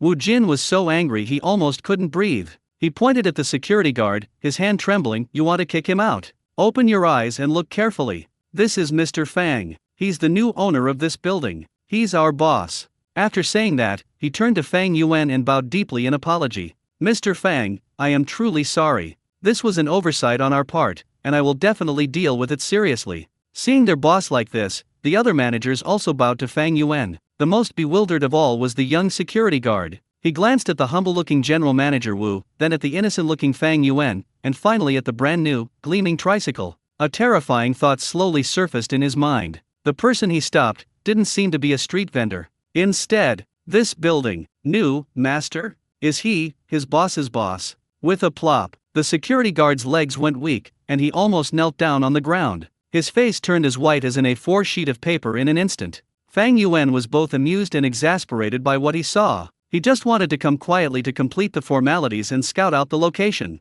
Who would have thought it would cause such a huge commotion? "Manager Wu, what are you doing? Get up quickly." Fang Yuan got off the tricycle and reached out to help him up. He pointed to the security guard who was about to cry and said, he was just following the rules and regulations and didn't do anything wrong. Don't make things difficult for him. Upon hearing this, Wu Jin breathed a huge sigh of relief. The new boss didn't pursue the matter, so things became much easier. He straightened up, glared fiercely at the security guard, but his tone softened considerably. "Hurry up and apologize to Mr. Fang." "Hello, Mr. Fang. I'm so sorry, Mr. Fang. I was blind. The security guard was almost incoherent, bowing repeatedly. His eyes were filled with resentment as he looked at Fang Yuan. Who would have thought that our big boss would be so simple and down to earth, coming to inspect the work on a tricycle? This is even more outrageous than a novel. All right, it's nothing, you can go back to your work." Fang Yuan waved his hand, not wanting to waste any more time on this trivial matter. Yes. The security guard felt like he had been granted a pardon and scrambled back to the guard booth, his heart still pounding wildly. What happened today is enough for him to brag about for the rest of his life. "Back in the day, I was the man who stopped a billionaire." Wu Jin wiped the cold sweat from his forehead, turned to the side, and made a pleased gesture. "Mr. Fang, let's go inside and talk." His gaze fell on Fang Yuan's tricycle, his expression somewhat complicated. This new boss's style of doing things is truly unique. "Okay." Fang Yuan nodded, pushed his tricycle, and entered the Chuangba Technology Building campus surrounded by a group of elite people in suits. The scene was incredibly bizarre. As Wu Jin led the way, he began to explain the building's features in detail to Fang Yuan. "Mr. Fang, our Innovation Valley Technology Building consists of 2 towers, A and B, with a total construction area of over 100,000 square meters. Currently, the park has 37 companies, mainly in the fields of internet technology, artificial intelligence, and cultural media, with an overall occupancy rate of 95%. Block mainly houses large, leading companies, such as listed companies like Figzun Technology and Huanwei Interactive Entertainment. Block B mainly houses small and medium-sized startups and incubators. Fang Yuan was speechless as he listened to these resounding company names. Figzun Technology? Isn't that one of the largest game companies in China? I never expected it to be my own tenant. The building's property management, security, and cleaning have always been handled by Hongjing Property Management. We have a professional team of over 100 people providing 24-hour service to the complex, Wu Jin explained in detail. Not bad. Fang Yuan nodded. Judging from the security guard's behavior, the property management company is indeed quite responsible. Regarding the rent, Wu Jin paused, then gave a figure. Based on the current occupancy rate, the building's total annual rental income, after deducting various operating costs and taxes, will yield a net profit of approximately 100 million. 100 million. Fang Yuan suddenly stopped in his tracks. Although he was mentally prepared, his heart still started racing when he heard the number with his own ears. A net income of 100 million yuan a year. On average, even if you do nothing, you'll have nearly 300,000 yuan in income as soon as you open your eyes every day. Is this the happiness of being a landlord? Indeed, happiness is so simple, unadorned, and even boring. I can finally relax completely, Fang Yuan muttered to himself. Ha! What did you say, Mr. Fang? Wu Jin didn't hear clearly. It's nothing. Fang Yuan coughed, regaining his composure. Go on. Wu Jin didn't dare to ask any more questions and led Fang Yuan into the magnificent lobby of Building A. Mr. Fang, your office is located on the top floor, offering the best view. In addition, as requested by the client, we have gathered all the company's management team together and would like you to meet them and get acquainted with them. Soon, Fang Yuan met all the core employees of Hongjing Property stationed in the Chuanggu building in the huge conference room on the top floor. The dozens of people were all surprised to see that Fang Yuan was so young, but their excellent professionalism prevented them from whispering to each other. Instead, they silently communicated their inner shock through their eyes. The new boss looks younger than the youngest intern in their company. Fang Yuan didn't give a long inaugural speech. He was never cut out to be a leader. He simply introduced himself and said, "Let's all keep up the good work. Thank you for your hard work," and that was it. The entire meeting lasted no more than 3 minutes. The employees looked at each other, feeling that the new boss was a bit too concise. After the meeting, Wu Jin invited Fang Yuan to the chairman's office on the top floor. The other details were reported to Fang Yuan one by one. Wu Jin finished his report just as Fang Yuan was about to fall asleep, and then respectfully continued to ask, "Chairman Fang, do you have any instructions for our next steps?" Fang Yuan snapped out of his daze and shook his head. "You did a great job. Just manage things at your own pace from now on. However, Manager Wu, there is something I really need your help with." Fang Yuan paused, finally revealing his other main purpose for coming today. "Mr. Fang, please speak. As long as we can do it, we will do our best," Wu Jin immediately stated. "Starting next week, I'd like to set up a stall in our park." Wu Jin's professional smile froze. Set up a stall? He suspected there was something wrong with his ears. A big boss who earns 100 million yuan a year, sets up a street stall? Yes. Fang Yuan nodded and said seriously, "We'll sell some snacks, braised duck, and the like. From next Monday to Friday, from 8 p.m. to 10 p.m. He pointed to the small square downstairs outside the window. "I think the area between Building A and Building B is a good choice. It has high foot traffic and doesn't affect traffic." Wu Jin opened his mouth, but couldn't close it for a long time. His brain was racing, trying to understand the deeper meaning behind his boss's behavior. Is this an experience of life? Or are they investigating public sentiment? Or perhaps it's some kind of commercial performance art that he can't understand? "Mr. Fang, are you serious?" Wu Jin asked with difficulty. "Of course." Fang Yuan said matter-of-factly. "What, is there a problem? Setting up a stall on your own turf shouldn't be against the rules, right?" No problem. Of course, no problem." Wu Jin shook his head like a rattle drum. "Just kidding, if the boss wants to grow vegetables in his own backyard, can the housekeeper really stop him? Let alone setting up a stall. Even if Fang Yuan wanted to have an open-air barbecue party on the rooftop, he would have to immediately arrange the best charcoal and ingredients. You can set up your stall wherever you want. You can sell whatever you want," Wu Jin said decisively. "Do you need any support from us? For example, power supply, tables and chairs? Or, do you need us to send out a notice in advance so that companies in the park can come and support us?" No, please don't." Fang Yuan quickly waved his hand. "I just want some peace and quiet. Please don't make a fuss. Just let me sell in peace and quiet." He didn't want to experience the same spectacle as at Starlight Sports Park again. But remember to tell the security department not to come and stop me from setting up my stall. He didn't want to set up a stall on his own turf and get kicked out by security guards. That would be too embarrassing. Okay, I understand. Wu Jin nodded repeatedly. Then it's settled. Fang Yuan stood up, very satisfied with the results of his inspection. The building has been taken over, and the stall has been booked. Perfect. I'm heading back now. See you Monday night. After saying that, he turned and left gracefully under Wu Jin's admiring gaze. Wu Jin was left alone, bewildered in the wind. His new boss seems to be a little bit different. Fang Yuan stayed in his villa for the entire weekend, not going anywhere else. On Sunday afternoon, he finally began to prepare for setting up his stall the next day. The master-level braised food recipe has been deeply etched into his mind like a data stream. From the proportions of spices to the control of heat, and every step of the braising process, everything was crystal clear, as if he had practiced it thousands of times. He took out the pre-processed ingredients from the cold storage provided by the system. Duck necks, duck wings, duck collarbones, duck feet, duck intestines, duck gizzards, every single one is incredibly fresh and of the highest quality. Following the instructions of the secret recipe, he first mixed dozens of spices, including star anise, cinnamon, bay leaves, Sichuan peppercorns, and dried chili peppers, in precise proportions down to the gram, and put them into a gauze bag. Then heat oil in a wok, add scallions, ginger, garlic, and various sauces, and stir-fry until the oil turns a rich red and the sauce is fragrant.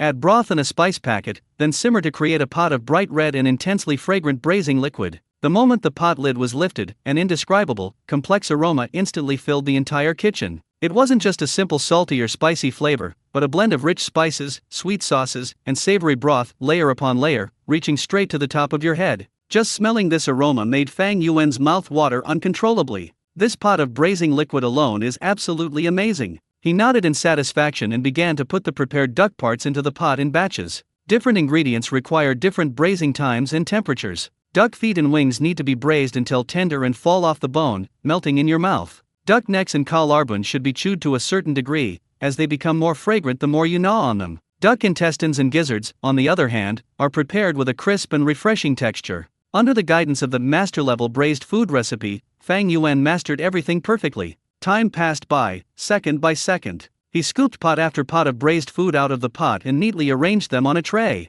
They are an enticing dark reddish-brown color, coated with a glistening layer of braising sauce, and exude an irresistible, deadly aroma. Fang Yuan looked at the fruits of his labor that afternoon and smiled with satisfaction. Everything is ready, we're just waiting to open for business. Monday, 8 p.m. As night falls, Building A of the Chuangba Technology Building remains brightly lit, like a giant luminous object in the city's darkness. Figzun Technology, Project Department. Wang Jian rubbed his sore eyes and finally typed the last line of code on the screen. He stretched, and his bones cracked and popped in protest. My stomach growled at an inopportune moment. I can't take it anymore, I have to go down and find some food, or I'll die of exhaustion at my workstation, Wang Jian muttered to himself as he took off his thick glasses. His department is a notorious workaholic camp. The entire team has been working overtime for more than half a month straight to launch a new game. I'm already tired of takeout, and the rice balls from convenience stores are just as bland as ever. Wang Jian strolled out of the office building, intending to try his luck outside the park to see if there were any late-night food stalls. As soon as he stepped out of the building, a domineering and alluring fragrance unexpectedly entered his nostrils. Wang Jian stopped in his tracks instantly. He took a deep sniff, and sure enough, it smelled like braised food. He looked in the direction the fragrance was coming from and saw a warm yellow light shining in the small square between Building A and Building B not far away. Under the lights, a uniquely designed three-wheeled food cart is quietly parked there. In front of the food cart, a young figure wearing a mask and hat was busy at work. What the hell? A hallucination? Wang Jian blinked hard, wondering if he had typed too much code and encountered a bug. Setting up a stall at the Chuangba Technology Building? What a joke! He has been working here for 3 years. Hongjing Property Management in Chuangba is notorious for being ruthless and merciless, let alone setting up a stall in the park. Even if you linger on the curb outside the building for a little longer, you'll be chased away by security guards. This is a high-end technology park in Zhangcheng, with property management that's ridiculously strict. How could they possibly allow something like a roadside stall to exist here? But the fragrance was so real, so penetrating, that it kept tempting him. Driven by intense curiosity, Wang Jian walked over as if possessed. Only when you get closer can you see clearly that the food cart is neatly stacked with various braised dishes, such as dark red duck wings, duck feet, and duck neck bones, which gleam temptingly under the lights, and the aroma is coming from these braised dishes. The stall owner was very young, although he was wearing a mask. His exposed eyebrows and eyes made him look to be in his early 20s. "Boss, why are you setting up a stall here?" Wang Jian couldn't help but ask the question that had been bothering him. Fang Yuan looked up at him and casually replied, "This is where the traffic is the highest." Wang Jian was taken aback by this answer. "What is the reason for this?" He looked around. There was no one else there, only him as a guest. "No, what I mean is, doesn't the property management here take care of it?" Wang Jian lowered his voice, giving him a "brother, I'm worried about you" look. "Oh, they're in charge. Otherwise, why would I be the only one setting up a stall here?" Fang Yuan replied. Wang Jian's lips twitched. "So you know you're setting up a stall here?"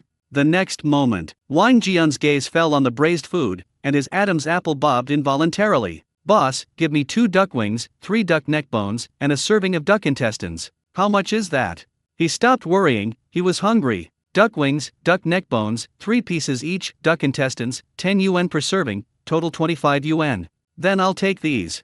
"Okay." Fang Yuan deftly placed the food Wang Jian ordered into a paper bowl, then skillfully poured a spoonful of his secret recipe chili oil, scallions, and cilantro on top. "Submit." Ding! 1 serving of braised food sold. Current progress 1/300. Wang Jian scanned the code to pay and eagerly took the paper bowl. He first picked up a duck wing and brought it to his mouth. The aroma of braised meat, spicy oil, and savory flavors blend together, making your mouth water before you even take a bite. He took a bite. The duck skin is soft and chewy, while the meat is firm and springy. It easily falls off the bone with a gentle touch. The flavor of the braising sauce has completely permeated the bones, with a savory aroma and a hint of sweetness, along with just the right amount of spiciness that dances on the tip of the tongue. Holy crap! Wang Jian couldn't help but swear. "It's so delicious. This taste is absolutely amazing. It's 10 times better than any famous braised food shop he's ever eaten at." He picked up another duck clavicle and started gnawing on it. There isn't much meat on the collarbone, but it's incredibly chewy. The bones are braised until crispy and fragrant, and the more you gnaw on them, the more flavorful they become, making it impossible to stop eating. The crisp and refreshing duck intestines were even more irresistible to him. In no time at all, he devoured the entire plate of braised food, leaving not even a single scallion at the bottom of the bowl. Wang Jian licked his lips, still feeling a bit unsatisfied, as if he had come back to life. The fatigue vanished, and my taste buds were thoroughly satisfied. Looking at the composed Fang Yuan, Wang Jian's curiosity reached its peak. "Dude, who are you? What's your relationship with the property management? They even allowed you to set up a stall in the park?" Fang Yuan found it amusing to see his persistent and inquisitive attitude, and decided to tease him. He took off his disposable gloves, leaned against the food cart, and said in a nonchalant tone, "The relationship is pretty simple. I'm the owner of this building. It's perfectly reasonable for me to set up a stall on my own turf, right?" Wang Jian. He opened his mouth, looked at Fang Yuan, and then looked at the brightly lit Block A of the Chuanggu Technology building behind him. My brain went blank for 3 seconds. Who owns this building? A billionaire boss, worth at least several billion, drives a tricycle and sells braised food here? You're kidding me. If he owned this building, he'd be throwing pool parties on the rooftop every day. Why would he need to go to work? Seeing Wang Jian's "you think I'm stupid" expression, Fang Yuan chuckled and changed his tune. "Just kidding. Actually, I got in through the back door. I have some connections with the property manager."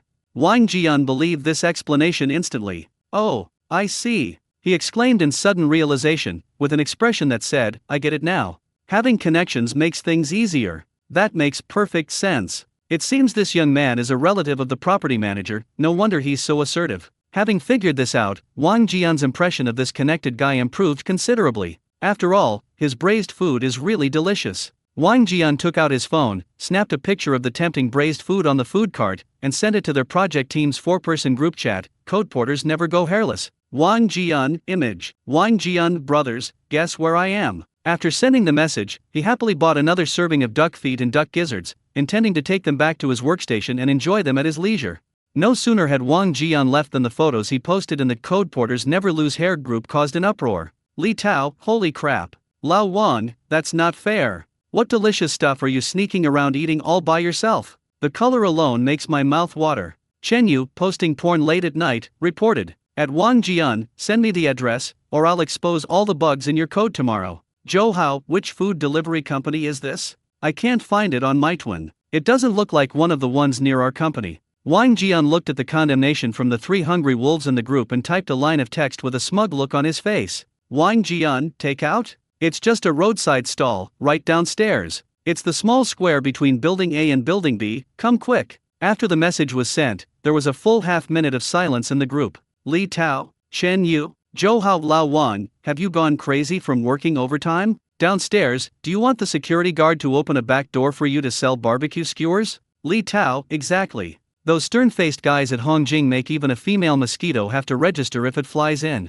Setting up a stall? You must be living in a dream. Wang Jian was not surprised at all by his colleague's doubts. After all, that was what he thought at the beginning. Wang Jian, believe it or not, I've tried it. The taste is miles better than any other braised food you've ever had. You're missing out if you don't come. After sending this message, Wang Jian turned off his phone, ignoring the groans in the group chat, and happily carried his newly bought braised food into the building. In the group chat, Li Tao, Chen Yu, and Zhou Hao looked at each other in bewilderment. Old Wang doesn't seem like the type to joke around, Chen Yu said, scratching his thinning hair. But this is too outrageous.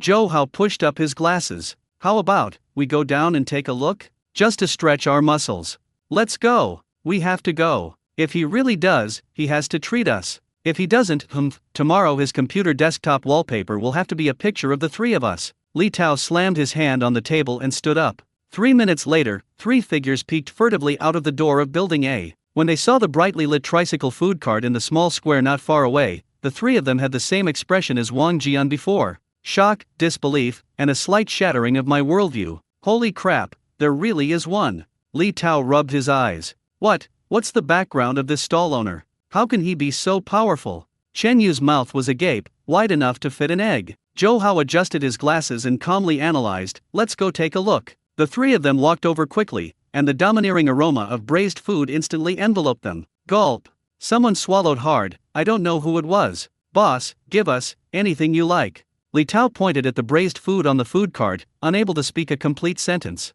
Okay. Fang Yuan remained calm and composed. Soon, 3 steaming hot braised dishes were handed to them. Ding! 3 servings of braised food sold, current progress 4/300. The three of them didn't care about their image anymore and stood by the food cart, eagerly starting to eat.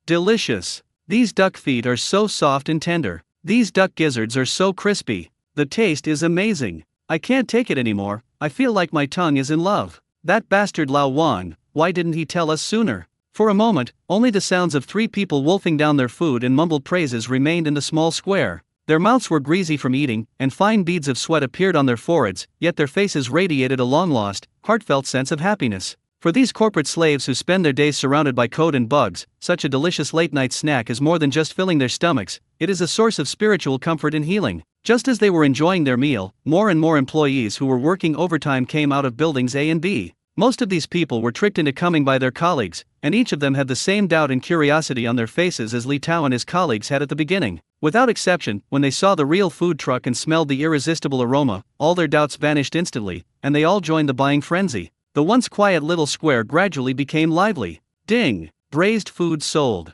Current progress, 33/300. A dozen or 20 programmers, dressed in plaid shirts and wearing glasses, each with a bowl of braised food in their hands, gathered in 2s and 3s, eating and chatting quietly. Hey bro, you guys at Fantasia Entertainment? You're working overtime too? Yeah, guys at Figzun Technology, you're the same way. Hey, we're all in the same boat, why bother with formalities? Let's finish this bowl of braised food and get back to our work tomorrow. Haha, you're right. The oppressive work atmosphere was greatly alleviated at this moment by the delicious food and self-deprecating laughter. As everyone ate and chatted, the topic naturally shifted to the stall owner, Fang Yuan. Hey buddy, excuse me, what's your relationship with Manager Wu from Hongjing Property? Are you his nephew or his cousin? A bold programmer approached the food cart and asked curiously. After all, in their view, being able to set up a stall here must mean having a connection with the highest-ranking management of the property management company. Fang Yuan smiled, neither confirming nor denying. His mysterious attitude only fueled everyone's curiosity. Dude, your connections are incredible. Yes, could you tell us how you convinced Manager Wu? Please share your tips. Will we be able to eat such delicious braised food every day from now on? Faced with a barrage of questions from the crowd, Fang Yuan simply continued packing up the braised food for the new customers without paying any attention. After encountering setbacks, everyone realized that they had been somewhat presumptuous. You can't just publicize your connections everywhere. The group immediately shut up and lowered their heads to enjoy the unexpected feast. I never expected to get such delicious duck products while working overtime. They decided to voluntarily work overtime tomorrow night. just for a bite of this delicious braised duck. Gao Li, the head of the R&D team at an internet company, walked out of the building rubbing her throbbing temples after finishing a long meeting. Their company just moved here last week, so they're not very familiar with the surrounding area yet. Sisterly, it's almost 9 o'clock. What should I eat for dinner? How about ordering takeout? A colleague asked. I'm tired of takeout, Gao Li sighed. Let's go for a walk and see if there are any snacks nearby. Sisterly, there aren't any food streets around here. The park management is very strict. The nearest one is more than 10 minutes walk away, another female colleague complained. As they were talking, they suddenly stopped in their tracks. A small stall has appeared in the small square between Building A and Building B, next to the green belt not far from the entrance of the office building. There were also a few people gathered around. Gao Li and her group were stunned. What's this stall doing here? Didn't they say that setting up stalls in the park is not allowed? Doesn't the property management care?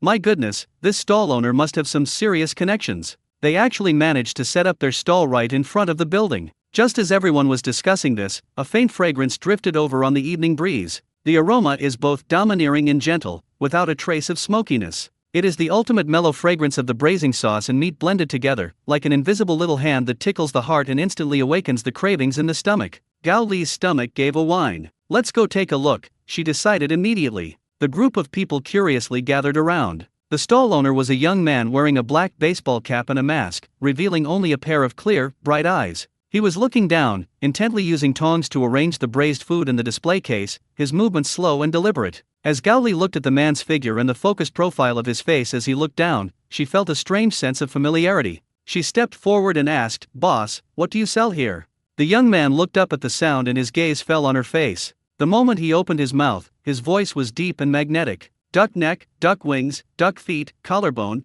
what would you like to eat?" Upon hearing this voice, Gao Li was completely stunned. That sound. Fang Yuan. Isn't this Fang Yuan, who resigned 2 weeks ago? I had been working as a developer under her for a while. Why did they suddenly start setting up stalls? And why are they doing this inside the Chuangu Technology Building? Gao Li felt her mind was foggy. It's too late to turn around. Fang Yuan, realizing he had been recognized, had no choice but to remove his mask, revealing a handsome and refined face. Sisterly, it's been a long time. It really is him. Gao Li's brain went blank for a full 3 seconds. The scene before me was truly surreal. A former subordinate resigned and found new employment, switching to selling braised food at a street stall? Shouldn't he have switched to a bigger internet company, gotten a higher salary, and continued coding? How come they've started setting up stalls? In an instant, Gao Li felt a mix of emotions. There was surprise, regret, and a sense of disappointment. Fang Yuan, how did you get here? She asked. I've been doing this since I quit my job, Fang Yuan said calmly, as if he were talking about something perfectly ordinary. I find it more interesting than writing code. Several young programmers next to Gao Li also started whispering among themselves. However, Fang Yuan was not familiar with them, so he ignored them. Gao Li, on the other hand, was overthinking it. She suspected that something might have happened to Fang Yuan's family. As someone who had been through it all, and as his former boss, she felt it was necessary to give him a hand. She stepped forward, lowered her voice, and said in a serious tone, "Fang Yuan, are you having some kind of trouble? If so, just tell me. We've been colleagues, I'll definitely help you. If you want to come back to work, that's fine too. Although the process might require another interview, with your abilities, that's just a formality, isn't it? The doors of the tech department are always open for you." Gao Li spoke with utmost sincerity. She truly cherished Fang Yuan's talent. Fang Yuan felt a warmth in his heart after hearing this. This former boss was actually a pretty good person. He smiled and said sincerely, "Thank you, Sisterly. But I really haven't encountered any difficulties. I'm doing quite well now and I really like my life." His eyes were clear and open, without the slightest hint of reluctance or dejection. Gao Li looked at him, and for a moment she didn't know what to say. She sighed deeply, knowing that there was no point in trying to persuade her any further. "Alright, everyone has their own ambitions, I won't force you." She forced a smile and put on a relaxed expression. "Since we've run into each other, I should at least patronize my former colleague's business, right? Boss, give me a family photo dish, a little bit of everything." Fang Yuan nodded, skillfully picked up the clips, and began packing for her. Gao Li stood aside, watching his focused and serious expression, feeling a mix of emotions. Perhaps, setting up a street stall is really more enjoyable than coding. "Do you want it spicy?" Fang Yuan asked, looking up as he deftly packed the chopped duck necks, wings, and feet into a takeout box. "Yes, medium spicy, please," Gao Li replied casually, snapping out of her daze. Fang Yuan nodded, scooped out a spoonful of bright red secret recipe chili oil from an exquisite white porcelain jar next to him, and poured it evenly over the braised food. With a soft sizzle, a rich, spicy aroma was instantly released, mingling with the mellow fragrance of the braised food and forcefully penetrating the nasal cavity of everyone present. "It smells so good," Gao Li's subordinates couldn't help but exclaim, their mouths watering uncontrollably. Fang Yuan closed the takeout box and handed it to Gao Li. Ding! Braised food sold. Current progress, 38/100. Gao Li scanned the code to pay, and carrying the heavy family photo, she returned to her small team. "This smells amazing," a colleague exclaimed as they came over. "I'll try it." Gao Li opened the box. The moment the lid was lifted, the complex aroma exploded like a bomb, causing everyone to take a deep breath. Gao Li put on the complimentary disposable gloves, picked up a duck wing, and put it in her mouth. The moment she bit through the duck skin, she froze. What is this smell?" The duck skin, braised to perfection, is soft, chewy, and melts in your mouth with just a gentle touch. The meat under the skin is tender and juicy, and it separates from the bone with almost no chewing effort. And that taste completely overturned her previous understanding of braised food. The rich aroma of soy sauce forms the base, while the flavors of dozens of spices unfold on the taste buds in layers. Sometimes it's the mellow sweetness of star anise, sometimes the spiciness of cinnamon, and occasionally a faint hint of herbal fragrance, perfectly balancing the richness of the braising sauce. Finally, the spicy flavor of that spoonful of chili oil was the finishing touch, igniting all the flavors and leaving a lingering, satisfying aftertaste. Tasty.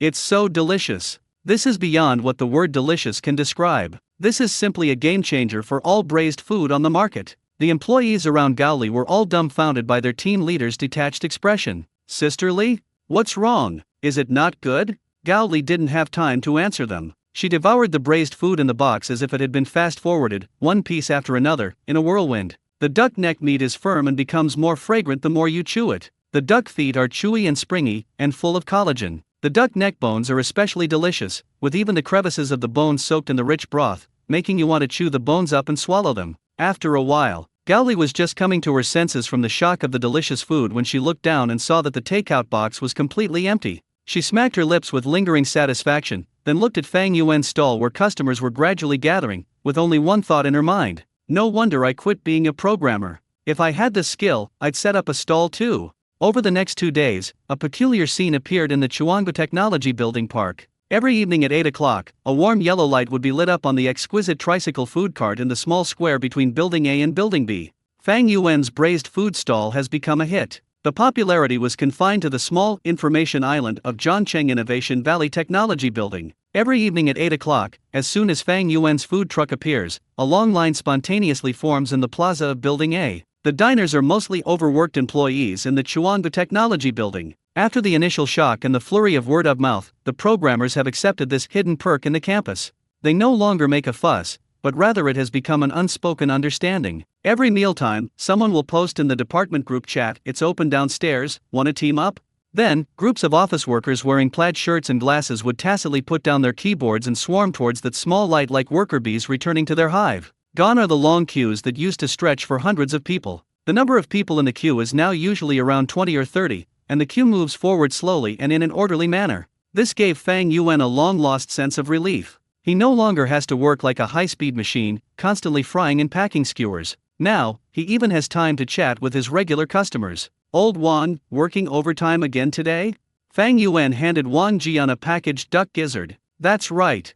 Wang Jian took the braised food, skillfully scanned the code to pay, and complained, "The new version is about to be released, and there are as many bugs as hair, oh no, much more than my hair." He pointed to his thinning hair, which drew good-natured laughter from those around him. "Boss Fang, your braised food is the lifeline for us overtime workers," another programmer exclaimed. "Before, working overtime felt like my body and soul were completely drained. Now it's different. Just thinking about having food downstairs gives me the energy to work overtime." That's right.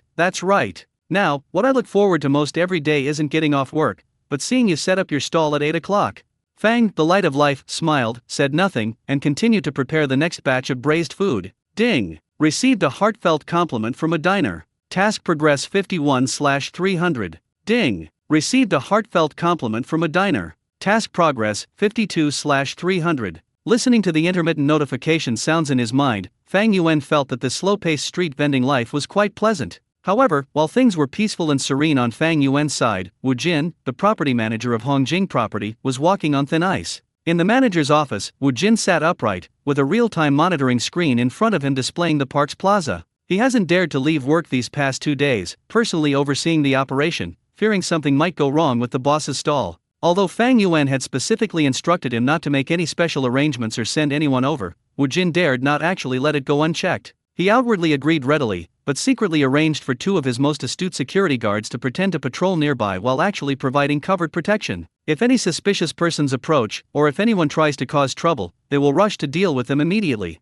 Manager Wu, everything is normal in front of the boss's stall. The security guard's report came through the walkie-talkie. Okay, keep an eye on things and don't let your guard down. Wu Jin wiped the sweat from his forehead. These past 2 days, he has felt even more nervous than when he was in charge of a project worth billions. Just then, there was a knock on the office door. Come in. A security captain pushed open the door and entered, his face showing a mixture of embarrassment and curiosity. Manager Wu, there's something the brothers want to ask you. What is it?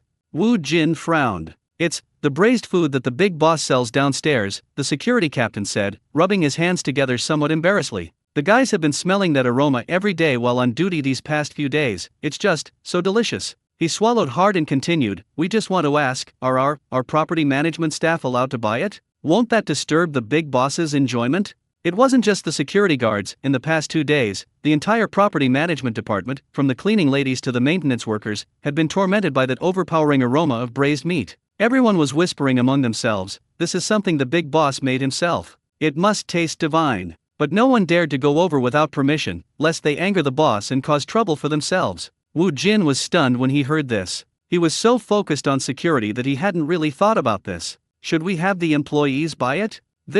Countless thoughts flashed through Wu Jin's mind in an instant. Will the boss think we're trying to curry favor with him? Will he think we have ulterior motives? Will he feel like we're disrupting his experience of life? But if he doesn't let them go, the employees will definitely have their own opinions, and, to be honest, he himself is really craving it. The fragrance was so irresistible, it seemed to be hooked, seeping into his office through the cracks in the window, making him restless and unable to concentrate on signing documents for the past 2 days. Well, I need to ask for instructions. Wu, the professional manager, ultimately decided to pass the buck to the boss. He took a deep breath and dialed Fang Yuan's phone number. The phone was answered after 1 ring. Hello? Fang Yuan's clear voice came through. Hello, Mr. Fang, it's me, Wu Jin. Wu Jin's voice unconsciously lowered by 8 octaves. Did I disturb you? It's alright, I'm not busy, go ahead. Fang Yuan was free. Wu Jin composed himself and carefully relayed the employee's requests. There was a few seconds of silence on the other end of the phone.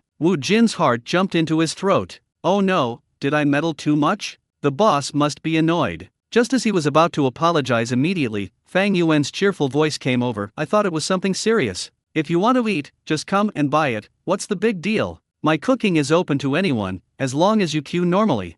Fang Yuan found it somewhat amusing. On their own turf, their own employees have to ask the manager for permission if they want to eat food made by them. Upon receiving a positive reply, Wu Jin felt as if he had been granted a pardon and breathed a long sigh of relief. Okay. Thank you, Chairman Fang. I understand. After hanging up the phone, Wu Jin waved his hand and said to the security captain, go. Tell the brothers that the boss has spoken, welcome to try it. Remember, queue normally, pay up, no cutting in line, and don't mention that we're from the property management, don't cause trouble for the boss. Okay. Thank you, Mr. Wu. The security captain ran out excitedly. Then, a few minutes later, an even more surreal scene unfolded inside the Chuangbu Technology Building. Wang Jian, Gao Li, and a group of programmers were queuing when they suddenly noticed several figures in security guard uniforms behind them. Further back, there were several women in blue cleaning uniforms, and even 2 repairmen carrying tool bags. They all craned their necks, looking at Fang Yuan's food cart with expectant expressions, just like the other diners. The entire group fell silent instantly. All the programmers were dumbfounded. What's going on? The staff from Hongjing Property Management not only didn't drive away the vendors, but they also personally joined in the queue. Wang Jian's mouth dropped open, feeling as if his worldview had been completely shattered once again. He had previously thought that Fang Yuan was a relative of Manager Wu, which meant he had an extremely high level of connections. In retrospect, he was still too young. These are more than just relatives. They're treating the entire Innovation Valley Technology Building like their own backyard. Could he really be the owner of the building?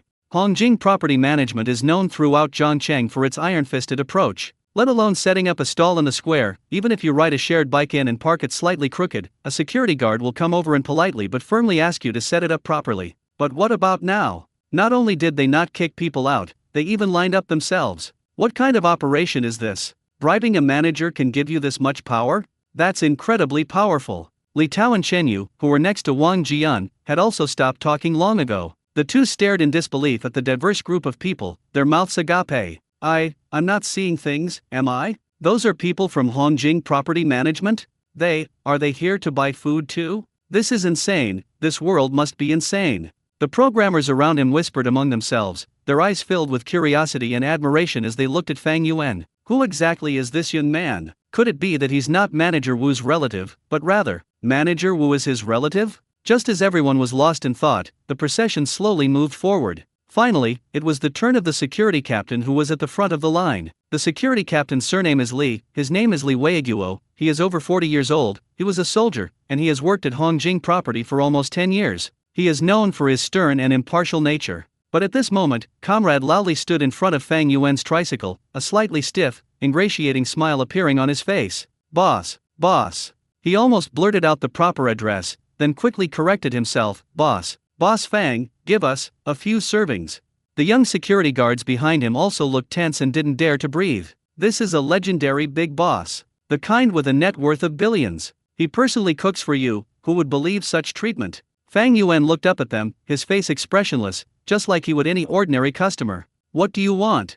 He asked. Li Weiguo was taken aback by the question. He was so nervous that he forgot to look at the menu. It's that, the family portrait, one for each of us. He pointed to the same set meal that Gao Li had ordered next to him. Okay, just a moment. Fang Yuan nodded and deftly began picking up, weighing, and packing the items. The entire process was smooth and efficient, without a single unnecessary movement. The calmer he was, the more reserved Li Weiguo and the security guards behind him became. They imagined countless possibilities. The boss might get impatient, might make a joke, or might even say, "You've worked hard on duty, this meal is on me." But I never expected Fang Yuan to be so normal. He acted as if he were just an ordinary stall owner, and they were just a group of ordinary diners. 5 portions in total, 340 yuan. Fang Yuan handed over the 5 packed lunchboxes. Okay.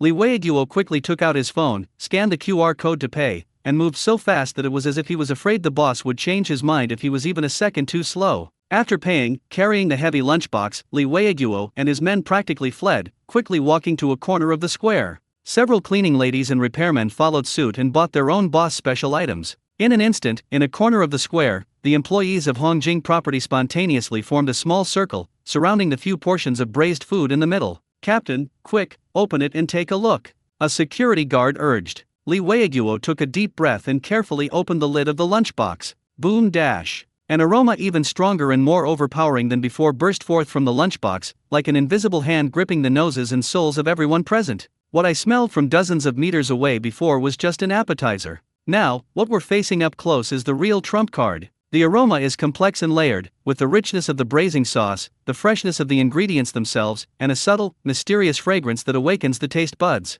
Gulp. Someone swallowed hard. Li Weiguo didn't care about his image anymore. He simply used a bamboo skewer to pick up a piece of duck gizzard and put it in his mouth. The moment the duck gizzard entered his mouth, his eyes widened in surprise. Springy, tough, crisp. 3 distinct textures blend perfectly as you chew. Then, the flavor of the gravy, infused with every fiber, washes over your entire mouth like a tidal wave. Tasty. This is beyond what the word delicious can describe. This is simply a feast for the senses, an elevation of the soul. Li Weiguo has lived for over 40 years. What delicacies hasn't he shared with his superiors? But none of them can compare to the small duck gizzard he's eating right now. My God. The young security guard next to him had already taken a bite of duck intestine and was completely stunned. This is some kind of heavenly taste. It's so delicious. I've never had such delicious braised food before. A cleaning lady ate a duck wing, her eyes welling up with tears. These people usually live frugally and would never dare to eat something like this. Today, they mustered up the courage to buy it, thinking it was just to try something new and satisfy their curiosity. Who would have thought that what they tasted was an absolutely delicious experience that would overturn their entire lives of eating? This skill, it's a waste of his talent to be a boss. The repairman mumbled between bites of duck neck. This statement speaks to everyone's feelings. In their simple values, someone with such a superb skill should open a big restaurant and become a famous chef. Why would they want to be a company boss? Seriously, he's so pessimistic. Li Weiguo devoured his portion in a flash, then licked his lips with a lingering sense of satisfaction. Just then, Xiao Wang, the youngest security guard next to him, suddenly slapped his thigh. Oh dear! I forgot to bring one for Manager Wu. Everyone was taken aback. That's right. How could we forget Manager Wu, who was still standing guard for the boss in the office, when such delicious food was available? Captain, shall I go buy another one and send it up to General Manager Wu? Xiao Wang suggested. Go, and come back quickly. Li Weiguo waved his hand. In the manager's office, Wu Jin was sitting anxiously staring at the monitor screen, his walkie-talkie never putting down. When he saw his employees actually line up and stand harmoniously with the programmers, his heart was in his throat. Fortunately, the boss didn't seem displeased. When he saw the almost manic expressions on Li Weiguo and the others' faces as they ate the braised food, he began to have doubts again. Is it really that delicious? He admitted that it smelled delicious, but weren't these employees' reactions a bit too exaggerated? Just then, there was a knock on the office door. Come in. Security guard Xiao Wang came running in, panting, carrying a lunchbox. Mr. Wu, the brothers, brought you a copy too. Wu Jin stared at the still steaming, incredibly fragrant lunchbox on the table and fell silent. To eat or not to eat? This is a problem. If I eat it, what if the boss finds out? Won't he think I'm using the guise of being an employee to indirectly curry favor with him? He wouldn't eat it, the aroma, it was practically an inhumane form of mental torture. Ultimately, reason is utterly defeated by desire. Put it there, Wu Jin said, trying to sound calm. After Xiao Wan left, Wu Jin immediately locked the office door, then quickly walked to his desk, took a deep breath, and slowly opened the lunchbox. The aroma hit me like a tsunami. Wu Jin's Adam's apple bobbed involuntarily. He picked up a bamboo skewer, hesitated for a moment, and finally picked up a piece of braised meat that looked like duck and put it in his mouth.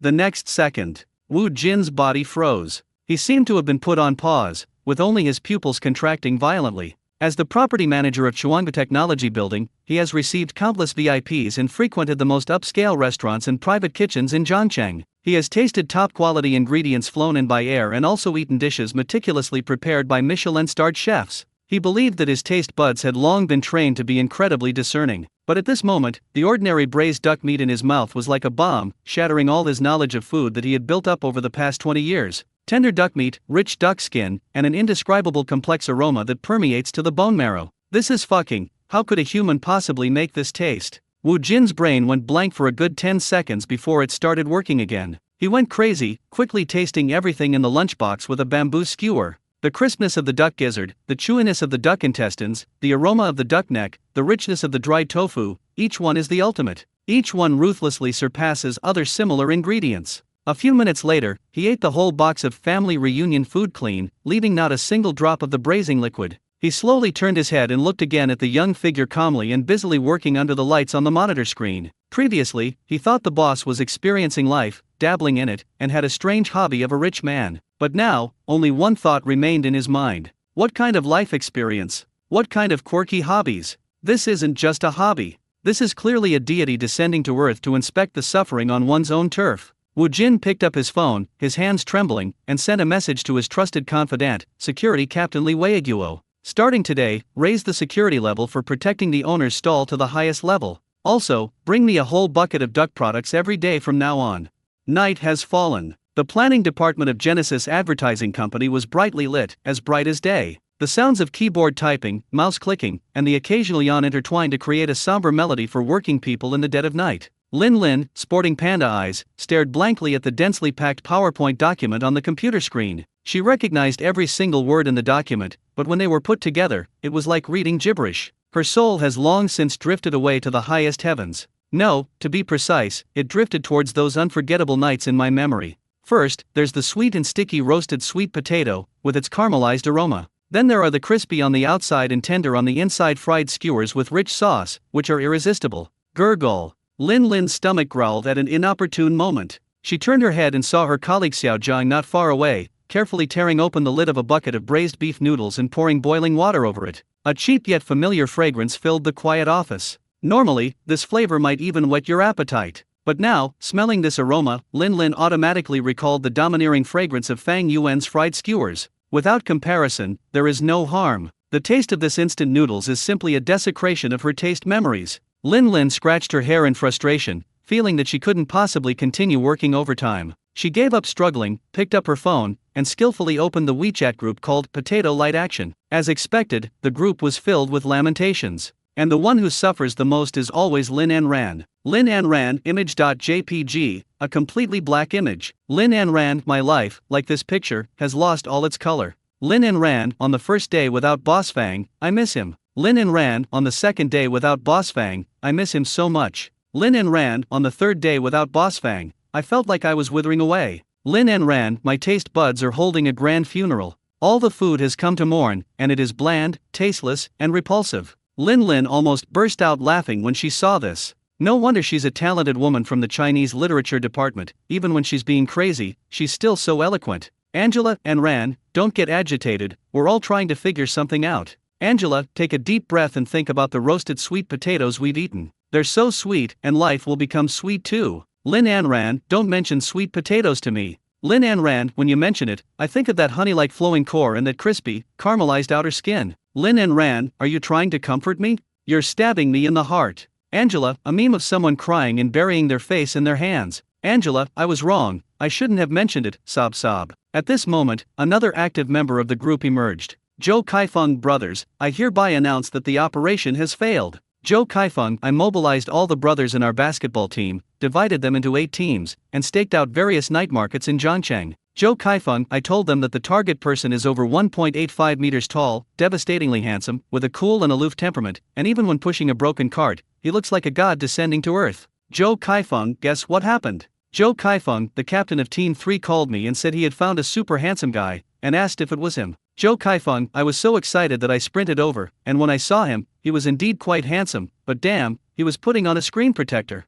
Zhou Kaifeng, I almost overturned his screen protector stand on the spot. The group chat was immediately filled with ha ha ha ha and feel sorry for Kai Ge emojis. Lin Lin was engrossed in watching when she heard a rip sound from the side. It was Xiao Zhang. He tore open the second packet of seasoning and was sprinkling it into his bowl of braised beef noodles. An even stronger artificial fragrance wafted over. Lin Lin's brows furrowed even more. The phone screen lit up again. Happy to think about potatoes, the physical search has failed. Happy thinking potato, based on the pattern of Mr. Fang's previous stall opening, combined with the weather, pedestrian flow, and urban management patrol routes, I used the process of elimination to identify 7 areas that were most likely to appear. Happy to think about potatoes, for the past 3 days, I've ridden a shared bike for 60 kilometers each day, exploring every alleyway in these 7 places. Happy potato, forget about Boss Fang, I didn't even see a single person selling grilled gluten. Happy thinking potato, I suspect he might have been abducted by aliens? Or maybe he's off on an intergalactic culinary exchange? Passerby A, the online reward has also sunk. Passerby A, I posted on the Zhangcheng Food Forum, offering a 500 yuan reward to find that outrageously handsome stall owner. Passerby A, as a result, the post sank faster than the Titanic. Passerby A, the only reply I got was from someone asking for my boss's WeChat ID. They said they wanted to date my boss. Passerby A, I was so angry I blocked him on the spot. The boss belongs to everyone. Why should it be given to just one person? Lin An Ran, you're absolutely right. Boss Fang's food is a culinary treasure for all mankind. It's a world cultural heritage. Zhou Kaifeng, I second that. Happy to think about potatoes, seconded +1. Angela, seconded +10,086. Looking at the chat logs filled with despair in the group, Lin Lin felt the same way and her heart ached so much that she couldn't breathe. She understands that feeling all too well. That kind of pain, like once you've seen the ocean, no other water will do, once you've seen the clouds of Wushan, no other cloud will do. After eating Fang Yuan's cooking, all other food in the world seemed like a compromise.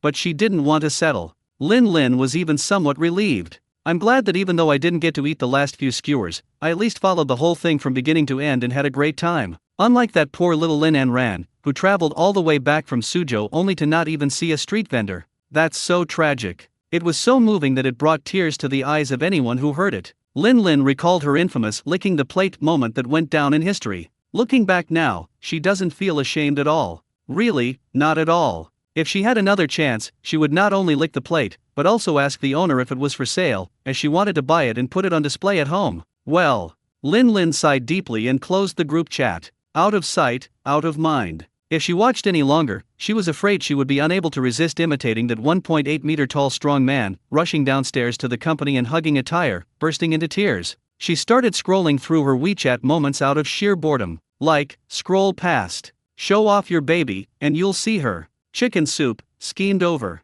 Just as she was getting sleepy and was about to put down her phone to continue her love-hate relationship with the PowerPoint presentation, a newly posted WeChat Moments update suddenly appeared at the very top of the list. The person who posted this was Wang Wei. She was my high school classmate. We added each other on WeChat after graduation but haven't been in touch since. Wang Wei is a workaholic, and his WeChat moments are always set to visible for only 3 days and are completely empty. Is the sun rising in the west today? Lin Lin clicked on it with a hint of curiosity. The first thing that catches the eye is a photograph.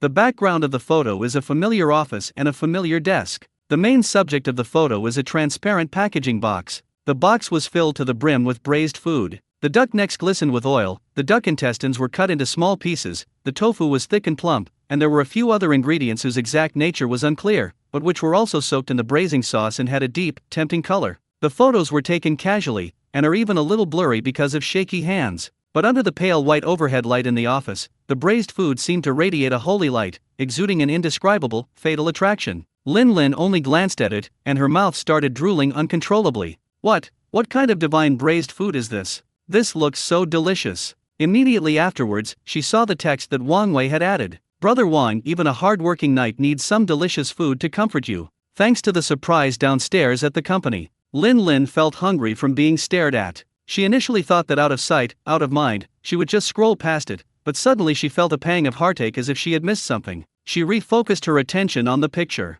The color of the braising liquid, the knife skills used to prepare the ingredients, that kind of utmost respect for ingredients and perfect control over flavor that you can feel even through the screen. This kind of feeling makes your soul tremble at first glance. This braised duck, could it have been done by Boss Fang? This thought struck Lin Lin like a bolt of lightning, cleaving through her chaotic mind without warning. Yes, that's the feeling. That seemingly casual approach actually requires an almost obsessive control over the heat, the flavor, and the ingredients themselves to achieve a perfect result. The key to roasting sweet potatoes is controlling the heat and caramelizing the sugar. The key to making fried skewers is the perfect fusion of oil temperature and sauce. This braised dish, seemingly simple, is actually the ultimate test of skill. Too much salt and it's too salty, too little and it's too bland, too much and it's mushy, too little and it's raw. To perfectly infuse the flavor of the braising liquid into every fiber while maintaining the optimal texture of each ingredient, the difficulty involved is beyond the imagination of ordinary people. Someone who can make divine roasted sweet potatoes and devilish fried skewers, isn't it only natural that they could make this mouth-watering braised food?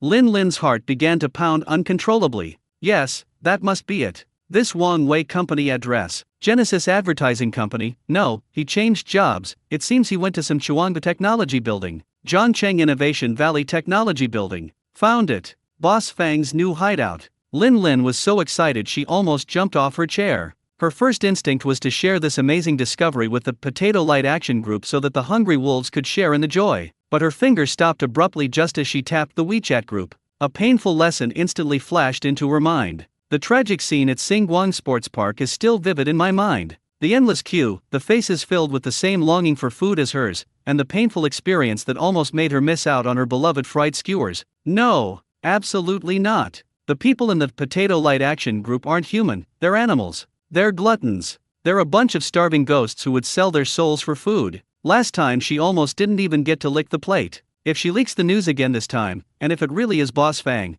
then she probably won't even have a chance to smell the scent. In a foodie's dictionary, sharing is allowed, but only after you've eaten your fill. This is the most basic self-cultivation of a foodie. Lin Lin's eyes instantly became incredibly determined. Screw PowerPoint. Screw the proposal. I quit. She slammed her laptop shut with a snap, her decisive action drawing a surprised glance from her colleague Xiao Zhang, who was slurping instant noodles nearby. Lin Lin completely ignored him, grabbed her bag, and rushed out while rapidly operating her phone. First, I used a ride-hailing app. The destination was Zhongcheng Innovation Valley Technology Building. Then on WeChat, I found the profile picture that was almost never lit up Wang Wei. Sesame paste, are you there? The message was sent out, but it disappeared without a trace. Lin Lin was extremely anxious. Wasn't Wang Wei supposed to be a workaholic? Shouldn't he be working hard at the company at this hour? Why wasn't he replying to her messages? She stood in the cold wind downstairs from the company building, stamping her feet and anxiously looking in the direction of the taxi.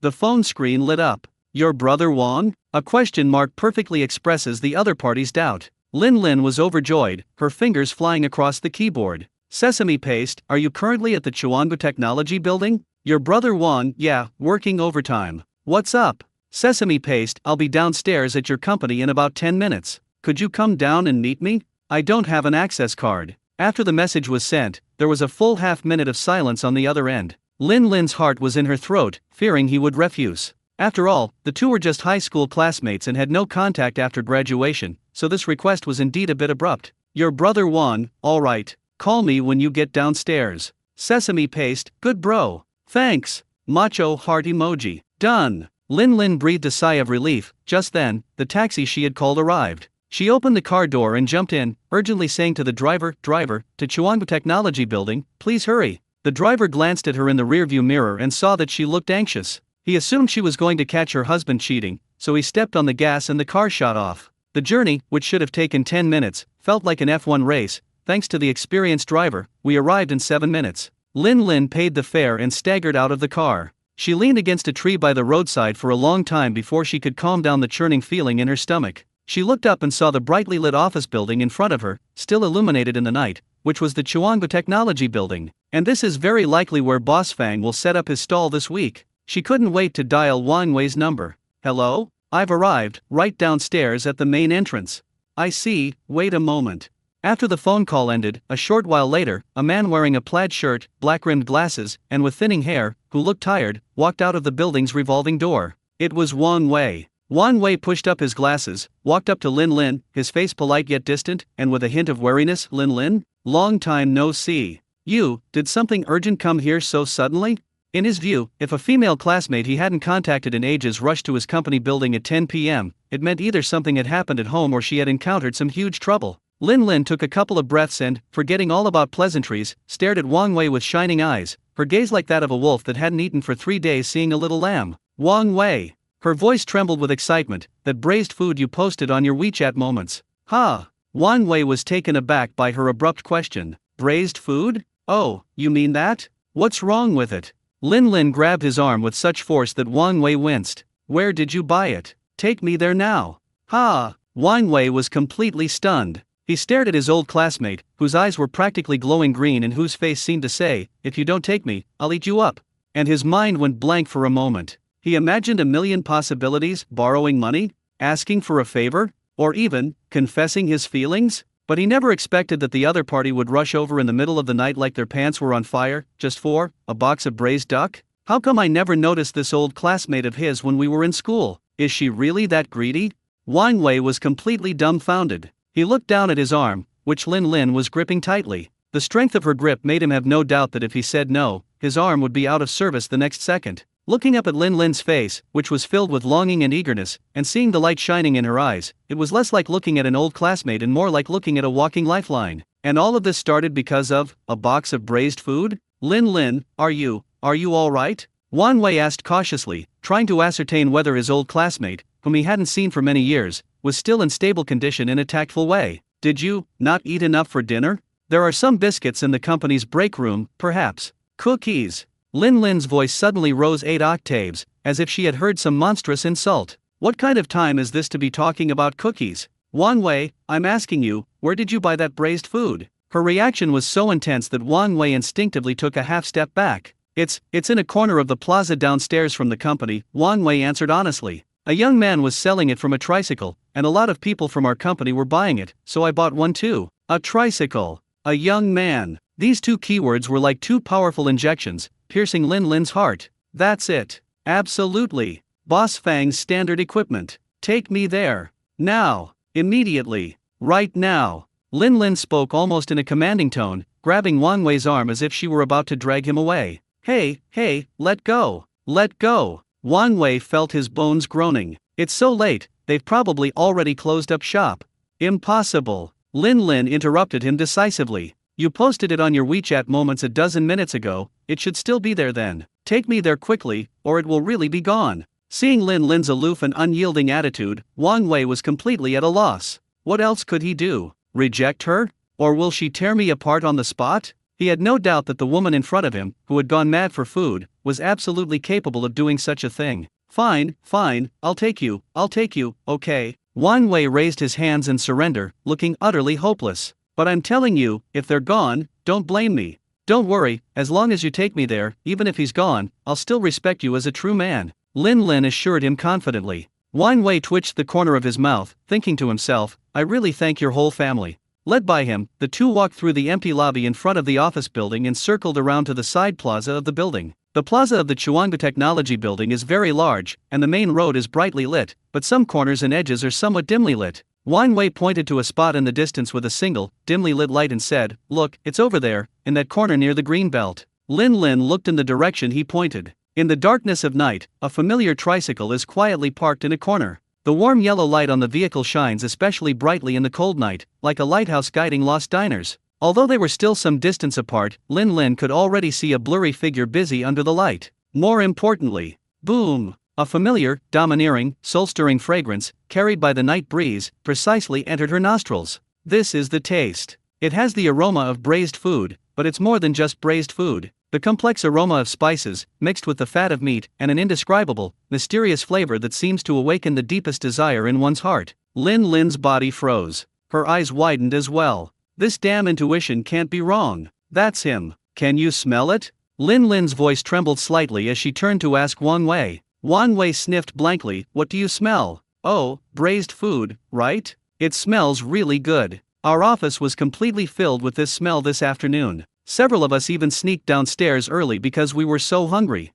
No, you don't understand. Lin Lin shook her head, her face showing an extremely complex expression that was both like crying and laughing. It's not just the aroma of delicious food. This is faith. Without uttering another word, she released Wang Wei's arm, took off running at top speed, and sprinted towards the beacon of delicious food. Hey, slow down, Wang Wei called out from behind. Looking at her reckless back, he shook his head helplessly and could only follow. He had only one thought in his mind. His old classmate seemed perfectly normal back in school. Why are you so hungry now? As the distance closed, the fragrance became stronger and clearer. Lin Lin felt like she was being melted by the smell. She saw it. She saw that familiar figure under the light. Still with that same calm and unhurried demeanor, dressed in simple casual clothes, head down, focused intently on the ingredients in her hands. Picking, weighing, drizzling sauce, packing every movement was full of rhythm, as if she weren't selling braised food, but performing a sacred ritual. She also saw that team. The group was short, with only 7 or 8 people, but its composition was just as complex as it had been at the Star Sports Park. There was a programmer wearing a plaid shirt, with thinning hair and a tired look on his face. There were security guards wearing property management uniforms and standing upright. There were even 2 repairmen wearing overalls and covered in dust. Everyone lined up quietly, their faces showing a hint of anticipation and reverence, and they chatted in hushed tones. I'm late today, I don't know if they still have duck necks, my son loves them. Don't worry, I just glanced at it, there's still plenty left. This family-sized meal is really a good deal, but unfortunately I can't finish it all by myself. You can argue with that, the taste is amazing. My wife said I've been coming home more often this week just to bring her this.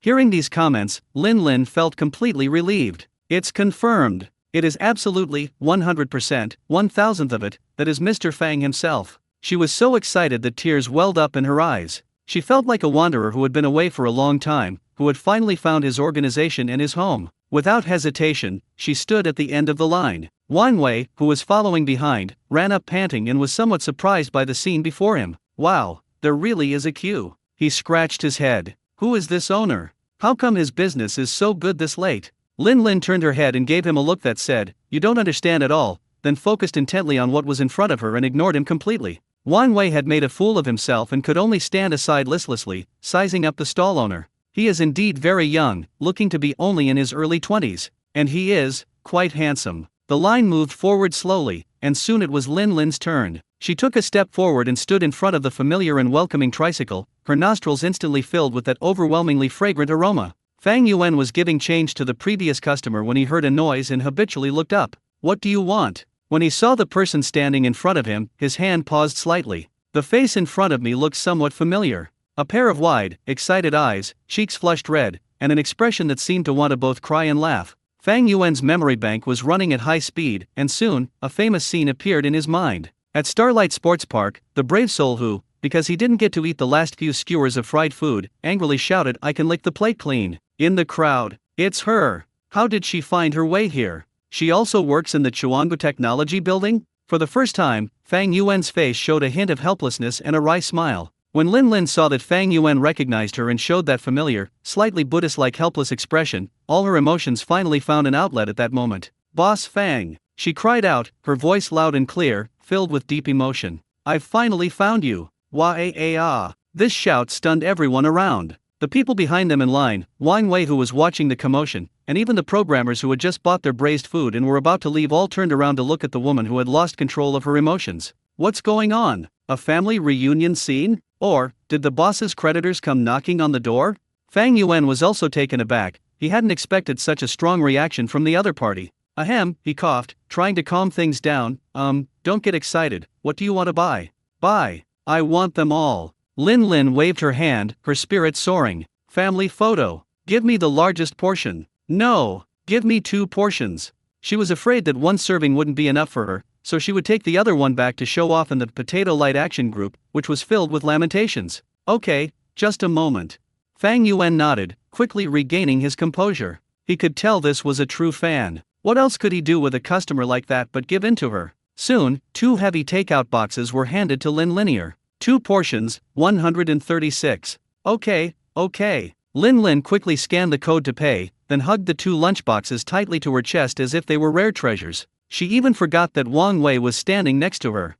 Lin Lin, clutching the lunchboxes, rushed to a bench by the square and sat down. She eagerly opened one of the lunchboxes. Boom dash. The intensely rich fragrance instantly enveloped her, making her feel almost suffocated with happiness. With trembling hands, she picked up a bamboo skewer, took a piece of glistening duck neck, closed her eyes, and devoutly put it into her mouth. The duck neck bone, soaked in braising sauce, was gently sucked by her, and the meat and bone separated instantly. The complex aroma first aggressively filled the nasal cavity, then exploded on the tip of the tongue. Salty, fragrant, numbing, and spicy, each layer building upon the last, finally transforming into a faint, lingering sweetness that resonates in the throat.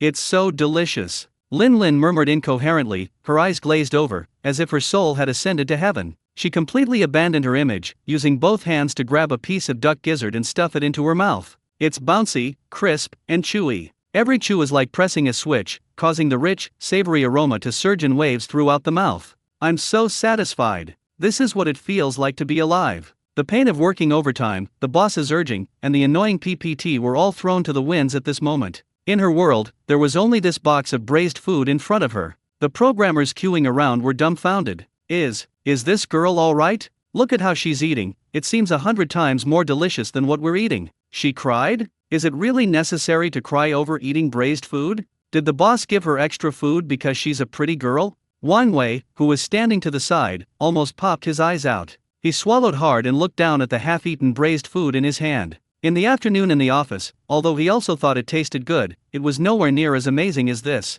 Could it be that there's something wrong with my sense of taste? Or perhaps, what kind of magical chemical reaction will occur in this braised food under the cover of night and the lamplight? He couldn't resist picking up another piece of duck intestine and, imitating Lin Lin, carefully putting it into his mouth. It's still crispy and fragrant. But, that's about it. Wang Wei was completely baffled and could only attribute Lin Lin's reaction to, she was probably just too hungry. However, Lin Lin's next move completely shattered his idea. After devouring a box of family photos in a flash, she didn't pause at all and decisively opened a second box. His impatient look was like that of a refugee who had been starving for 3 days and 3 nights, finally seeing a Manchu Han imperial feast. Gurgle.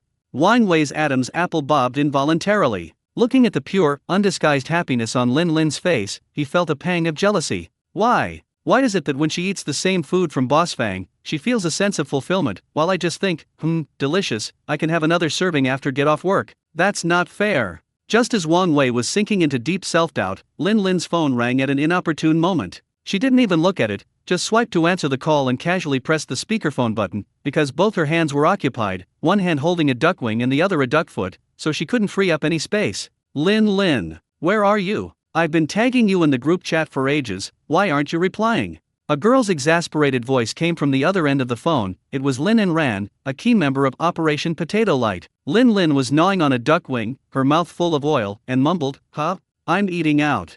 Eat? It's almost 10 o'clock, what are you eating for? Aren't you working overtime at the company? Lin Ran's voice was full of doubt. Oh, I got hungry from working overtime, so I came out to grab a quick late-night snack. As Lin Lin spoke, she gnawed every last bit of meat off the duck wing, then licked her fingers contentedly. This faint sound was clearly transmitted to the other end of the phone via speakerphone. Lin Anran's voice immediately became alert. "What are you eating? I hear a sound of someone gnawing on a bone." Lin Lin's heart skipped a beat. Broken. She was so busy eating that she forgot about it. Her eyes darted around, and she quickly came up with a clever idea. I'm eating pickled chicken feet. I bought them at the convenience store downstairs from the company. Pickled chicken feet. Lin Anran's tone softened a bit, but then quickly turned resentful again. "Sigh, you still have the mood to eat pickled chicken feet? I'm so worried about you. Without Mr. Fang, I feel like everything I eat tastes bland and tastes like chewing dry wood. It has no flavor at all." Upon hearing this, Lin Lin, who was about to reach for the duck neck bones in the second box, suddenly froze. Looking at the tempting, fragrant braised food in front of her, and then thinking of her friend's pitiful expression on the other end of the phone, a strong sense of guilt welled up in her heart. Am I being too unfair? Everyone else was losing their appetite because they couldn't find Boss Fang, but I was secretly enjoying Boss Fang's new products here, and my mouth was full of oil. This is a disgrace to the foodie world. A traitor who betrayed the organization. Lin Lin was going through a mental struggle. However, the overpowering aroma of braised food once again ruthlessly shattered her psychological defenses. Guilt? What is that? Is it edible? Let's eat first. She picked up a piece of duck neck bone and put it in her mouth while guiltily echoing Lin Anran.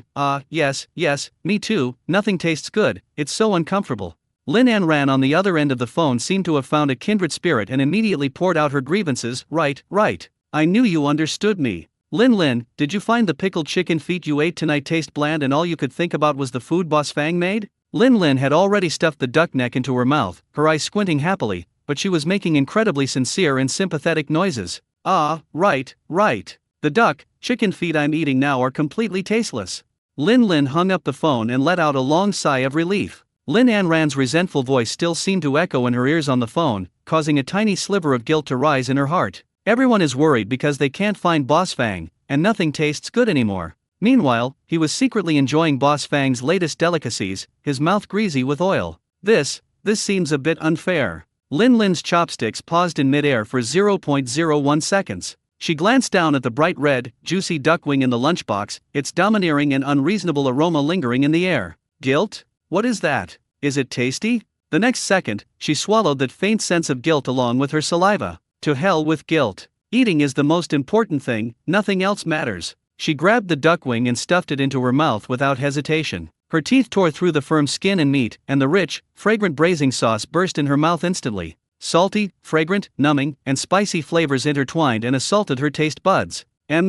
So delicious, it's so delicious. Lin Lin squinted her eyes happily, feeling as if her soul was melting in the flavor. Best friends and organizations, at this moment, all become distant and blurry background. In her world, all that remained was the joy of gnawing on bones. On the other side, in the potato light group that she had completely forgotten about. A scene of utter desolation. Lin Anran's sisters, I feel like my life has lost its color. Without Boss Fang, even breathing hurts. Lu Fengchun, I tried eating at 3 different restaurants today, all of which are the most famous in Zhongcheng, but they all tasted like chewing wood chips. Boss Fang, where are you? By Sishu, I have no interest in any food now, and I've lost 3 pounds. Does this count as a work-related injury?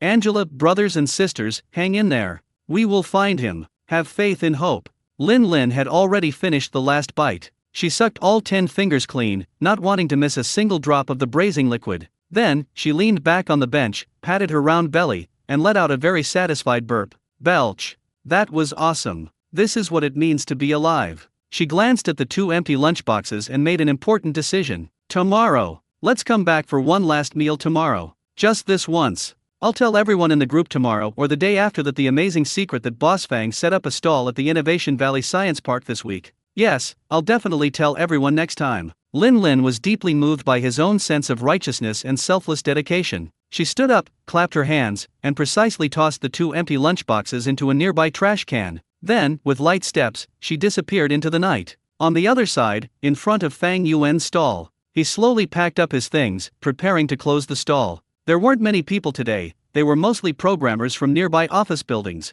Everyone was very well behaved, buying their things and leaving immediately, without delaying their departure from get-off work at all. This made him very satisfied. The only thing that bothered him was the girl named Lin Lin from that afternoon. He remembered her. She was the one who led the way to find him at the sports park, and later she even said she wanted to lick the plate clean, which left a deep impression on him. Seeing how excited she was today, Fang Yuan thought his stall was about to be exposed, and he even mentally prepared himself to be besieged by the Potato Light Operation Army tonight. After all, last week at Starlight Sports Park, just thinking about the huge crowds that night makes Fang Yuan's hands cramp up. But, unexpectedly, she came alone and left quietly after finishing her meal. Fang Yuan was completely baffled. This clearly defied common sense. However, he didn't dwell on things he couldn't understand. He hopped on his tricycle and leisurely rode towards home. As for whether they will be surrounded tomorrow, he is not worried at all. When soldiers come, generals will block them. When water comes, earth will dam it. The next day, Wednesday,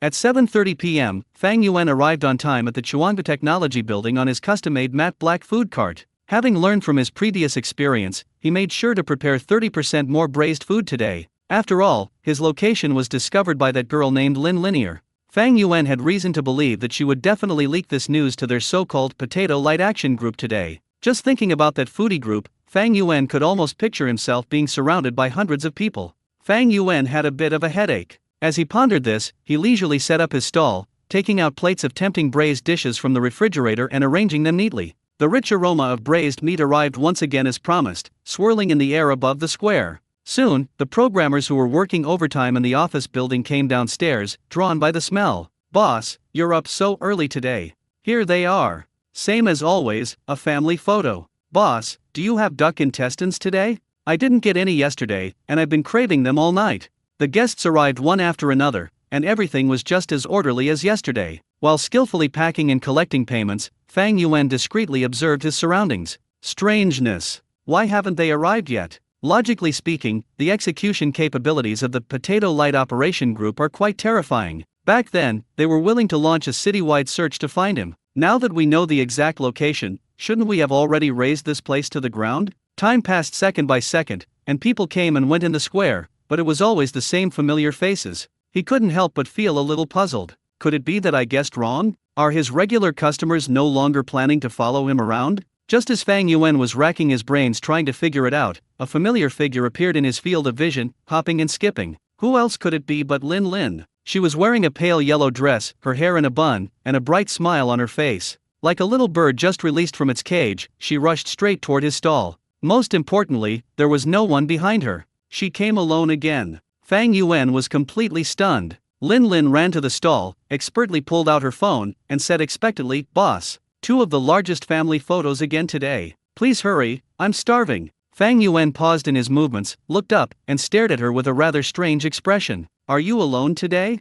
Fang Yuan couldn't help but ask. His tone was normal, but to the guilty-hearted Lin, it sounded like he was questioning her. Lin's heart skipped a beat, and she almost choked on the saliva that was welling up in her mouth. What does he mean by that? Did Mr. Fang disapprove of me eating alone? Will Mr. Fang refuse to sell me braised food because I'm a bad person? No, I'm all alone, boss, is this not okay? Lin stammered. Oh. Fang Yuan didn't ask any more questions, but silently lowered his head and began packing the braised food for her, but his eyes were still filled with doubt. Lin felt uneasy under his gaze, as if she were a primary school student caught by her homeroom teacher passing notes in class, making her extremely uncomfortable. She took the 2 large, heavy boxes of braised food, paid for them, and forgot to even say thank you before turning and running away. Finding the same bench from yesterday, she plopped down and eagerly opened her lunchbox. Boom dash. The familiar scent enveloped her once again. Lin took a deep breath, instantly throwing all the guilt and embarrassment she had felt earlier to the winds. Who cares? The boss can think whatever he wants. Let's eat first and talk about it later. She once again transformed into an emotionless, dry rice eating machine, using both hands to devour her food with gusto. Behind Fang Yuan's booth, the familiar-looking programmers started another round of whispering. Look, that braised food fairy is here again. Holy crap, she's alone again today? And with 2 big boxes again? I bet she's a shill hired by the boss. Look how much she's enjoying her food, she's practically a walking advertisement. Never mind that, hurry up and get in line. I told you yesterday, this braised food is super delicious. Look how much she's enjoying it. Lin, today is another happy day. For 2 consecutive days, Fang Yuan prepared for his regular customers to come to his door. However, there was only Linear. Fang Yuan was completely relieved, although he didn't know what Lin Lin was thinking. It seems they don't plan to notify the other diners. Ah, such a peaceful life. With that thought in mind, Fang Yuan parked the food cart in its usual spot and began to set up the food slowly and methodically. As the lights came on and the aroma of braised food filled the air, the programmers, like programmed robots, filed out of the office building one after another, forming a queue on their own. Everything seemed so harmonious and peaceful. Just after 8 o'clock, that familiar figure appeared on time once again. Lin Lin changed into a sportswear outfit today, and her hair was tied in a high ponytail, making her look youthful and energetic. She jogged over, her face beaming with undisguised joy. She only waited a few minutes before it was her turn. She ordered with practiced ease, "Boss. The usual. 2 family photos. Where is even a trace of awareness regarding notifying the group?" Fang Yuan responded and began packing quickly. Soon, 2 large boxes of braised food were packed up. Lin Lin took it from him, hugged it to her chest, and turned to leave. "Hey, wait a minute." Fang Yuan suddenly called out to her. Lin Lin's body stiffened abruptly. She slowly turned around, forcing a smile that looked more like a grimace. "Boss, is there anything else? Is the boss finally going to punish her? These past 2 days, she's been packing 2 portions of braised duck dishes for the whole family every time. Is it finally going to end? This is a happy life." "You didn't bring chopsticks." Fang Yuan pointed to the disposable chopsticks on the table. "Oh, okay, thanks for reminding me." Lin Lin grabbed the chopsticks and ran off in a panic. Fang Yuan was completely baffled. Is he really that scary? Friday night was exceptionally clear in the sky above the Innovation Valley Technology Building. Fang Yuan hummed a little tune as he rode his food cart to the square in a cheerful mood. Although the sales volume at Chuanga Science Park is not very high each night, his task progress bar has reached a very gratifying number. Task progress, 297/300. He only needed 3 more kills to finish the season perfectly and enjoy a pleasant weekend. I should be able to leave work early today. Fang Yuan was in a good mood. He quickly set up his stall and turned on the lights on the food cart. The soft, warm light shone on the glistening braised dishes, giving them a fatal allure. Perhaps because it was Friday, there were more programmers visiting today than usual. The line formed quickly. Fang Yuan received the guests at a leisurely pace, silently counting the number of people in his mind. "Boss, 1 family-style platter, extra spicy, please," said a young man wearing glasses. He was a new face. "Okay." Fang Yuan nodded. Task progress, 298/300. "Boss, give me 2 duck heads and 2 duck feet." Another unfamiliar voice. "No problem." Task progress, 299/300. "Just 1 more." Fang Yuan's lips curled up slightly, and his movements became a little lighter. Just then, the 3rd new customer appeared. She was a girl who seemed a little shy. She hesitated in line for a long time before finally mustering up the courage to join the queue. "Boss, can I just buy 1 duck neck?" she asked softly. "Of course." Fang Yuan smiled and handed her a packaged duck neck. The girl paid, walked to the side, carefully took a bite, and then her eyes lit up instantly, and a look of surprise appeared on her face. Task progress, 300/300. "It's done." The pleasant system notification sound rang in Fang Yuan's mind. "Ding! Congratulations, host. This week's mission, the working class's midnight diner, has been completed. Mission reward issued, Spirit +5, Master level rock climbing skill." A refreshing feeling instantly flooded my mind, sweeping away the fatigue from days of setting up a stall, and invigorating my spirit. Fang Yuan felt the comfort brought by the improvement in his mental strength, but he was filled with doubts about that master-level rock climbing technique. Rock climbing? Why is the system giving me this? This system is becoming more and more incomprehensible. He grumbled inwardly as he continued with his work. Once the task was completed, he relaxed completely and even had the mood to chat with the regular customers in line. Just then, that familiar figure appeared again. Lin Lin was dressed exceptionally formally today, in a smart business suit and high heels, and ran over.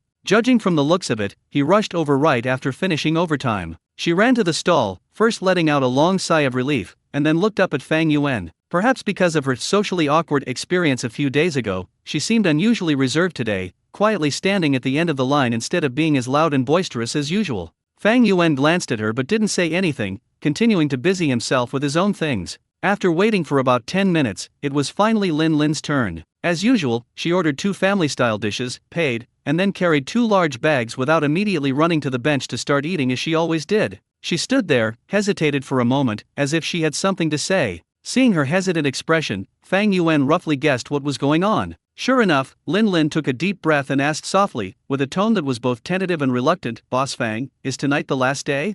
Her voice wasn't loud, but everyone present could hear it clearly. Instantly, the entire group fell silent. All eyes turned to Fang Yuan. Those who were queuing, waiting for their food, and even some programmers who had just bought their braised food and hadn't gone far, all stopped what they were doing and pricked up their ears. Last day? What's the meaning? Is the boss not coming anymore? An ominous premonition quickly spread through everyone's hearts. Facing a dozen pairs of eyes filled with shock, doubt, and panic, Fang Yuan remained calm. He nodded and stated the fact, yes. Boom dash. This answer was like a bombshell, exploding loudly in the crowd. No way. Boss, please stop. I've only been eating here for 2 days. How is it already the last day? Oh no, my mental sustenance for working overtime is going to run out. Boss, are you going to raise prices? We can accept a price increase. Please don't leave. The scene was instantly filled with wails, sighs, and complaints, making the atmosphere in the entire square somber. They finally found a comforting late-night eatery amidst their monotonous overtime work lives. But this happiness was so short-lived. Looking at the group of gloomy programmers, Fang Yuan was both amused and exasperated. Isn't he just a vendor selling braised food? Is it really necessary to go through such a life-or-death separation? Lin, the instigator, showed a disappointed expression after receiving a definite answer. Is it really still the same? But soon, her eyes changed. The sense of loss was replaced by an unusual radiance. She quietly leaned forward, lowered her voice, and asked a crucial question in a volume that only the two of them could hear. Boss, so, it's the last day, you won't limit purchases tonight, right? She leaned forward, lowered her voice, and spoke to Fang Yuan, who was packing his things, in a tone that was both sly and expectant. Upon hearing this, Fang Yuan stopped what he was doing. He looked up and glanced at Linear. This girl's thought process is definitely different from normal people. While everyone else was feeling sad, this was the first thing she thought of. He glanced at the line behind him again. There were probably 7 or 8 people left. Looking at the remaining braised food in the food cart, there were duck heads, duck feet, duck wings, duck neck bones, all sorts of things, probably weighing about 10 kilograms. Anyway, the task is completed, and we'll call it a day once the rest are sold. He was in a good mood, so he decided to tease her a little. Yes, there's no purchase limit. Fang Yuan nodded, then said in a casual, joking tone, if you want, you can buy all the rest, no problem. He only meant it as a joke. After all, given Lin's appetite, she could only buy 1 or 2 more portions at most. But upon hearing Fang Yuan say this, Lin's eyes lit up instantly, as bright as 2 500-watt light bulbs. She completely missed the joking tone in Fang Yuan's words, only noticing the key phrases, no purchase limit and all included. Such a great thing? She blurted it out almost without thinking, her voice trembling slightly with excitement. Immediately afterward, to Fang Yuan's astonishment and under the shocked gaze of all the programmers behind her, Lin slapped her thigh and loudly announced with great pride, Boss, I'll take them all. I'll buy everything else you have. The sound was clear and loud, echoing throughout the small square. Instantly, the entire venue fell silent. All eyes, like searchlights, were focused on Linear. Holy crap! Is this woman a devil? She's going to buy the rest? What are we going to eat then? This is outrageous. They're leaving us no way out. Brothers, stop her. We can't let her get away with this. Lin was startled by the scene, and then belatedly realized that she had just said something that might have attracted a lot of hatred. Her face flushed instantly, from the base of her neck to the tips of her ears, so hot you could fry an egg on it. She wished she could just disappear on the spot. I was just kidding. She waved her hand, trying to explain, but her voice was so soft that she could barely hear herself. Suddenly, she felt a sense of déjà vu about the scene before her. Fang Yuan was also shocked. This is enough for at least several dozen people. Can you finish it all by yourself? Exactly, why did you buy so much? Yes, little girl, don't go too far. Everyone started talking at once. Lin shrank her head even lower, still glaring resentfully at Fang Yuan. Who told the boss to say he could take everything? Fang Yuan found it somewhat amusing and explained to everyone. Okay, I was just joking about buying the whole thing. Everyone, please buy in moderation. Hearing Fang Yuan offer her a way out, Lin felt as if she had been granted a pardon. Looking at the still watchful eyes around her, she timidly held up 5 fingers and whispered, Boss, I'd like 5 family photos, is that alright? 5 servings. This number still surprised the programmers behind him. Is this girl a reincarnation of a glutton? Fang Yuan didn't care, he was selling anyway. He nodded and began packing quickly.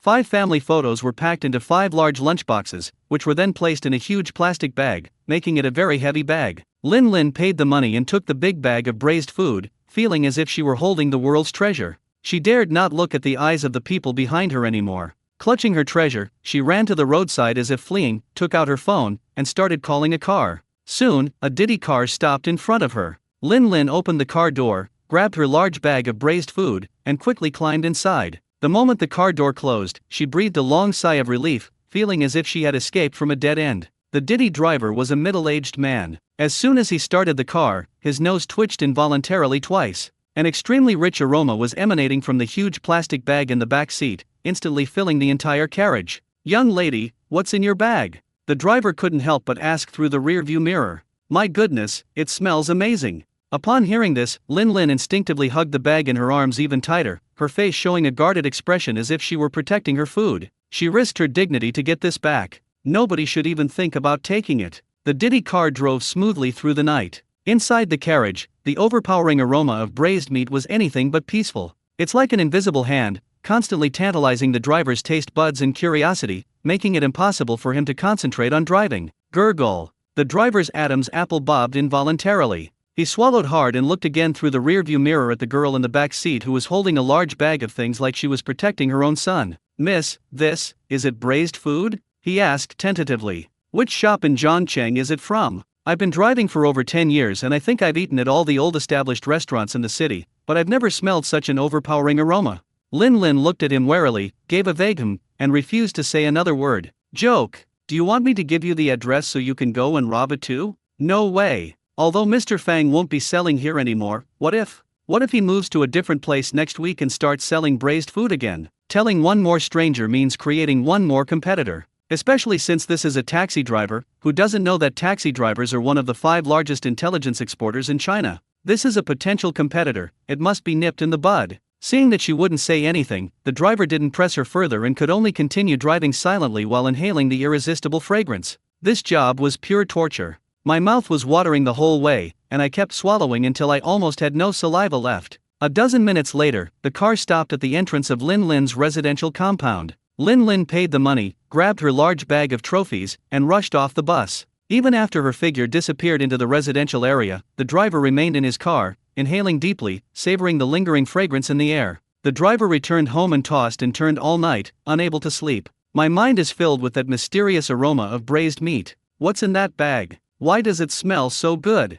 Meanwhile, inside the Chuanggu Technology Building, an unprecedented riot is unfolding. Ever since Lin Lin said, "Tonight is the last day," the news has spread like wildfire. It spread through the internal workgroups of various companies at the speed of light. In the Figzun Technology Striver Alliance Group, an employee with the ID code takes off posted a photo taken secretly at the scene. The photo shows the "Sold Out Today" sign in front of Fang Yuan food truck, but it hasn't been hung up yet. Scan to take off, screenshot. Scan and take off, brothers. The sky is falling. Scan and take off. The owner of that amazing braised food stall downstairs said tonight is the last day of business. After the message was sent, there was a 3-second silence in the group. Immediately afterwards, messages began to flood the screen. "Keyboard warrior, what? Holy crap. Really? Product manager away at code takeoff, you must be kidding. I haven't finished fixing the bugs yet, and I'm counting on this to keep me going." Scan and take off, absolutely true. I just sent someone to investigate. It was that girl who buys 2 family photos every day who asked. Scan and take off, the boss admitted it himself. "If you don't go now, it'll be gone. UI designer Xiaomei, my duck feet. My duck wings. My duck collarbones. My youth is over. Front-end guru, what's the point of working overtime? Let's go. For the last bit of braised food. Back-end architect, wait for me. I'll be right there after compiling the code. Front-end guru, compile my ass. Even a server crash wouldn't be this serious. Let's get going." The once quiet office building suddenly became noisy. The sound of typing on the keyboard stopped abruptly. Instead, there was the harsh scraping sound of a chair being shoved away. There were also chaotic and hurried footsteps. Figzun Technology, Product Department. Department Manager Zhang Tao was leisurely strolling around the office, holding a thermos filled with goji berries. He's been in a good mood lately. Very good. Because his team of programmers has been unusually proactive this week. They were all like they were on steroids, voluntarily working overtime until late at night every day. The project is nearing completion. He even boasted to his wife that his bonus for this quarter was a sure thing. He was preparing to send a large red envelope in the department group chat to encourage everyone's high work enthusiasm. However, as he walked contentedly through the office area with his thermos in hand, a casual glance revealed a completely different side of him, leaving him utterly dumbfounded. The workstations that were just packed with people are now completely empty. All that's left is a string of code still running on the computer screen. Where are they? What about the employees in my large department? Did they all vanish into thin air? Zhang Tao's mind went blank. My first thought was, could it be that a competitor is poaching all our employees? My second thought was, could there be something wrong with the food in the company cafeteria, and the whole group have suffered from food poisoning? The more he thought about it, the more panicked he became, and the thermos in his hand began to tremble slightly. Just as he was racking his brains and preparing to call HR, he suddenly saw the company's programmer, Xiao Li, rushing out of a toilet stall. Instead of heading towards the office area, Xiao Li seemed to have slipped on air and went straight to the elevator. Xiao Li, stop right there! Zhang Tao roared angrily. Xiao Li's body suddenly stiffened. He turned around and saw that it was department manager Zhang Tao. His face instantly turned even uglier than a computer screen crashing with blue light. Although his feet stopped, his eyes still involuntarily kept looking towards the elevator entrance. The elevator numbers are changing. 10, 9, 8. Xiao Li's heart also raced along with the number. Zhang Tao saw the anxiety on Xiao Li's face and his deeply furrowed brows. He stepped forward and asked in a low voice, "What's the matter that you're in such a panic?" He glanced again at the empty office area. "Also, do you know where everyone else went?" Xiao Li was taken aback at first, but when he followed the manager's gaze, he realized that he was the only living person left in the entire office area. He then realized that he was the last one left alone. Now they were even more anxious. "Brother Tao, I have something urgent to tell you later." Xiao Li stamped his foot and was about to run away, but Zhang Tao grabbed his shoulder and said, "Finish what you have to say before you leave. Can't you even say a few words about something? That braised food stall downstairs is closing for the last day tonight. The owner's running away. I need to hurry and get in line." After saying that, he glanced at the elevator that had reached the first floor, and no longer caring about the manager, he rushed over like an arrow. "If we don't go now, we won't even be able to get any soup." The sound still echoed in the corridor, but the person had already disappeared behind the elevator doors. What? Zhang Tao stood there, stunned, his brain blank for a full 5 seconds. The thermos in his hand fell to the ground with a clatter. The scalding hot goji berry water spilled all over the ground, steaming hot. He didn't bother to pick up the cup,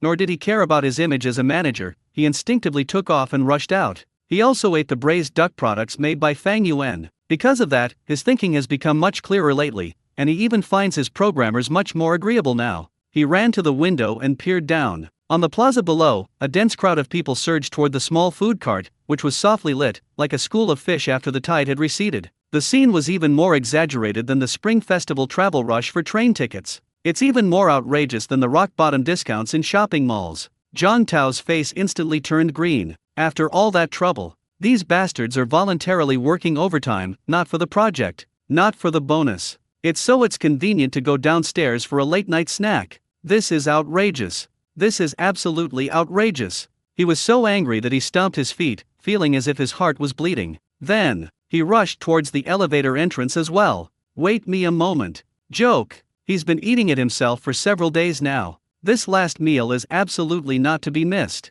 It looks like the project is stalled, but we can't miss out on the food too." The same scene was playing out simultaneously on every floor of the Chuanga Technology Building, in every company. On the third floor, the creative director of an advertising company was just frowning over next week's proposal. A message popped up in the workgroup chat on my phone. "Urgent notice, the late-night food stall downstairs is closing for the last time tonight. Don't miss it, or you'll have to wait another 100 years. The team leader suddenly stood up and yelled at everyone in the office, "Stop thinking. We're out of inspiration. Let's go downstairs to recharge." That's an order. The fifth floor houses the art department of a game company. One artist wailed, My hands can't draw anymore. I can't find inspiration to draw monsters without duck heads." The art director slammed his fist on the table. "Let's go. Everyone, go downstairs to gather inspiration. We'll use the crowd scrambling for food as a model to design a new night parade of 100 demons." On the 7th floor, there is a team of traders from a financial company. "Boss,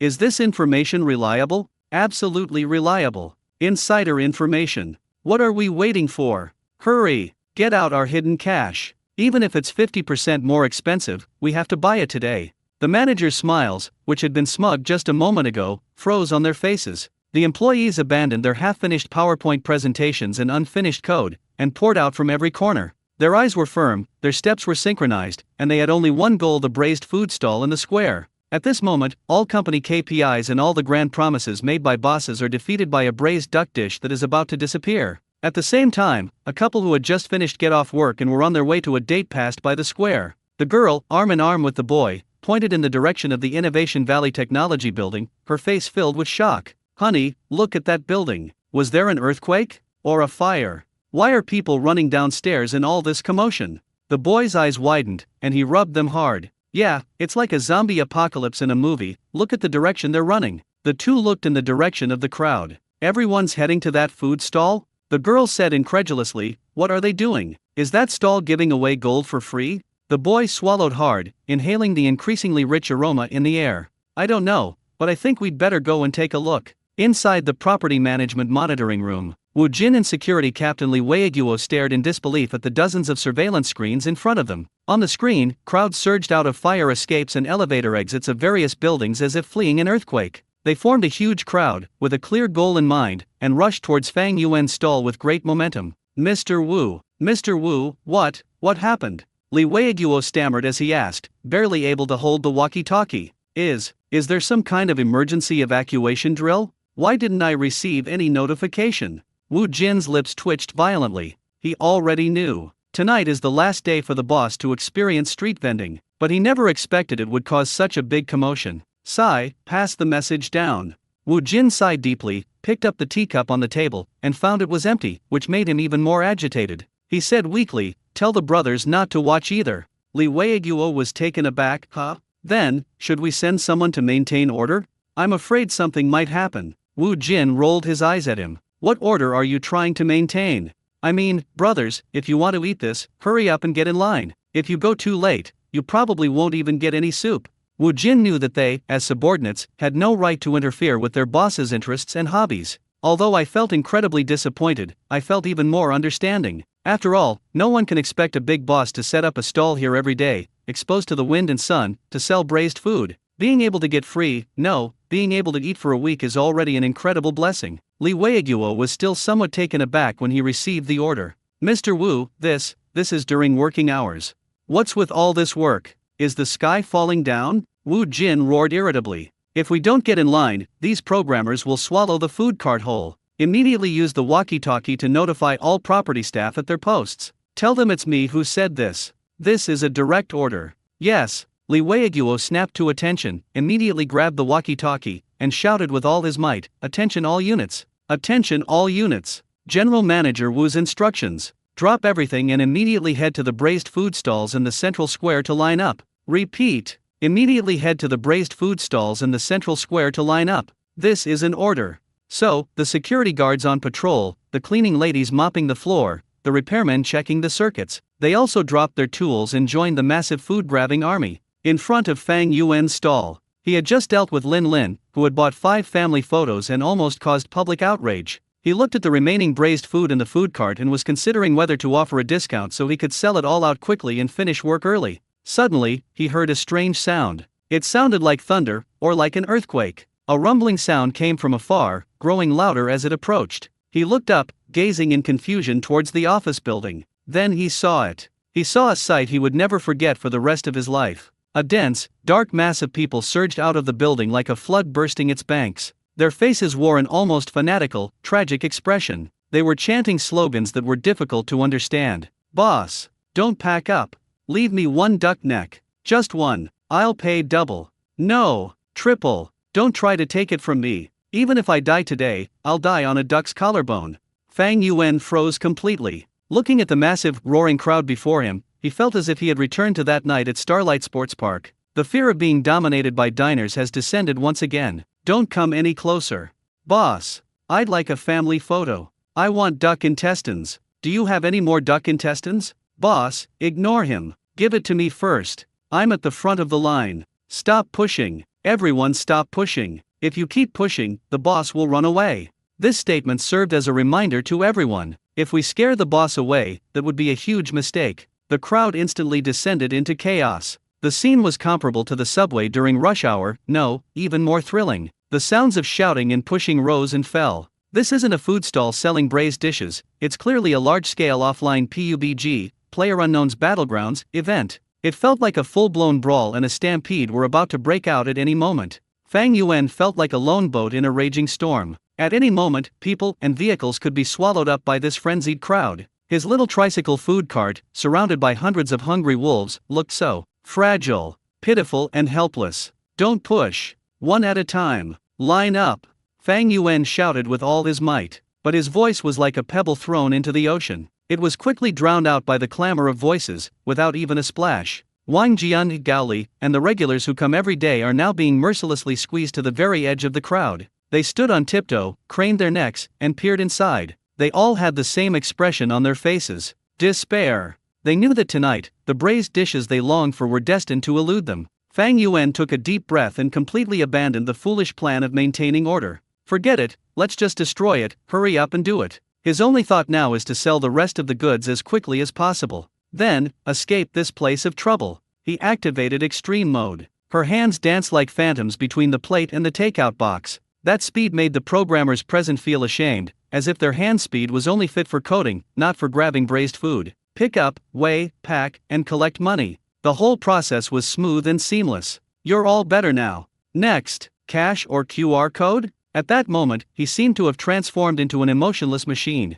Less than 15 minutes. The last duck head in the food cart was snatched away by a lucky person with incredible speed. When that guy got the duck head, his expression was like he'd won the lottery. Fang Yuan looked at the empty tray and breathed a long sigh of relief. My body felt completely hollowed out. Finally, it's over. He raised his head, facing the hundreds of pairs of eyes that were still yearning for his return. With all his might, he shouted out the cruelest words. "Sorry everyone, everything is sold out.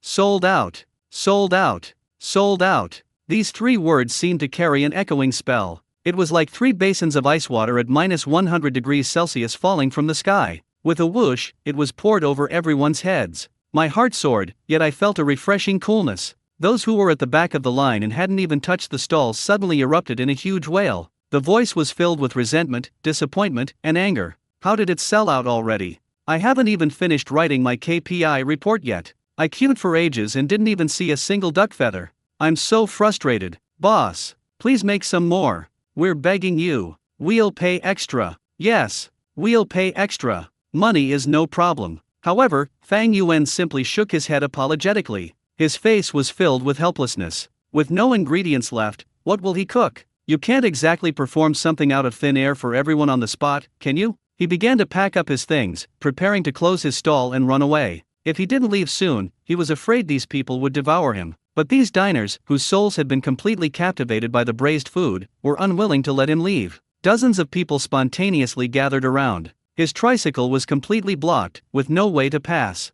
"Boss, don't go. We have so much more to say to you. Are you coming tomorrow or not? Give us a definite answer. Otherwise, we won't be able to sleep tonight. Please, boss, just one more day. Just one more day. The last day." A seemingly frail young girl who had just graduated even pounced on him. He grabbed onto the wheel of his car. She was sobbing uncontrollably, a truly pitiful sight. "Boss, you can't leave. What will we do if you leave?" Goodness. The iconic scene at Starlight Sports Park has been recreated on a 1:1 scale today. Fang Yuan felt like his head was twice the size of his own. The CPU is about to burn out. Just as he was surrounded and unable to break free, with a splitting headache, and wondering whether he should just abandon the car and run away, a savior descended from the sky. "Make way! Make way!"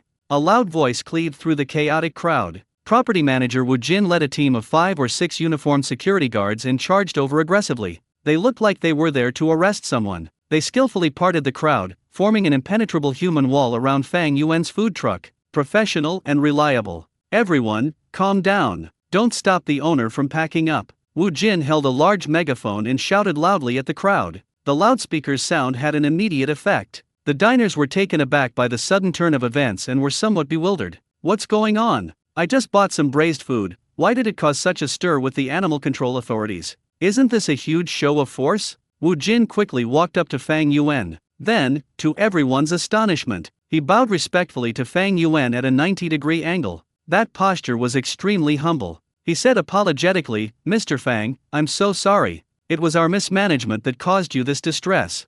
That address of Mr. Fang was so sincere and heartfelt. Then, he turned around abruptly and ordered the security guards, who were still a bit confused, "What are you all standing there for? Quick, escort Mr. Fang away." "Yes." Several security guards responded in unison, their voices loud and clear. Then, like escorting a celebrity, they flanked Fang Yuan's food cart from both sides. A path was opened for him. "Mr. Fang, please." Wu Jin bowed again and made a pleased gesture. This dramatic scene left all the programmers present dumbfounded. Their brains completely shut down in that instant. "Mr. Fang, did they hear me right?" Mr. Wu, the property manager, who usually ignores people when they greet him while walking around the park, actually bowed and apologized to a young man selling braised food. They even dispatched the park's most elite security force to escort him away. What exactly is going on? Who exactly is this stall owner selling braised food? Previously, they had only speculated about it in private. I think he might be a distant relative of Manager Wu, and that he got the chance to set up a stall here through connections. But now it seems they're more than just relatives. This relationship is clearly reversed. Manager Wu's attitude is even more affectionate than that of someone who treats their own father. No, it's Grandpa. Wang Jian, the programmer standing at the very edge of the crowd, felt a sudden boom in his mind. He suddenly recalled the first day when he jokingly asked the owner why he was allowed to set up a stall there, and the owner's response, "Perhaps it's because I'm the owner of this building?" At the time, he thought it was a joke. Looking back now, could it be that he really is the owner of this building? So, what he said before wasn't a joke, but the truth. The clown is actually myself. Amidst the shocked, awe-inspiring, and incredulous gazes of the crowd, Fang Yuan calmly nodded to Wu Jin and the security guards. "This is a way of expressing my gratitude." Then he got on his unremarkable tricycle. Escorted by a team of security guards, they broke through the encirclement. They vanished in a cloud of dust. He left behind only a silhouette that left everyone with endless imagination. In the square, hundreds of programmers looked at each other, speechless for a long time. What happened tonight has completely exceeded their comprehension. The legend of the mysterious braised food vendor appearing in the park at 8 p.m. reached its peak at this moment. And this legend is finally no longer confined to the small, information cocoon of the Chuangbu Technology Building. It is spreading outwards from the Innovation Valley Science Park into the broader information sphere with an unstoppable momentum. Tonight is destined to be sleepless. The hustle and bustle of the Chuangbu Technology Building gradually subsided. But the discussion about the mysterious braised food boss has only just begun. Wang Jian remained standing there, his mind blank. He took out his phone, his fingers trembling as he opened a local food forum. He typed a title. "Shocking news. The guy selling braised food in our industrial park might actually be the owner of this building." The post immediately attracted a lot of attention. Meanwhile, more employees of the Innovation Valley began sharing their experiences from the evening in their private groups. "Brothers, my worldview has been shattered. Let me tell you." Blurry photos and incoherent descriptions began to spread wildly on the internet. These discussions are like pebbles thrown into a calm lake. It stirred up ripples upon ripples. Eventually, the ripples spread to a WeChat group that had been silent for several days. Group name, Potato Light Action. Since we couldn't find Boss Fang, besides checking in on the group chat, everyone's daily routine consists of mourning the lost roasted sweet potatoes and fried skewers. Thinking of him, day 15. Without Boss Fang's fried skewers, my stomach would be dead. I just ate a bowl of instant noodles, and it tasted like nothing at all. The group members poured out their grievances to each other, complaining about how dull and boring life was. It happened late Friday night. Most people in the group were ready to fall into a deep sleep, filled with an endless craving for delicious food. A group member with the ID LV Fengchun suddenly sent a bomb emoji in the group. "Lu Fengchun, brothers and sisters. Breaking news. I know where Boss Fang's stall will be this week." This message was like a bolt of lightning tearing through the night. It instantly shattered the deathly silence in the group chat. Those who were diving, playing dead, or preparing to sleep were all jolted awake by the thunder. Lin and Ran, coordinates? Tell me, by Sishu, really? Brother Lu, don't be like this with clickbait. Our fragile little hearts can't take this. Angela, at LV Fengchun, don't force me to trace you down the internet. Details. Quick. In no time, messages from it flooded the group chat. Various urging emojis are flying around. Lu Fengchun was clearly also excited. He sent a deep breath emoji. "Lu Fengchun, my hands are shaking as I type, please wait for me to catch my breath." "Lu Fengchun, you guys still remember my childhood friend who works at the Chuangbu Technology Building, right? By Sishu, I don't know him. Get to the point. Where is Boss Fang?" "Lu Fengchun, don't rush, we're almost there. He just saw a hot post on their company's intranet gossip section, and it went viral. Lu Fengchun, they said that every night at 8 o'clock this week, a young man selling braised food in a tricycle will appear in their industrial park. Lu Fengchun, my friend said that the craftsmanship was simply superhuman. Lu Fengchun, it's so delicious it's outrageous. One bite and you'll want to kneel down and call me daddy." Some of the group members were skeptical when they saw this. Braised food? Isn't Boss Fang a fried skewer vendor? That's not his specialty. Yeah, what does this have to do with Boss Fang? These days, there are so many handsome guys who can cook well. Could this be a misunderstanding? Let's disperse, let's disperse. I thought it was Boss Fang. Seeing that everyone was not very interested, Lu Fengchun became anxious. Lu Fengchun, let me finish what I have to say. Don't go. Lu Fengchun, my friend said that the boss is incredibly handsome. The kind of handsome that could debut right away and crush all the young heartthrobs. Lu Fengchun, moreover, he has a particularly aloof personality, is very sparing with words, and sets up his stall entirely based on his mood. Lu Fengchun, most importantly, today is his last day setting up his stall, and it caused a stir, attracting hundreds of people from the entire park to rush to buy things. Lu Fengchun, the scene was out of control for a while. In the end, their property manager personally led a team of security guards to clear a path for him like they were escorting a national treasure before he was able to leave. Young, handsome, tricycle, that's amazing craftsmanship. So aloof. Setting up a stall is up to fate. Escorted by security guards. As these keywords popped up one by one, the atmosphere in the group started to become subtle. A familiar recipe. A feeling of déjà vu. It quietly emerges in everyone's heart. Lin and Rand, wait a minute. Lin and Rand, this description, this art style, why does it sound so familiar? Li Qing, the top contributor, very familiar. Li Qing, the top contributor except for the product category, the other elements are almost identical. Angela, holy crap, could it really be him? Angela, he changed jobs. By Sishu, from a fried skewer assassin to a braised food mage. The breathing in the group seemed to stop at that moment. Everyone stared intently at the screen, waiting for Lu Fengchun's next message. The typing is in progress message has never been so captivating. Lu Fengchun, just now, I shamelessly asked my friend to find a picture from that post. Lu Fengchun, although it was taken secretly, the image quality is very blurry, and there were many people, so I can only see a side profile. Lu Fengchun, image. Lu Fengchun, look. Lu Fengchun, look at this profile. This jawline. This aloof and proud air that seems to isolate him from the world even when he's standing in a crowd. Lu Fengchun, I dare to guarantee it with my reputation as a single man for 28 years. Lu Fengchun, 1000%. It's definitely Boss Fang. Lu Fengchun, if it's not Boss Fang, then I'll recognize everyone in the group as my godfather. Boom. At this moment, the entire Potato Light Action group was completely ignited. Found him. We've finally found him. I knew it. I knew Boss Fang wouldn't abandon us. He's just moved to a different place and a different way to continue shining brightly. My goodness. I knew it. Someone who can make roasted sweet potatoes taste so good, what else can't taste good? Braised food. Oh my god. Boss Fang can actually make braised food. Just thinking about the taste makes my mouth water. I cried, I really cried, these are tears of joy. The group chat was instantly flooded with all sorts of ecstatic emojis and a dense barrage of exclamation marks. The gloom that had been building for days was swept away. Everyone was immersed in the immense joy of having lost something and then regained it. Brothers, team up. Let's head to Chuangu Technology Building now. That's right. Even if we can't see him, it's good to breathe the air where he fought. Maybe we can even find the bamboo skewers he left behind. However, this ecstatic joy lasted for less than a minute. Angela ruthlessly pointed out a cruel, cold-blooded reality. Angela, wait a minute. Angela, everyone, calm down. It's Friday. Angela, brother Lu just said, tonight is the last day?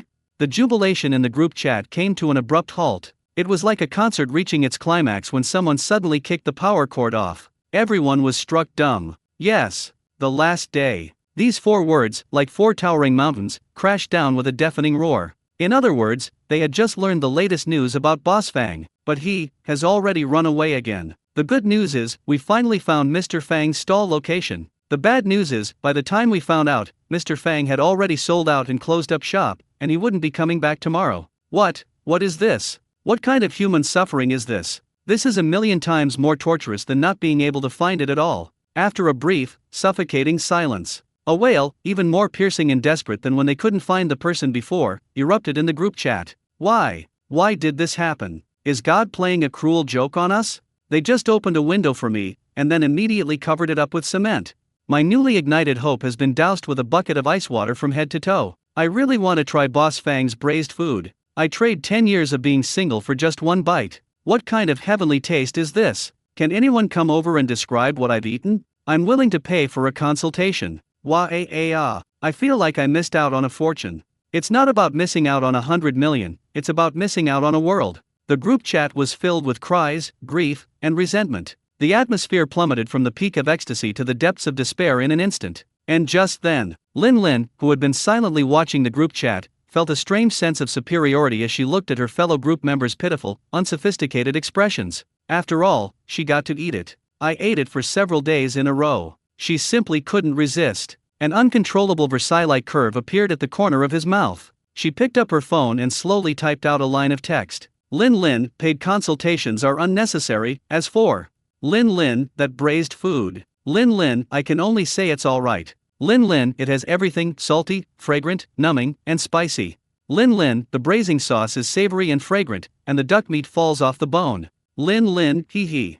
After Lin sent these messages, the group chat, which was originally filled with an atmosphere of sadness and despair, suddenly fell into an eerie silence. Everyone was stunned. That tone, the smugness that shines through these words, something doesn't sound right. Lin Anran was the first to react to this eerie atmosphere. Her fingers flew across the screen, and a precise symbol appeared. Lin Anran at Lin. Lin Anran, what do you mean? Lin Anran, what's with that gloating tone of yours? Lin Anran, tell me, do you know anything inside information? Bai Sishu followed suit and also raised her own question. Bai Sishu, yeah. Lin, you sound like you've eaten something before?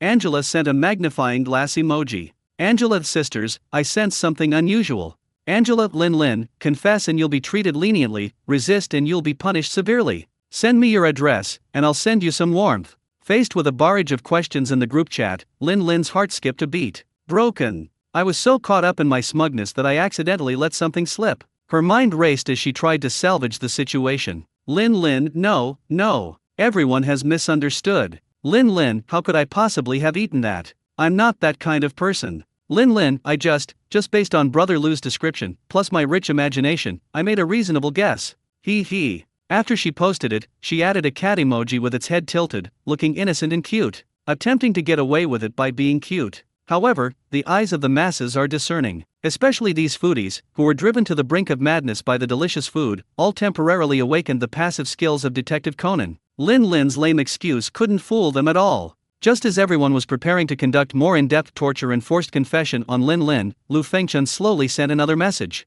Lu Fengchun, my childhood friend even told me that they didn't know the boss was only selling this week's worth. Lu Fengchun, it's all because of a short-haired girl. My friend said she's quite pretty and seems to know the boss. Lu Fengchun, she immediately asked the boss if today was the last day, which killed the conversation. Lu Fengchun, if she hadn't asked that question, they would probably still be in the dark, thinking that the boss would continue to sell next week. Lu Fengchun, it wouldn't have caused such a huge uproar as the riot involving hundreds of people that followed. A girl with short hair. She's quite good looking. It seems like I know the boss. Add to that Lin's smug tone just now, as if she'd eaten braised duck. When these keywords are combined one by one, the truth is already determined. The scene fell into an even more eerie silence than before. The air seemed to freeze. A few seconds later, an online murder mystery game, led by foodies, officially began. Lin Anran was the first to ask a question. Lin Anran, a short-haired girl who knows the boss. Angela immediately chimed in. Angela, in our group, who has short hair. There was a moment of silence in the group, and then several people typed out two words in unison. Everyone, Lin. Bai Sishu then weakly added a piece of information. Bai Sishu, I remember. Lin's company seems to be quite far from the Chuangbu Technology Building, right? Lin's eyes lit up, and she quickly typed a defense, yes, I'm way away from there, there's no way I could have passed by there, let alone know that Boss Fang has a stall there. Just when everyone was wondering if they had really wronged her, another message has appeared. Lin, I remember your old classmate Wang Wei works at Chuangbu Science and Technology Park, right? And these past few nights you've been mysteriously disappearing for a while working overtime, only to come back covered in braised food. Wei, Zhang Lin's colleague and best friend who had been lurking and never said a word, delivered the fatal blow. Zhang Wei, so you already knew about Boss Fang, and you didn't tell me. The decision is final. All the clues, all the evidence, are like pieces of a jigsaw puzzle. At this moment, they were perfectly pieced together. Ultimately, it points to that one and only truth. Lin. She had already spotted Boss Fang's new stall, but she didn't tell anyone in the organization. She's all alone. Sneaky. I ate it for a whole week. Betray. This is blatant betrayal. This is a betrayal of the great organization Operation Potato Light. It's a betrayal of the deep friendship among group members. It is the most ruthless trampling and desecration of the spirit of foodies. After a silence of more than 10 seconds, the Potato Light Action Group erupted with an unprecedented and overwhelming anger since its inception. Lin An Ran at Lin Lin. Lin An Ran, no wonder I called you a few days ago and you said you were eating tasteless pickled chicken feet. You were lying to me. Were you slurping up Boss Fang's braised duck feet at the time? Lin An Ran realized what was happening. No wonder Lin Lin sounded strange on the phone that night. Turns out she was secretly eating alone. Lin An Ran, you traitor. You deserve to die.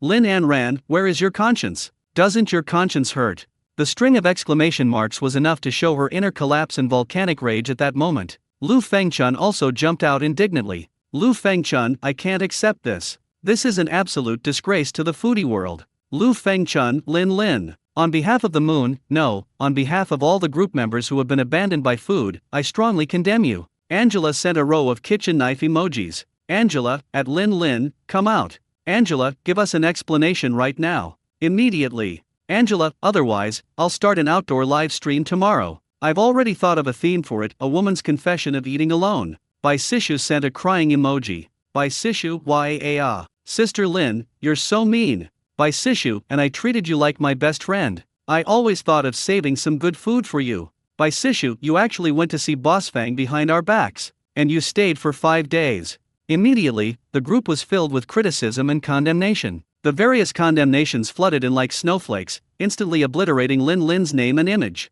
Lin Lin, who was the target of all the criticism, was holding her phone, staring blankly at the constant stream of condemnations on the screen. I was completely stunned. She wanted to explain, to defend herself, but when she placed her finger on the screen, she couldn't type a single word. Because everything they said was true. Lin Lin was on the verge of tears, trembling with fear. In despair, he sent out a series of emojis of kowtowing and begging for mercy. Lin Lin, I was wrong. Sisters, I was really wrong. Lin Lin, I deserve to die. Lin Lin, I swear. I really was planning to tell you today. Really. Lin Lin, I just wanted to confirm for everyone whether the quality of Boss Fang's new product is stable. This flimsy reason, which even he himself couldn't convince, only earned him more intense and relentless attacks from his fellow group members. Lin An Ran, confirmed for 5 days? From Monday to Friday? Lin Lin, it wasn't 5 days, it was only 3 days. I only found out on Wednesday that Boss Fang was setting up a stall there. Lin An Ran, comrade Lin Lin, you are truly a meticulous and conscientious comrade.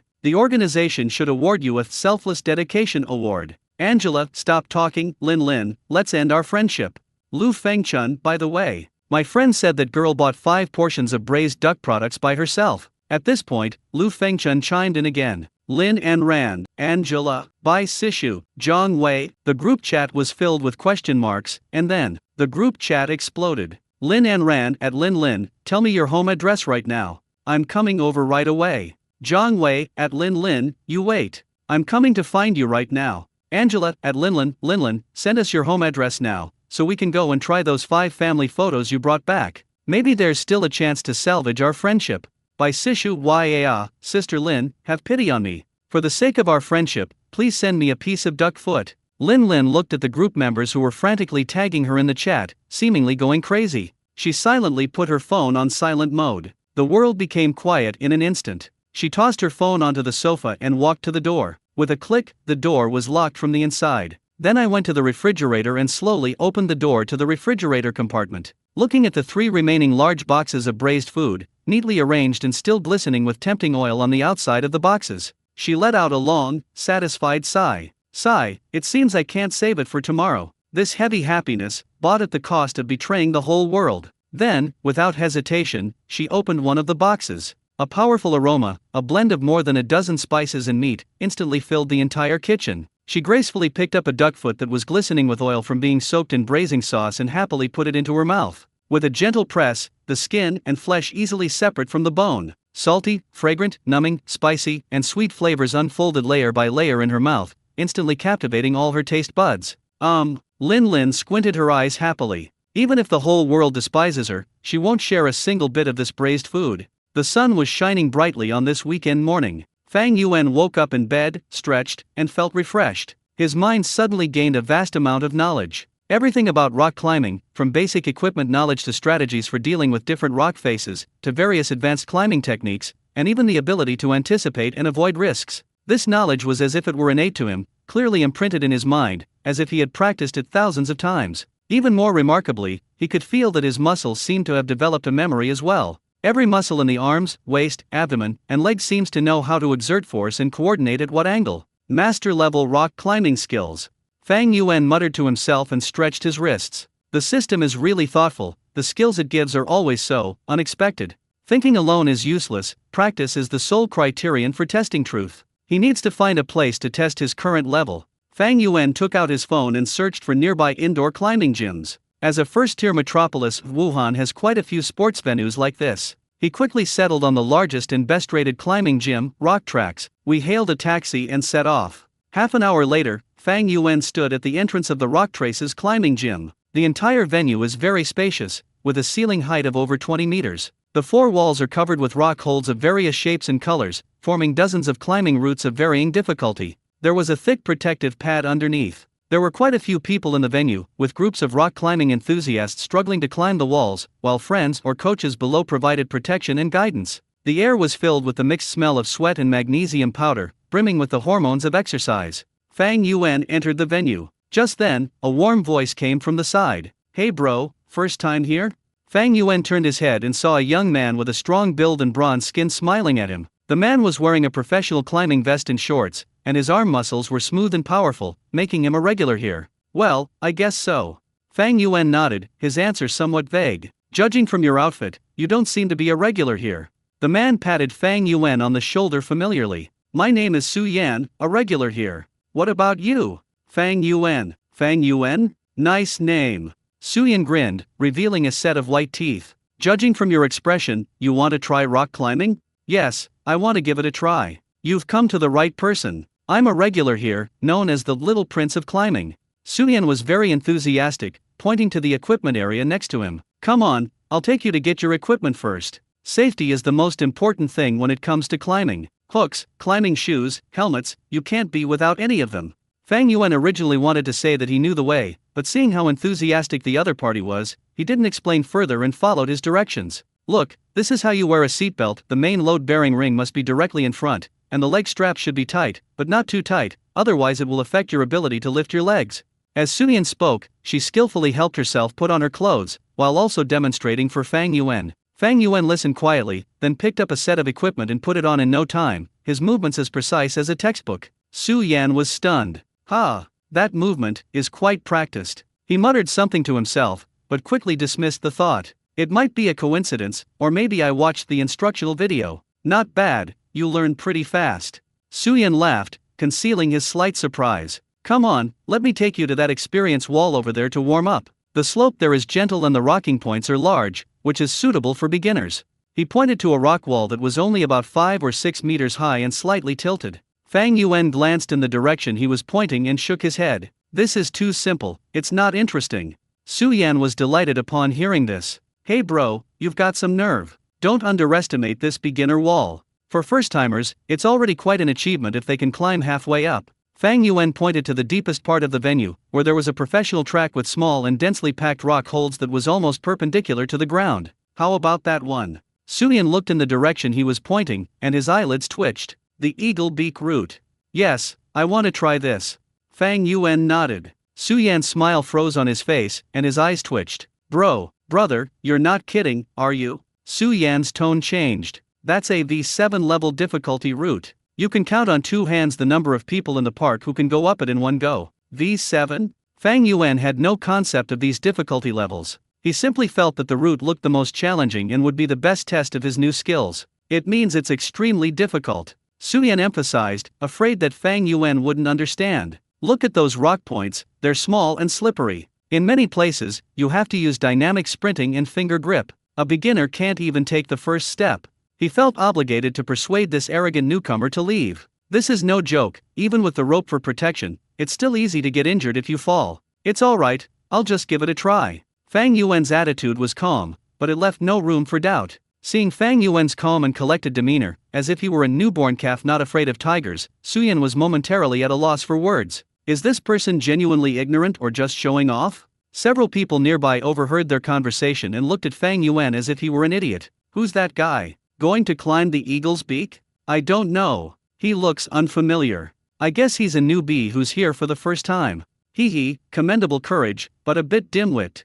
Hearing the surrounding whispers, Suyin felt a little embarrassed. He felt that his good intentions had been wasted. Alright, since you insist, then be careful. Suyin sighed and decided to leave it at that. Anyway, with a safety officer watching down there, nothing serious is likely to happen. Let reality teach him a lesson. But I have to tell you first, if you can't climb up, don't force yourself. Just tell them to let go, Suyin added, still worried. Okay. Fang Yuan replied and walked to the starting point of the eagle beak route. The safety officer in charge of the route glanced at him and asked routinely, "Are you sure you want to climb this route?" "Sure." The safety officer checked the safety buckle for him and then stepped aside. Suyan and the onlookers crossed their arms, ready to watch the show. They could almost foresee the scene where Fang Yuan grabbed the first rock, then his feet left the ground, struggled for a few seconds, and then fell helplessly to the ground. However, what happened the next second almost made everyone's eyes pop out. Fang Yuan took a deep breath, gently placed his hands on the rock face, and alternately tapped his feet on the rock wall.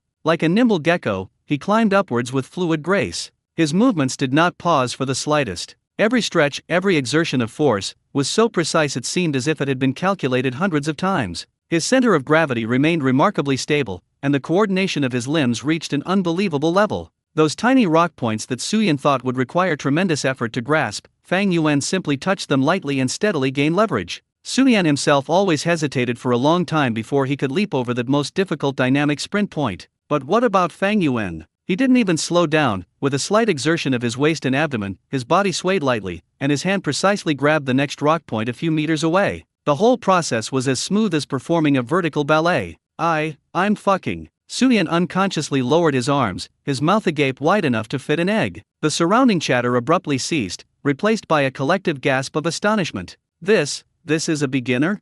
Newbie my ass. This guy's from the national team, isn't he? This core strength, this flexibility, this sense of rhythm, it's simply inhuman. When did the eagle beak route become so easy? Why am I struggling to get up there like I'm constipated? Amidst the astonished gazes of the crowd, Fang Yuan's figure grew taller and taller. At the same time, Suyin realized that he couldn't just stand by and watch. I was just acting like a senior expert, lecturing others, and now that they're almost at the top, I'm just standing here like an idiot. Where do I put my face? Ahem. I'll stretch my legs too. Suyin cleared his throat and, steeling himself, walked to the other track, which was slightly less difficult. He also began to climb the ladder, trying to salvage some face through his actions. But the more he climbed, the more frustrated he felt. He was still struggling with a difficult point, adjusting his posture with great effort, when he turned his head and saw that Fang Yuan next to him was almost at the top. His relaxed and carefree demeanor made it seem as if he were climbing stairs rather than rock climbing. Comparing yourself to others is just asking for trouble.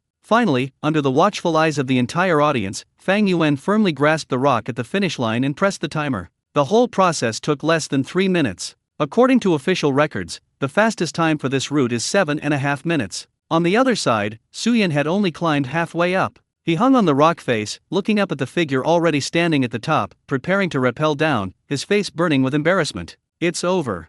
This time, his attempt to show off backfired spectacularly. I thought he was a newbie, but he turned out to be a pro. When Fang Yuan descended quickly from above and landed steadily on the soft mat, he was greeted by silence and countless complicated gazes. Shock, admiration, disbelief. Fang Yuan unfastened the safety buckle, moved his wrists around, and felt pretty good. This is a master-level skill, and it's the real deal. Just as he was about to leave, Suyin finally finished climbing the adjacent track and walked over with an embarrassed look on his face. He lingered up there for ages, not wanting to come down and face this awkward situation. That, big boss. He walked up to Fang Yuan, his face flushed red, and after a long while, he managed to utter a single sentence. He scratched his head, his expression even worse than if he were crying. So you're an expert. Just now, I really made a fool of myself before an expert, please don't mind, ha ha ha. He chuckled dryly, wishing he could disappear into a crack in the ground. Imagine yourself standing in front of a rock climbing master, giving a long and detailed explanation of how to wear a safety harness.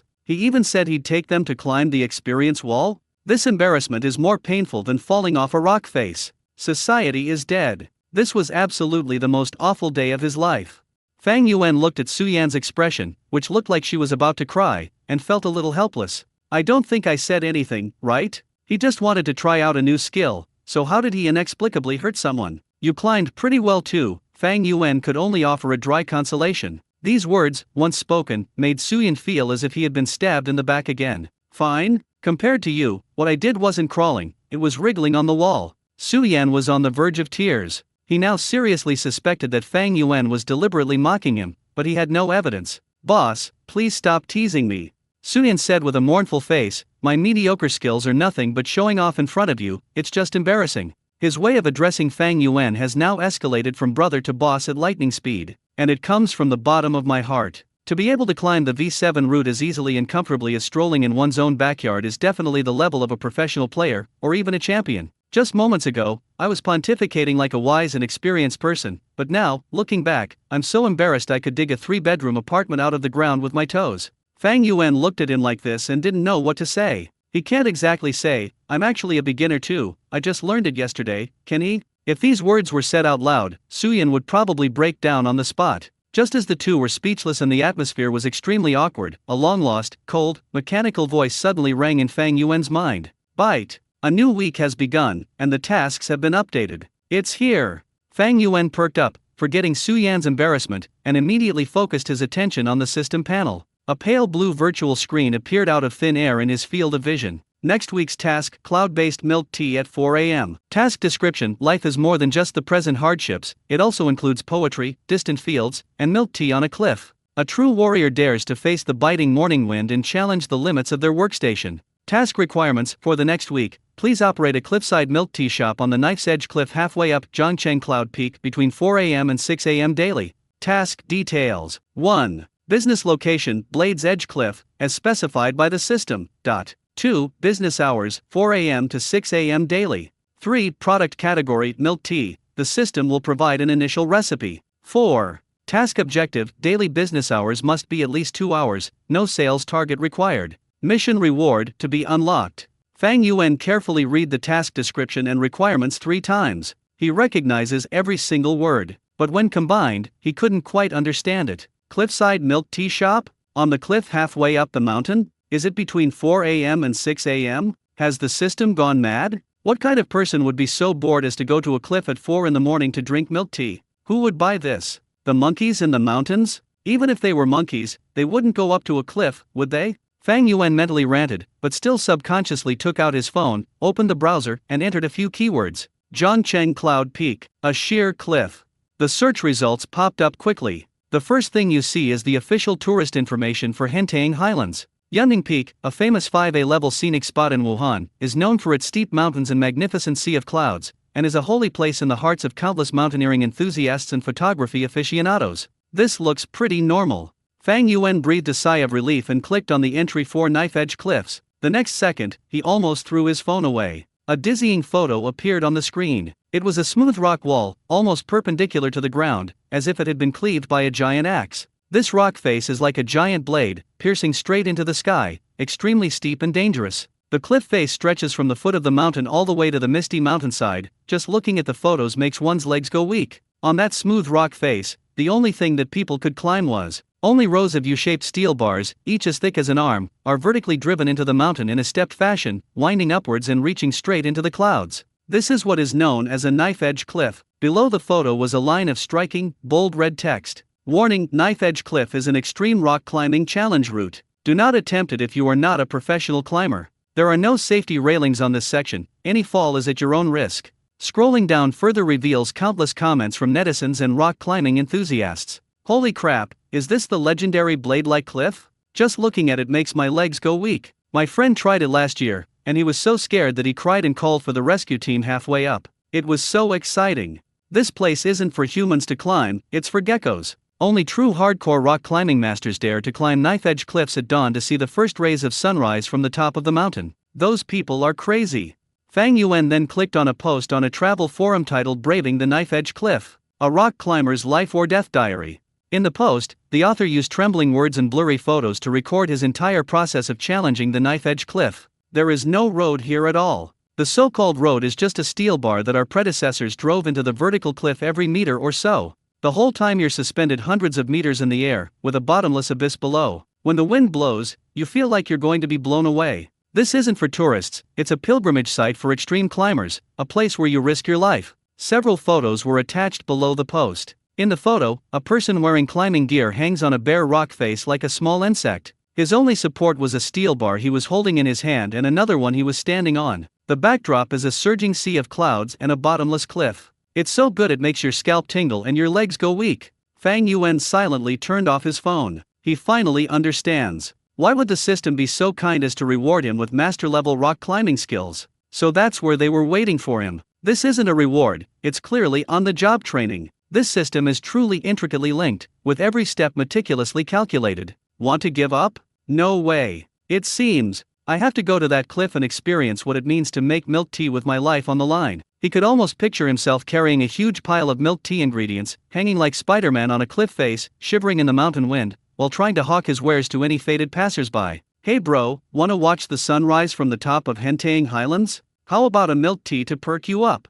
The thought of that scene is absurd. Fang Yuan shook his head with a wry smile and put away his phone. He glanced at Su Yan, who was still doubting his life, and suddenly felt that the setbacks this guy had suffered were nothing compared to the challenges he was about to face. Well, Fang Yuan sighed helplessly.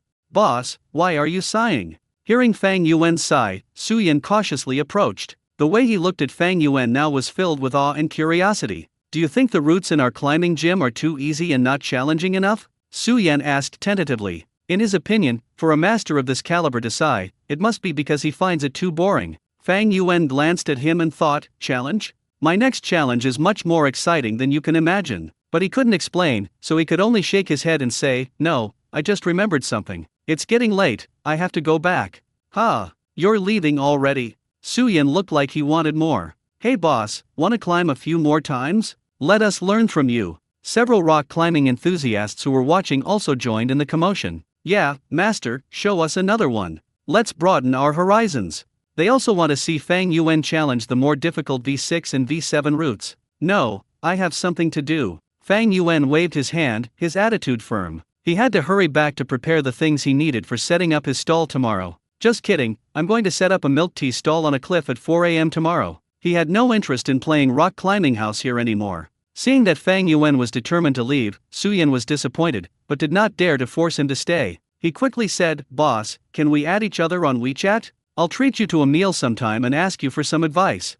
This was a once-in-a-lifetime opportunity to curry favor with a powerful figure, and Su Yan didn't want to miss it. Fang Yuan thought about it and didn't refuse, since this person wasn't one of his customers. The two scanned each other's QR codes and became friends. Fang Yuan greeted everyone and then left the climbing gym with an air of nonchalance amidst their admiring gazes. Watching Fang Yuan's departing figure, Su Yan excitedly gripped his phone. He opened Fang Yuan's moments and found it completely empty. As expected, true big shots are all so low-key, Su Yan remarked. Then, he couldn't wait to make a phone call. The call was answered quickly, and a loud, boisterous voice came from the other end. Hey, son, what's up? I'm about to start playing some games. Upon hearing the voice, Su Yan immediately retorted, Get lost. Zhou Kaifeng, you're my son. No, you're my grandson. The person on the other end of the phone was the captain of the Linjiang University basketball team and a loyal fan of Fang Yuan's fried food stall, Zhou Kaifeng. The two were childhood friends with a very close relationship, and they could talk about anything without any taboos.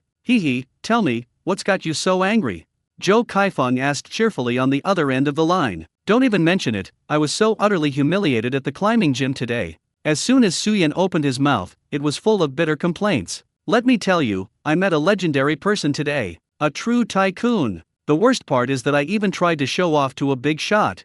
Oh, Zhou Kaifeng became interested. How so? Aren't you known as the rock climbing prince of your area? Is there someone who can make you lose? Little prince my foot. Su Yan exclaimed excitedly. I'm not even worthy to carry his shoes. Let me tell you, that guy is a monster. He reached the V7 route in less than a minute, without even blinking. I'm like an idiot next to him. He embellished his experience at the climbing gym today and told Zhou Kaifeng about it. From how he treated Fang Yuan like a newbie to how he was ruthlessly crushed by Fang Yuan on the Eagle Beak route. You didn't see it. That guy climbed the rock face like it was flat ground, zooming around like crazy. I was still hanging halfway up, and he was already at the top.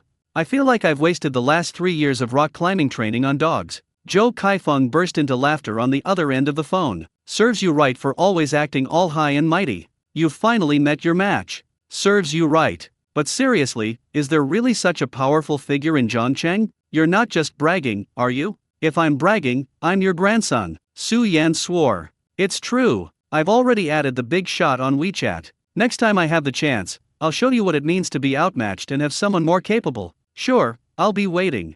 Zhou Kaifeng said nonchalantly. Speaking of amazing people, I met one a while ago, a guy who sold fried skewers. His skills were incredible. It's a pity he only sold them for a week before he ran away. Otherwise, I would have definitely let you have a taste. The two boasted to each other about the amazing people they had met on the phone, neither taking the other's words too seriously. The two chatted for a few more minutes before hanging up the phone. Suyin put away his phone, his emotions still unsettled for a long time. On the other side, Fang Yuan took a taxi back to his villa. As soon as he entered, he smelled a faint aroma of tea. He had called ahead and asked his housekeeper, Chen Hai, to help purchase a batch of raw materials needed to make milk tea. At this moment, in the huge open kitchen, everything has been neatly arranged and categorized. Fresh milk, light cream, various teas, soybeans, taro, fresh fruit, as well as tapioca starch and white jelly powder for making pearls, taro balls, pudding, etc., are all available. Fang Yuan nodded in satisfaction. Chen Hai is as reliable as ever when it comes to getting things done,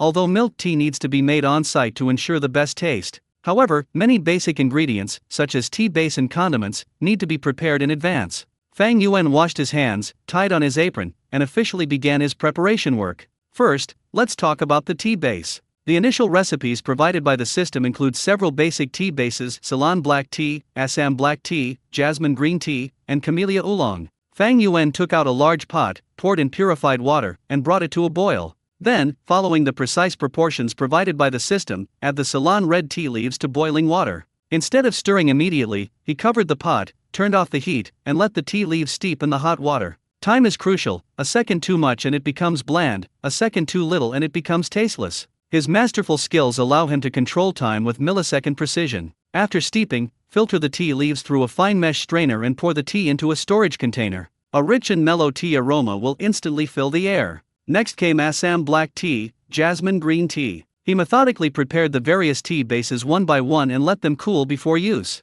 Then comes the side dish, the most classic pearl. Tapioca starch is mixed with boiling water to form a dough, which is then kneaded repeatedly until the dough becomes smooth and elastic. Then roll it into a thin strip, cut it into small pieces, and then roll each piece into a round, black ball by hand. This process requires a great deal of patience and skill, but in Fang Yuan's hands, it seemed to become a kind of art. His fingers flew, and pearls of uniform size were born like flowing water. After being cooked, the tapioca pearls are soaked in brown sugar syrup to absorb the sweetness, making them chewy and bouncy. Next up are taro balls. Fresh taro from Lipu is steamed until cooked, mashed into a paste, mixed with tapioca starch, and kneaded into a dough. The finished taro balls have a soft and chewy texture and a rich taro flavor. There's also smooth egg pudding, refreshing tea jelly. Fang Yuan was like a tireless machine, busy in the kitchen. Every step is carried out strictly according to the perfect recipe in mind. There was not a single deviation. By the time all the preparations were complete, it was already late at night.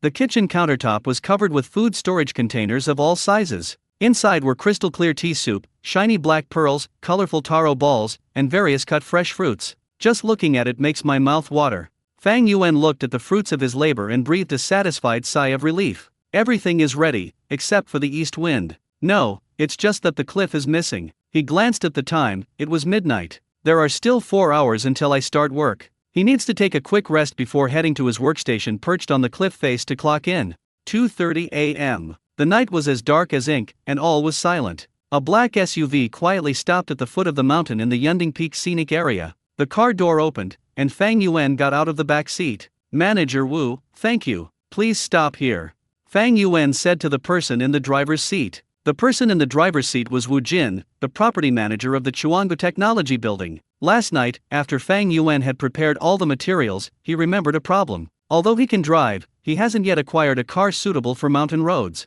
So he called Wu Jin, asking him to help him find a reliable designated driver in an SUV to take him to the top of Yunding Peak before 3 a.m. To Fang Yuan's surprise, Wu Jin immediately said that he would deliver it in person. At this moment, Wu Jin was wearing a sharp suit and his hair was neatly combed, but his face showed an undisguised fatigue and deep confusion. He received a call from Fang Yuan last night. On the phone, Fang Yuan asked him if he could help find a driver who could drive an off-road vehicle to get him to the foot of Yunding Peak before 3 a.m. Wu Jin was stunned. What is the boss going to do in the middle of the night in the wilderness? However, the boss's orders are law. Although Wu Jin was curious, he dared not be negligent, much less give such an opportunity for personal service to someone else. So he volunteered to be the driver himself. Throughout the journey, he secretly observed Fang Yuan's expression, trying to glean his boss's intentions from the slightest clues. Fang Yuan simply leaned back in his chair, closed his eyes to rest, and remained calm, showing no signs of anything amiss. Now, with the car parked at the foot of the dark mountain, Wu Jin's questions were almost overflowing. "Mr. Fang, you're too kind. It's my honor to serve you," Wu Jin said quickly, his tone full of flattery. He felt that personally becoming the driver was definitely one of the best decisions he had ever made in his life. This is a fantastic opportunity to build a closer relationship with the top executives. He hesitated for a moment, but couldn't suppress his curiosity. "Mr. Fang, are we coming to Yunding Peak so early to climb the mountain and watch the sunrise?" As Wu Jin asked the question, he glanced strangely at the trunk through the rearview mirror. There was a huge backpack that was taller than a person. When he helped Fang Yuan put the bag in the trunk, he tried to lift it by the handle. The thing didn't budge at all. He used all his strength to barely lift it up. That weight must be at least over 100 pounds. Who in their right mind would carry such a heavy load up a mountain? Is this a mountain climbing trip or a weighted cross-country training exercise? It's not mountain climbing. Fang Yuan shook his head. He opened the trunk and looked at the huge hiking backpack. Wu Jin quickly got out of the car, instinctively wanting to go forward and help. "Mr. Fang, let me do it." "Need not." Fang Yuan waved his hand, and then, to Wu Jin's astonishment, he lifted the huge hiking backpack with one hand and slung it on his back as easily as if it were an ordinary school bag. Throughout the entire process, he didn't blush or get out of breath. Wu Jin's eyes almost popped out. He didn't see wrong, did he? "The bag that I could barely lift with all my might, the boss lifted with one hand? How did you manage to carry it on your back so easily? Is this even human? How much strength must that be?" Fang Yuan ignored Wu Jin's shocked look. He adjusted his shoulder strap and thanked Wu Jin again. "I can walk the rest of the way myself. You should go back and get some rest." "Ha. Oh, okay." Wu Jin was still in shock and could only nod subconsciously. He looked at Fang Yuan, then at the proper mountain road leading to the scenic area gate in the distance, and couldn't help but remind him, "Mr. Fang, the road up the mountain is over there." Fang Yuan shook his head and pointed in another direction. That direction was pitch black, with only the outline of jagged rocks visible. There seemed to be no road at all. "I'll go this way." Wu Jin looked in the direction he was pointing, and his heart skipped a beat. "Over there is the site of Hentang Peak, a cliff-marked danger zone. Tourists keep out on tourist maps." "Mr. Fang, you can't go that way. It's a cliff," Wu Jin cried out. Fang Yuan simply turned around and smiled at him. "I know, I'm going rock climbing." After saying that, he didn't linger and turned to walk towards the dark cliff. His tall figure, carrying a huge backpack that seemed disproportionate to his size, quickly disappeared into the night and the shadows of the rocks. Wu Jin was left alone, standing there blankly, shivering from the mountain wind at dawn. Rock climbing? 3 a.m.? Carrying a bag weighing over 100 pounds? Go climb the most dangerous cliff on Hentang Highlands? Wu Jin felt that his worldview had been completely shattered at this moment, and then trampled on and rubbed repeatedly. What kind of person is this young boss? He possesses immense wealth, yet he prefers to set up a stall in the dead of night. They possess incredible culinary skills, yet they sell the most affordable snacks. Now, he's carrying a backpack he can't even lift, and he's running to Yunding Peak at 3 a.m. to do rock climbing. Wu Jin's mind was a complete mess. He suddenly realized that his understanding of his boss was probably not even the tip of the iceberg. This Mr. Fang is shrouded in mystery. If he knew that Fang Yuan's real purpose was to set up a milk tea stall on the cliff, Wu Jin would probably be completely dumbfounded. On the other side, Fang Yuan carried a huge hiking backpack and walked on the rugged mountain road as if it were flat ground. The attribute points awarded by the system made his physical abilities far surpass those of ordinary people. This amount of weight is really nothing to him. He soon arrived at the starting point for climbing the famous cliffs of Hentang Highlands. This is a relatively flat platform, with a few dim lights illuminating the awe-inspiring vertical rock face ahead. Although it was 3 a.m., the starting point was not deserted. Scattered around, a few people wearing the same climbing gear were doing warm-up exercises. It seems there are quite a few extreme sports enthusiasts who enjoy hiking at night to watch the sunrise. Fang Yuan wasn't surprised by this. He found a corner and began putting on his climbing gear. Seatbelts, helmets, buckles, everything is ready. Just as he was about to start climbing, two young men who had come together approached him. One of the boys, who had a buzz cut and seemed very outgoing, greeted them familiarly. "Hey buddy, are you here to climb the mountain at night to watch the sunrise too?" Fang Yuan did not answer. The boy with the buzz cut pointed to the huge backpack on Fang Yuan's back and asked curiously, "Are you planning to camp on the mountaintop?" Why are you carrying so much stuff? His companion, a rather quiet-looking boy, also looked at the backpack with a questioning gaze. They've been rock climbing for so long, they've seen people carrying small packs to replenish their energy, and they've seen people bringing cameras to take pictures of the sunrise, but they've never seen anyone carrying such a big hiking backpack to rock climb. Did this guy move his whole family here? Before Fang Yuan could answer, the buzzcut guy said helpfully, "Dude, is this your first time here? Didn't you know you could store your luggage?" He pointed in a direction not far away, about 500 meters from here. There's the visitor service hall for the scenic area. It's open 24 hours a day and you can store your luggage for free. How are you going to climb up there with such a big thing on your back? In his opinion, Fang Yuan's ability to carry such a heavy bag all the way from outside to here was already a remarkable feat. If you want to carry it up a knife-edge cliff, that's a joke. Let alone climbing, it probably wouldn't even last 10 seconds hanging on the wall. Fang Yuan smiled upon hearing this. Thanks, but this isn't luggage. He patted the backpack behind him. I have to carry it up.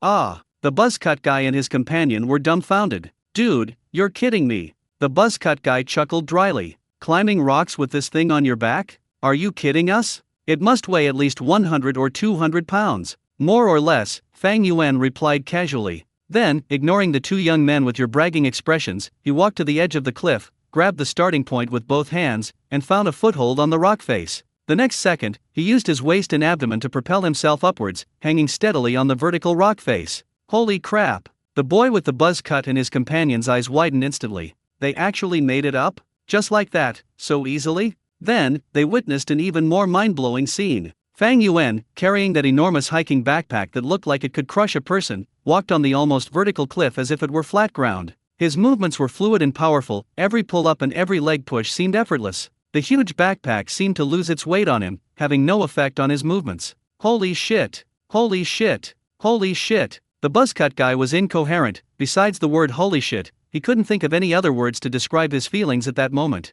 His companion next to him also stared wide-eyed, completely dumbfounded. This is Superman, isn't it? Is Captain America here in Zhongcheng for a team-building event? The other people on the platform who were preparing to climb were also stunned by this scene and stopped what they were doing. They all looked up and stared in disbelief at Fang Yuan, who was steadily rising up the cliff. This guy is a monster. Fang Yuan ignored the commotion below. Climbing the cliffs at night has a unique charm. Cold rocks, howling mountain winds, and a dazzling starry sky overhead. Every so often, a bright wall lamp hangs on the cliff face, like pearls strung together, guiding climbers through the night. His physique, enhanced by the system's stat boosts, made him feel no fatigue whatsoever. His master-level rock climbing skills allow him to always find the optimal route and the most energy-efficient way to exert force. He quickly climbed several hundred meters and reached the halfway point of the mountain. Then, he saw his shop. On a cliff face as smooth as a blade, a square iron box hangs abruptly. The box was about 3 or 4 square meters in size, painted entirely in a striking bright yellow, as if it had grown out of the mountain. It had only one small window, through which a faint light shone through. Above the metal box hung a simple sign. Under the neon lights, Fang Yuan could clearly see the 5 large characters above. Cloud-based milk tea shop. He had specifically looked it up beforehand and found that this suspended tin hut was originally set up by the Yunding Peak Scenic Area as an emergency refuge for rock climbers, and also as a resting place for workers who maintained the cliff lights. The system directly rented the right to use the site from the scenic area manager for a week, and then carried out renovation overnight. His execution ability is stronger than any internet company he has worked for before. Looking at this miraculous creation hanging halfway up the mountain, Fang Yuan couldn't help but marvel at the power of the system once again. Without thinking further, Fang Yuan carefully moved to the side of the milk tea shop by following the steel grips on the rock wall. There is a small door there. The door wasn't locked. He opened it with a gentle push. Fang Yuan slipped inside and then closed the door. He skillfully attached the safety buckle to the hooks provided in the milk tea shop. Then I began to take a look at the place where I would be working for a week. The shop is indeed not very big, only about 3 square meters in total. It's just right for one person, but a bit cramped for 2. But though small, it has all the vital organs. The facilities inside are configured exactly like a standard milk tea shop. An L-shaped stainless steel workbench occupies most of the space. The countertop is fully equipped with a sink, ice maker, sealing machine, and even a small warming cabinet and refrigerator, all seamlessly integrated into it. Several rows of shelves are nailed to the wall, which can be used to store various cups and ingredients. On the other side of the workbench, a foldable chair is thoughtfully installed for the boss to rest. The entire space is like a milk tea shop kitchen that has been compressed to the extreme, full of industrial style and utilitarian aesthetics. Fang Yuan looked around and once again gave the system a thumbs up in his mind. Not only were the shops prepared, but water and electricity were also connected. They even rented the venue a week in advance from the tourism management department of Yundingpeak and obtained a legal business license. It can be said that he doesn't have to worry about anything except the raw materials. Fang Yuan unloaded the huge backpack from his back and placed it on the ground with a dull thud. He unzipped the zipper and began to take out all the precious bottles and jars inside, one by one, and neatly arranged them on the work surface and shelves. Amber-colored brown sugar pearls, emerald green candied grapes, freshly ground bean powder with a rich aroma, and bottles of tea base carefully brewed with different top-grade tea leaves. Soon, the originally empty metal box was filled with a dazzling array of raw materials. A stall that looks no different from any other milk tea shop at the foot of the mountain has miraculously appeared on a cliff hundreds of meters above the ground. The only difference is that there are no bustling cars outside the window, only a deep night sky and a rolling sea of clouds below. Fang Yuan finished all the preparations and checked the time, 3:45 a.m. There are 15 minutes left until the system requires us to open at 4 p.m. He sat on a folding chair, brewed himself a cup of hot tea, and leisurely waited for the arrival of the first destined person. He wasn't in a hurry. It would be strange if there were any businesses in a place like this. He had even mentally prepared himself for not being able to open for business for 7 consecutive days. However, not long after, a crisp sound of metal buckles striking the rock wall came from afar and grew closer. Fang Xinyuan looked up and saw a young figure climbing up from below, using both hands and feet. The man was wearing full climbing gear and his movements looked quite skilled. When he climbed to the same height as the milk tea shop, he glanced up and saw the simple but unusually conspicuous sign, "Cloud-based milk tea shop." The young man froze instantly. He was frozen in place, hanging motionless on the rock face. He blinked hard, wondering if he was hallucinating due to lack of oxygen. Milk tea shop? Blooming on a knife-edge cliff? What the hell is this joke? He carefully hung his safety buckle on the hook on the outer wall of the milk tea shop, then leaned over and looked into the lit metal box. Then he saw a young man dressed casually, leisurely playing on his phone. And behind the young man, there was a whole workbench full of milk tea ingredients. Holy crap! A scream from the depths of one's soul pierced the silent night sky. This college student named Chen Xiao felt that his worldview had been completely overturned at this moment. He had been rock climbing for 3 years and considered himself quite knowledgeable. But the idea of opening a milk tea shop on a cliff face was something he had never heard of or seen before. "Boss? You run a business here?" Chen Xiao's voice trembled. Fang Yuan put down his phone and gave him a gentle smile. "Yeah, we just opened. How about a milk tea and a short break?" This perfectly normal phrase for attracting customers on flat ground seems particularly magical in this context. Chen Xiao's mind went blank, and he subconsciously asked, How do you drink this?" "You can hang it here to drink." Fang Yuan pointed to a row of sturdy hooks on the outer wall. "It's very safe." Looking at Fang Yuan's calm expression and then at the professional equipment behind him, Chen Xiao finally slowly accepted this absurd reality. He swallowed hard, curiosity overcoming fear. "So, what kind of things are there?" Fang Yuan pointed to a small blackboard hanging on the workbench, on which today's menu was written in chalk. "Look, what would you like to drink?" Chen Xiao's gaze fell on the simple menu. Cloud-based milk tea shop, today's special, Hentang oolong tea, 22 yuan. Soy milk jade unicorn, 30 yuan. Jade green grapes, 20 yuan. Distant mountain fairy coconut, 25 yuan. The price was different from what he had imagined. He originally thought that a cup of milk tea in such an extreme location would cost at least 100 or 200 yuan. Surprisingly, the price was about the same as that of a regular milk tea shop down the mountain. This price, are you serious?" The young man confirmed it again. Opening a shop in a place like this, the cost of just transporting the raw materials must be terrifyingly high, right? And yet you're only selling it at this price? Is the boss here to do charity? Of course it's true. Fang Yuan nodded. Would you like something to drink? This boss has a grand vision, Chen Xiao thought to himself. He looked around and finally pointed to the first one. Boss, give me a cup of that cloud top oolong, please. Okay, just a moment. Fang Yuan stood up and began the operation. He took out a large paper cup and used ice tongs to put in several crystal clear ice cubes. Then, he picked up a bottle of tea that had already been brewed and chilled at a low temperature. That's tea made from Dongding oolong tea base, with a bright golden color. The tea was slowly poured along the side of the cup, instantly enveloping the ice cubes and creating a burst of white, chilly air. Then, there's the soul of this milk tea, Hentang. Fang Yuan scooped out a large spoonful of white, dense foam that looked like clouds from another food container. That's a milk foam made by whipping fresh animal butter and cream cheese with a little sea salt on the spot at high speed. The milk foam cascades down like a mini avalanche, gently covering the tea soup and creating a beautiful, distinct black and white layer. Finally, Fang Yuan pinched off a small handful of golden dried osmanthus flowers and sprinkled them on the white milk foam like scattering stars. A cup of Yunding oolong that is perfect in both appearance and aroma is now complete. Chen Xiao watched Fang Yuan's actions intently the entire time. Every step was full of beauty and ritual, just like watching an art performance.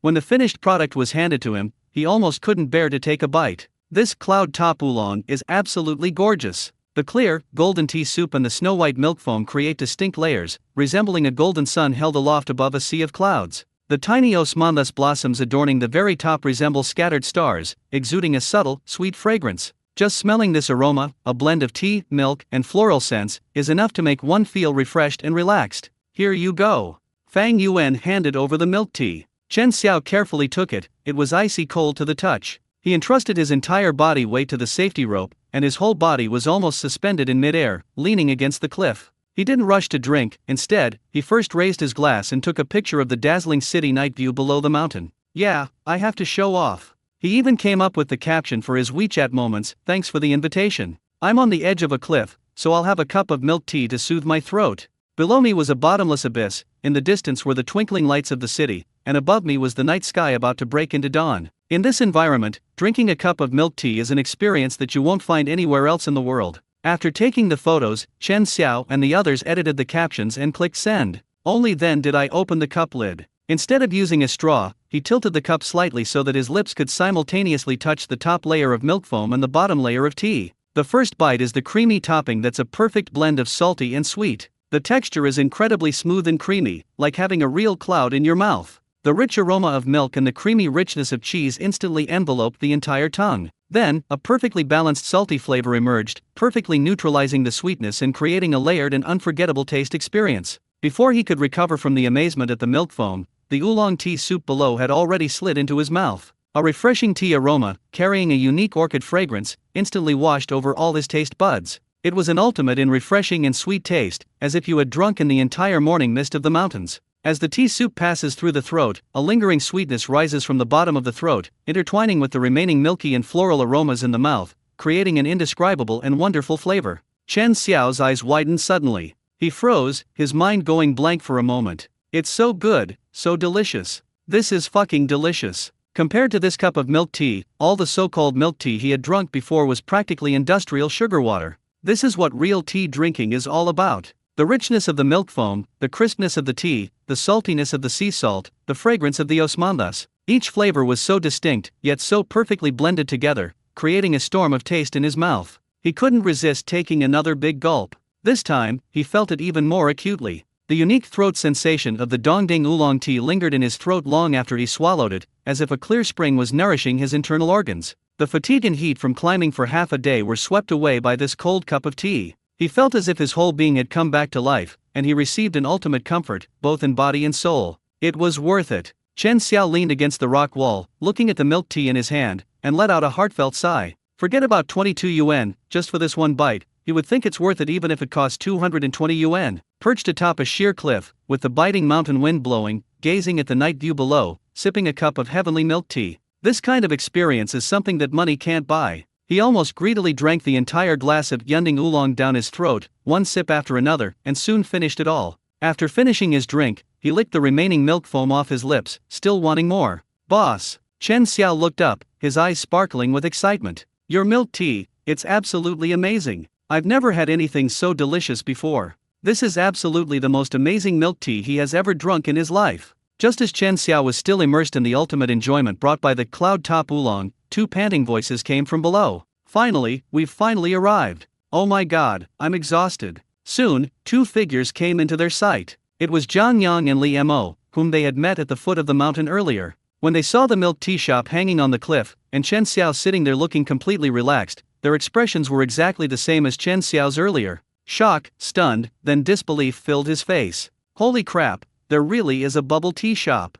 Zhang Yang's eyes almost popped out of their sockets. When he saw that familiar figure in the milk tea shop, he was even more shocked. "Dude, it's you." Zhang Yang pointed at Fang Yuan, his face filled with disbelief. He finally realized what was happening. It turns out that the huge backpack wasn't filled with luggage at all, but rather, ingredients and equipment for selling milk tea. This man actually carried over 100 pounds of weight and climbed up the precipitous cliff. And it's all for selling milk tea here. This world is crazy. Zhang Yang looked up with difficulty and peered into the window, pointing at Fang Yuan and then at the huge backpack behind him. He stammered, "So, in your bag, it's full of milk tea stuff." Fang Yuan found it somewhat amusing to look at their expressions of utter disbelief. What else could it be? It can't be a brick, can it? Zhang Yang, Li Mo. The two looked at each other and saw deep shock and a hint of admiration in each other's eyes. The world is so big, there are truly all sorts of wonders. Boss, you're awesome. Zhang Yang gave Fang Yuan a heartfelt thumbs up. His curiosity about this mysterious boss has now reached its peak. At this moment, Zhang Xiao also finished his drink. He put the empty cup into the mesh pocket on the side of his backpack, said goodbye to Fang Yuan, and continued climbing upwards. As soon as a seat became available, Zhang Yang climbed to the side of the milk tea shop. Li Mo also came over, curiously examining this miracle on the cliff. "Would you two like something?" Fang Yuan asked at the opportune moment. "Yes, I have to try it," Zhang Yang said without hesitation. He leaned closer to the window and glanced at the menu. "Give me a cup of that. Soy milk jade kirin." The name itself sounds very powerful. Li Mo, on the other hand, was more reserved. He pointed to the cheapest one. "I'd like a cup of jade green grapes." "Okay, just a moment." Fang Yuan began making the second and third orders. He first made jade green grapes for Li Mo. He scooped out several large spoonfuls of glistening, emerald green shine rose grape pulp from the food container, spread it at the bottom of the glass, and gently pounded it a few times with a small pestle. It retains the fibrous texture of the fruit pulp while fully releasing the sweetness of the juice. Next, he added ice cubes and the extracted jasmine oolong tea, poured it into a shaker, and started shaking it rapidly. His movements were professional and rhythmic, the shaker cup flying up and down in his hands like an elegant dancer. After a few dozen seconds, he stopped shaking the tea and poured it into the cup. Finally, place an ice ball garnished with mint leaves on top of the glass. A refreshing and visually stunning jade green grape drink is now ready. Li Mo took the milk tea, and just looking at its refreshing color and exquisite shape made him feel half of the summer heat disappear. Next up was the flamboyant soy milk jade kirin. The process of making this milk tea is full of a different kind of profound beauty. Fang Yuan first used thick cheese foam to create beautiful patterns on the cup wall. Then, slowly pour the rich tea base, brewed with Wei Mountain de Hong Pao, into the cup. The deep red tea soup and the white milk foam create a striking contrast. Next, he thickly layered the handmade cheese foam onto the tea. The most crucial step has arrived. He took out a small sieve, scooped up a large spoonful of freshly ground soybean powder, and sprinkled it evenly on the milk foam. Golden soybean powder fell like fine sand, instantly covering the entire surface of the cup and emitting a rich, enticing aroma. Finally, he garnished it with a crisp caramel cookie stick. A cup of soy milk jade kirin, made with luxurious ingredients and rich layers, makes a grand entrance. Zhang Yang took the heavy cup of milk tea, his eyes widening in surprise. "Holy crap! Boss, you've really used the best ingredients." The thick layer of soybean powder and cheese foam on top alone costs as much as a cup of milk tea from other brands. Holding their respective milk teas, the two of them, imitating Chen Xiao, also leaned against the edge of the cliff. They first glanced at each other's works and were both amazed by their exquisite presentation. "This quality is way better than any of those chain stores down the mountain." Zhang Yan couldn't help but exclaim. He eagerly inserted the thick straw and took a big gulp. The next second, his pupils dilated in shock. Rich and flavorful. Extremely rich. First, the dry aroma of soybean powder instantly fills the entire mouth. Next comes the savory and rich cheese foam, with a smooth texture that feels like eating a solid cloud. Then comes the unique rocky aroma of Da Hong Pao tea, with a hint of charcoal roasting, rich and assertive, instantly dispelling the sweetness of the milk foam. 3 flavors, 3 textures, layer upon layer, yet perfectly blended together. Delicious. Zhang Yang's eyes widened, like a cow that had discovered a new continent, and he hugged the milk tea cup and gulped it down. On the other side, Li Mo also tasted his own jade green grape. His reaction wasn't as exaggerated as Zhang Yang's, but the instant his eyes lit up said it all. Refreshing. Extremely refreshing. The flesh of shine muscat grapes is sweet and refreshing with a hint of tartness. The aroma of jasmine oolong tea is a delightful blend of floral and tea fragrances. The combination of the two is like condensing the refreshing feeling of an entire summer into this one cup. Li Mo drank silently, feeling the fatigue from rock climbing vanish in the sweet taste.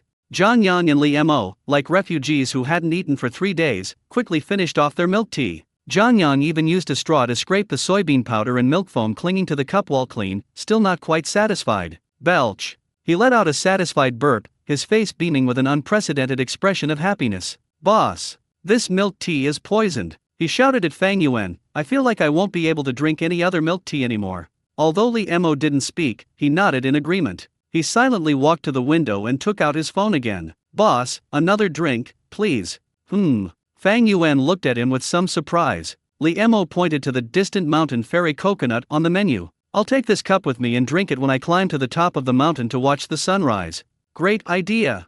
Zhang Yang's eyes lit up when he heard that. Boss. Me too. I'll have a cup of coconut delight from the mountains. At the mountaintop, enjoy the morning breeze, watch the sunrise, and sip on divine milk tea. Just thinking about that scene makes me feel wonderful. Okay. Fang Yuan nodded and began making it. The preparation of Yuanshan fairy coconut is relatively simple. He took out a fresh, large coconut and, right in front of them, deftly made a cut with a tool. The clear, sweet coconut water was poured directly into the shaker. Then, add a few ice cubes and a base of oolong tea scented with camellia flowers. The delicate fragrance of camellias and the sweetness of coconut water blend perfectly as the shaker is shaken. 2 cups of pure, natural distant mountain coconut drink, made without a single drop of sugar, are now ready. Fang Yuan thoughtfully sealed the openings with a sealing film to prevent spillage during the climb. Zhang Yang took it, tore off the plastic wrap, took a bite, and his eyes lit up again. Wow, this tastes good too. Sweet and pure, with a faint floral fragrance, it's as if you've drunk the entire island's summer into your mouth.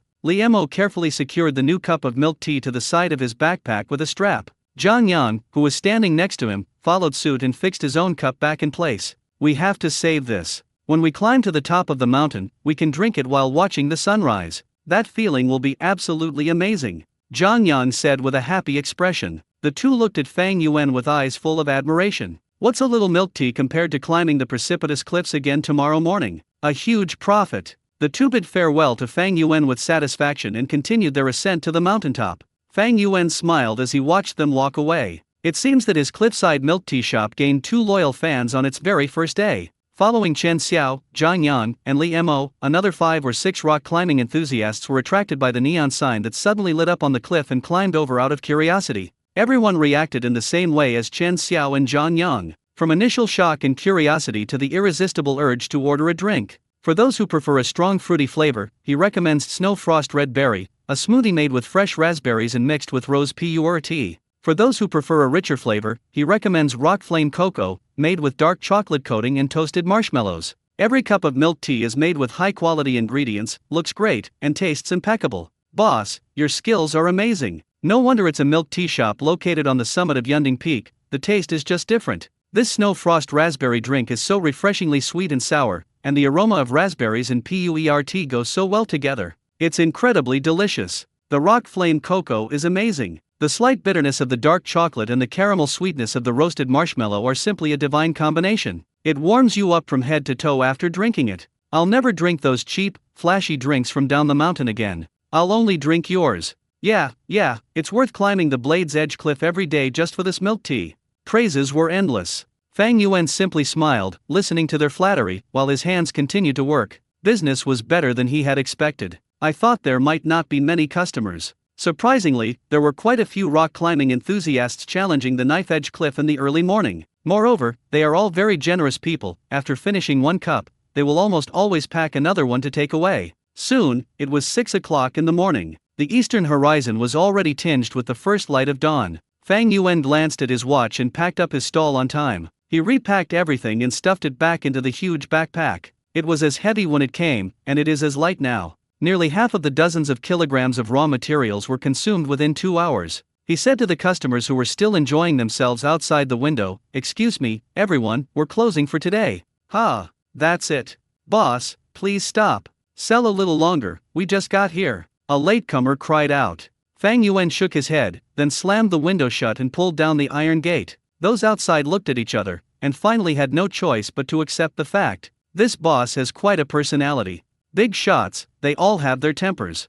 See you later, everyone. Fang Yuan, carrying a backpack that was much lighter, waved to the crowd. Instead of turning back, they continued climbing upwards. Since we've come all this way, it would feel like a waste not to see the sunrise at the summit. Seeing this, the others quickly followed. The remaining journey was not long, and soon they reached the highest point of Yunding Peak, the Golden Summit. At this moment, a large number of tourists have gathered on the viewing platform at the Golden Summit. Most of them came up from the other side, step by step, along the winding mountain path. Although that route is safe, it is more than 10 times longer than the rock climbing route and takes several hours. When Fang Yuan climbed onto the platform from the other side of the cliff, he immediately attracted many surprised glances. But at this moment, no one cares about them anymore. Because a bright red sun bursts forth from the end of the sea of clouds. A beam of golden light pierced through the clouds in an instant, turning the surging sea of clouds into a magnificent golden hue. The distant mountains, appearing and disappearing in the sea of clouds, resemble a fairyland. The whole world seemed to be awakened at this moment. It's truly magnificent. At the mountaintop, everyone was awestruck by the magnificent sight before them, letting out bursts of suppressed gasps of amazement. Countless mobile phones and cameras were frantically recording this breathtaking moment. Fang Yuan watched all of this quietly, his heart at peace. Such a masterpiece of nature can indeed make people forget all their troubles. "Boss, you're up here too." A familiar voice sounded from the side. Fang Yuan turned his head and saw Zhang Yang and Li Mo. The two were holding their cups of distant mountain coconut and drinking them happily, facing the rising sun. "Yes, we're closing up shop, so we came up to enjoy the scenery," Fang Yuan replied with a smile. Zhang Yang excitedly approached, his face still glowing red from the sunrise. "Boss, you're amazing. This milk tea with the sunrise is absolutely perfect. I feel like my life is complete." Li Mo nodded emphatically, his eyes filled with agreement. "Boss, are you coming again tomorrow?" Zhang Yang asked expectantly. This has become his biggest concern right now. Fang Yuan nodded. "Come on, system, cough, my plan is to sell here for a week." "Very good." Zhang Yang clapped his hands excitedly, only hearing "come on," selectively ignoring the final week. "Just for your milk tea, I'd come back again tomorrow even if my legs break from climbing." He turned to Li Mo. "Right, Lao Mo?" Li Mo nodded vigorously again and then extended his hand. Zhang Yang immediately understood and extended his hand as well. Fang Yuan was taken aback for a moment, then smiled and reached out to clap his hands with theirs. "Rock climbing for bubble tea? A steal." The three of them exchanged a smile, everything understood without a word. For Zhang Yang and Li Mo, they not only discovered a hidden gem of a milk tea shop, but also developed an unprecedented passion for rock climbing because of this unique experience. As for Fang Yuan, seeing his food bring such pure joy to others filled him with a faint sense of satisfaction. That's what setting up a stall is all about. After watching the sunrise, everyone began to descend the mountain. Fang Yuan still chose the rock climbing route. With his backpack half empty, he moved even faster and soon disappeared below the cliff. Zhang Yang and Li Mo chose to take the tourist trail, as they needed to conserve their energy for another climb the next day. Back at the villa, Fang Yuan took a shower and then went straight to sleep. After a day of this, even with his current physical condition, he felt somewhat tired. He needs to rest well to conserve his energy for setting up his milk tea stall early the next morning. What he didn't know was that his cliffside milk tea shop had already stirred up a small storm in Jiangqin's rock climbing circle. Those rock climbing enthusiasts who had tried his milk tea shared their adventures on their social media and in various rock climbing groups after returning home. "Holy crap! Guys! Someone opened a bubble tea shop on the sheer cliffs of Cloud Peak. It's real! The kind right on the edge of a cliff." Attached image.jpg, a distant view of a bubble tea shop. Don't think it's photoshopped. The owner is actually in there. And the milk tea is incredibly delicious. It's the best milk tea I've ever had in my life. Attached image.jpg, a visually appealing Yunding oolong tea. At first, everyone in the group thought it was a joke. Is this some kind of bragging? Opening a bubble tea shop on a knife's edge? Why don't you just say you're selling barbecue skewers on the moon? This picture is well edited, don't edit it next time. However, as one by one, those who experienced it firsthand posted photos and videos from different angles, all praising the taste of the milk tea, the sentiment in the group began to change. Wait, it seems true? Chen Xiao went too? And he said it was delicious? Zhang Yang and Li Mo also posted on their WeChat moments. Holy crap, did we all miss something? Address. Time. What's the owner's name? Tell me quickly. For a time, the entire rock climbing community in Zhongcheng was abuzz with excitement because of this mysterious cloud-top milk tea shop. The next morning, at the same time and in the same place, Wu Jin's black SUV stopped right on time at the foot of Yunding Peak. "Mr. Fang, we've arrived."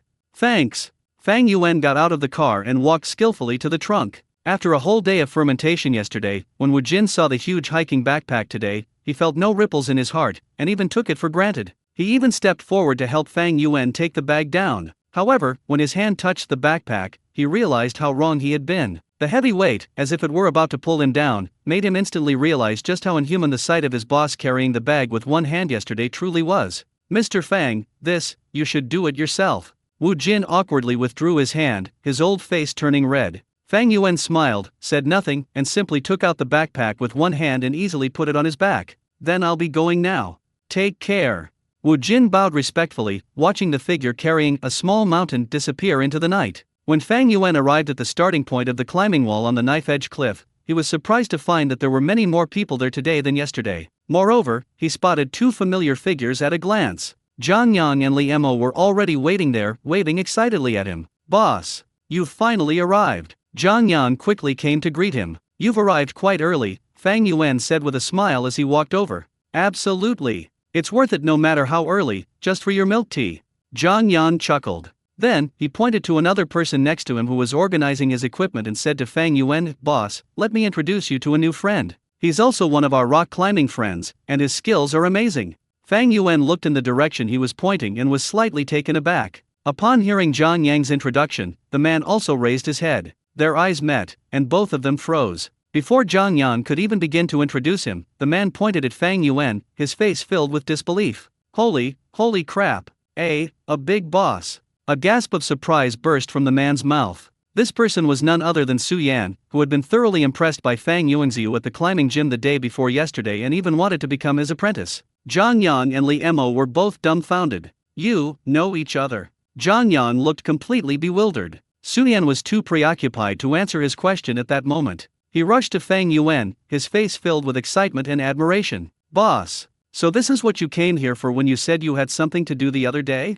Yesterday, he heard Zhang Yang and their rock climbing group vividly boasting that he had drunk divine milk tea on a precipitous cliff, and that the boss was a tough guy who climbed with a huge backpack. He also thought the kid was exaggerating. I was dragged here today, and I just wanted to join in the fun. But he never dreamed that he would run into the mysterious big shot who had tortured him to the bone at the climbing gym the day before yesterday. This world is so small. Su Yan's mind raced, and a thought flashed through his mind. He pointed at Fang Yuan, his voice trembling slightly. Wait a minute, the guy my brother was talking about, the one selling milk tea on the cliff, could it be you? Fang Yuan looked at his exaggerated expression and nodded helplessly. Upon receiving the affirmative reply, Su Yan felt as if he had been struck by lightning. He was first amazed by the pro's skill at the climbing gym. Now, I'm amazed by the side hustles of these big shots. A rock climbing master selling milk tea on a cliff? What an amazing combination. Is the life of all big shots really this simple, unpretentious, and boring? Alright, since you all know each other, I don't need to introduce you, Zhang Yang said cheerfully from the side.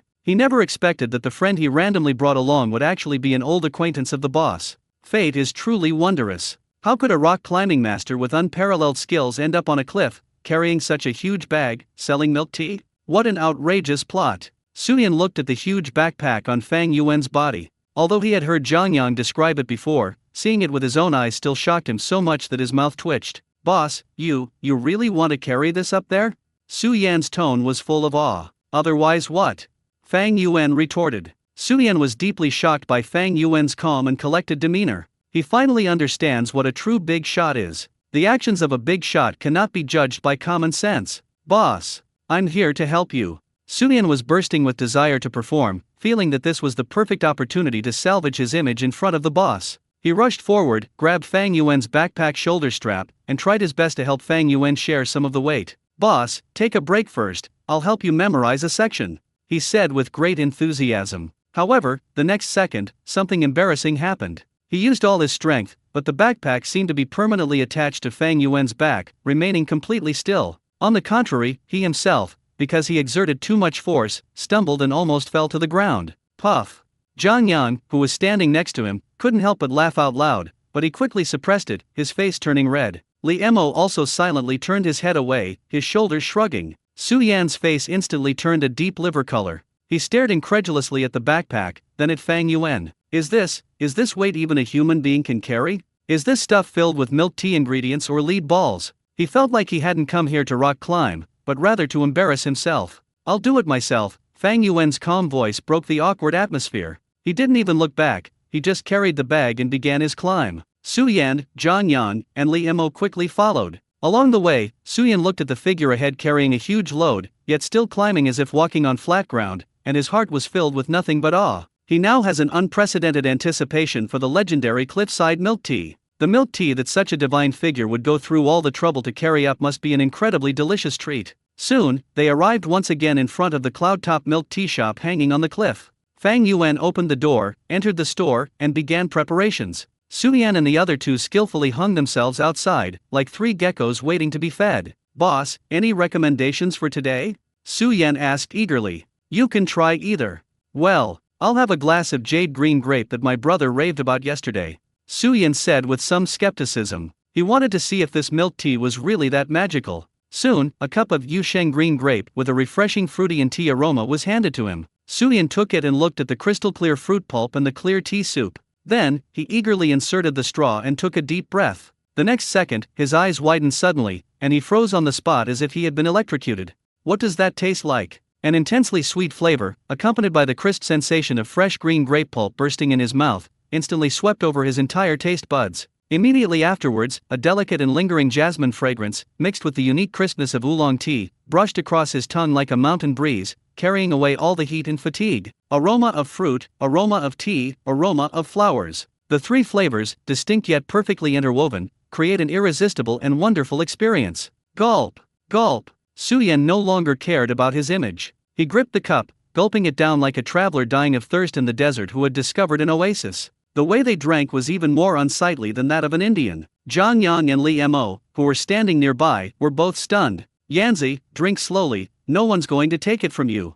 Zhang Yang couldn't help but remind him. However, Su Yan wouldn't listen to any of it. He only had one thought in his mind right now: to drink. Drink it quickly. Drink it all, not a single drop left. In less than a minute, he finished the entire glass of jade green grapes clean, even sucking up the last piece of fruit at the bottom of the glass. He smacked his lips with lingering satisfaction, a look of extreme contentment and ecstasy on his face. It's delicious. He let out a long sigh of relief, then looked up at Fang Yuan with shining eyes. Hey bro, do you need another apprentice? I don't need you to teach me rock climbing anymore, teach me how to make bubble tea instead. Fang Yuan. Su Yan now finally understood why Zhang Yang had raved about this milk tea so much yesterday. Because this thing is really worth it. Another cup, please. Su Yan handed over the empty cup. This time, I'll have the soy milk jade Kirin. He decided that he would try everything on the menu today. Fang Yuan continued selling his milk tea. Business is even better today than yesterday. Many rock climbing enthusiasts who missed yesterday's event or saw the news in the group came here. The small milk tea shop was covered with geckos, creating a spectacular scene. Su Yan and his two companions drank one cup after another, and each of them packed a cup to take to the mountaintop to watch the sunrise. After returning from Hentang Highlands, Su Yan took a shower and lay in bed, still unable to hide his excitement. He took out his phone, habitually opened WeChat, and found that familiar profile picture. Remark. Good eldest son, Zhou Kaifeng. This is exactly the person he usually brags and jokes about. He typed furiously, recounting his extraordinary adventures at the summit of Yunding Peak to Zhou Kaifeng with embellishments. Su Yan, son, your dad saw that rock climbing master again today. Zhou Kaifeng. Su Yan, guess what he's doing? He's selling milk tea on the sheer cliffs of Cloud Peak. And let me tell you, that milk tea is absolutely delicious. Zhou Kaifeng remained silent for a while, seemingly processing the information. Zhou Kaifeng, selling milk tea on a cliff? Are you sure you're not hallucinating from climbing a mountain? Su Yan, it's absolutely true. That boss is the amazing guy I told you about last time. His rock climbing skills are incredible, and his milk tea making skills are divine. I feel like he's not from this world. The two chatted for a while about food and drinks. As they were chatting, Zhou Kaifeng suddenly remembered something. Zhou Kaifeng, speaking of amazing skills, I remember I once met a fried skewers vendor. Those fried skewers were the best I've ever eaten in my life. It's a pity that the vendor only set up his stall for a week and then disappeared. Otherwise, he would have taken me there to try the saltiness and let me experience what it means to be amazed by delicious food. Su Yan also became interested when this topic came up. Su Yan, really? It tastes as good as the milk tea I had today.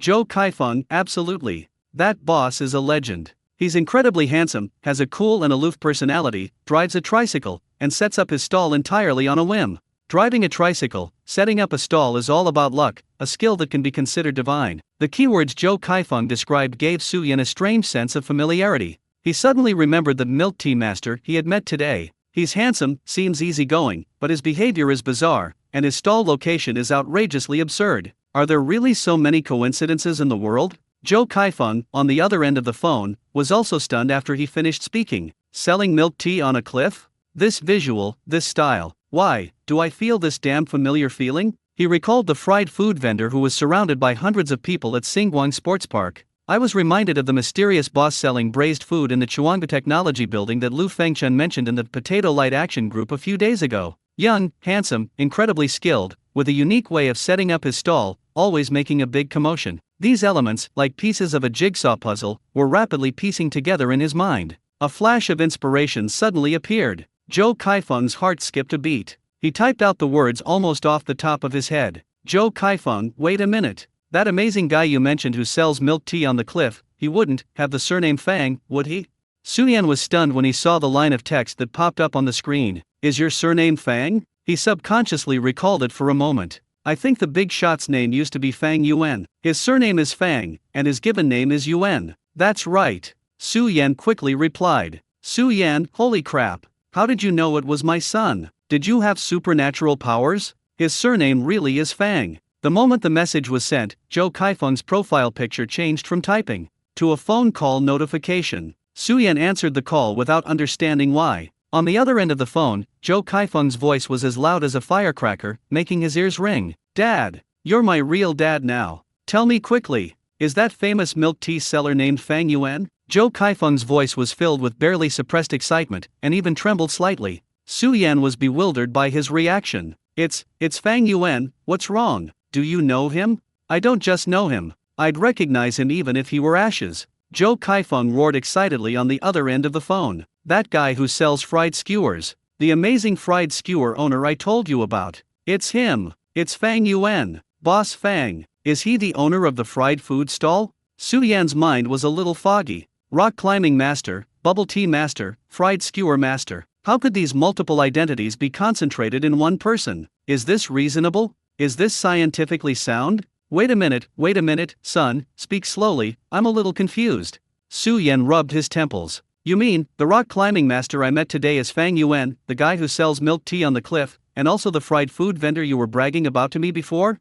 Yes, it's him. 100%. 1000%. It's him. Zhou Kaifeng's voice was resolute. He drives a tricycle, sets up a stall as he pleases, has unparalleled skills, is incredibly handsome, and has a laid-back personality. He fits all these descriptions perfectly. And another one. It's also that mysterious boss who sells braised food in the Chuang Technology Building. Zhou Kaifeng became more and more excited as he spoke, revealing all the information he had heard from the Potato Light Action Group. Roasted sweet potatoes, fried skewers, braised food, and now milk tea. Holy crap. What kind of magic is this guy? Su Yan was completely dumbfounded. He felt like his worldview was being repeatedly crushed by a bulldozer. What kind of being did he encounter today? A rock climbing master whose skills can easily surpass those of professional climbers actually makes a living by selling goods at a street stall? And everything they sell is top-notch? This is even more outrageous than a novel. Son, are you sure you're not mistaken? Su Yan still couldn't quite believe it. Absolutely no mistake.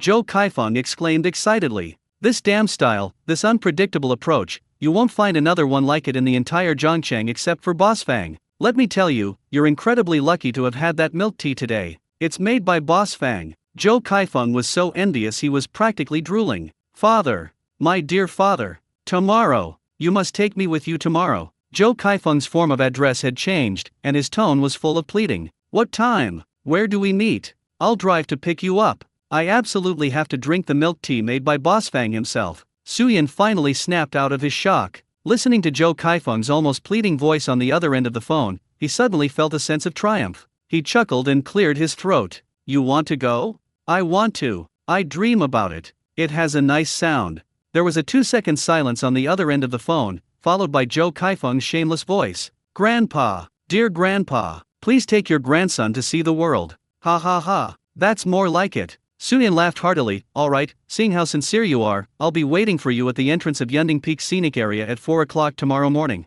Okay. Thank you, Grandpa. After hanging up the phone, Su Yan lay on the bed, tossing and turning excitedly. He now finally understood why Zhou Kaifeng held a fried food stall owner in such high regard. Because this Mr. Fang is no ordinary person. Today, he not only drank the fairy milk tea, but also accidentally discovered this earth-shattering secret. Just thinking about the shocked expression on Zhou Kaifeng's face when he sees Fang Yuan tomorrow makes Su Yan want to laugh. Meanwhile, Zhou Kaifeng, who had just hung up the phone, was clutching his phone, his heart pounding. Boss Fang. It really is Boss Fang. He didn't disappear. He just moved to an even more outrageous place to continue operating, a bubble tea shop on a cliff. This news is absolutely explosive. How can he know all this by himself? We must let all the brothers and sisters who were abandoned by Boss Fang feel the ecstasy of being lost and found again. Zhou Kaifeng grabbed the phone, his fingers moving so fast on the screen that they almost left after images. He first opened the basketball team's WeChat group. Linjian University Basketball Team, 35. Zhou Kaifeng, at all members, urgent notice. Extremely urgent. Zhou Kaifeng, I hereby announce that tomorrow's morning exercise plan is cancelled. The message caused an immediate uproar in the group chat. Li Jie, yellow hair, holy crap? Kai, you've changed your ways? Did the sun rise in the west? Team member A, no more morning exercise? This is such a wonderful surprise. Team member B, long live Kai. Kai is my half-brother. Zhou Kaifeng looked at the cheering team members, sneered, and continued typing. Zhou Kaifeng, cancel morning exercise and replace it with mountain climbing. Zhou Kaifeng, everyone, please, meet at the foot of Yunding Peak at 4 a.m. tomorrow. Zhou Kaifeng, target, Blade's Edge Cliff. The group chat went silent instantly. A full half-minute passed before someone timidly uttered a question mark. Li Jie, yellow hair brother Kai, Knife Edge Cliff? Isn't that a professional rock climbing place? What are we going there for? At 4 in the morning? To jump off the cliff together? Zhou Kaifeng, stop jumping. Go get some milk tea. Li Jie, yellow hair.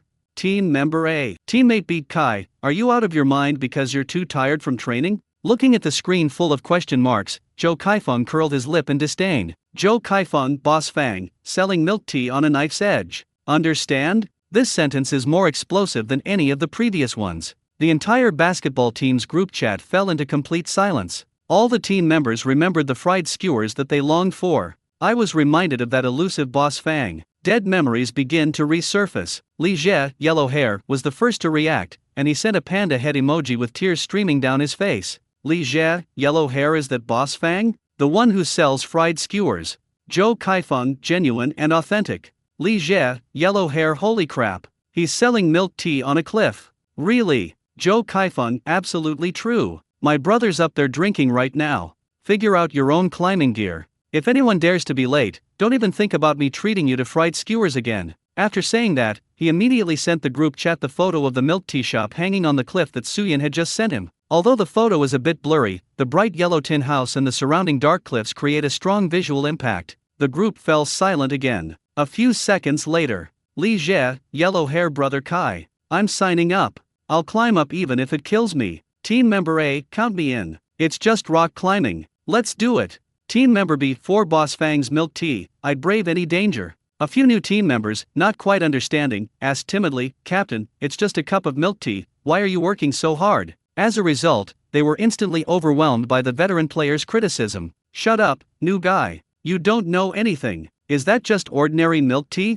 That's made by Boss Fang. Only after eating Boss Fang's food will you know what it means to have a worthwhile life.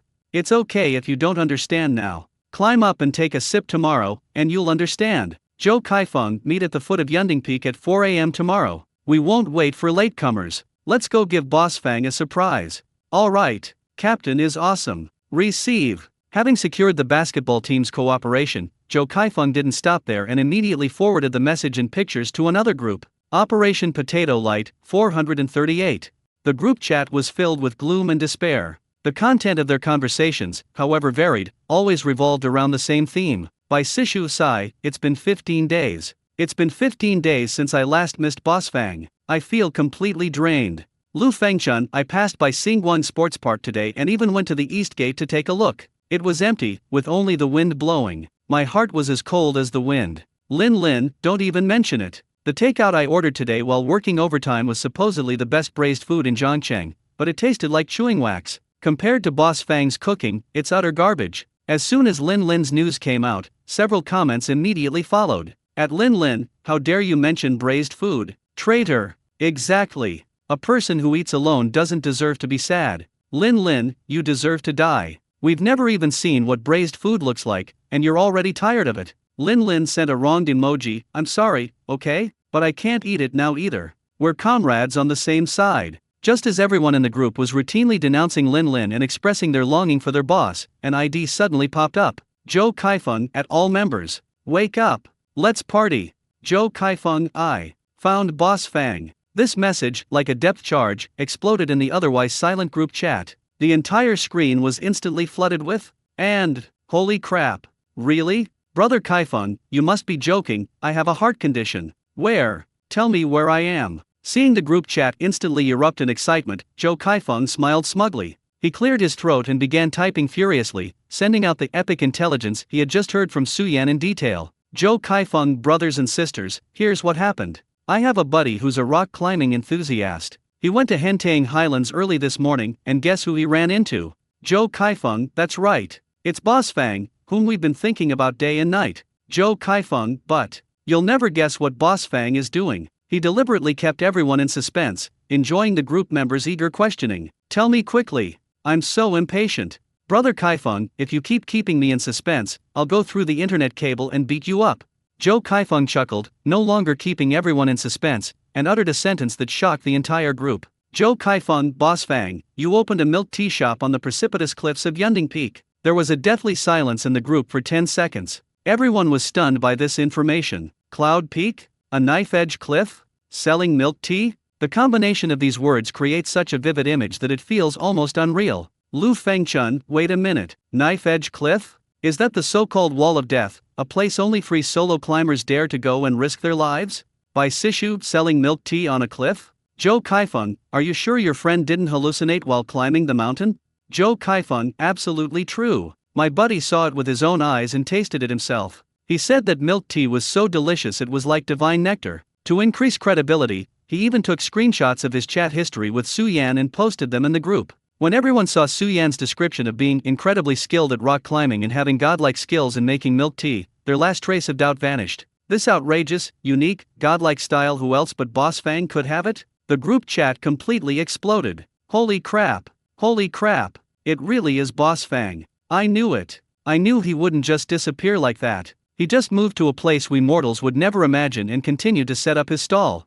Selling milk tea on a cliff. This is just too outrageous. I don't care. Whether it's outrageous or not doesn't matter. What matters is that we can eat Boss Fang's cooking again. Seeing the jubilant atmosphere in the group chat, Joe Kaifeng felt incredibly pleased. This is exactly the effect he wanted. He's not a traitor like Lin Lin who hoards everything. If there's good news, we must share it with all our brothers and sisters who are suffering. Sharing happiness and joy, that's what makes a good brother. He sent another message, beaming with pride. Joe Kaifeng, I've already made plans with my buddies to meet at the foot of Yunding Peak at 4 a.m. tomorrow. Anyone want to join? Let's form a group to ambush the boss. The message immediately garnered a large response. Go. You absolutely have to go. Even if it means skipping work, you have to go. Count me in. I'm not sleeping tonight. Me too. I'm asking for half a day off right now. Me.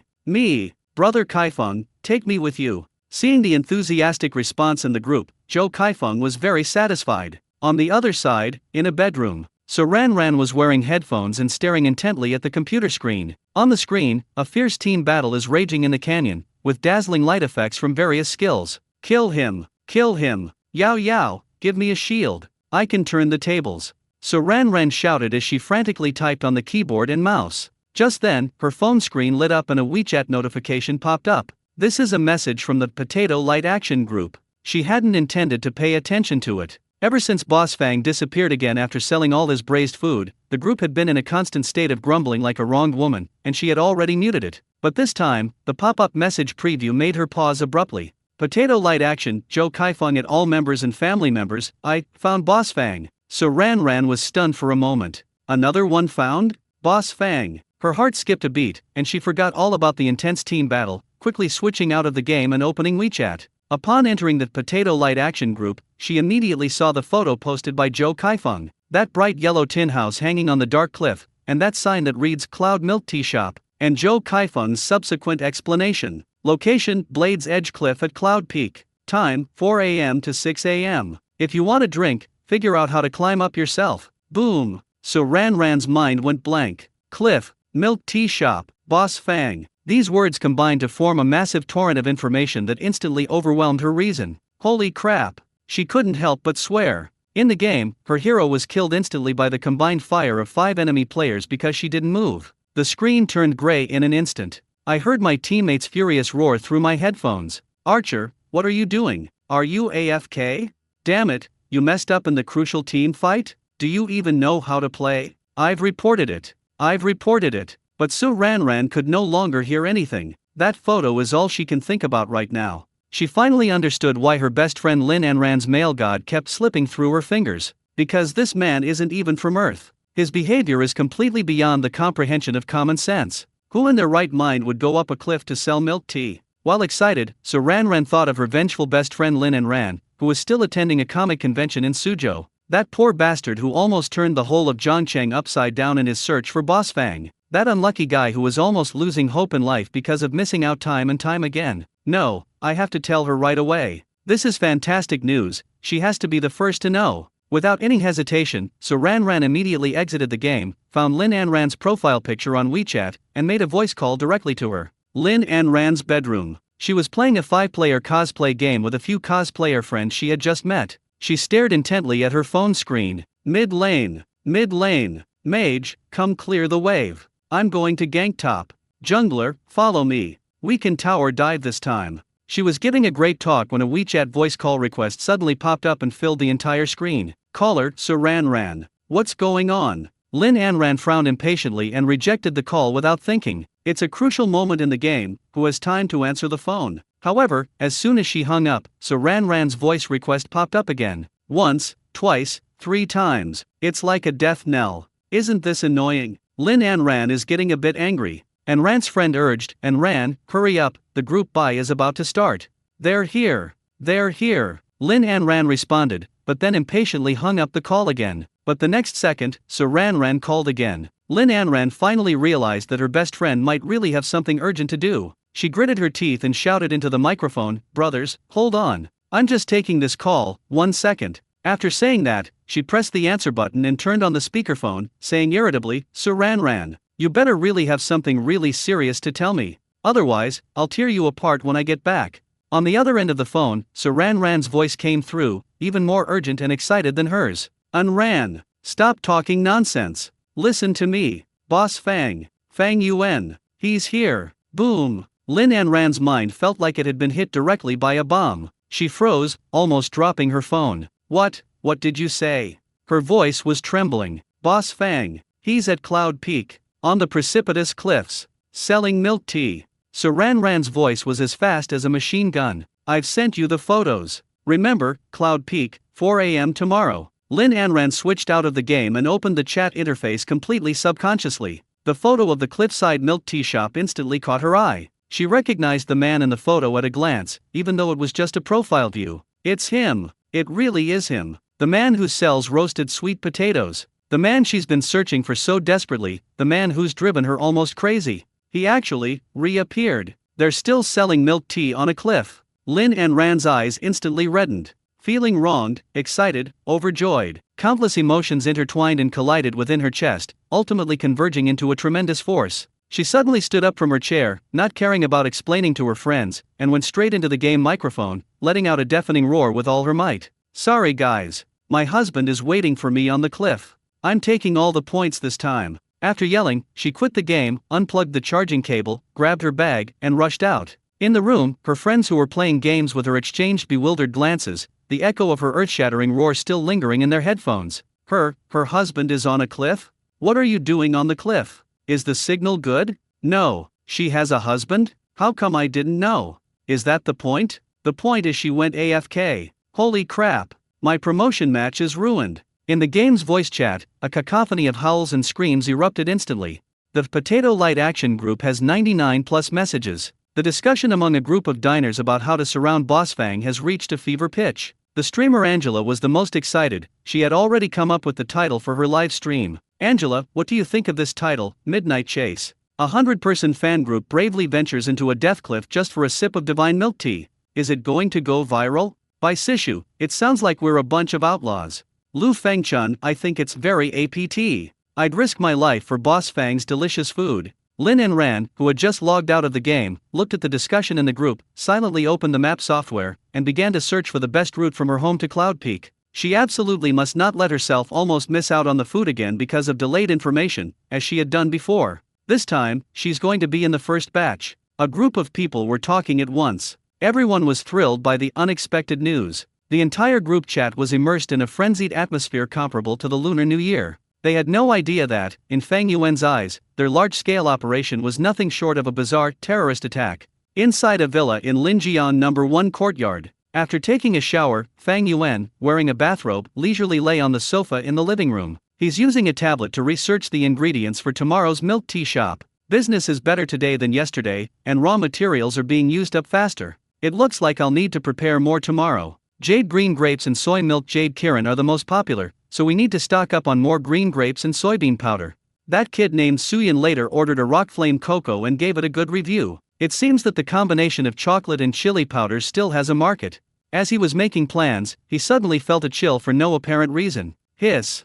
Fang Yuan rubbed his arms and glanced at the central air conditioning panel with some curiosity. 26 degrees Celsius, a very comfortable temperature. Why do I suddenly feel a little cold? He shook his head, not taking it to heart, and assumed it was just his imagination. Little did he know that at that very moment, over 100 enthusiastic fans across the city were eagerly preparing to give him a big surprise in a few hours. The third day, 3:30 a.m. Wu Jin's black SUV, as always, stopped right on time at the foot of Yunding Peak. Fang Yuan yawned, took the huge hiking backpack out of the trunk, and skillfully slung it over his shoulder. After the shocking experience of the past 2 days, Wu Jin is now completely unmoved by the sight of the small hill, and even finds it somewhat cool. Mr. Fang, please take care. Wu Jin bowed respectfully. Okay, thanks. Fang Yuan nodded and turned to walk towards the path leading to the foot of Cloud Peak. The night was still dark, and the only sounds in the mountains and forests were the chirping of insects and the sound of the wind. Fang Yuan was calm. After 2 days of operation, the Cliffside milk tea shop's business has gotten back on track. Seeing the satisfied expressions on the faces of those rock-climbing enthusiasts after drinking milk tea every day gives him a faint sense of accomplishment. Although the process was a bit outrageous, the result was still good. He even began to enjoy the feeling of leisurely making milk tea while overlooking all living beings on a cliff. However, when he rounded a bend in the mountain and his view suddenly opened up to the parking lot at the foot of the mountain, the ease and composure on his face instantly froze. In the distance, the parking lot and the open space leading to the starting point of the rock climbing were a sea of heads. There were at least a couple hundred people, mostly indistinct figures. The glow of various mobile phone screens and the beams of flashlights intertwined in the night, creating an eerie web of light. The noisy voices, even from a great distance, could be clearly heard by him. The number of rock climbing enthusiasts there was more than 10 times that of the previous 2 days combined. What's going on? Fang Yuan stopped in his tracks, his brows furrowing deeply. In the middle of the night, so many people are gathered in the wilderness. Is this some kind of large-scale team building activity? Or is it that some celebrity is filming nearby? He was puzzled and subconsciously slowed his pace, trying to avoid the crowd. He just wanted to quietly go to his cliffside milk tea shop, complete the system tasks, and didn't want to get involved in any trouble. However, things did not go as planned. As soon as he showed his face, he was spotted by a sharp-eyed person in the crowd. The man held up a flashlight, and the beam of light swept across Fang Yuan and the iconic giant backpack behind him. Look, isn't that Boss Fang? A gasp escaped, like a boulder thrown into a calm lake. Swish, swish, swish. In an instant, hundreds of gazes and beams of flashlight light focused on Fang Yuan. Fang Yuan was so blinded by the sudden bright light that he instinctively squinted and raised his hand to shield his eyes. Holy crap! It really is him. That bag. It's definitely Mr. Fang's. Boss Fang, we've finally found you. Boss Fang, I want milk tea. The next second, a massive, dark crowd surged toward him like a floodgate opening. The scene and the noise were even more intense than when he was surrounded by hundreds of people at Xinguang Sports Park last time. Fang Yuan's scalp tingled instantly. He had only one thought in his mind: run. But before he could even turn around, the crowd had already surrounded him. Boss Fang, it really is you. A voice so excited it cracked rang in his ears. Fang Yuan looked in the direction of the sound and saw that familiar face, filled with excitement and pride. Zhou Kaifeng. Standing next to him was Su Yan, the rock climbing prince who had just asked to become an apprentice yesterday, looking quite guilty. Looking to the side, the basketball team's blonde-haired guy and several teammates were waving excitedly at him. My gaze swept over the area again. He then saw several familiar faces. Angela, the popular live streamer, was holding up her phone and had already started broadcasting. So Ran, whose eyes also held curiosity. And next to her, there was Lin Ran, whose eyes lit up the moment she saw her, as if she wanted to devour her. Good heavens! They're all acquaintances. All the people I met at Peace Square and Star Sports Park have appeared here today, without missing a single one, at the foot of Yunding Peak in this desolate wilderness. Fang Yuan felt a throbbing sensation in his temples. He was completely dumbfounded. How did these people know I was here? Did they install a GPS tracking system on me? This doesn't make sense. His actions were known only to Wu Jin and a few other rock climbing enthusiasts. Boss Fang, we've been looking so hard for you. Zhou Kaifeng squeezed to the front, excitedly patting Fang Yuan on the shoulder. We've missed you so much. And you're cooking. Boss Fang, is the milk tea you're selling this time really as delicious as that crazy guy said? Lin Anran blinked her big eyes and asked expectantly. Boss Fang, it's me, Angela. Do you remember me? I'm live streaming right now, say hello to your fans. Angela pointed her phone camera at him. Brother Fang, your idea this time has truly broadened my horizons. Lu Fengchun said with a smile. The crowd chattered and chattered, surrounding him and their enthusiasm almost suffocating him. The scene at Starlight Sports Park that night was recreated once again. Fang Yuan was completely overwhelmed by this situation. He raised his hands, pressed them down, and shouted with all his might, "Quiet down! Quiet down!" Perhaps his words had an effect, or perhaps everyone was afraid of scaring him away, because the noise at the scene finally subsided a bit. Everyone looked at him with bright eyes, waiting for him to speak. Fang Yuan looked at these familiar yet unfamiliar faces, his heart filled with immense doubt. He looked around and finally focused his gaze on Zhou Kaifeng in the front row, asking the question that had been bothering him. I just want to know one thing. Fang Yuan looked puzzled. How did you know I was here? Fang Yuan's question finally quieted down the noisy crowd a little. All eyes were on him. This is a question that many people have in mind. They were all called in by Zhou Kaifeng from the group, but most people only had a vague idea of how Zhou Kaifeng knew this. Upon hearing Fang Yuan's question, Zhou Kaifeng immediately puffed out his chest, his face beaming with smug satisfaction. He grabbed Su Yan, who was still looking guilty, and, as if showing off his trophy, loudly proclaimed, Boss Fang, you'll have to ask me about how big my son is. It's him. It's him. He told you where he was. Brush. All eyes immediately shifted from Fang Yuan to Su Yan, who had been pushed forward by Zhou Kaifeng. Su Yan was being stared at by hundreds of eyes at the same time, and his palms were sweating with nervousness. He just wanted to brag to his good buddies, but who would have thought it would turn into such a big fuss? Now that he was being questioned face to face by Fang Yuan, he felt even more guilty. Big boss, hello. Su Yan forced out a smile that looked more like a grimace and greeted Fang Yuan. Seeing him like this, Fang Yuan's slight annoyance suddenly vanished. What else could he say? The world is so small. Who would have thought that the young man I randomly met at the climbing gym a couple of days ago was actually Zhou Kaifeng's big-mouthed good brother? With these two together, it's no wonder their whereabouts are exposed. It was Zhou Kaifeng who said it. He posted it in the group chat. He said his brother found you. Crazy bro said you were selling milk tea here, so we all came. Among the crowd, some people began to offer their explanations at once. With each of them contributing their own words, they quickly pieced together the whole story. It turns out that Su Yan was bragging to Zhou Kaifeng, and Zhou Kaifeng, being a big leaky whistle, spilled the beans to various foodie groups. Then, it spread like wildfire, eventually turning into today's grand scene of a 100-person team building event. After hearing everyone's explanation, Fang Yuan was completely speechless. Looking at Zhou Kaifeng's smug face and Su Yan beside him who wished he could disappear into a crack in the ground, he was at a loss for words. What kind of mess is this? I just want to quietly languish and do nothing. Why is that so difficult? Boss Fang, don't blame my brother.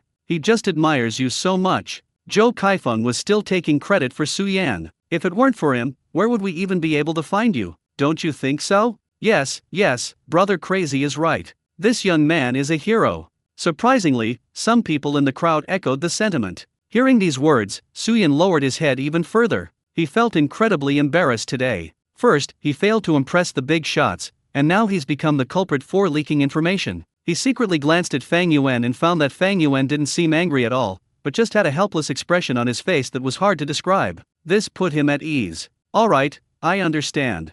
Fang Yuan sighed and waved his hand. There's no use getting angry now that things have come to this. We can't just send these hundreds of people back, can we? He's facing a different problem now. He pointed to the dark, jagged cliffs in the distance, then to his milk tea shop suspended in midair, though it wasn't visible yet, and asked the crowd, my shop is up there, so many of you, how are you going to get up there? The moment Fang Yuan uttered those words, the atmosphere at the scene froze instantly. The hundreds of people who were overjoyed just a moment ago are now completely dumbfounded. Yes, the shop is on a cliff. How did they get up there? Climb up? Everyone's gaze instinctively followed the direction Fang Yuan was pointing, landing on the cliff face that looked particularly menacing in the night. Although it was still dark and the view was not very clear, the almost vertical outline of the mountain was enough to intimidate any able-bodied person. Is that for people to crawl on? That's for monkeys. No, it's for geckos to climb on. Most of the people at the scene, such as Saran Ran, Lin and Ran, Grandpa Lu Fengchun, and many more ordinary foodies who came after hearing the news, were all ordinary people who couldn't even kill a chicken.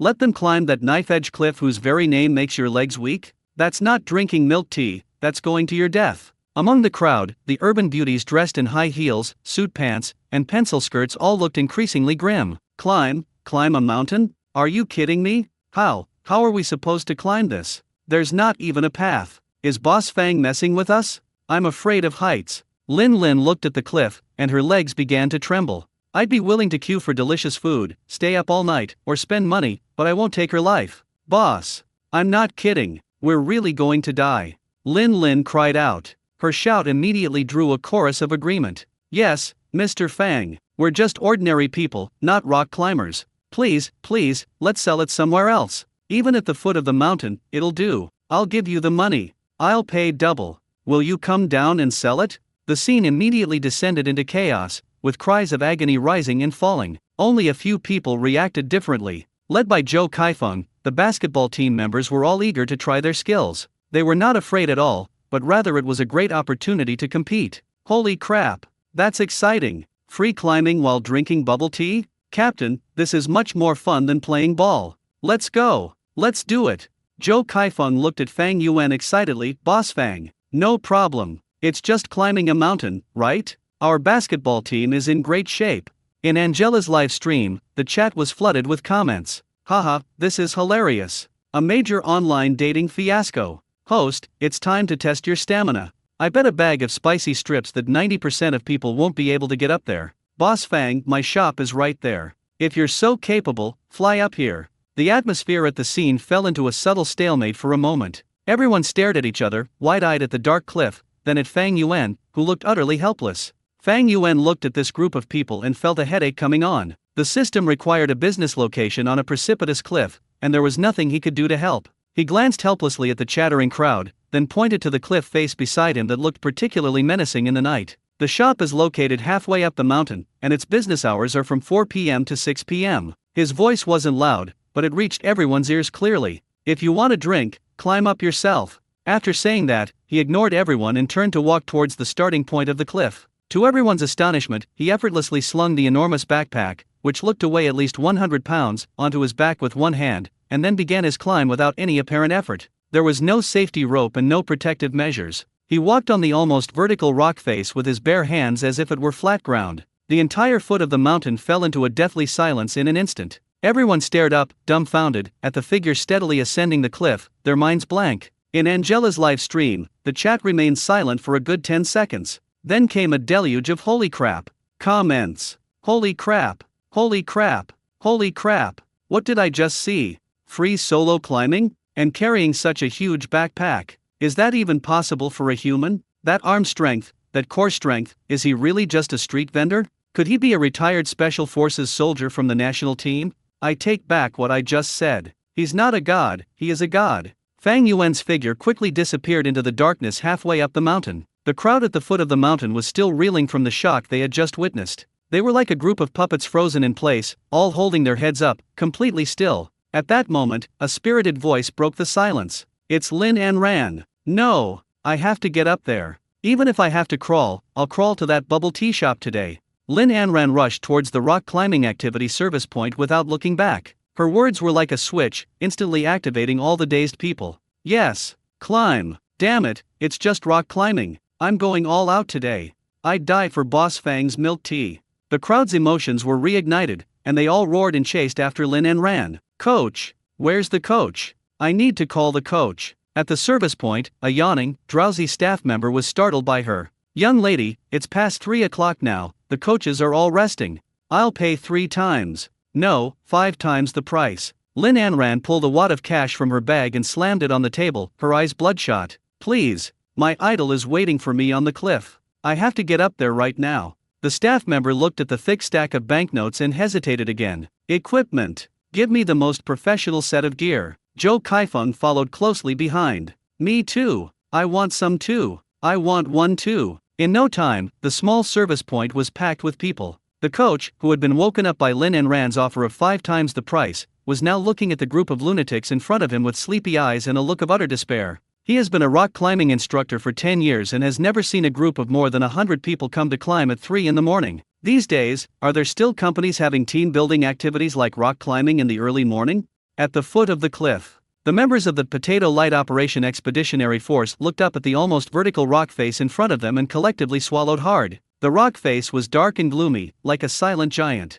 Looking at it from below the mountain and standing at its foot are two completely different experiences. The overwhelming sense of oppression was terrifying. Lin's legs had started trembling uncontrollably. She tugged at Zhang Wei's sleeve. Why Wei? Her voice was barely audible. Is it too late for me to back out now? Zhang Wei turned around and gave her a look that said, "What do you think? What do you think?" Lin shrank her neck. "I think, there's still time." "Say it again?" Zhang Wei's eyes turned dangerous. Lin immediately shook her head vigorously. "Too late. Too late. Absolutely too late." "No, absolutely not too late." Zhang Wei nodded in satisfaction. She leaned close to Lin's ear and whispered, "Let me tell you, Lin, if you dare to mess up today, you're dead. I didn't even hold it against you for eating alone behind my back last time. Think about the braised duck last time, the fried skewers the time before that, and the roasted sweet potatoes the time before that. Even if you cry today, you have to cry all the way to the top of the mountain." Lin's face fell instantly, and she was on the verge of tears. Angela, who was not far away, was quietly opening her live stream. She pointed the camera at the group of expeditionary forces who looked like they were facing a formidable enemy, lowered her voice, and acted as a narrator. "Family members, did you see that? This is our challenge today. The legendary Blade Cliffs. Only by conquering it can we reach the mysterious location where Boss Fang set up his stall today." When Angela's fans in her live stream saw that the group was really going to climb the cliff, the chat exploded with excitement. "Holy crap! Are you serious? Are you kidding, streamer? Climbing up there would be half your life. Wow, that's awesome. But please be careful. Is this really a climb? My legs are going to give way just watching it. Is it really worth it for a stutter?" Silently followed. "What about you, streamer? You're not going to go on too, are you?" Angela cleared her throat and spoke to the camera. "Me? Of course I'll be responsible for recording this historic moment for everyone. Are you kidding me? Make her crawl? In her next life. Making money is nothing to be ashamed of, but risking your life is not an option." On the other side, rock climbing enthusiast Suyin sighed heavily as he looked at the group of novices who seemed about to back down at the last minute. He clapped his hands to attract everyone's attention. "Everyone come here. Let's do the final safety check." People gathered around in a sparse manner, their faces pale. Suyin checked each of their safety locks one by one, his mouth chattering like a machine gun. "Listen up, everyone. Safety lock, double confirmation. One is attached to the main rope, the other you operate yourself. This red one is the main lock. Once it's on, don't touch it, understand? Anyone who touches it will have to deal with me. This yellow one is a safety lock. When you climb up, you're responsible for attaching it to the new safety point. When we go up, remember the 3 fixed points. Always keep 3 support points on the rock face. Hands and feet, or hands and feet. Don't make it so that your hands and feet leave the ground, like you're trying to fly like Superman. And another thing, don't look down. Remember that, absolutely no looking down. If anyone is scared, look up at the stars, or think about Boss Fang's milk tea." Mentioning milk tea seemed to bring a little color back to everyone's pale faces. Yes, and milk tea too. There are also fried skewers. There were also roasted sweet potatoes. The fear seems to have decreased somewhat. Zhou Kaifeng was the first to step forward. He patted his firm chest hard, making a thump-thump sound. "I'll go first. I'll set an example for the brothers." He winked at Su Yan. "Yanzi, watch closely, I'm going to show you what core strength is." Su Yan twitched the corner of his mouth, said nothing, and simply helped him quickly fasten the safety buckle. "Okay, you're awesome. Go. I'll be watching you from below." Zhou Kaifeng took a deep breath and looked up at the cliff that seemed to stretch endlessly to the horizon. He felt his blood boiling. For the sake of the brothers' milk tea, and for Boss Fang's approval, let's go. He placed his hand on the cold rock. The climb has begun. Then, just 5 minutes later, Zhou Kaifeng regretted it. He was filled with remorse. He regretted being the first to rush up and show off. This cliff is completely different from what I imagined. The rock face was cold and hard, like a huge block of ice. In some places, there was slippery moss that made it easy to slip when you touched it, which frightened him so much that his heart stopped. The so-called foothold mentioned above is often only a small area, about the size of the tip of a shoe. He felt like he wasn't rock climbing, but playing a real-life version of If You're a Man, Climb 100 Floors, and that he could fall off at any moment. He clung to the rock face like a mural about to be blown away by the wind, his muscles trembling uncontrollably. My calves are cramping, my elbows are cramping, even my eyelids are cramping. The mountain wind, like a knife, whistled past his ears. The sound was like a ghost crying from the abyss, beckoning him to fall quickly. He dared not look down. He kept Su Yan's warning in mind. But out of the corner of my eye, I could still catch glimpses of the ground receding into the distance. Those figures that were so clear just moments ago have now turned into tiny ants. The feeling was like falling into a bottomless black hole at any moment. Kaifeng, are you still alive? The trembling voice of Lu Fengchun, tinged with sobs, came from below. Zhou Kaifeng wanted to reply, I'm doing very well. Your dad is as strong as an ox. But as soon as he opened his mouth, his teeth started chattering, making a clucking sound, and he couldn't utter a complete sentence for a long time. He felt a blast of cold air rush into his mouth, almost choking him. He could only manage to squeeze out a single syllable from his throat. His voice trembled like a leaf. Oh no, my attempt to show off has backfired. Below him, the situation was even more appalling. The entire expeditionary force was stretched out in a very long formation, like a string of fried grasshoppers just pulled out of a frying pan and hanging on a cliff to dry, each one more disheveled than the last. Lu Fengchun was the second. He kept his eyes tightly closed the entire time, muttering incantations as if he were performing some kind of mysterious religious ritual. You can't see me, you can't see me. I am just a rock. I am a gecko without feelings. Namo Amit Ba Buddha, may Fang's barbecue bless you. Hurry, hurry, as the law commands. Bubble tea, come quickly. His voice wasn't loud, but in the quiet valley, it was enough for Zhou Kaifeng, who was trembling like a Parkinson's patient, to hear it clearly. Zhou Kaifeng was so angry he almost couldn't catch his breath. Good grief, are you performing some kind of ritual here? Lin Anran followed closely behind. She wasn't afraid, or rather, her fear was suppressed by a stronger obsession. Her eyes were fixed intently on the ceiling. There, a faint, warm yellow light could be seen, like a star guiding her in the dark sea. Those are the lights from Boss Fang's stall. Boss Fang, I am coming. This time, I definitely won't miss it again. She gritted her teeth, enduring the tearing pain in her arm muscles and the stiffness in her fingers from exertion. Step by step, though the movements were clumsy, they climbed upwards with extraordinary determination. With each step she took upwards, she felt she was one step closer to the delicious food she had been longing for. In contrast, Lin behind her was on the verge of a complete breakdown. A piercing scream shattered the tranquility of the valley. Coach, help, I can't move. My legs are weak. My legs don't feel like my own anymore. I want to go home. Why did I come to this awful place? I was wrong. I was really wrong. I'll never be greedy again. I swear, as long as I'm safe, I'll eat boiled vegetables every day from now on. Lin clung tightly to a slightly protruding rock, her whole body like a frightened gecko,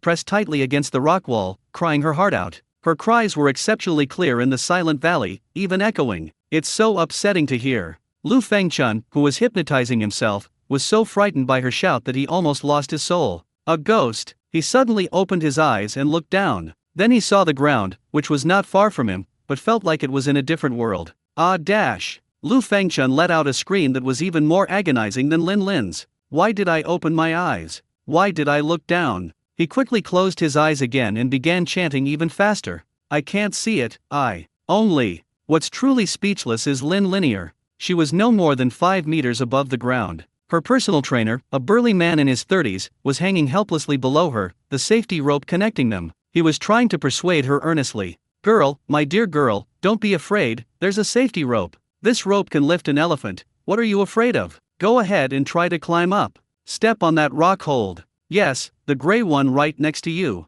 No, I won't step on it. Lin closed her eyes, buried her head in her arms, and screamed wildly. I'm scared. It's too high. I'm going to fall. That's only 5 meters tall, ma'am. The coach is about to have a breakdown. He has guided students with a fear of heights before, but never one with such an extreme fear. 5 meters? Many children's rides in amusement parks are taller than that, okay? Why don't you move a little? Stop hugging that rock. The coach felt his career was facing unprecedented challenges. And another thing, can you please stop pulling down my pants? His voice carried a hint of despair. If I pull it any further, it's really going to fall down. These are sweatpants, they don't have a belt. Lin wouldn't listen to any advice at all. Her reason had been consumed by fear, and her hands were still unconsciously flailing in the air, trying to grab anything that could give her a sense of security. Unfortunately, the coach's belt was the only thing she could grab. She kept muttering some incomprehensible words. Boss Fang, wait for me. Leave me a glass. Double the pearls, please. I don't want boiled vegetables. I want fried skewers. I want roasted sweet potatoes. I want braised duck parts. I want milk tea. Coach, he fell silent. He began to seriously doubt whether he had taken on a job that would lead to his death. It's not about life itself, but about one's professional life. He even started to wonder if a client, in a moment of excitement, pulled down the instructor's pants during a rock climb, causing the instructor to suffer a severe mental breakdown, would be considered a work-related injury. Meanwhile, in Angela's live stream, the viewers were laughing hysterically. Angela's phone was propped up not far from Lin Lin and the coach, providing the live stream viewers with an excellent viewing angle. The high-definition camera clearly transmitted Lin Lin's tear-streaked face and the coach's utterly dejected expression to the screens of every viewer's phone. The barrage of comments surged forth like a flood that had been released. Ha ha ha ha. I can't take it anymore, I'm going to laugh myself to death. Help! What kind of human comedy is this? The coach said, I've never coached such a useless rookie like you. That girl is so pitiful. Look at the coach's pants. She almost pulled them down. I saw black ones. Hey, you're acting strange. I would call this a tragedy caused by a cup of milk tea. This is so inspiring. Is this the power of a foodie? I love it. Am I the only one who feels sorry for the coach? Coach, I was terrified. The coach's psychological trauma is probably larger than this cliff face. The pants are good quality, could you please provide a link? By the way, did anyone see where the streamer went? Look at that little dot on the far left of the live stream. The streamer put his phone there and was just sticking his butt out, fiddling with something. Streamer, did you come here specifically to let the Teamfight Tactics fans take a dump? After a while, Angela finally appeared in sight, acting suspiciously. She finally finished grumbling. Ta-da! Family, did you see that? The streamer's amazing technology. Angela adjusted her phone camera, pointing it at a drone that was taking off, and proudly showed it off to the viewers in the live stream. It's okay if we can't climb up, we can fly up.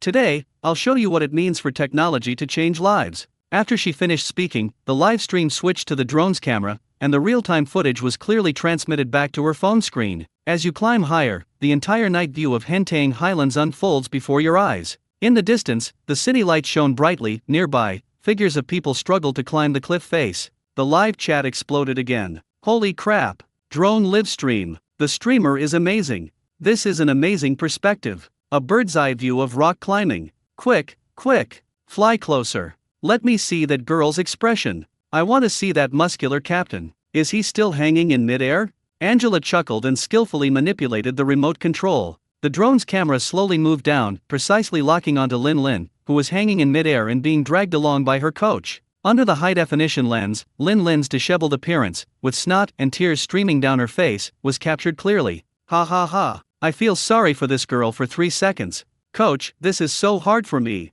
The camera then turned to Zhou Kaifeng and Lu Fengchun. The two were slowly and steadily wriggling upwards in a lewd posture, muttering something under their breath. Angela operated the drone like a war correspondent, recording all the horrific scenes on the cliff. The live stream's popularity soared amidst the joyful atmosphere, quickly surpassing 1.5 million viewers. Angela watched the rapidly scrolling comments and the soaring popularity, her smile almost reaching her ears. While skillfully operating the drone and adjusting the angle, she added fuel to the fire in the live broadcast room with an enthusiastic tone. Family members, did you see that? This is belief. This is perseverance. Although this young lady's beliefs may be slightly off track, her spirit is commendable. Let's give a thumbs up to this brave soul who pushes the limits for the sake of delicious food. Angela paused, then pointed the camera at the coach's tearful face. Let's light a candle for this poor coach who's about to lose his pants. She looked at the screen filled with a large number of candles and ha ha ha ha. Come on, brothers, let's get some gifts and fish balls. Alright, everyone, the appetizers are over, now it's time for the main course. Angela took a deep breath, her gaze becoming focused. She piloted the drone, which began to fly along the cliff face towards the mountaintop. Her goal was clear: to find that cliffside bubble tea shop. The drone flew higher and higher, soon overtaking all the people climbing. 100 meters, 120 meters, 150 meters. The drone steadily climbed. However, the viewers in the live stream had gone from initial excitement to some impatience. Host, is it true or not? It's not fake news, is it? I climbed for ages, and all I saw were rocks, my eyes were practically blind. That's all for now, it's probably just a joke made up by some bored person. Yeah, even if Boss Fang is incredibly powerful, he wouldn't set up a milk tea stall on a cliff, would he? He'd probably climb to the top of the mountain to sell it. Angela was starting to get a little nervous as she hadn't found the Cloud Milk Tea shop yet, but she forced herself to remain calm. Family members, don't worry, good things always require patience. Just then, a bright yellow hue, jarringly out of place with its surroundings, flashed abruptly in the drone's camera lens. What is that? Angela perked up and immediately activated the remote control to zoom in. As the distance decreased, the bright yellow outline became clearer and clearer. It was a yellow tin box? A square tin box was roughly fixed to the smooth, mirror-like cliff, abrupt and eye-catching. Above the metal box, 5 large characters gleamed white light. Cloud-based milk tea shop. There was a moment of deathly silence in the live stream. Immediately afterwards, the barrage of comments erupted like a volcano, instantly flooding the entire screen. Holy crap! What did I see? A bubble tea shop? Really? Streamer, did you use special effects? This is photoshopped so realistically. Special effects my foot. It's a drone livestream. It's real.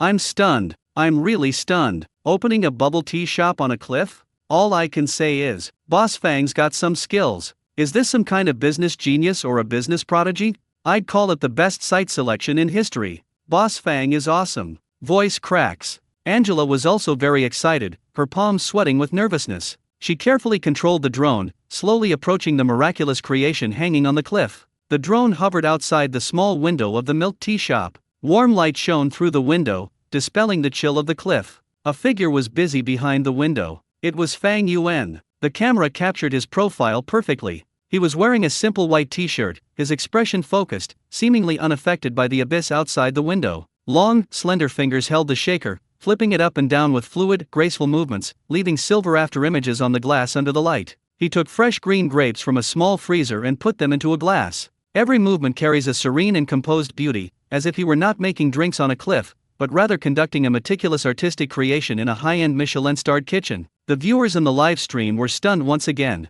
Is this really a bubble tea shop? The atmosphere, the visuals, it feels like I'm watching a Wong Kar-wai film. Help! This man is so handsome. He's not shaking milk tea, he's shaking my heart. My mom asked me why I was kneeling while watching the live stream. I told her I saw God's host. Closer, closer. Give the boss's hand a close-up, please. Angela was also captivated by the magical scene and subconsciously pushed the remote control. The drone moved slowly forward, trying to get closer. However, at that moment, an accident occurred. The drone's small body suddenly wobbled and instantly lost its balance. Oh no! Angela exclaimed, and quickly tried to stabilize the aircraft. But it was too late. The out-of-control drone, like a headless fly, crashed headfirst into the rock wall beside it. Bang! A crisp sound. The live stream screen suddenly spun around and then plunged into complete darkness. Holy crap! Plane crashed? Host, are you kidding me? I was already at the crucial part. I even took my pants off, and this is what you show me? My boss. My amazing boyfriend. No way. Angela stared at the black screen of her phone, her heart aching as if it were bleeding. Her flagship drone, which she bought at a high price, just died a heroic death?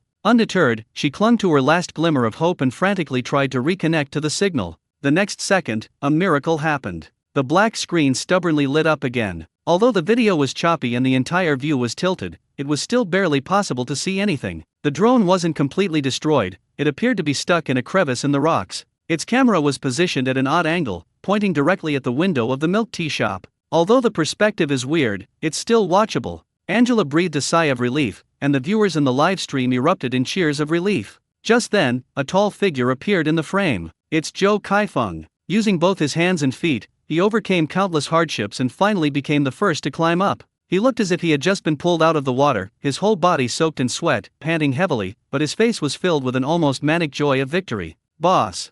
Zhou Kaifeng spoke, his voice hoarse and unlike his own. He tried hard to put on a generous and magnanimous demeanor, to recreate the style of when he booked out the whole fried food stall, but his disheveled appearance betrayed him. He took a deep breath and shouted at Fang Yuan with all his might. Soy milk jade unicorn, and that, jade green grape. Everything on the menu. I'll take it all. Fang Yuan paused in wiping the cup, raised his eyelids, and glanced at him in surprise. Isn't this the same Zhou Gongzi who wanted to book the whole place for fried skewers back then? Is this another attempt to book out an entire bubble tea shop? Can you drink this much by yourself? Even if you can drink it, how will you carry it? Fang Yuan gave Zhou Kaifeng a strange look. Zhou Kaifeng was clinging tightly to the rock wall, gripping the U-shaped steel bar. He was so scared, it's amazing he managed to climb up. Yes. He doesn't have that many hands. Zhou Kaifeng was on the verge of tears, but before he could respond, Fang Yuan spoke again. And, there are so many people behind them. Fang Yuan gestured downwards with his lips, indicating to young Master Zhou to leave some room for others to survive. After all, only a few people come to climb Hentang Peak in the early morning, so he didn't prepare many cups of milk tea. Zhou Kaifeng subconsciously looked down and saw several figures struggling to climb up the cliff. Lin Lin's cries could be heard from a great distance. Zhou Kaifeng blushed, and his previous ostentatious display of wealth vanished instantly. Then give me a cup of soy milk jade unicorn first. He changed his mind, his voice much softer. Fang Yuan nodded before he began to work. With a flick of his wrist, he took ice, poured tea, added milk, and poured it into a shaker cup, his movements fluid and seamless. The shaker cup danced up and down in his hands, producing a series of crisp and pleasant clinking sounds. That professional demeanor left Zhou Kaifeng in awe. Soon, a cup of richly made soy milk jade unicorn was ready. The milk tea was poured into a cup, topped with a thick layer of soy milk foam, and finally sprinkled with a layer of fragrant soybean powder. The presentation was so appealing that it made one's mouth water just by looking at it. Your soy milk jade unicorn. Fang Yuan handed over the milk tea he had made. Zhou Kaifeng couldn't wait to take it, tear open the seal, and insert the straw. Glug. He took a deep breath. The next second, Zhou Kaifeng froze completely. Boom. An indescribable, rich aroma of soybeans exploded in his mouth like a taste bomb. The dry aroma of soybean powder instantly enveloped the entire tongue. Next comes the creamy and savory milk foam on top, like a gentle cloud enveloping the domineering aroma of soybeans. Before he could even react, the refreshing oolong tea base wafted through, carrying a subtle sweetness that instantly neutralized the slightly salty taste of the milk foam. The most amazing thing is that a few soft and chewy taro balls, not wanting to be left out, popped up from the straw and playfully danced on his tongue. The aroma of soybeans, milk, tea, and the glutinous fragrance of taro balls. Several distinct flavors intertwine harmoniously, one wave after another, constantly assaulting his taste buds. Fuck! Zhou Kaifeng's eyes widened instantly. He felt like the top of his head had been blown off by that sip of milk tea. It seems my soul has already run away from home. It tastes so good. This is fucking delicious. All those so-called trendy milk teas and hand-whipped lemon teas he had drunk before were not even worthy of carrying his shoes in front of this soy milk jade Kirin. That's practically industrial saccharin diluted with water. It's an insult to the very word milk tea. Zhou Kaifeng gripped the cup tightly, tilted his head back, and began to gulp it down. Not satisfied with just drinking through the straw, he simply tore open the plastic film on the cup and poured the contents directly into his mouth. Below him, Lu Fengchun, who was also exhausted like a dead dog, was completely dumbfounded. He looked disgusted. No, Lao Zhou, are you a reincarnated starving ghost? Boss Fang's food is delicious, but is it really necessary? You're supposed to be the basketball team captain, don't let your image crumble. Zhou Kaifeng ignored him completely and quickly finished the entire cup of milk tea, even slurping up the last bit of soybean powder. He smacked his lips with lingering enjoyment, a look of utter ecstasy on his face. Then, he raised his head and looked at Fang Yuan with an extremely excited expression. Boss, one more drink. Meanwhile, at the foot of the mountain. Lin Lin huddled in the back seat of an SUV, hugging her knees and trembling. In the end, she chickened out. She stared blankly through the car window at the figures struggling to climb the vertical cliff. Their goal was that cliffside milk tea shop shrouded in mist. Lin Lin's phone screen was still lit. In a WeChat group called Boss Fang's Food Appreciation Group, messages are being refreshed at a rate of 99 plus per second. Brothers, I've arrived. Holy crap. The soy milk jade Kirin is amazing. I have no regrets about joining the Fang sect in this life. The coconut jelly is absolutely amazing. It's so smooth, it feels like you can suck it right into your soul.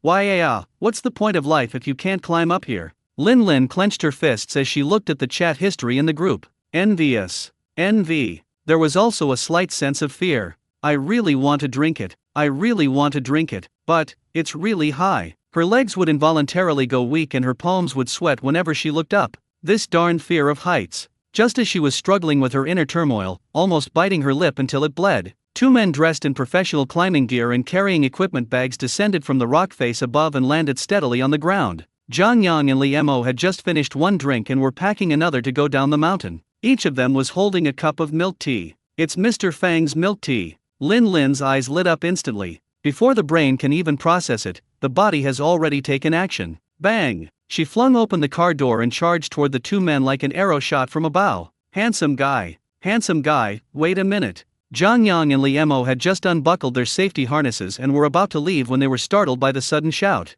The two stopped and turned around in confusion. A girl was running up to them, panting. That. Lin Lin ran up to her, put her hands on her knees, and gasped for breath. She tried to calm her breathing, rubbed her hands together, and forced what she thought was the sweetest and most ingratiating smile on her face. "Excuse me, gentlemen, did you buy your milk tea from that cliffside milk tea shop up there?" Upon hearing this opening remark, Zhang Yang immediately understood. Another Fang-style believer captivated by Boss Fang's culinary skills. He proudly waved the cup in his hand, cool water droplets still clinging to the cup. "Absolutely. Made by Boss Fang himself, the Distant Mountain coconut drink is so delicious it'll make you feel like you're flying." Gurgle.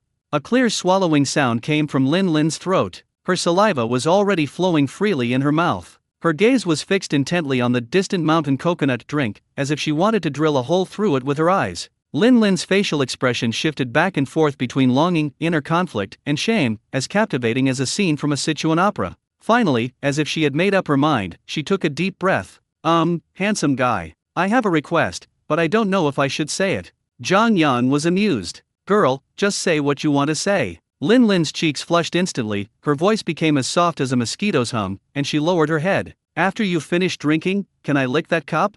The air froze instantly. The smiles on Zhang Yang and Li Mo's faces also froze. The two slowly, inch by inch, turned their heads and stared intently at Lin Lin with the eyes of someone looking at a prehistoric creature. Li Mo, a cool guy who was usually quiet and reserved, had his lips twitching slightly. Zhang Yang rubbed his ears, seriously suspecting that he was hallucinating from climbing the mountain. "Girl, what did you just say?" "The wind was too strong, I didn't hear you." Lin Lin's face was so red it looked like it could bleed. She wished she could just die on the spot or find a crack in the ground to crawl into. She knew how absurd and ridiculous this request was. But she really couldn't control herself. That was made by Boss Fang. Every drop is the essence. Every sip is a taste of life's worth. I mean, her mind raced, trying to find a plausible excuse. Responding to the national call to practice thrift and frugality, we must not waste food. She wanted to slap herself for giving that excuse. That's outrageous. After hearing her explanation, Zhang Yan and Li Emo exchanged a glance. Both of them saw an indescribable admiration in each other's eyes. Ruthless. This person is absolutely ruthless. They'll throw away all shame for food. What kind of spirit is this? It's a pure foodie spirit that transcends vulgar interests. Seeing the atmosphere growing increasingly strange, Lin Lin knew she couldn't afford to be cowardly any longer. "Ha ha ha, handsome, I was just kidding." "Yes, just kidding." She frantically waved her hands, trying to salvage what little dignity she had left. Actually, I wanted to ask if you could sell me this milk tea." As she spoke, Lin Lin hurriedly pulled out her wallet from her small bag, without even counting it, and directly took out 5 red bills and handed them over. "Handsome, can I have your milk tea? I'll give you 10 times the price." Seeing that Zhang Yang seemed to have no reaction, she gritted her teeth. "No, 20 times the price. Sell it to me." Zhang Yang and Li Emo exchanged another glance, both stunned. 20 times? This coconut drink from the mountains originally cost 25, but 20 times that is 500. Buy a cup of milk tea for 500 yuan? This girl is either crazy or her family is rich. Zhang Yang is a chatterbox, but also a warm-hearted person. He felt a pang of pity seeing Lin Lin's pitiful state, on the verge of tears. "Hey girl, wait a minute," he asked. "Do you also want to drink Boss Fang's milk tea, but are too scared to climb that cliff?" Upon hearing this, Lin Lin's pretense crumbled instantly, and tears streamed down her face. She nodded frantically, her voice trembling with tears. "Yeah, I'm afraid of heights. My legs go weak as soon as I see a cliff, and I can't stand up at all." Zhang Yang smiled. "Hey, I didn't think it was a big deal. It's just a cup of milk tea, why spend so much money?" As he spoke, he handed over the unopened Distant Mountain coconut he was holding. "Here, this cup is yours, no need to pay." Lin Lin was stunned on the spot. She stared blankly at the milk tea, still steaming cold, being handed to her, her mind going completely blank, hardly believing her ears. Give it to me." "Yes." Zhang Yan laughed heartily, revealing a set of bright white teeth. "Anyway, we each bought 2 cups, and we were going to take this cup down the mountain to drink slowly. Since you seem so eager to drink, let's make friends. We're both fans of Boss Fang, so we're practically family." Lin Lin's eyes instantly turned red. She thought she would have to pay an exorbitant price to get a cup, and was even prepared to be called the police as a pervert. Unexpectedly, I encountered a living Buddha. Thank you so much, handsome. You're such a good person. A living Lei Fang." She took the milk tea, hugged it tightly, and was so excited that she couldn't speak coherently, only able to say thank you and good person. Don't mention it. John Yan waved his hand casually and pulled Li Mo, who was still in a daze. Let's go home. Holding the hard-won distant mountain coconut drink, Lin Lin watched the two figures leave gracefully, and tears of emotion finally welled up in her eyes. There is true kindness in the world.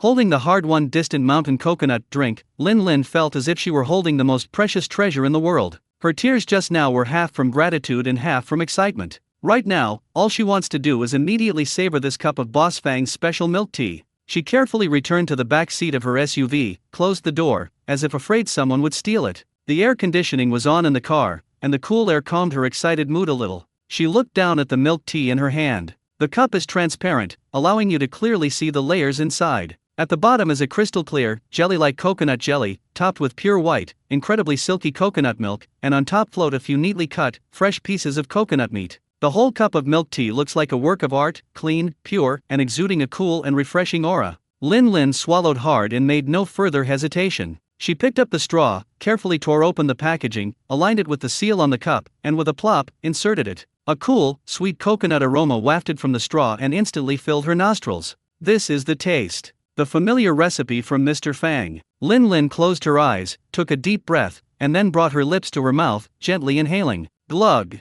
The cool liquid slid down the straw into my throat. In that instant, Lin Lin felt as if she were on a tropical island beach, with the salty sea breeze blowing in her face and the sound of waves crashing against the rocks in her ears. An extremely pure, crisp, and sweet coconut water flavor explodes in your mouth. This tastes amazing. It's nothing like those cheap, flashy products on the market made with coconut powder or concentrated coconut milk. This is clearly coconut water poured directly from a whole fresh young coconut. Sweet, refreshing, with a hint of natural tartness, it instantly soothed her throat, which had become dry from nervousness and excitement. Immediately afterwards, the incredibly smooth coconut jelly gushed up through the straw. The taste was absolutely amazing. Unlike regular jelly, it's not bouncy and chewy, but incredibly smooth and melts in your mouth, like a cool cloud that melts quietly on your tongue, leaving only a richer coconut milk aroma. Before she could savor it properly, she sucked up more delicate coconut meat, which had a slight chewiness and made the overall texture even richer. Sweet coconut water, silky coconut milk, smooth coconut jelly, and chewy coconut meat.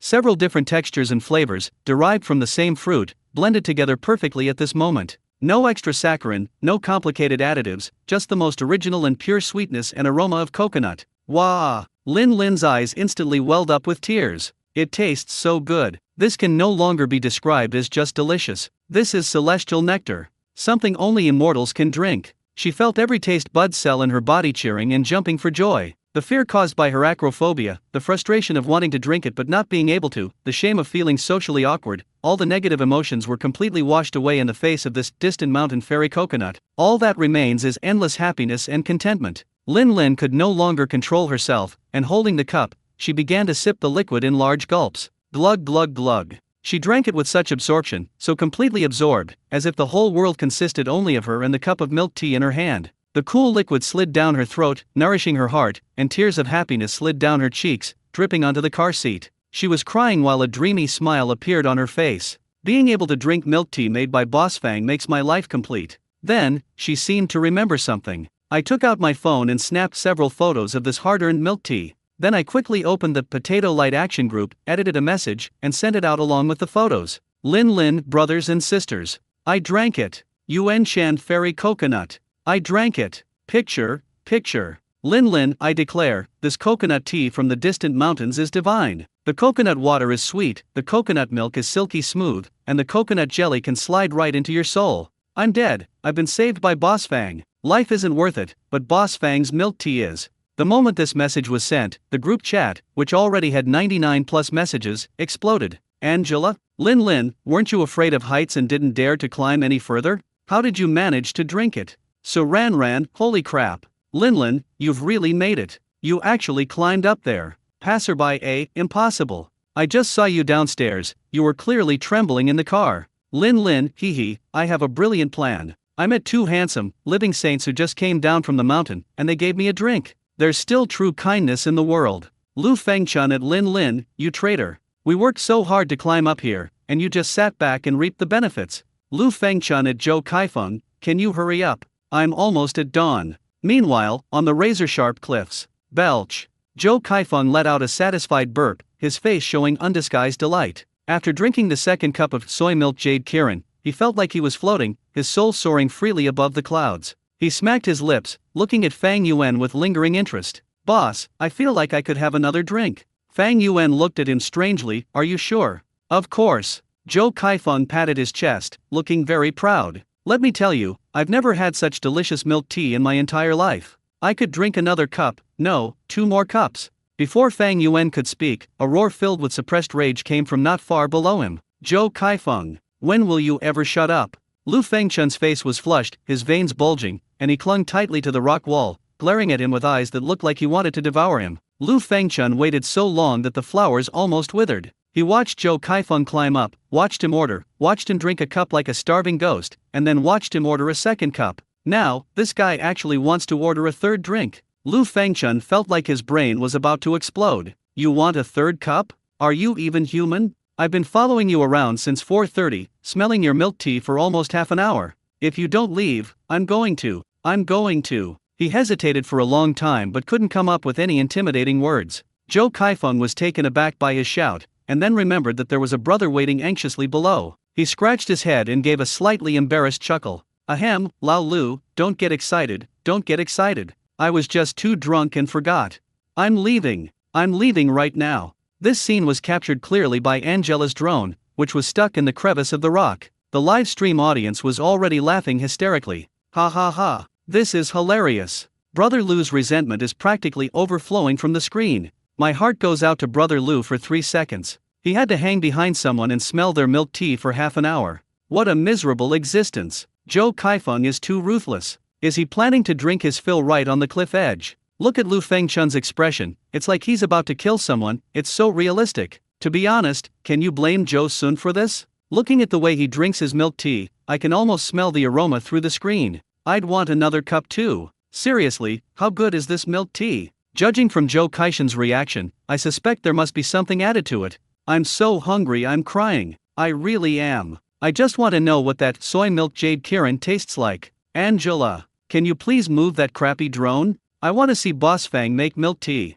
I'm dying to see it. Exactly. From this angle, you can only see the window and the people hanging outside, you can't see anything else. Angela looked at the comments with a helpless expression. She wanted to move too, but the drone was like it was welded to a rock, it wouldn't budge. On the cliff, Zhou Kaifeng, who had been thoroughly scolded by Lu Fengchun, finally regained some of his senses. He knew that if he stayed any longer, he would probably be kicked out by Lu Fengchun. He glanced longingly at Fang Yuan's milk tea shop, then gave Fang Yuan a thumbs up. "Boss, you're awesome. Tomorrow. I'll be back tomorrow. You'll be waiting for me." After saying that, he stopped and continued climbing upwards using both his hands and feet, quickly disappearing from the window and making way for Lu Fengchun below. Before leaving, he was still making plans in his mind. "I have to come tomorrow." For no other reason than Fang Yuan's milk tea, let alone climbing such a short mountain. Even if he were to climb Mount Everest, he wouldn't back down. With Zhou Kaifeng gone, Lu Fengchun finally breathed a sigh of relief. He stretched his limbs, which were stiff from maintaining one position for so long,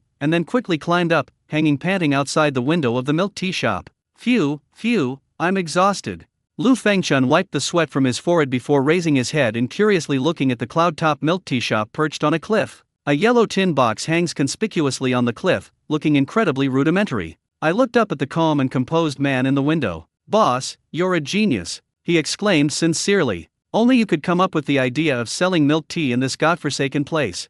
Fang Yuan just smiled and didn't say anything, pointing to a small blackboard hanging on the wall of the shop. "That's the menu from the milk tea shop." Lu Fengchun craned his neck curiously to look inside. It was a small blackboard with handwritten characters, the handwriting neat and strong. Lu Fengchun craned his neck and read them aloud one by one. Hentang Oolong, 22 yuan. Soy milk jade unicorn, 30 yuan. Jade green grapes, 20 yuan. Distant mountain fairy coconut, 25 yuan. Xia Meng Mei Long, 28 yuan. Huishan Yu, 26 yuan. After reading the menu, Lu Fengchun was completely stunned. He blinked, wondering if his eyes were playing tricks on him from climbing the mountain. "No, boss, are you serious about this price?" He looked at Fang Yuan with disbelief. "You should know that nowadays, any ordinary cup of milk tea from any chain milk tea shop costs more than 20 yuan. If you add a little something extra or use some good tea leaves, it can easily cost more than 30 yuan. But what about Fang Yuan? He opened his shop in this godforsaken place, the cost of just transporting the raw materials must be terrifyingly high,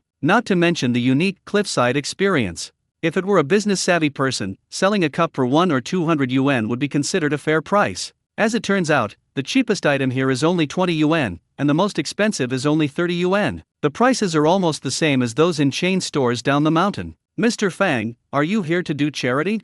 Lu Fengchun exclaimed sincerely, you're really awesome. Fang Yuan simply smiled faintly and offered no further explanation. For him, he just needs to sell according to the price set by the system, and he doesn't care at all about how much profit he makes. Lu Fengchun smacked his lips and began studying the names on the menu again. Yunding Oolong is definitely made with oolong tea as the base, which is easy to understand. Soy milk Jade Kirin, I saw Lao Zhou drinking it like crazy just now, I guess it's soy milk or soy powder mixed with milk tea. Jade grown green grapes, you can tell it contains grapes just by the name. The fairy coconut from distant mountains must be made from coconut water and coconut meat. As he analyzed, he nodded, feeling that he had figured out Boss Fang's tricks. However, when his gaze fell on a name, he was stuck. Xia, Meng, Milong? He repeated those 4 words several times, his brows furrowing tightly. What is Xia Meng? And what is Mei Long? I recognize these 2 characters, but I can't understand them when they're put together. Lu Fengchun looked up at Fang Yuan with a puzzled expression and asked, Boss, what is this Xia Meng Mei Long made of? It sounds pretty high-end. Fang Yuan stopped what he was doing and explained, Milong is a type of melon, very sweet and juicy. The tea base is oolong tea. Honeydew melon? Lu Fengchun's eyes widened in surprise. Honeydew melon for milk tea? Can that even taste good? I've never had it before. Whether it tastes good or not, you'll know once you try it, Fang Yuan said with a smile. Lu Fengchun's curiosity was completely piqued. That's the kind of person he is, the more unfamiliar something is, the more he wants to try it. All right, just for the name, I'll order it. A summer dream melon milk tea, please. He waved his hand generously. Let me see just how divine this melon-based milk tea tastes. Okay, just a moment. Fang Yuan nodded and turned to walk towards the control panel. Lu Fengchun, like a curious child, practically peeked halfway into the shop, his eyes glued to Fang Yuan's every move. Angela's drone also focused on Fang Yuan's workbench, zooming in for a close-up of the entire production process. Fang Yuan took out a round melon with a beautiful netted pattern on its skin from a small refrigerator next to him. He picked up a fruit knife and, with a swift and clean motion, sliced the melon in 2. With a crisp crack, an incredibly rich aroma of melons and fruits instantly filled the small milk tea shop. Lu Fengchun smelled the aroma from the window and couldn't help but take a deep breath. Wow, it smells so good. Just smelling the melon made him feel it was worth it. Fang Yuan ignored his astonishment and continued his movements with fluid grace. He picked up a small spoon and, scooping out the emerald green flesh from the inside of the melon, spoonful by spoonful, placing it into a clear glass bowl. The flesh looked plump and juicy, as green as jade. Next, he poured more than half of the melon pulp into the juicer, and then poured about a third of a cup of pure white milk from another container labeled milk. Buzz buzz buzz. The juicer starts up, and the emerald green melon flesh and the white milk quickly blend together under high-speed rotation, turning into a cup of light green milkshake with a refreshing and soft color. After doing all that, Fang Yuan didn't stop. He picked up a shaker and poured out oolong tea that had been brewed and cooled to the optimal temperature from a tea caddy. The tea was golden and clear, with a faint roasted aroma. He added ice, put the lid on, and started shaking it rapidly with his arm. The shaker cup flew up and down in his hands, the ice cubes hitting the cup wall with a crisp and pleasant crackling sound. The whole process was full of rhythm, which dazzled Lu Fengchun. A master, absolutely a master. Lu Fengchun thought to himself in admiration. After shaking, Fang Yuan poured the tea, mixed with dense foam, into the serving cup. Then, he picked up the prepared melon milkshake and slowly poured it down the side of the glass. The pale green milkshake and the golden tea soup did not mix immediately, but instead formed a beautiful layer, with green on top, yellow on the bottom, and a faintly visible blending zone in the middle, which was quite pleasing to the eye. As a final step, Fang Yuan gently spread the remaining small portion of fresh melon chunks on top of the milk tea with a spoon. A stunningly beautiful summer dream rose is now complete. Alright, here's your Xia Ming Milong. Fang Yuan put the lid on the cup, inserted the straw, and handed it to Lu Fengchun, who was already stunned. Lu Fengchun mechanically took the milk tea, looked down at the dreamlike colors in the cup, and remained silent for a long time. Angela's live stream chat was flooded with comments. I'm going crazy. This color is absolutely gorgeous. It's like it has divine beauty. Watching the owner make milk tea feels like watching an art performance, every movement is so elegant. That melon looks so delicious, so green, it must be really sweet. I can't take it anymore, my mouth is watering. Why wasn't I there? Brother Lu, don't just stand there, drink up. Let us taste what it really tastes like. Lu Fengchun finally came to his senses and reached out to wipe away non-existent drool. Then, without waiting, he took the milk tea, inserted the straw, and took a big gulp. Boom! A cool, sweet wave instantly swept through his entire mouth. The unique, slightly refreshing sweetness of the melon, like the gentlest summer breeze, instantly soothed all his fatigue and heat. Then, the rich, mellow aftertaste of oolong tea followed, perfectly balancing the melon's sweetness and creating a refreshing, not cloying, flavor. The addition of milk makes the texture silky smooth, like drinking a flowing cloud. What surprised him most was that he wasn't just sucking up liquid, but also mashed, fibrous melon flesh. Every bite offered a burst of sweet, juicy pulp, creating an incredibly rich and complex flavor profile. Ugh! Lu Fengchun's eyes widened instantly, and he froze on the spot. He felt his taste buds were experiencing an unprecedented tsunami, with happiness spreading from the tip of his tongue all the way to the top of his head. He had previously mocked Zhou Kaifeng for having no image and saying he was a reincarnated starving ghost. Right now, he just wants to slap himself. What image? What persona? Compared to Boss Fang's delicious food, these things are worthless. He gripped the cup, tilted his head back, and his Adam's apple bobbed wildly, making a glug-glug sound even louder than Zhou Kaifeng's. His eating manners were even worse than Zhou Kaifeng's. It smells so good. It smells absolutely amazing. The fans in the live stream burst out laughing when they saw this. Ha ha ha ha. Here it comes. Brother Lu's it's so good. Moment. 1 second ago, I need to be careful. The next second, gulp ulp ulp ulp ulp. A major face-slapping moment. I declare that Brother Lu and Zhou Kaifeng are jointly ranked as the first generation of hairdryers under Boss Fang's milk tea. That expression is even more exaggerated than Captain Zhou's just now. It's like he's lost his soul. I hereby declare that Boss Fang's milk tea cult has gained another devout follower. Stop talking, I want a drink right now. Immediately. Right now. Whoever can get me a cup of summer dream rose, I'll acknowledge him as my godfather on the spot. Hey, you're Brother Lu, right? Stop talking, I've already started searching for melon online, I have to eat it today. Lu Fengchun finished the entire glass of summer dream melon in no time, even using a straw to eat the last few melon pieces. He smacked his lips, still savoring the moment, his face displaying the same extremely intoxicated expression as Zhou Kaifeng. Then, he raised his head and looked at Fang Yuan with an incredibly fanatical gaze. That look seemed to say, 1 more cup, please. No, 10 more cups, please.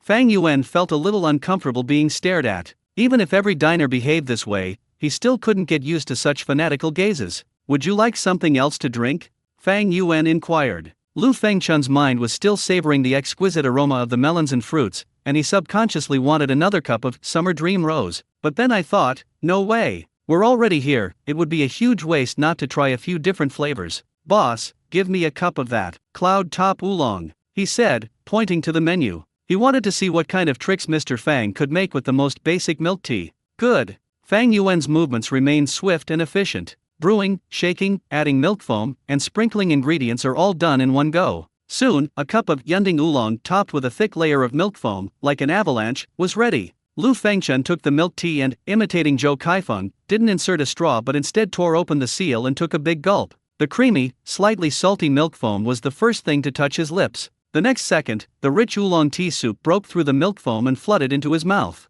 Boom! If summer dream rose is a refreshing breeze in summer, then this cloud top oolong is the warm sunshine in autumn. The tea flavor is incredibly rich. The aroma of the deeply roasted oolong tea, seemingly carrying the scent of charcoal, was mellow and sweet, instantly awakening his somewhat weary taste buds. The savory milk foam perfectly complements the mellow flavor of the tea, making the overall taste smoother and more rounded. Holy crap! Lu Fengchun was shocked once again. He always thought milk tea was just sweet syrup, but he never expected that a cup of pure milk tea could have such a rich and complex flavor and such a lingering aftertaste. Gulp gurgle. After another round of wolfing down their food, the second cup of milk tea was also finished. Lu Fengchun let out a satisfied burp, feeling as if he had been elevated to a higher level. This is definitely not the taste that ordinary tea leaves can produce. Lu Fengchun was willing to bet that the tea Boss Fang used was absolutely top quality and could not be found on the market. Boss, you're absolutely amazing. Lu Fengchun was at a loss for words and could only use these 2 words to express the shock he felt. He looked at the menu and felt as if each item was beckoning to him. Boss, another cup of jade green grape. I'll take it with me on the way. He chuckled, not feeling embarrassed at all. Fang Yuan didn't say anything, but silently packed it up for him. Lu Fengchun hung the cup of jade green grape on his backpack with satisfaction, then cupped his hands in a gesture of thanks to Fang Yuan. Boss, thanks. I'll go upstairs now, you go ahead with your work. After saying that, he grabbed the rock face and continued climbing upwards with renewed vigor. With this cup of milk tea as backup energy, he felt that his motivation to climb had increased several times over. His series of actions, involving drinking and taking things, once again ignited Angela's live stream. Holy crap! This guy's really rude. He drank 2 glasses and then wanted to take one away, truly a case of eating and taking something away. This is outrageous. I strongly condemn this behavior. Are you still hiring? I want to go that far too. Joe Kaifeng in front of us also drank 2 cups. Are these 2 drinking milk tea like water? Stop talking, I just want to switch places with Lu Fengchun right now and taste what the jade green grape drink tastes like for him. I'm so drooling. I feel like ants are crawling all over my body. These 2 brothers are really going too far, taking advantage of the situation and even eating it for themselves. Can't they leave some room for the people who come after them? You're wrong, the problem isn't that they bought too much, it's that the people behind them simply can't climb up. The truth is out. The barrier to entry for this bubble tea shop isn't the price, it's physical exertion. After Lu Fengchun left, a brief period of calm followed in front of the milk tea shop window. But soon, several more figures appeared outside the window. These people are different from half-baked climbers like Zhou Kaifeng and Lu Fengchun. They are dressed in professional climbing gear, move nimbly, and look calm and collected. They are clearly true climbing enthusiasts. One of the men, who had a buzz cut, greeted Fang Yuan familiarly when he saw him. "Boss, we meet again." Fang Yuan recognized him. He had come yesterday and was a cool guy who didn't talk much. While ordering, he complained to Fang Yuan, "Boss, you have no idea how difficult it was to climb this road tonight." Fang Yuan asked curiously, "What's wrong?" "I never imagined in my life that I would experience the pain of rush hour traffic while rock climbing." He looked utterly hopeless. In that section less than 20 meters above the ground, a huge group of people were hanging there, like dried sausages, unable to go up or down, completely blocking the road. "I squeezed my way up through the crowd, I'm exhausted." His companion chimed in, "Exactly. Those guys are obviously newbies. I wonder who organized them, they're just here to cause trouble." Fang Yuan could only offer a helpless smile as he listened to his complaints. He knows what happened. These newbies are none other than Angela and her group who suddenly appeared today. It seems there are quite a few stubborn people who dare to challenge this precipitous cliff. However, while their courage is commendable, their actual strength is questionable. Fang Yuan thought to himself, not every newcomer who wants to drink milk tea has the ability to climb up to my place. And that is indeed the case. So far, apart from Zhou Kaifeng and Lu Fengchun, 2 regular guests, only these few professional rock climbing enthusiasts have successfully arrived. These professional rock climbers ordered their drinks with practiced ease, chatted briefly after receiving their milk tea, and then continued their climb. After they left, a brief silence fell over the window once again. Fang Yuan checked the time, it was already 5:30, and there was still half an hour before they had to close up shop. He figured that's probably all there was to it for today. Just as he was thinking this and preparing to take a short break before packing up, a figure slowly appeared in his field of vision. It was a girl. Her hair was soaked with sweat and clung messily to her cheeks. Her climbing clothes were covered in dust and grass clippings, making her look extremely disheveled, but her eyes were surprisingly bright. It was a look that was a mixture of exhaustion and pain, yet also incredibly resolute. With each step she took, she had to stop and catch her breath several times. Her frail body trembled slightly in the morning breeze, as if she might collapse at any moment. But she never gave up, gritting her teeth and stubbornly moving upward step by step. Fang Yuan glanced at her. "I don't know him." He made a judgment. The girl finally used her last bit of strength to climb out of the window and look up. The girl froze the moment her eyes met Fang Yuan's. The next second, Fang Yuan saw that those bright eyes quickly filled with moisture. Large tears rolled down her cheeks without warning. She hung there on the edge of the cliff, looking at Fang Yuan, panting heavily and silently shedding tears. Fang Yuan was completely dumbfounded. What's going on? Could it be someone trying to scam me? I don't recognize you. I really don't recognize you. Who is this girl? Why is she crying as soon as we meet? He tried hard to search his memory, from the first day he sold roasted sweet potatoes, to the night he sold kebabs, and then to the last day he sold braised duck products. He was certain that this face had never appeared in front of his stall. So, am I just too scary looking? Or perhaps she developed a fear of heights from climbing mountains? In an instant, countless outrageous guesses flashed through Fang Yuan's mind, but none of them matched up. He watched as the girl cried harder and harder, her shoulders shaking, and he felt a little guilty. Regardless of the circumstances, this young girl climbed such a high cliff, got so tired, and cried like this, she must have suffered some tremendous injustice. He opened his mouth, trying to offer some comfort. Classmate, are you all right? The girl crying her eyes out was none other than Lin Enran, the legendary Jiangqin's unluckiest person from the Potato Light Action Group. Her unfortunate story is known to almost everyone in the group. Ever since her mother brought her that roasted sweet potato from Peace Square, her life has been caught in a strange cycle. Every time, she perfectly missed out on Boss Fang's delicious food. The first time, she missed Fang Yuan's roasted sweet potatoes just because she slept in a little longer, and it just so happened to be the last day Fang Yuan set up his stall to sell roasted sweet potatoes. Boss Fang sells fried skewers at Singguang Sports Park while she attends a comic convention in Suzhou. When she rushed back from the Suzhou Comic-Con and arrived at the scene, even the fried skewers at Singguang Sports Park were sold out. Boss Fang sells braised food in the Chuangbu Technology Building. She is on the phone with Lin Lin, who is eating alone, but she doesn't know that the person eating on the other end is Boss Fang's food. Her best friend, a foodie named Lin Lin, is practically the opposite of her. The two of them are like the lucky and unlucky in the world of foodies. From roasted sweet potatoes to fried skewers to braised dishes, he ate them all without missing a single bite, his mouth dripping with oil. He also posted pictures in the group chat every day, tempting Lin Anran with envy. This time, when she learned that Fang Yuan had opened a milk tea shop on the cliff of Yunding Peak, Lin Anran vowed that no matter what, she could not miss it again. Fear of heights? Not at all. Faced with Boss Fang's delicious food, all fear is just a paper tiger. Thus, she became the third and only ordinary person among that group of expeditionaries, besides Zhou Kaifeng and Lu Fengchun, to climb up through sheer perseverance. When she used her last bit of strength to pull herself to the window and saw the figure she had longed for countless times in photos and videos, all her grievances, resentment, exhaustion, and hardship found an outlet at that moment. That's him. This is the man. It makes me yearn for it, makes me lose my appetite, and makes me miss out on delicious food time and time again. Today, I finally let her see me. This is no longer just a simple desire to eat, it's an obsession, a tremendous joy after hardship. Lin Anran's tears flowed like a broken string of pearls, unstoppable. She felt like a fan who had been following her idol for years, going through all sorts of hardships to finally meet her idol backstage at the concert. The excitement, the grievance, and the sense of accomplishment of "I finally did it" left her speechless for a moment. Fang Yuan, on the other hand, was completely lost. He racked his brains once again, recalling all his customers from the first day he set up his stall until now. Finally, he swore. That face in front of him was absolutely not real. How could a little girl I've never met cry so bitterly the moment she saw me?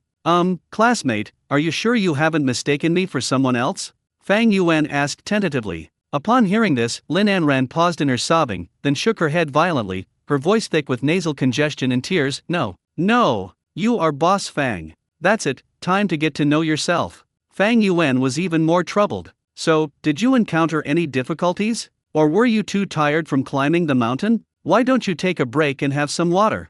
He tried his best to make his voice sound gentle. Angela's drone was diligently hovering nearby, transmitting this dramatic scene to the live stream in real time. In the live stream, the longtime fans who knew about Lin Anran's glorious deeds were completely excited. Holy crap!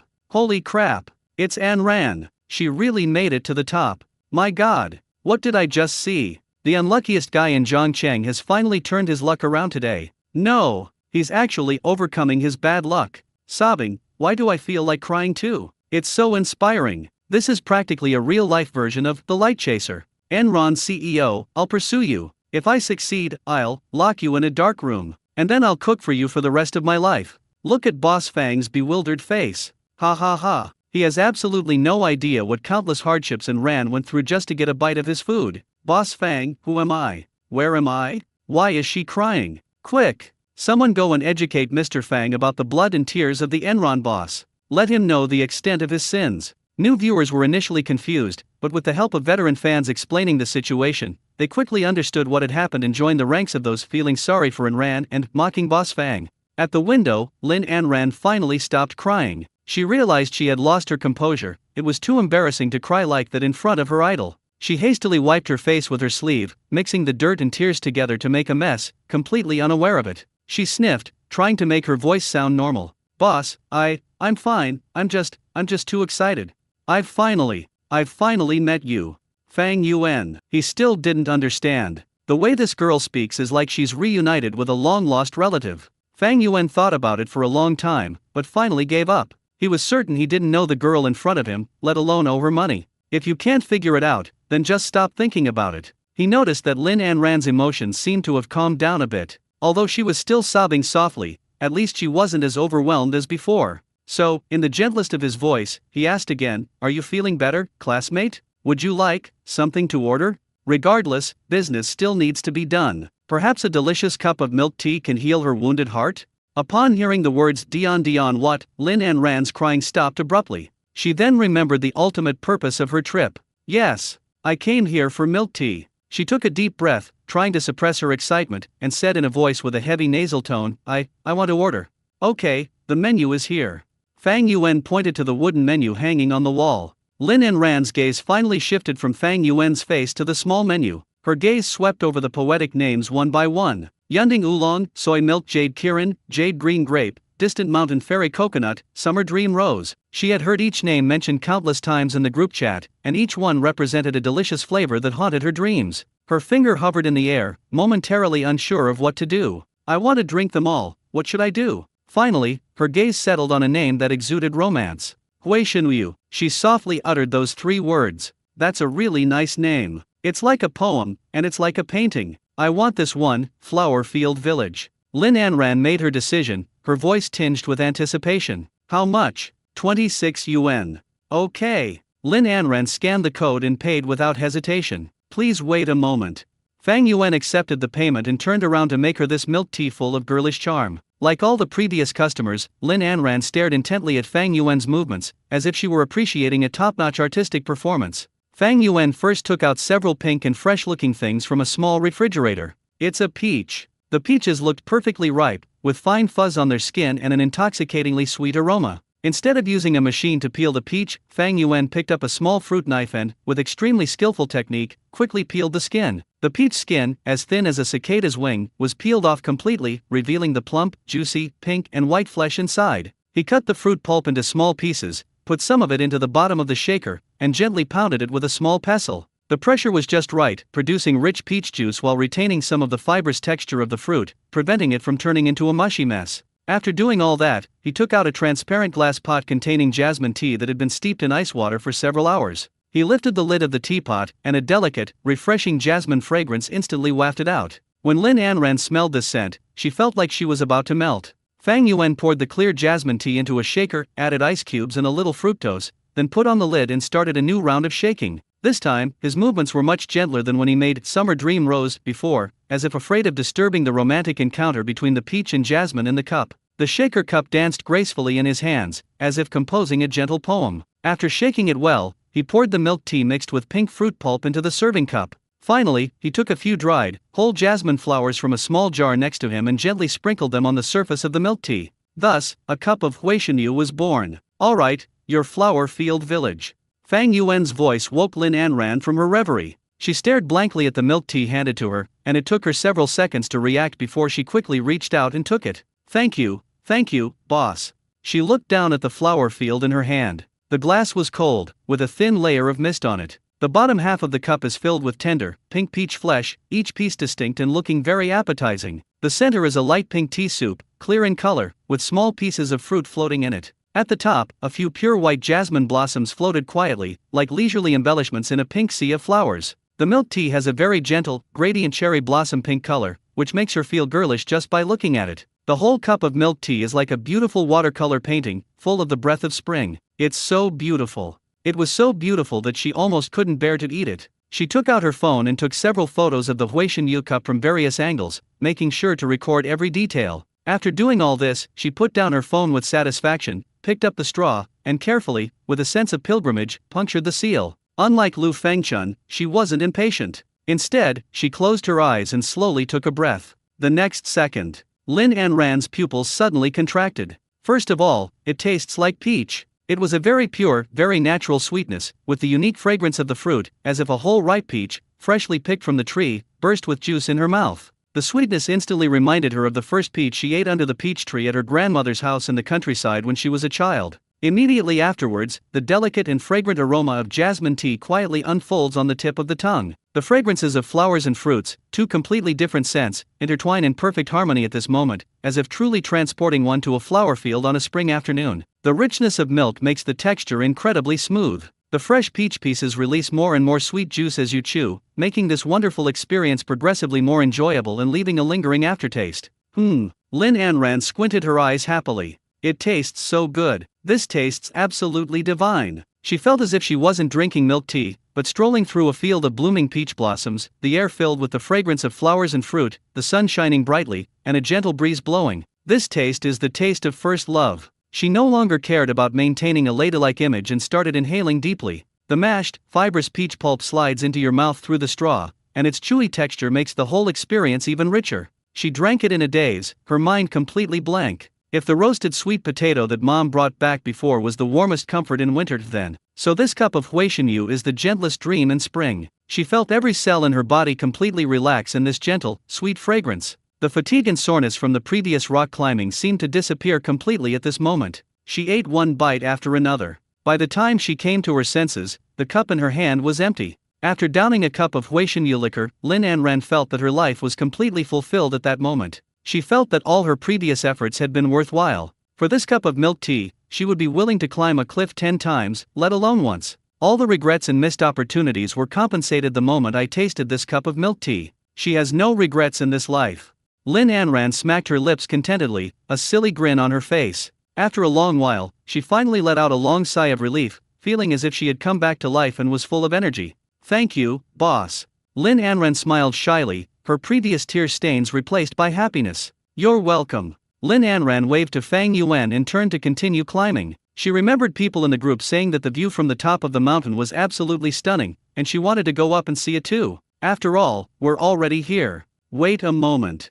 Just as she grabbed a rock and was about to exert her strength, Fang Yuan's voice came from behind her. Lin Anran turned around in confusion. "Boss, is there anything else?" Fang Yuan looked at her, somewhat amused, and asked, "You're only having one drink? Aren't you going to bring one to the top of the mountain?" He pointed towards the mountaintop. "The view from up there is really nice. Sitting down, feeling the breeze, and having a cup of milk tea would be wonderful." "Ah." Lin Anran was stunned on the spot. "Should I bring a cup up? Can I buy another cup?" She was a little slow to process what was happening. In her memory, or rather, in the common understanding of all members of the Potato Light Action Group, Boss Fang's stall has always had a tradition of limited purchase. Whether it's roasted sweet potatoes, fried skewers, or braised dishes, there's basically a limit of one serving per person. If there were no purchase limit, given the popularity of Boss Fang's food, the people at the front of the line would buy out the entire stall, leaving those at the back without even a bowl of soup. So she subconsciously assumed that the same rule must apply to this cliffside milk tea shop, where each person could only order one cup. She was already content with this cup of huaishanyu and dared not ask for anything more. When Lin Anran heard Fang Yuan offer to buy her another cup, her first reaction was, "Did I hear that right? Is it okay?" she asked uncertainly. "Isn't it limited by purchase?" Fang Yuan couldn't help but laugh when he saw her adorable, bewildered expression. Fang Yuan explained with a smile, the previous purchase limit was a last resort. There were too many people at that time, and if there hadn't been a purchase limit, those at the back of the line wouldn't have been able to eat anything. He shrugged. "But this time is different. Look, there aren't many customers who manage to climb all the way here. I've prepared plenty of ingredients, and there's still a lot left. If you want a drink, ordering another one is no problem at all." He wanted to say that Zhou Kaifeng and Lu Fengchun, who were in front of him, were eating and taking things away, each drinking 3 cups of wine. "You're barely there." Upon hearing this explanation, Lin Anran's eyes lit up instantly, sparkling with surprise. She can actually buy another cup. This is simply a godsend. She felt like the happiest person in the world. Happiness came so suddenly that she didn't know what to say for a moment. That's wonderful." Her voice trembled with excitement. I'll have another one. What would you like to drink?" Fang Yuan asked. Lin Anran didn't hesitate for long this time. "Then, I'll have another distant mountain coconut," she said decisively. They were afraid that Fang Yuan might change his mind at any moment. She'd seen people in the group praise this name several times. They all said it was so delicious it made them feel like they were flying. "Good." Fang Yuan quickly made another cup of distant mountain coconut and handed it to her. Lin Anran carefully accepted it, feeling as if she were holding double the joy in her hands. She carefully hung the milk tea on the side of her backpack. Then he thanked Fang Yuan again. "Thank you, Boss Fang." He said solemnly, "Mr. Fang, I will come again tomorrow." His face was radiant with a genuine smile. After saying that, she waved to Fang Yuan, then turned around and continued climbing upwards with a heart full of joy and satisfaction, watching her revitalized figure gradually disappear from sight. A faint smile appeared on Fang Yuan's lips. These diners are sometimes so innocently endearing. After Lin Anran left, Fang Yuan waited for a while longer. The morning light had completely dispelled the clouds and mist, and the sky had turned a clear blue, with the distant mountains clearly visible.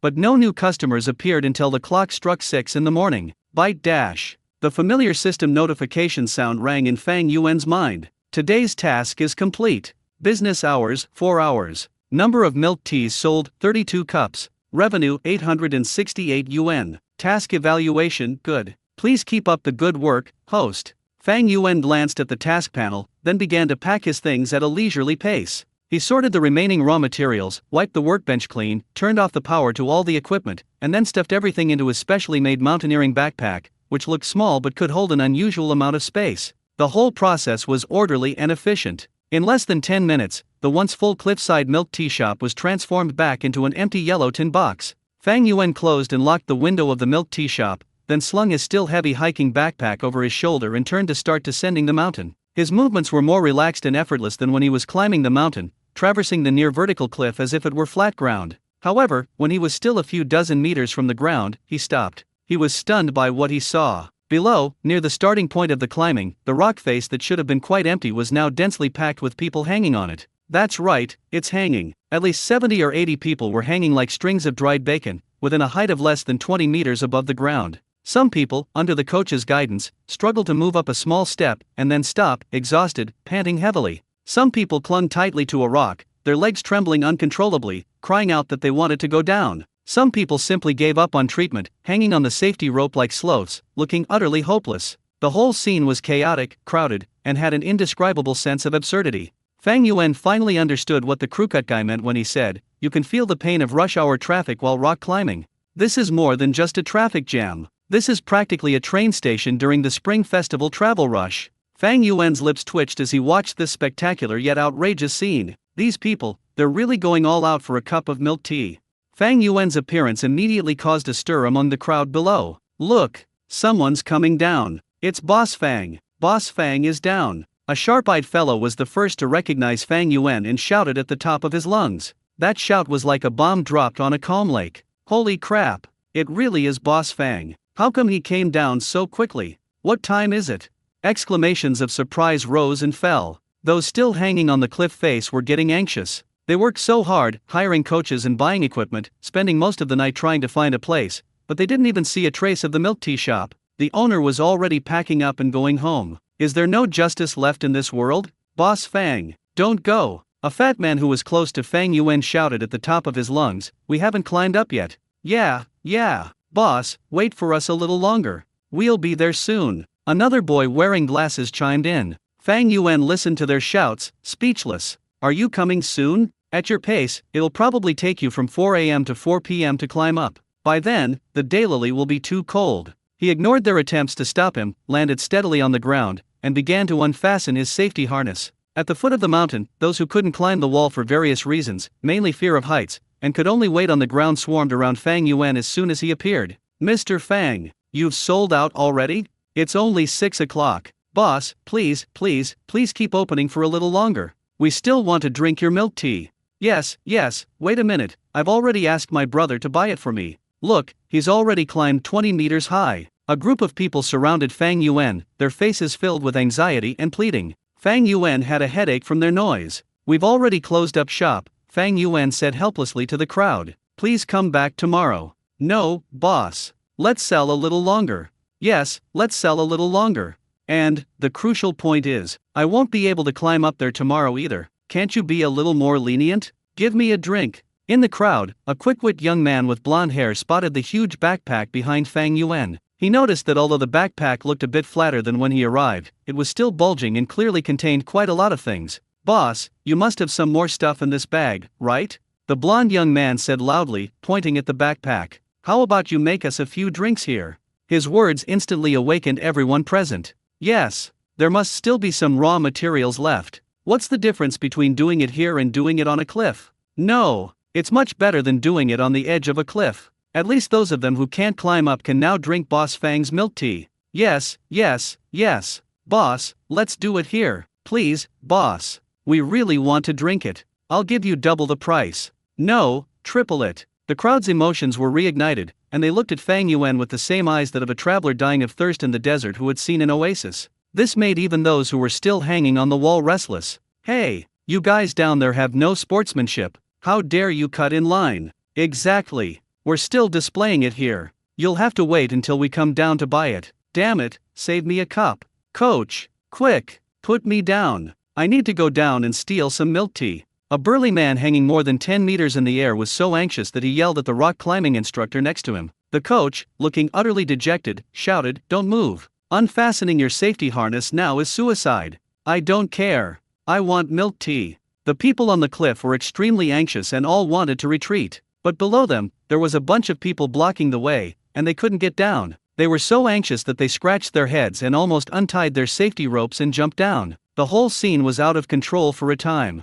Fang Yuan was completely overwhelmed by the chaotic scene. These guys are really risking their lives for a bite to eat. "Don't move." Fang Yuan had to raise his voice. "Rock climbing is no joke. Hold on tight. We'll talk about it when we get down to the ground." His voice wasn't loud, but it carried a convincing power. The restless crowd, upon hearing his words, actually quieted down, and one by one they obediently hung back on the rock face and began to climb down in an orderly fashion. But those longing gazes remained fixed on him. Everyone hanging on the rock face gradually, with the help of the instructors, or rather, tumbled and crawled back to the ground. As soon as they landed, the group of people, as if they had planned it in advance, instantly surrounded Fang Yuan. They were all panting heavily and covered in sweat, but their eyes were frighteningly bright as they stared intently at Fang Yuan and the backpack on his back. "Boss Fang, please." It was that same blonde-haired kid who was the first to rush up, clasping his hands together and looking pitiful. "We just want a cup of milk tea, just one. Look how hard we've climbed, we're almost exhausted, please have pity on us." Yeah. A bespectacled boy next to him chimed in, "Boss, we arrived before 4 o'clock, and we've been hanging on this cliff for 2 hours. We were so close, but you're closing up shop now. It's just too cruel.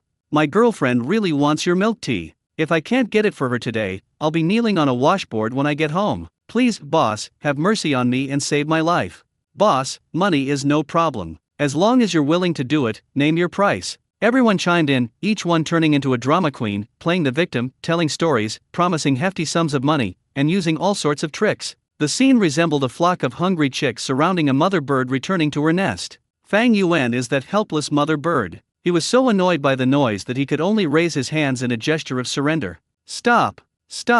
Everyone, quiet down." Fang Yuan raised his voice. "Listen to me." Upon hearing Fang Yuan speak, the noisy crowd finally quieted down, and everyone held their breath, looking at him expectantly. Fang Yuan sighed, pointed to his hiking backpack, and explained sincerely, "Everyone, it's not that I'm unwilling to do it. You see, I'm at the foot of the mountain right now. All the professional equipment, such as ice makers, sealing machines, and juicers, are in the shops halfway up the mountain. In my backpack, all I have left are some unused milk tea toppings, some fruit, some tea base, and ice cubes."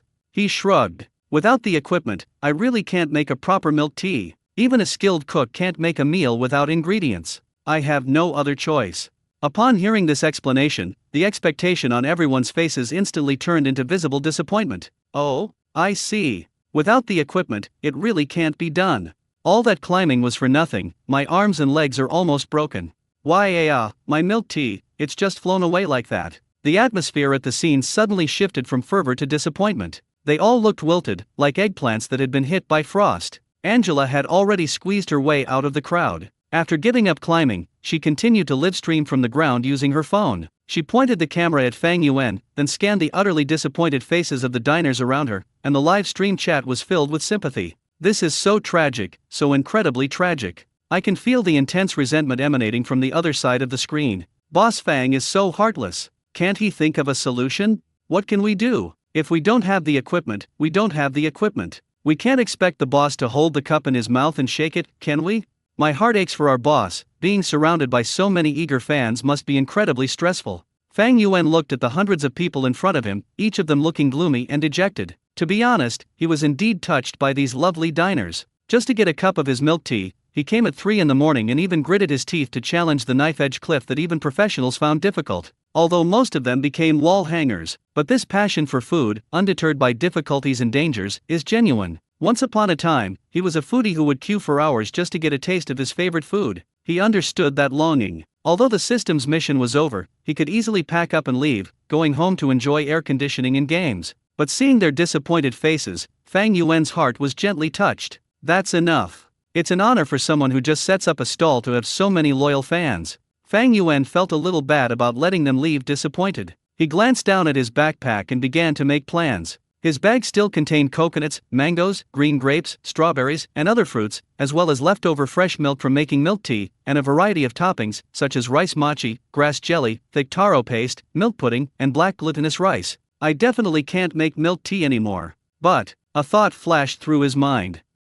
Everyone wait a minute. Fang Yuan spoke again. The crowd, who were about to leave, paused, turned around in unison, and a faint flame of hope rekindled in their eyes. Fang Yuan felt a little uncomfortable under their gazes. He scratched his head and said, "Well, I really can't make milk tea anymore." The flame of hope in everyone's eyes was quickly extinguished. Before the diners could be completely disappointed, Fang Yuan cleared his throat and said again, "Although we can't make milk tea anymore."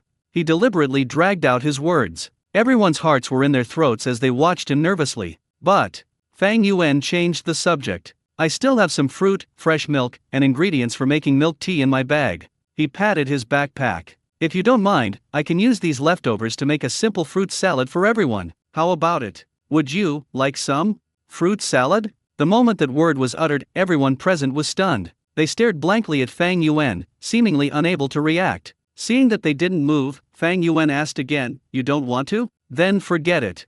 As he spoke, he made a move to turn and leave. Yes, we are willing." Someone in the crowd was the first to react and shouted it out at the top of their lungs. That sound was like pressing a start button. "Yes, absolutely. Boss Fang is going to make us a fruit salad. Oh my god, am I dreaming? Ah, long live Boss Fang. I knew you wouldn't abandon us. Yes, 1,000 times over. Don't even mention fruit salad, boss, I'd eat it even if you just mixed it with some tree leaves." The crowd instantly came to life and erupted in cheers 100 times more enthusiastic than before. In the depths of despair, a ray of light suddenly shone through. In an instant, everyone's faces shifted from disappointment to ecstasy. The change in emotion was as swift as a Sichuan opera face-changing act. They were all so excited that their faces turned red, nodding frantically and expressing their wishes with all their might, afraid that Fang Yuan was just saying it casually and would change his mind the next second. Angela's live stream chat exploded with comments. "Holy crap! Holy crap!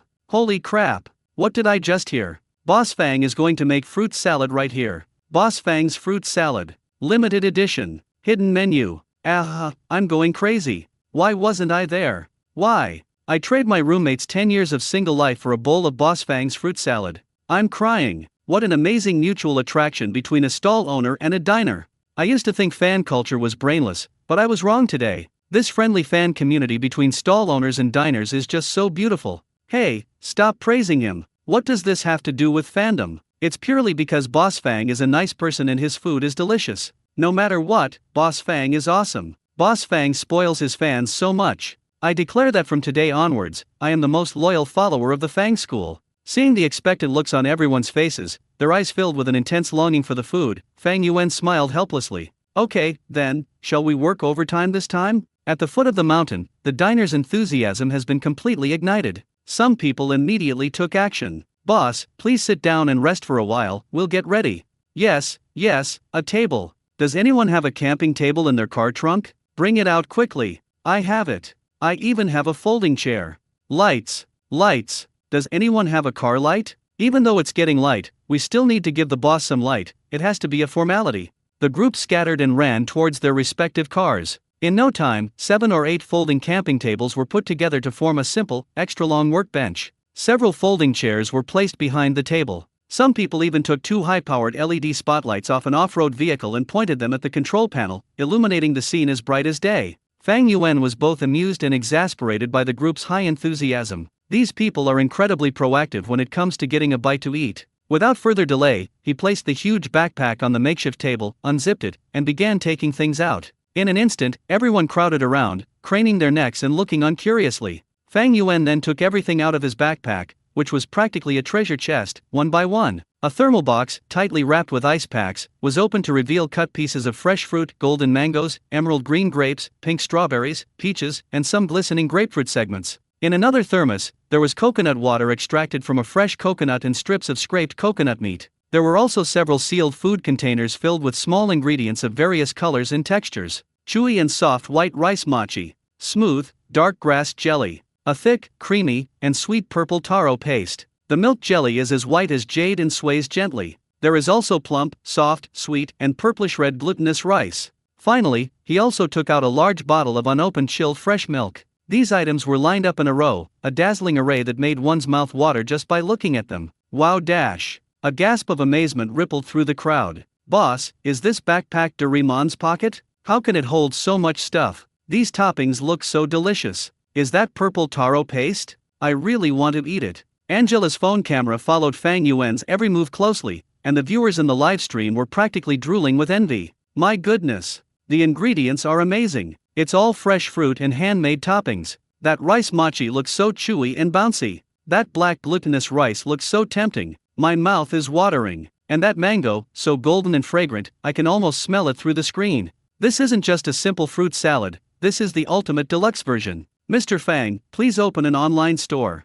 I'll buy, okay. Ignoring the astonishment of the crowd, Fang Yuan put on a pair of disposable gloves and began making his fruit salad. He decided to make 5 different flavors of fruit salad based on the available ingredients. Instead of mixing everything together haphazardly, he planned to create 5 different fruit salads by pairing different ingredients and bases with the characteristics of different fruits. The first type is coconut themed. He used sweet coconut water as a base, adding plenty of fresh coconut meat strips, chewy sago pearls, and smooth coconut jelly. The overall presentation is a pure white, looking incredibly refreshing. The second type is mango themed. He used rich, fresh milk as a base, adding large chunks of golden mango, sweet and sour grapefruit pieces, and soft, chewy rice mochi. The golden and milky white colors intertwine, and the rich fruity aroma is irresistible. The third type is themed around green grapes. He ingeniously used the remaining jasmine tea as a base, adding shine muscat grapes and crystal clear osmanthus jelly. The aromas of tea, fruit, and flowers blended together, creating a serene and profound atmosphere. The fourth type is strawberry themed. It also uses fresh milk as a base, and adds fresh strawberry chunks, thick purple taro paste, and black grass jelly. The red, white, purple, and black colors collide, creating a strong visual impact. The fifth type is themed around peaches. He mixed the remaining peach pulp with fresh milk to create a pink base, then added black glutinous rice and milk jelly. The gentle pink hue is full of girlish charm. 5 kinds of fruit salad, 5 styles, each one is like a carefully crafted work of art. Fang Yuan placed them into 5 large glass bowls, and then used a long-handled spoon to distribute them to the people waiting in line. Because there were many people and limited ingredients, each person only received about half a paper cup's worth of ingredients. But no one complained. Everyone craned their necks, their eyes filled with anticipation as they watched which flavor they would be assigned. Angela, relying on her status as official media, was the first to step forward. Fang Yuan glanced at her and scooped her a spoonful of mango-themed food. Thank you, Boss Fang. Angela excitedly took the small half-cup of fruit salad, forgetting about the live stream, and scooped up a big mouthful with a small spoon and put it in her mouth.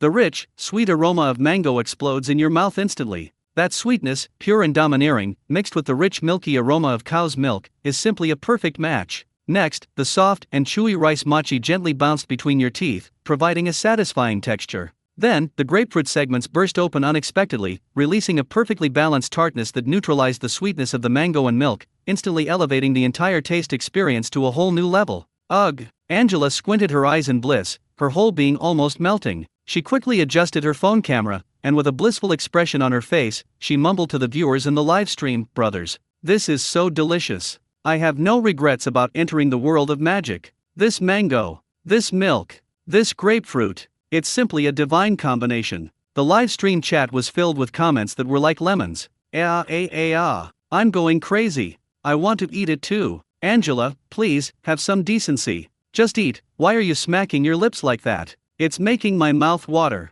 Why wasn't I there? I hate my bed. It sealed me away. Captain Joe, Brother Lou, and Boss Anran all climbed up, so they missed out on the limited edition fruit salad. Ha ha ha, why do I feel strangely happy about it? Upstairs, you're still the best. Among the crowd, diners who received their fruit salad exclaimed in surprise. Mine is coconut flavored. It's so refreshing. It feels like drinking fresh coconut. Mine is strawberry taro. The taro paste is so smooth. It's not sweet at all, just pure taro flavor. The green grapes are amazing. They're even made with tea. So refreshing. The entire foot of the mountain was filled with an atmosphere of happiness and contentment. Everyone carefully and cautiously savored the delicious food in their cups, taking small sips as if they were tasting some kind of nectar. Although it was only a small portion, that unique limited-time pampering from Boss Fang was enough to make them reminisce for a whole week. Fang Yuan finally breathed a sigh of relief after the last serving of fruit salad was finished. Looking at the group of diners in front of him, who were still enjoying themselves but whose faces were full of satisfied smiles, he felt a small sense of accomplishment.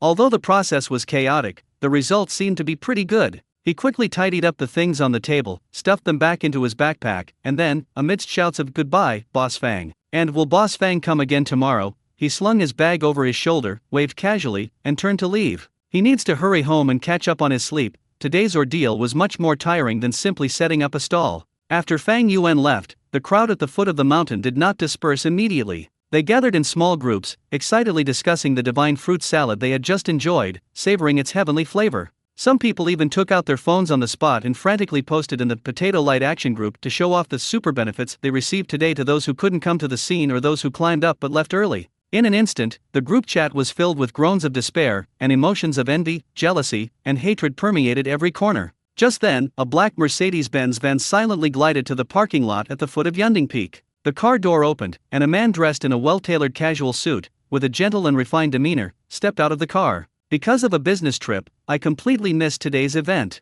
The group member with the ID on the list is Li Qing." He turned on his phone as soon as he got off the plane, saw the 99+ messages in the group chat, raised an eyebrow, and immediately told the driver to change the route and come directly to Hentang Highlands. But he was still a step too late. Only a few group members remained, still eager for more, enthusiastically sharing their post-dinner impressions. "Top rankster, you've finally arrived." Someone with sharp eyes spotted Li Qing and immediately went to greet him. "Oh, don't even mention it. You really got ripped off. You have no idea what happened today." Li Qing smiled gently and asked, What new tricks has Boss Fang come up with today? It's more than just a new idea." The man slapped his thigh, his face showing a mixture of excitement and regret. "Boss Fang, he opened a milk tea shop on a cliff. We newbies couldn't even climb up here without getting milk tea." Another girl chimed in. But we got to eat fruit salad made by Boss Fang himself. The limited edition. Just now. Yes. That fruit salad was amazing. I've never eaten anything so delicious in my life. Boss, you have no idea, that mango, that taro paste, that taste." A group of people surrounded Li Qing, eagerly describing the events of the day, especially the fruit salad they had been longing for, describing it in vivid and fantastical terms. Li Qing listened quietly, her smile remaining unchanged. When he heard that the milk tea shop was located on a knife-edge cliff, a smile flashed in his eyes. "Selling milk tea on a cliff? Ha, you're really something, Fang Yuan." This outrageous move is definitely in line with his style. "Setting up a stall on a cliff is quite unique," one group member sighed, "but it's so inconvenient for us ordinary people. That place is practically inaccessible to humans. We can't even spend our money if we want to." "Exactly. This is blatant discrimination. Discrimination against us sports losers." The crowd echoed their sentiments, their words filled with accusations against the cliff. Upon hearing this, Li Qing's smile deepened. He muttered to himself in a low voice, as if asking someone else, or perhaps asking himself, "A bubble tea shop in the clouds at 4 in the morning?" He ignored the complaints of the crowd, turned around and walked to a quiet corner, took out his phone and made a call. The call was answered quickly. Li Qing's voice was calm and steady, yet it carried an undeniable power. "Hello? Is this Zhongcheng Flying General Aviation Club? I am Li Qing. I want to rent a helicopter." Meanwhile, in a WeChat group called Zhongcheng Rock Enthusiasts Exchange Group, a topic suddenly became popular. "The wind was so strong at the top of the mountain, brothers, let me tell you, it was so lively at Yunding Peak yesterday. There were at least 70 or 80 people hanging on the path of the knife-edge cliff, like sausages being dried. The scene was spectacular." This person, who posted "The wind is so strong at the top of the mountain," is one of the professional rock climbing enthusiasts who got stuck halfway up the mountain early this morning. As someone who personally experienced the morning rush hour traffic jam incident, he felt that the matter was too bizarre and he had to vent. So as soon as he came down the mountain, he couldn't wait to start complaining in the group. "Old Lee who loves climbing walls, I can testify. I was right down there at the time, and those newbies were all crying and screaming, not daring to move at all, blocking the way completely." As soon as the message was sent out, the group chat immediately became active. "Chasing the wind, really? A knife-edge cliff? Which route would a newbie dare to attempt? Are they crazy? The wind was so strong at the top of the mountain, who can argue with that?" Later I found out they were all there for bubble tea. "Old Lee who loves climbing walls, yes. It's that Cloud Milk Tea Shop, located halfway up the cliff at that emergency shelter. The owner is a handsome guy, and his skills are amazing. A bubble tea shop? Blooming on a razor-sharp cliff?" These two words are both very ordinary and everyday, but when put together, that's getting outrageous. This topic instantly ignited the entire group chat. Chen Xiao, Zhang Yan, Li Mo, and others who had visited before also chimed in to confirm the authenticity of the event. Xiao, it's true. The owner's surname is Fang. The milk tea tastes unbeatable. I drank Yunding Oolong yesterday, and I've never had such delicious milk tea in my life. Setting sail, that's right. Li Mo and I drank the soy milk Jade Kirin and Jade Green Grape, and we ascended to heaven on the spot. We even took pictures. As he spoke, Zhang Yan sent the photos he had taken yesterday to the group chat. In the photo, the bright yellow tin roofed house is illuminated by warm lights in the night, and the 5 large characters, Cloud Milk Tea Shop, are clearly visible. In another photo, a cup of hearty milk tea faces the lights of thousands of homes below the mountain, creating a striking composition. It was the picture that Chen Xiao posted on his WeChat moments immediately. Thanks for the invitation. I'm on the edge of a cliff, so I'll have a cup of milk tea to soothe my throat. Most people in the group were intrigued by the photos and expressed their desire to see them. However, there are always some people who like to disagree. A person with the ID Dancer on the Rock jumped out. Dancer on the Rock, is this fake? I just went to Hentang Highlands last week. I know the knife edge cliff route very well. There are no bubble tea shops there at all. Setting sail, bro, you went last week, but this store only opened this week. Dancer on the cliff, haha, that's way too fake. Opening a milk tea shop on a cliff? How is that possible? How would they transport the equipment and raw materials up there? You're kidding me. Chen Xiao couldn't stand it anymore and posted the photos he had taken as well. Xiao, it's true, the boss carried it up himself, carrying a super big hiking backpack. Dancer on the Rock, you guys really went all out. This photo is really well photoshopped, quite realistic. It must have cost a lot of money, right? The Dancer on the Rock, this stubborn attitude left Zhang Yang and Chen Xiao speechless. They were too lazy to argue with this argumentative person anymore. The other people in the group aren't stupid either. With so many people speaking with certainty and providing photos from different angles as evidence, everyone already has their own judgment on the truth of the matter. So, everyone tacitly chose to ignore the Dancers on the Rock face, and the topic naturally shifted. Chasing the wind, so, is that milk tea really as amazing as you guys say? Or is it just a gimmick, a way to get a good ambience? Setting sail, a gimmick? Bro, you underestimate Mr. Fang. The taste, how should I put it, is such that after you drink it, you'll feel like all the milk tea you've ever had before was made with artificial sweeteners. Old Lee who loves climbing walls, that's right. The Snow Frost red berry drink I drank had such a strong strawberry flavor that it tasted just like eating a strawberry directly, no, even better than eating one. Xiao, the tea base of my cup of Yunding Oolong is absolutely top quality and you can't find it anywhere else on the market. The milk foam is also salty and fragrant, and the texture is incredibly smooth. Several eyewitnesses praised it lavishly, exaggerating the merits of the milk tea on the cliff. The curiosity of the rock climbing enthusiasts in the group, who were initially just curious, was now completely piqued. A gimmick that can only be looked at but not drunk, and a truly exquisite delicacy worth climbing a cliff for. These are two completely different concepts. Chasing the wind, holy crap, you guys are making my mouth water. Gecko walk, damn it, it's just climbing a knife-edge cliff, right? I'm going tomorrow. I want to see who dares to sell milk tea on a cliff. Free bird, let's team up. Anyone want to go to Hentang Highlands tomorrow morning? Let's treat it as morning exercise. In no time, the group was flooded with responses. Most of them at this moment only see this action as a fun challenge to be taken and something to post on social media. They haven't really realized what Zhang Yang and Chen Xiao meant by super delicious. A rock climbing craze sparked by curiosity is quietly brewing. The instigator, Dancer on the Rock, whose real name is Wang Jins, looked at the heated discussion in the group, curled his lip in disdain, and turned off his phone. A bunch of idiots, they actually believed it. He mumbled something, turned over, and prepared to go back to sleep. For some reason, the image of Chen Xiao with his cup of milk tea facing the lights of thousands of homes kept popping into my mind. My throat felt a little dry, and I muttered to myself. The photo is photoshopped to look pretty convincing. Thursday, 3:30 a.m. The familiar black Mercedes-Benz van once again pulled up on time at the parking lot at the foot of Yunding Peak Scenic Area. Wu Jin skillfully jumped out of the car, opened the car door for Fang Yuan, and then went to the trunk, straining with all his might to try and carry the huge hiking backpack out. Boss, this bag seems heavier than yesterday's. Wu Jin's face turned red, and he felt like his back was about to break. Fang Yuan got out of the car, stretched his limbs, and said casually, "Yeah, I brought a bit more stuff." After saying that, he took the hiking backpack, which looked to weigh at least 140 or 150 pounds, from Wu Jin's hand with one hand and easily slung it on his back, as if it were not a pile of heavy equipment and materials, but an ordinary backpack. Wu Jin watched from the side, his eyes twitching. Although he had gradually gotten used to his boss's inhuman power, he still found it outrageous. He wiped his sweat and said respectfully, "Boss, please be careful. I'll be here waiting for you at 6 o'clock sharp."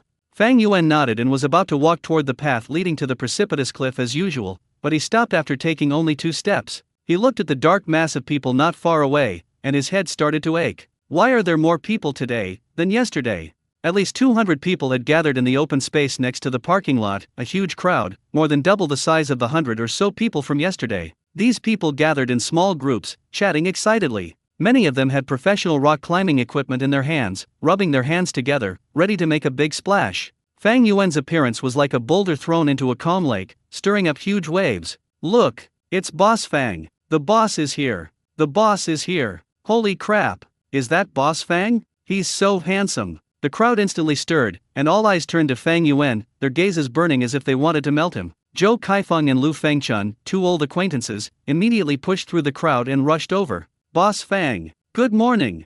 Zhou Kaifeng's loud voice was particularly loud in the quiet early morning. Boss, we're here to support you again. Lu Fengchun said with a fawning smile. Fang Yuan looked at the 2 clowns and smiled helplessly, which was his way of saying hello. His gaze swept across the crowd, and he soon spotted a familiar figure. Lin Anran was standing in the second row of the crowd, standing on tiptoe, trying hard to look in his direction. She looked much better today than yesterday, clearly having made more thorough preparations. When Fang Yuan looked over, Lin Anran's body stiffened instantly, and her face turned red in a flash. She didn't expect Boss Fang to look at her, and even more unexpectedly, he nodded slightly at her, as if greeting her. Ah, he looked at me. He nodded at me. Lin Anran's inner voice was screaming wildly, so excited it felt like it was about to take off. She felt all her hard work preparing last night was worth it. Today, she was determined to have 2 cups. No, 3 cups of milk tea. Fang Yuan was unaware of the girl's rich inner thoughts. He simply remembered her vividly as one of the only 3 girls to climb the cliff and was just saying hello. He shifted his gaze from Lin Anran and continued to survey the magnificent procession before him. He discovered that the composition of the population today is much more complex than yesterday.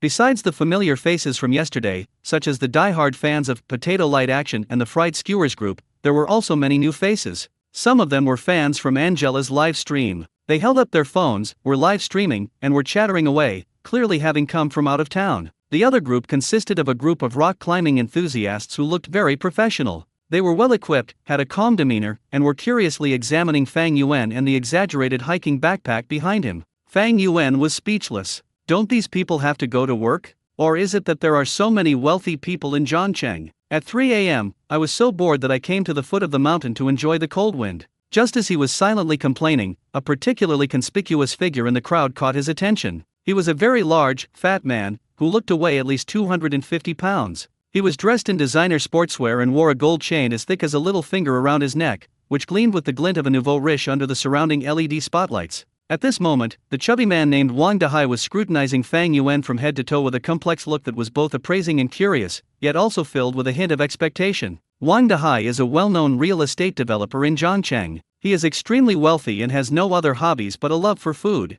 He had been lurking in Angela's live stream, watching those people go crazy for Boss Fang's food, but he didn't really believe it. Roasted sweet potatoes, fried skewers, and braised dishes, how delicious can they really be? Aren't they just ordinary snacks? But after seeing so many, he started to feel a little itch to try it himself. Especially yesterday, when he saw Boss Fang selling milk tea on a cliff, and a group of people willing to become hangers on the cliff just to get a sip, and some even crying because they couldn't get the limited edition fruit salad. He couldn't sit still any longer. What must this food be so delicious to drive people to this point? So he immediately cancelled an important meeting that day, bought the earliest flight, and flew back from out of town, just to personally taste just how amazing this legendary divine food really is. A customer next to him, who had also come from out of town, looked at Wang Dahai's physique and asked in a low voice with some concern, Brother Dahai, we're all here to eat, but Boss Fang's shop is located on a cliff, and you have to climb to get up there. Are you sure you can manage? He asked the question very tactfully, afraid of touching a sore spot for the man with the gold chain. To everyone's surprise, Wang Dahai, instead of being angry at all, smiled mysteriously and patted his firm belly.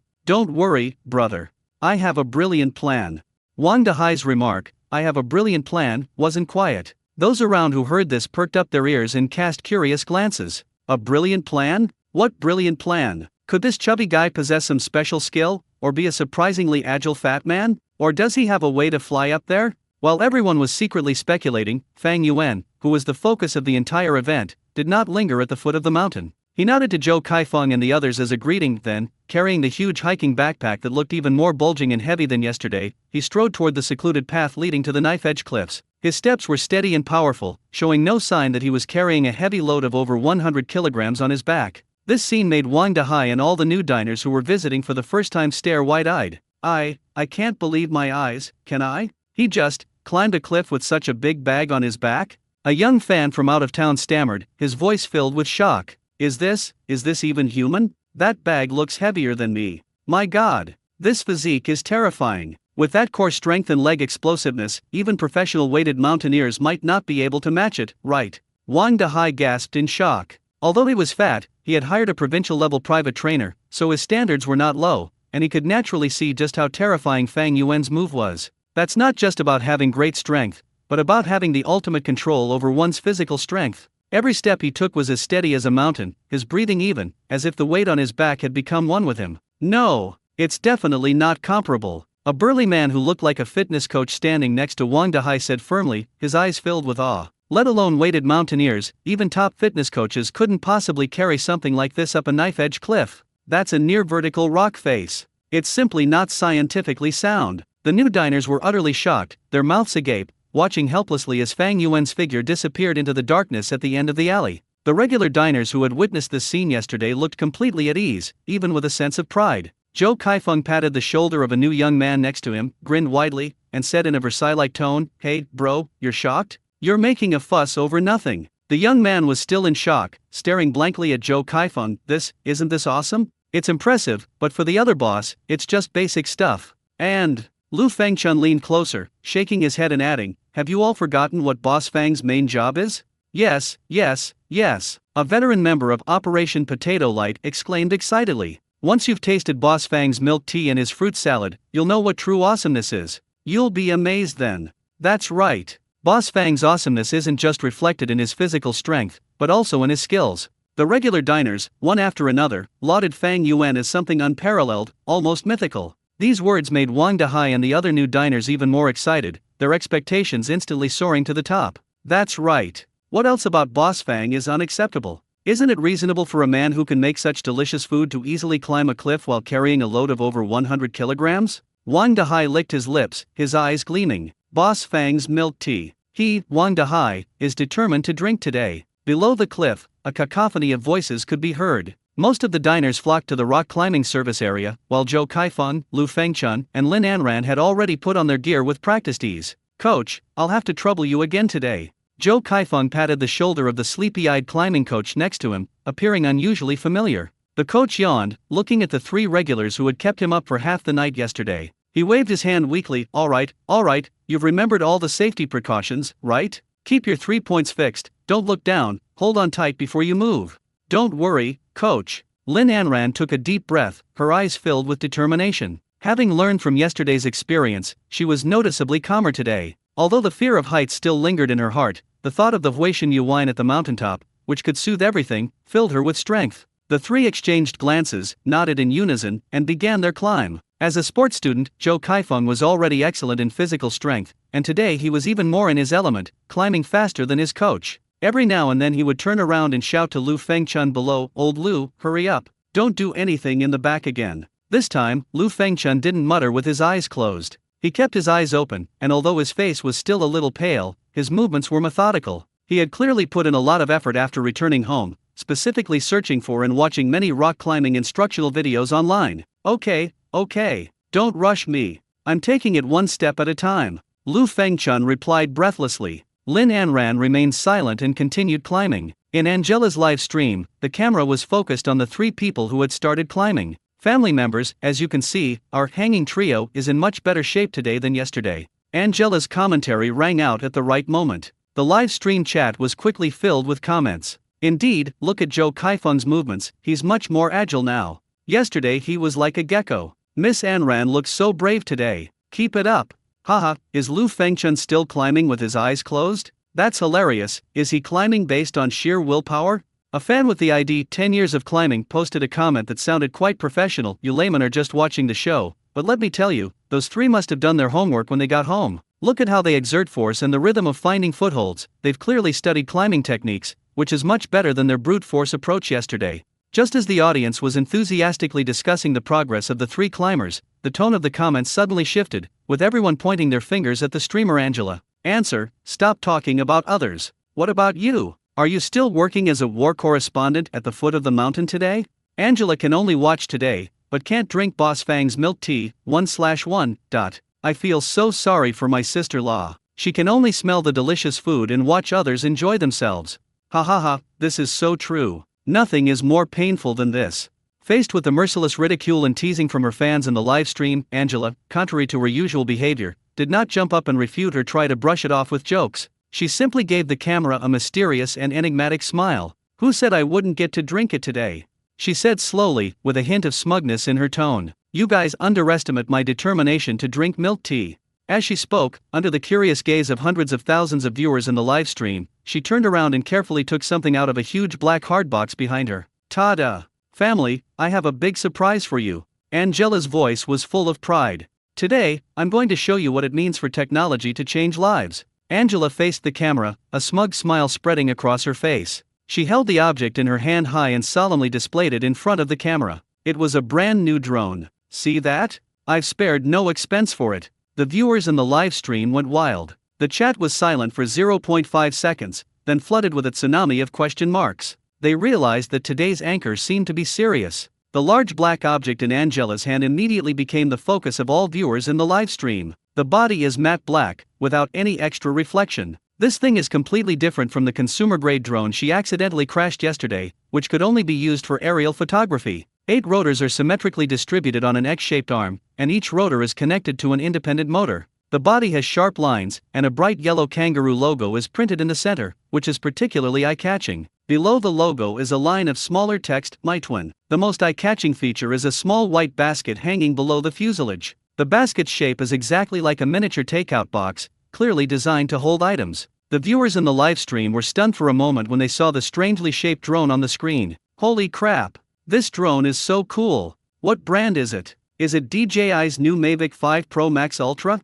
This head, this number of rotors, looks so high-end, it's more than a level above my Mavic. 8 rotors? What kind of drone is this? Does aerial photography need to be this exaggerated? It looks so professional. Angela has really upgraded her equipment. This thing looks incredibly expensive. The streamer really went all out to drink milk tea. I'm so sad, and my wallet is crying too. In the live stream, most viewers just thought it was cool and novel. But soon, knowledgeable fans recognized the origin of the drone. A fan with the ID 10 years of rock climbing posted a science-related bullet screen comment. 10 years of rock climbing, holy crap. Guys, stop guessing. This isn't DJI. 10 years of rock climbing, this is Millionaire's 4th generation smart food delivery drone. Angela, where did you get this? You can't buy this thing on the market, right? This comment immediately caused a huge uproar. What? Food delivery drones? Millionaire's? Really? Is it one of those news reports about piloting food delivery services in Shenzhen and Shanghai? I impulsively searched it up, and it really is. The appearance is exactly the same. Holy crap. Angela is amazing. How did she manage to get this? Is this streamer's approach really that unconventional? 10 years of rock climbing quickly posted another comment, explaining the drone's performance in detail. 10 years of climbing, guys, this isn't your average aerial drone. This is a legitimate commercial transport drone. 10 years of rock climbing, it is equipped with a high-performance octocopter power system, with a maximum load capacity of 2.5 kilograms, a flight speed of 10 meters per second, and super wind resistance. 10 years of rock climbing, most importantly, it has a highly intelligent flight path planning and a 6-way perception obstacle avoidance system, enabling it to fly autonomously in complex urban environments. 10 years of rock climbing, Angela using this to buy milk tea is simply a game changer. Using a sledgehammer to crack a nut is an understatement for that chicken. After listening to this expert's explanation, the viewers in the live stream went wild. They finally understood why the streamer remained so calm in the face of ridicule today. It turns out she had prepared the ultimate weapon all along. 666,666. I would call this the ultimate cheat code. I would call this streamer the #1 person with money power. That was amazing. I give that a perfect score. A physical cheat, the most lethal. Joe Kaifeng and his team climbed for half a day with great effort, and Sister La delivered them directly with one click. This is like an airdrop coming right to their faces. Brother Lou cried out on the rock face, referee. This is unfair. Someone is cheating here. 2.5 kilograms weight capacity? If 1 cup of milk tea is 500 grams, then you can carry 5 cups. Hey streamer, are you even human? You'd use Meituan's trade secrets just to get a cup of milk tea? I just want to know how much the streamer spent, so I can give up. Seeing the fans' shocked reaction, Angela couldn't be more pleased with herself. She cleared her throat, faced the camera, and began her performance. Brothers, don't even mention it. Her expression instantly switched to one of deep sorrow and grief. I spent all my gift money from last month to get my hands on this treasure, and I also incurred a huge favor. You guys have no idea how difficult this thing is to handle. I spent a full 3 hours on the phone with my distant cousin who works as an engineer in Meituan's drone department. I was practically begging him on my knees. He initially disagreed, saying that it was company property and there were strict regulations. In the end, I could only send him my treasured limited edition figurine that I had kept for many years before he reluctantly agreed to lend it to me for one night. I have to return it first thing tomorrow morning. Her half-serious, half-joking tearful account amused the fans in the live stream. Ha ha ha, I feel sorry for the streamer for a second. Then I burst out laughing like a pig. It's okay, as long as I can drink Boss Fang's milk tea, it's all worth it. What are figurines compared to that? Go, streamer. Today you're the hope of the whole village. Be the first to drink milk tea and make those guys still struggling to climb rocks jealous. That's right. To kill someone, you must first destroy their spirit. We must make them watch us drink. Angela clenched her fist and loudly announced to the camera. Today, I must drink my money back. I must be the first person to drink Boss Fang's milk tea. Her smug and overconfident demeanor made the fans in the livestream both love and hate her. While some viewers were cursing the evil capitalists for their competitive mentality even when it comes to drinking milk tea, others were frantically sending virtual gifts. On the screen, special effects of airplane and rocket flashed continuously. As expected of you, Angela. When it comes to food, you'll always be our role model. The scope has been broadened. While we're still figuring out how to climb up, the streamer is already thinking about how to bring 5 cups down. Hurry up, hurry up. I can't wait to see Mr. Fang's expression when he sees the drone. Ha ha ha, Mr. Fang, I managed to keep out the rock climbers, but I couldn't keep out the tech enthusiasts. This generation of diners is too difficult to manage. Amid the urging and anticipation of hundreds of thousands of viewers, Angela stopped talking nonsense. She took out her phone and opened an app with a very professional-looking interface. On the phone screen, a 3D map of the mountain peak immediately appeared with extremely high precision, showing even the texture of the mountain clearly. She tapped her finger lightly on the screen. A red marker was precisely placed halfway up the precipitous cliff, marking the location of the Cloud Milk Tea Shop. Cloud-based milk tea shop has been set as the destination of the flight route.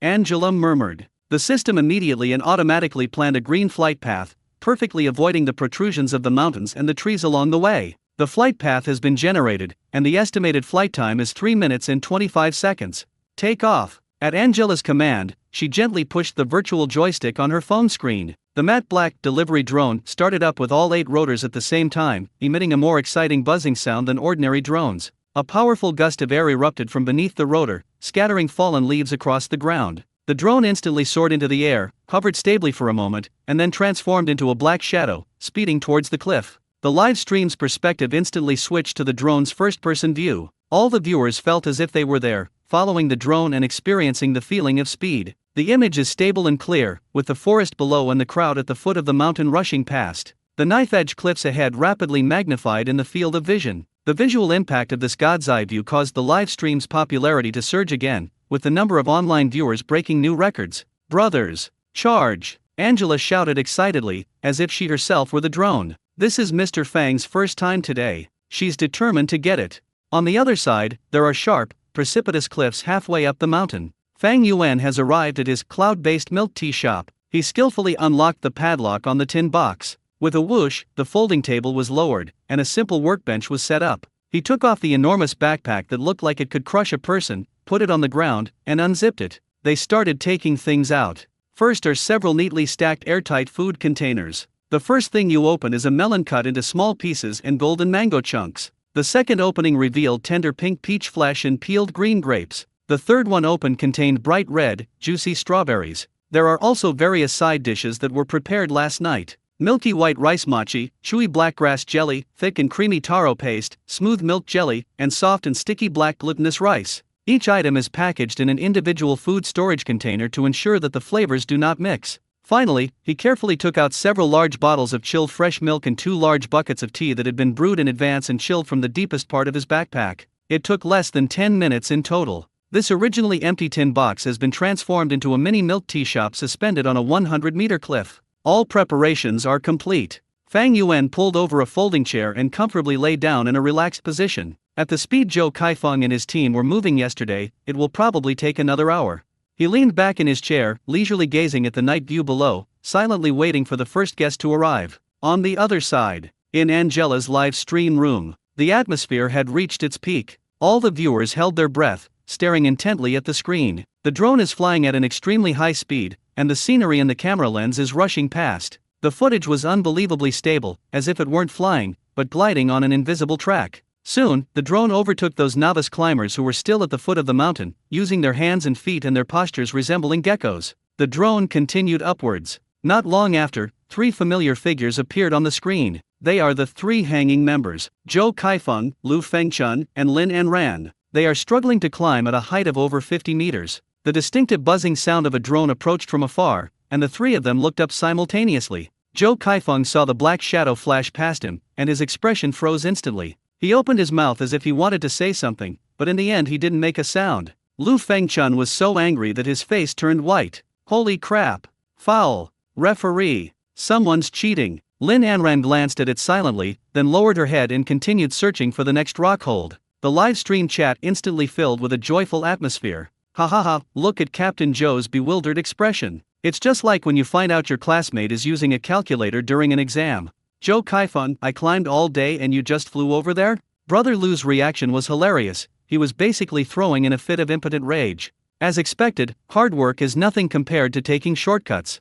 Indeed, only heretical cultivation is the true path. I feel sorry for Goddess and ran for 3 seconds. In the end, the righteous fairy can't defeat the evil cultivator witch. Everyone thought that Angela getting the first kill was a foregone conclusion. The drone continued to climb. The outline of the milk tea shop, bathed in warm yellow light, has become clear in the view of the drone's camera. The dawn of victory is just around the corner. Angela's hands, which were gripping the remote control, were even a little sweaty. But just then, in the live stream, a sharp-eared viewer suddenly raised a question. Hey guys, have you heard anything weird? I heard it, a buzzing sound, but it doesn't sound like a drone.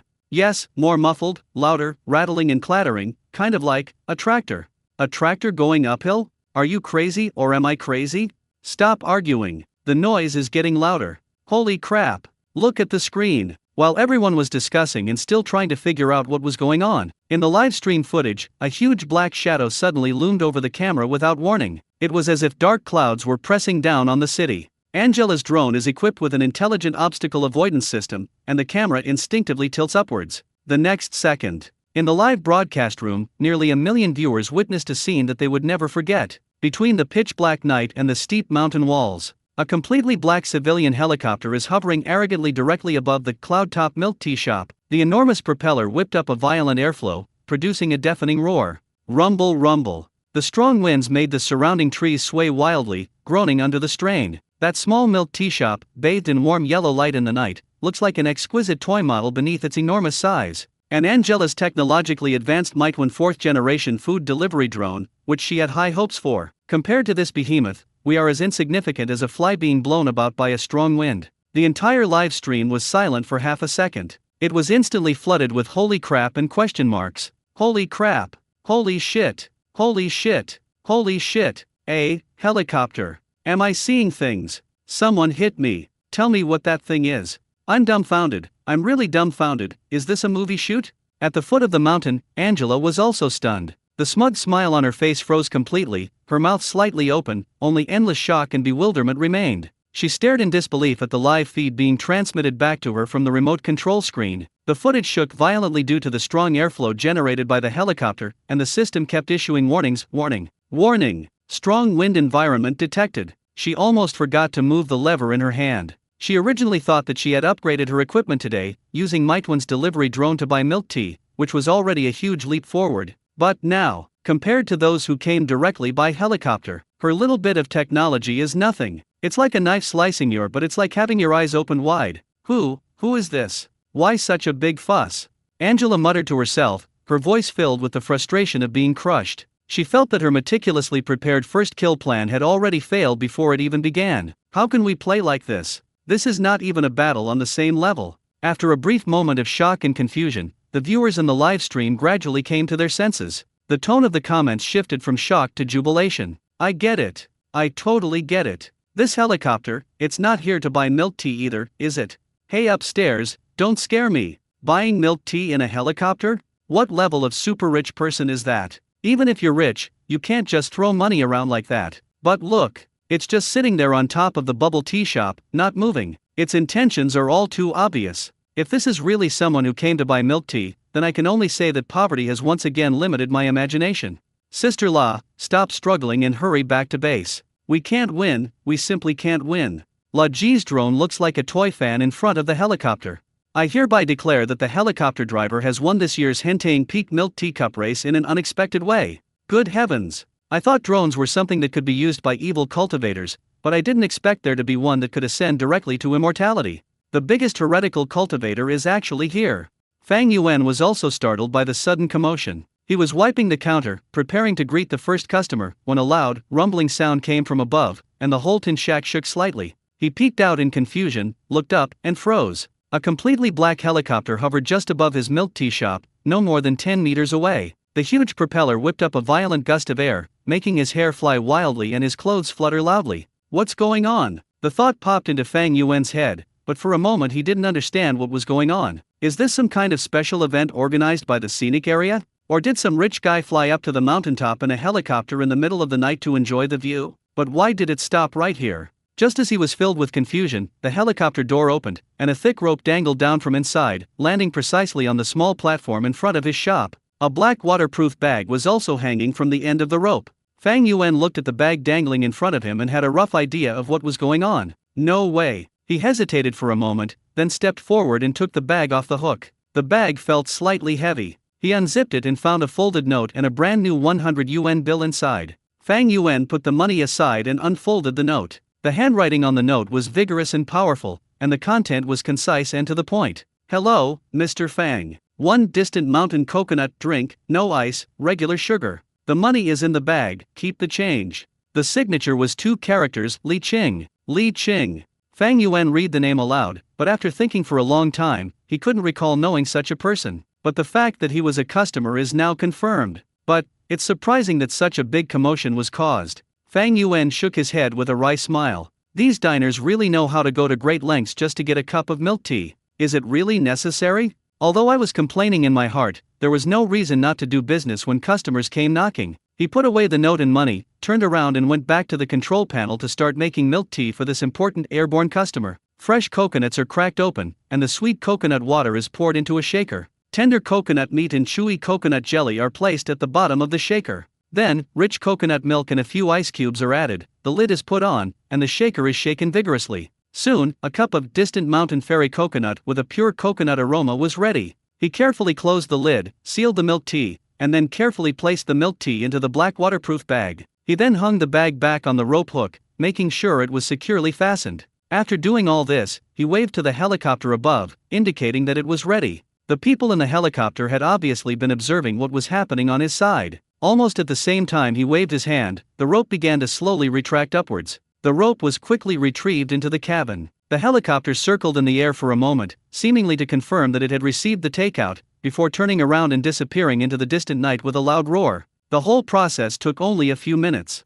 As Fang Yuan watched the cup of milk tea drift further and further away from him until it disappeared into the cabin, he felt a strange sense of absurdity. He felt like he wasn't selling milk tea, but rather engaging in some illegal, secret transaction. He shook his head, turned around and went back into the shop, casually stuffing the 100 yuan bill into the money box. Is it really necessary? That's really going too far. Inside the helicopter, Li Qing monitored the entire delivery of the milk tea through a pair of military-grade night vision binoculars. He smiled slightly as he watched the rope carrying his beloved milk tea being retrieved into the cabin. The pilot next to him, dressed in a flight suit, said with admiration, "Mr. Li, it's done. Your move was brilliant. I've been flying for so many years, and this is the first time I've ever taken on a delivery order like this." Li Qing smiled faintly and remained silent. He put down his binoculars, took the waterproof bag that had been collected, and took out the cup of distant mountain fairy coconut that was still slightly chilled. Looking at the pure white liquid in the cup and smelling the sweet coconut aroma filling the air, Li Qing's face showed a satisfied smile. In Angela's live stream, the chat was completely in an uproar. From the appearance of the helicopter to the descent of the rope, and then to Fang Yuan taking the order, making milk tea, and delivering it to the door, these scenes, comparable to a Hollywood blockbuster, plunged all the viewers into extreme excitement. I declare this the most amazing live stream I've ever seen this year. Bar none. Buying milk tea by helicopter. What kind of incredible plot is this? Even novels wouldn't dare to write something like this. Who just said Angela using drones was a dimensional reduction attack? Doesn't that make them cringe? This is like an interstellar battleship fighting cavemen. Now I finally understand what it means for poverty to limit imagination. So this is how rich people drink milk tea. Some fans in the Potato Light Action group immediately sent high-definition screenshots taken by the drone to the group. At everyone, come out and see God. Who in our group is a god? He's gone to buy milk tea in a helicopter. This screenshot, like a depth charge, instantly ignited the group chat, which was originally discussing how to climb the mountain that day. Holy crap! Is this real? Or is it photoshopped? Upstairs, it's absolutely true. Angela is live streaming right now. That helicopter is still hovering over Boss Fang's head. Who is it? Who on earth is it? Is there some kind of super rich person like this hiding in our group? Hey pro, please carry me. I don't want to keep trying. The group chat was abuzz with discussion, with everyone frantically speculating about the identity of this mysterious big shot. Just then, the ID ranked, which hadn't been active for a long time, quietly posted a picture in the group. There wasn't a single word spoken, it was just a simple picture. The picture shows a long, slender hand with distinct joints holding a cup of milk tea. That cup of milk tea was a freshly made Distant Mountain Fairy coconut. The background of the photo shows the interior of the helicopter, with the dark night outside and the twinkling lights of the city below visible through the porthole. This photograph speaks volumes without words. The group was initially deathly silent. 3 seconds later. Lu Fengchun, holy crap. It's you, Godfather. Godfather, do you need another son? The kind who can rock climb and shout 666. Zhou Kaifeng, boss, you're awesome. Voice cracks. Lin Lin, I'm bowing down to this amazing person. This is a true fan. By Sishu, hey bro, do you need any accessories on your legs? The kind that say 666. The entire group chat instantly transformed into a scene of utter worship for Li Qing. Li Qing, the one who started it all, turned off his phone with a satisfied expression after posting the photo. He ignored the noise in the group chat and focused all his attention on the hard-won cup of milk tea in his hand. He gracefully picked up the straw, gently poked open the seal on the cup lid, and then brought it to his lips, taking a small sip. The cool liquid slid down the straw into my throat. The next second, Li Qing's pupils suddenly contracted. An exquisite, pure, and naturally sweet coconut aroma exploded in his mouth. The taste was completely different from any beverage he had ever had made with coconut milk or coconut powder. It's like picking a fresh green coconut from a tree, splitting it open with a knife, inserting a straw, and taking the first sip of coconut water. No, it's even sweeter and more mellow than that. Then, as he chewed, the chewy and smooth sago pearls danced between his teeth, the slightly chewy fresh coconut meat strips released a richer coconut aroma, and the smooth and tender coconut jelly, like pudding, melted on his tongue with a gentle touch, leaving a refreshing feeling in his mouth. The 3 different toppings blend perfectly with the sweet coconut water base, creating an extremely rich and layered taste experience. Sweet but not cloying, refreshing and thirst-quenching, with a lingering aftertaste. Call. Li Qing let out a long sigh of relief, slowly leaning back in the leather seat, a look of extreme rapture and satisfaction on his face. He closed his eyes, savoring the lingering aftertaste in his mouth. He has traveled all over the world, tasted countless so-called delicacies, stayed in the most luxurious hotels, and drunk the most expensive wines. But at this moment, he felt that the pleasure and satisfaction brought to him by the cup of milk tea in his hand, which cost more than 20 yuan, even surpassed any previous luxurious experience. He spent 120,000 to rent this civilian helicopter, not a bad deal. To outsiders, all of this may seem crazy and incomprehensible, but only he knew that it was all worth it. This milk tea is worth it.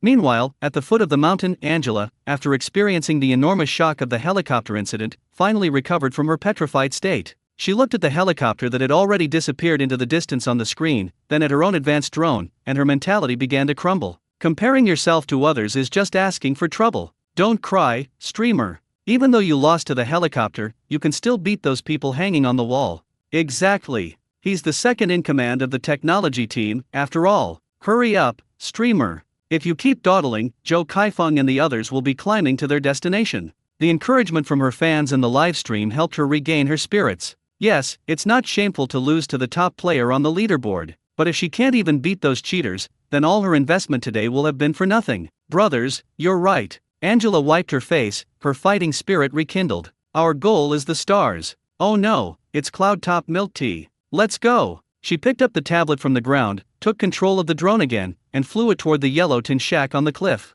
After the bizarre incident of buying milk tea by helicopter, Fang Yuan was mentally prepared for non-human customers to come to his door again. So when Angela's black octagonal drone hovered steadily at his window, he was still somewhat surprised, but he was able to remain calm. They really know how to pull off something, he thought to himself. Just then, a slight electrical hum came from the drone, followed by a clear and excited girl's voice coming from the drone speaker. Boss, can you hear me? I'm here to buy milk tea. It's Angela's voice. Fang Yuan looked at the buzzing iron lump in front of him and felt a sense of novelty. Angela controlled the drone's camera, swaying it up and down as if nodding, then pointed the lens at the menu on the wall, making it clear to all viewers in the livestream. Brothers, which drink do you want? It's on me today, just pick whatever you like in the comments, Angela said generously. A heated discussion about the menu immediately broke out in the live stream room. It has to be Xia Ming Milong. Just the name sounds dreamy. I choose the soy milk jade Kirin. It sounds so powerful. Hui Shenyu. It has to be Hui Shenyu, the top choice for any girl's heart. There was much discussion, but no conclusion was reached. Angela listened to the cacophony of voices coming through her earpiece and impatiently interrupted them. Hey, stop arguing. She cleared her throat and, in a reckless tone, quickly rattled off a long list of names into the drone's microphone. Boss, I want them all: Far Mountain Fairy Coconut, Flower Field Valley, Summer Dream Rose, Jade Green Grape, and Soy Milk Jade Kirin. She rattled off all 5 signature milk teas on the menu in one breath without pausing,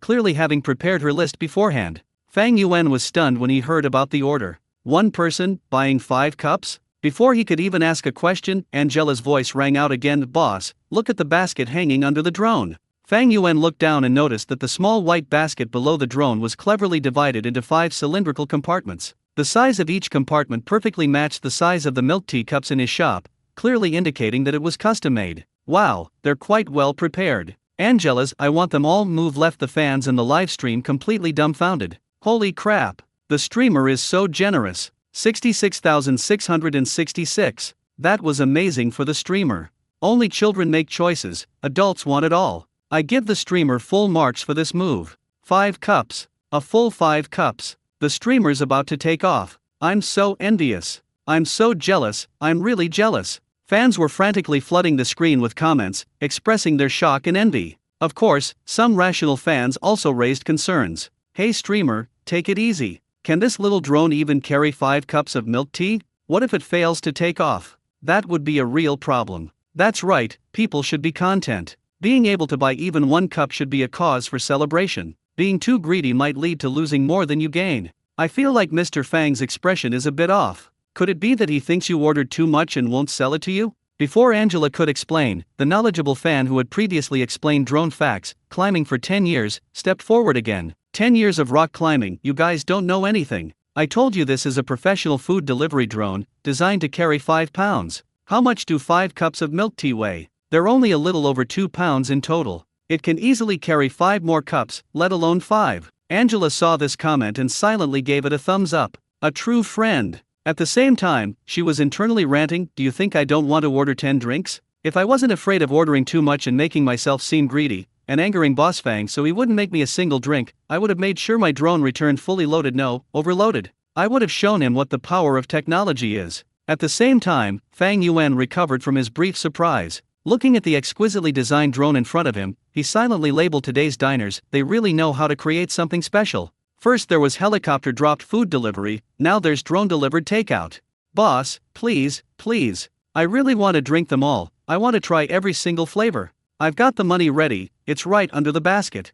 Seeing that Fang Yuan hadn't made a move, Angela pleaded pitifully. Fang Yuan looked at the still buzzing drone in front of him and couldn't help but chuckle. He finally understood. These diners, all eager to get a bite of his food, are like geniuses. They'll come up with any method and do anything to achieve their goal. First there were the perseverance type who endured hardship while rock climbing, then the super-rich type who flew helicopters into the sky, and now there's the tech-savvy type who plays with high technology. What else could he say? Reject? Looking at the custom-made cup holder, he felt a little guilty if he refused. Alright. Fang Yuan said wait to the drone, then turned around and began making milk tea for this special drone customer. Angela was nervously watching Fang Yuan's reaction through the drone's camera. After receiving Fang Yuan's affirmation, he finally felt relieved. Immediately afterwards, an overwhelming surge of joy washed over her like a tidal wave. It was a success. It really worked. 5 cups in total. 5 different flavors. It was a luxury she never even dared to dream of before. She felt so happy she was about to faint.